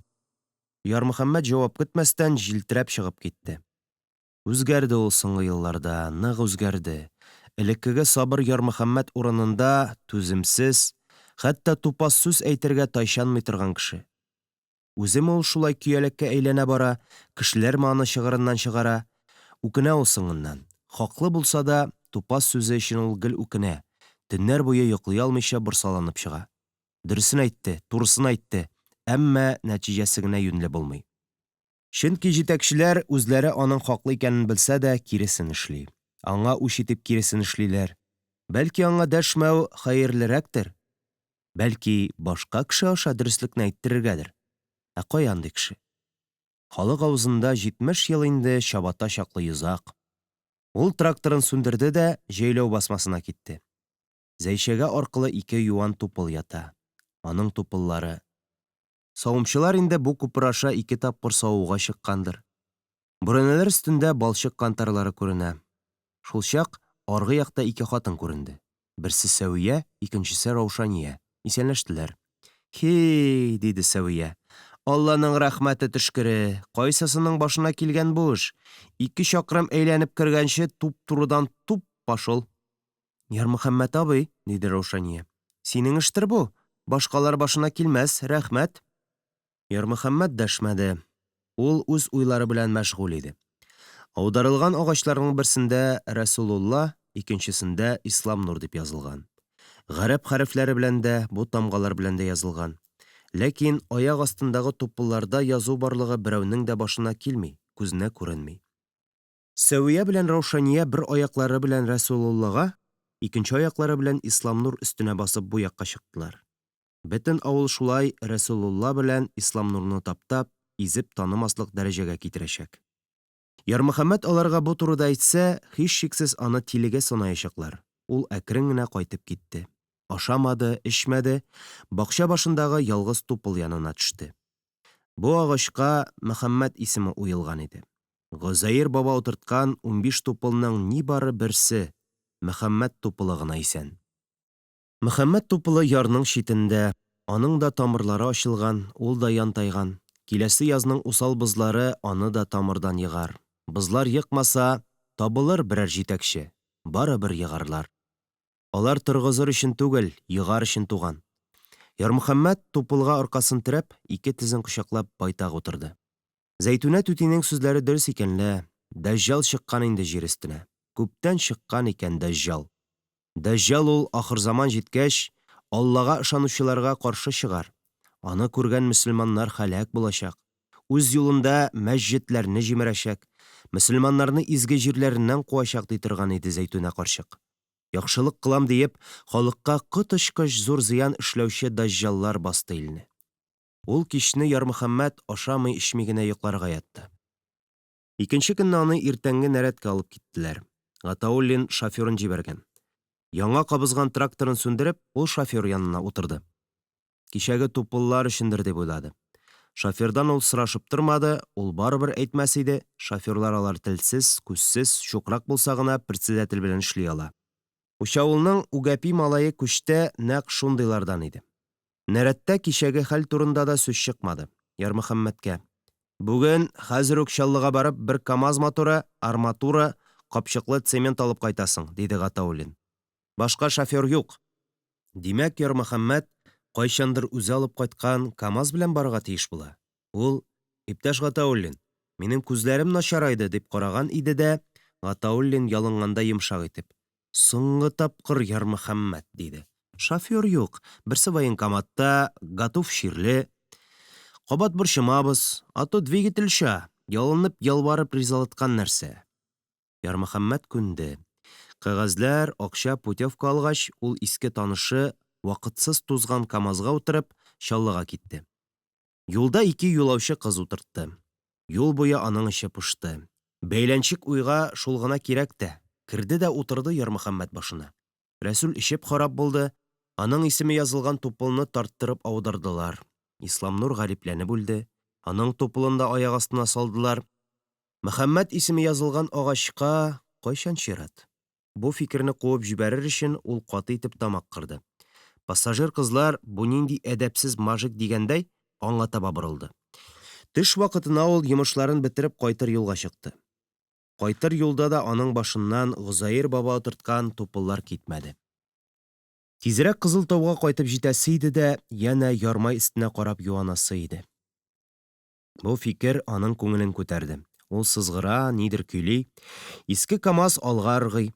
Менә хәзер урыс юлы булыр, аннан соң Сөзәк үр, аннан юл Кызылтау түбәсен урап, аска Ярмай авылына тәгәрәтер. Сөзәк үргә килеп җитеп, аска Кызылтау түбәсенә таба барганда, гадәттә машинаны тыя иде Ярмөхәммәт. Тау түбәсендә туктаса да, узып китәсе булса да, бу тыю бик кирәк. Алда упкын, упкын яныннан гына юл уза. Упкынга ычкынмасаң да, алда текә тау, авыр йөк тиялгән авыр машинаны тыю гаять кыен. Ярмөхәммәт 1000 тапкыр ничек эшләсә шулай итте. Урыны төшә башлауга ул тормозга басты. Аяк тыйгыч тәбәлдерекнең карышуын сизмәде. Шофер тиз-тиз янә басты. Ул арада машина тизләнә барып Кызыл тау түбәсенә җитте. Ул тизлекне беренчегә тыгып карады, кермәде. Икенчегә тыгып карады, кермәде. Машина упкын алдындагы урыны очып менде. Ярмөхәммәт машинасын тау кырыендагы ак балчык иеменә туры борды. Авыр двигатель, тонналап арматура, 2 тоннага якын цемент тиягән машина ак балчык иемен сөзеп узса, туп-туры упкынга очачак. Тау астында җәйләү, 300 баш сыер, төшке савымга килгән хатын-кызлар. Машина шартлап янса, ул арада машина ак балчык иеменә китереп сөзде, тизлек кинәт сүнде. Ләкин машина ак балчык иемен яртылаш сөзеп, алгы буферы белән упкын өстендә эләгеп туктады. Ярмөхәммәт ап-ачык күрде. Тау астында ук кызлар сыер сава. Өсләрендә үлем карачкысы КамАЗ асланып торганын күрмиләр дә. Ул селкенергә дә куркып тора таштай утыра. Машина балалар тагыныдай кайсы якка авырлык артса, шул якка басып төшәргә форсат көтә. Бу әҗәл үлчәүе иде. Ярмөхәммәт тиз аңлап алды. Әгәр дә ул кабинандан сикереп алса, арт як басачак, фаҗига булмаячак. Әгәр дә булай утырса, балчык иңеп, алгы як басачак. Ул тәрәзәдән башын тыгып сыер савучы кызларга: "Сыерларны утардан куыгыз!" дип кычкырды. Кемнең башына килсен, бәлки ишетмәгәннәрдер дә. Балчык иеменең басылганы сизелә. Машина тигез үлчәү кебек салмак кына атына. Ул кинәт ишекне ачты да аска сикерде. Тау киртәшенә төшеп өскә карады. Машина әкрен генә упкын ягына чүмәлә. Таш кирәк, зур гына таш булса, алгы тәгәрмәч астына кыстырып була. Ул як-ягына карады. Читтәрәк тәгәрәп төшәргә әзер торган кымташ ята. Ул җене белән кымташны каерды, җене белән күтәрде. Машина тәгәрмәче астына куйдым дигәндә генә алгы көпчәк аның аркасына басты. Ярмөхәммәт ташын кочаклаган килеш сеңде. Таш тау киртләшенә ятты. Ярмөхәммәтнең күкрәге чытырдады. Күкрәк тутырып алган тын кан белән үпкә кисәкләре белән авыздан бөркелде. КамАЗ шушы кыя киртләшенә таш белән Ярмөхәммәт гәүдәсенә басып, бер кая китмәслек булып тау түбәсенә ныгып, мәгърур булып тора калды. Машинаны артка сөйрәтеп алдылар. Гатауллин, Гафуров, участковый Бәшили, тагын бик күп куштаннар сүзсез генә Ярмөхәммәт Хәйруллинның атылып чыккан күзләренә, авызына килеп бөялгән үпкәсенә карап, читкә борылды. Гатауллин üzülердәй булып укшый башлады. Кемдер тиз генә мәет өстенә чыбылдык сыман нәрсә каплады. Комбикормадан бушаган капчык иде бугай. Участковый да, авылдашлары да аптырадылар да тел шартлатты. Тел шартлаттылар да аптырады. Ялгыш басылганмы Ярмөхәммәт? Әллә машинага төялгән кыйммәт йөктә, астагы кешеләр, маллар харап булмасын дип, үзе таш белән көпчәк арасына кереп ятканмы? Бу сернең бер кайчан да шишелмәсен белсәләр дә, еллар буе шул турыда тел шартлатып искә алырлар. Ярмөхәммәт Хәйруллинның гәүдәсен җир куенына тапшырган көнне бөтен кеше җылады. Бары тик бер кешенең генә күзе коры калды. Хурлыгаян карчык җыламады. Аның чаршау артындагы урынында аякларын бөкләп, салмак кына атынып утыруы, үз алдына сөйләнүе, бер туктаусыз тәсбих тартуы әллә нинди җылаулардан да әчерәк, хәтәррәк иде. Ул үзенә тиеш әҗәл белән китте. Авыр туфрагы җиңел булсын, ул шулай үләргә тиеш иде. Урыны җәннәттә булсын. Бик бетерешмә, килен, балаларга читен булыр. И әнкәй, диде Рәйсә. 50 яше дә тулмаган өрлектә Ярмөхәммәтнең үлеме вакытлы буламыни? Ярмөхәммәт башкача үлә алмый иде ул, диде карчык. Килененә җавап түгел, үз алдына кычкырып уйлавы иде аның. Пәйгамбәрләрдәй игелекле кеше мамык ястыкка ятып үлә алмый. Барасы килмәгән иде мәрхүмкәйнең КамАЗга, үз башына алып кайткан икән. Иске машина бит ул. Изделәр бит ул машинаны Гафуровныкылар, изе алганча. Ярмөхәммәт башка адәм иде шул. Машинасын да, тракторын да, сыерыннан да артык күреп, тәрбиядә тотты. Аның сүзләренә инде берәү дә колак салмый. Карчыкның гел бер төрле тавыш белән иңрәп утыруы ихатада сәер, имәнгеч бер мөхит матәм хасил итә. Олырак балалар кара өйдә, тораташ булып ярым караңгыда утыра. Уртанчы кыз җыламый да, сөйләшми дә, тын гына курчаклары белән уйный. Тепчек кызы Газизә көзге янындагы Ярмөхәммәт рәсеменә бармагы белән төртеп, әти, әткәй дип сөйләнә. Берәү дә дәшми. Ул нәрсә булганын аңларлык түгел. Аның сүзен һәрвакыт кем дә булса дөресли иде. Әйе, кызым, әйе, сеңлем, әти, әткәй, ди иде. Сабый бу үзгәрешкә аптырады, үзенекен итәргә теләп, әти, әти, әткәй, әткәй дип һаман кабатлый. Рәйсәгә бу тагын да хәтәррәк тәэсир итә. Ул янә үкси. Гозаир ак өйгә кереп, Газизәне күтәреп ала да, «Ие, сеңлем, ие, әткәй, әткәй» ди. Кыз тынычланып, абыйсы кулыннан идәнгә шуышып төшә. Гозаир кара өйдә ут яндырып ишек алдына чыкты. Маллар ятим калганнарын сизенәләр кебек тоелды җегеткә. Әллә ничек бүген алар, түземсезләнеп кычкырмый, ашарга салганны сабыр гына көтәләр. Кайсысы салмак кына күши, кайсысы кыюсыз гына мөгрәп куя. Тавыклар әллә көн суыкка, әллә эшне сизенеп иртә кунаклады. Коңгыр тавык кына лапаска кермәгән. Әллә ул абзар артындагы тиреслектә озак казынып соңга калганмы? Ул машина капоты өстенә менеп, башын канаты астына тыгып уйган. Урамда капка төбендә сәрвәри агачларына тияр-тимәс трактор тора. Тракторга карасаң, тән кымырҗып куя. Трактор ятимлекне, сагыш моңны тагын да арттыра. Өй турыннан үткән-сүткән кешеләр бу тракторга карап, ирексездән Ярмөхәммәтне искә төшерә. Ярмөхәммәтнең эшесен уздырган көнне Гатауллин тракторны паркка китереп куярга боерды. Бу эш Мөҗипкә кушылды. Мөҗип тракторның пускачын кабыза алмады. Пырлый да туктый. Цилиндрга бераз бензин салып шешкенләгәч тә кабынырга теләмәде. Үзе бер генә тарта торган дип уйлады Мөҗип. Бисмилла белән генә йөри иде бит бу трактор. Гафуров аңа Юрий иске трактор тоттырды. Хәзер хуҗасы булмагач йөртә алмаслар инде. Мөҗип тракторны кабыза алмады. Маташуы артыкка киткәч, башка трактор алып килеп тарттырып кабыздылар. Трактор тавышына хурлыгаян карчык капка төбенә чыкты. Әстәгъфируллаһ дип әби утыргычка утырды. Трактор бер урында зырлап борылды да югарышка таба китте. Тракторның йөрәк тетрәткеч каты тавышы тәрәзә пыялаларын зыңгылдата. Әстәгъфируллаһ дип кабатлады хурлыгаян карчык. Трактор бик эшлекле кыяфәттә ыргып, урам буйлап китеп бара. Ул бераз баргач, 3нче көн генә хуҗасының гәүдәсе кереп югалган зират тыкрыгына, машина паркына борылды. Тыкрыкка борылганда Мөҗип түбән эшкә карап алды. Ярмөхәммәтләр капкасы төбендә Хурлыгаян, Рәйсә, Гозаир, Сәкинә, тагын 2 сабый сүзсез генә басып тора иде.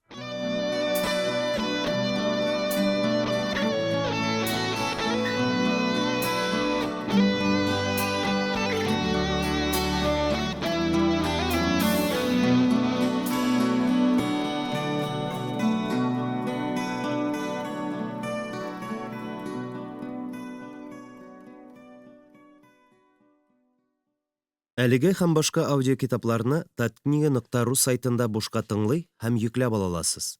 Аудиокитапларны коммерция максатларында куллану тыела. Татарстан китап нәшрияты, 2020 ел.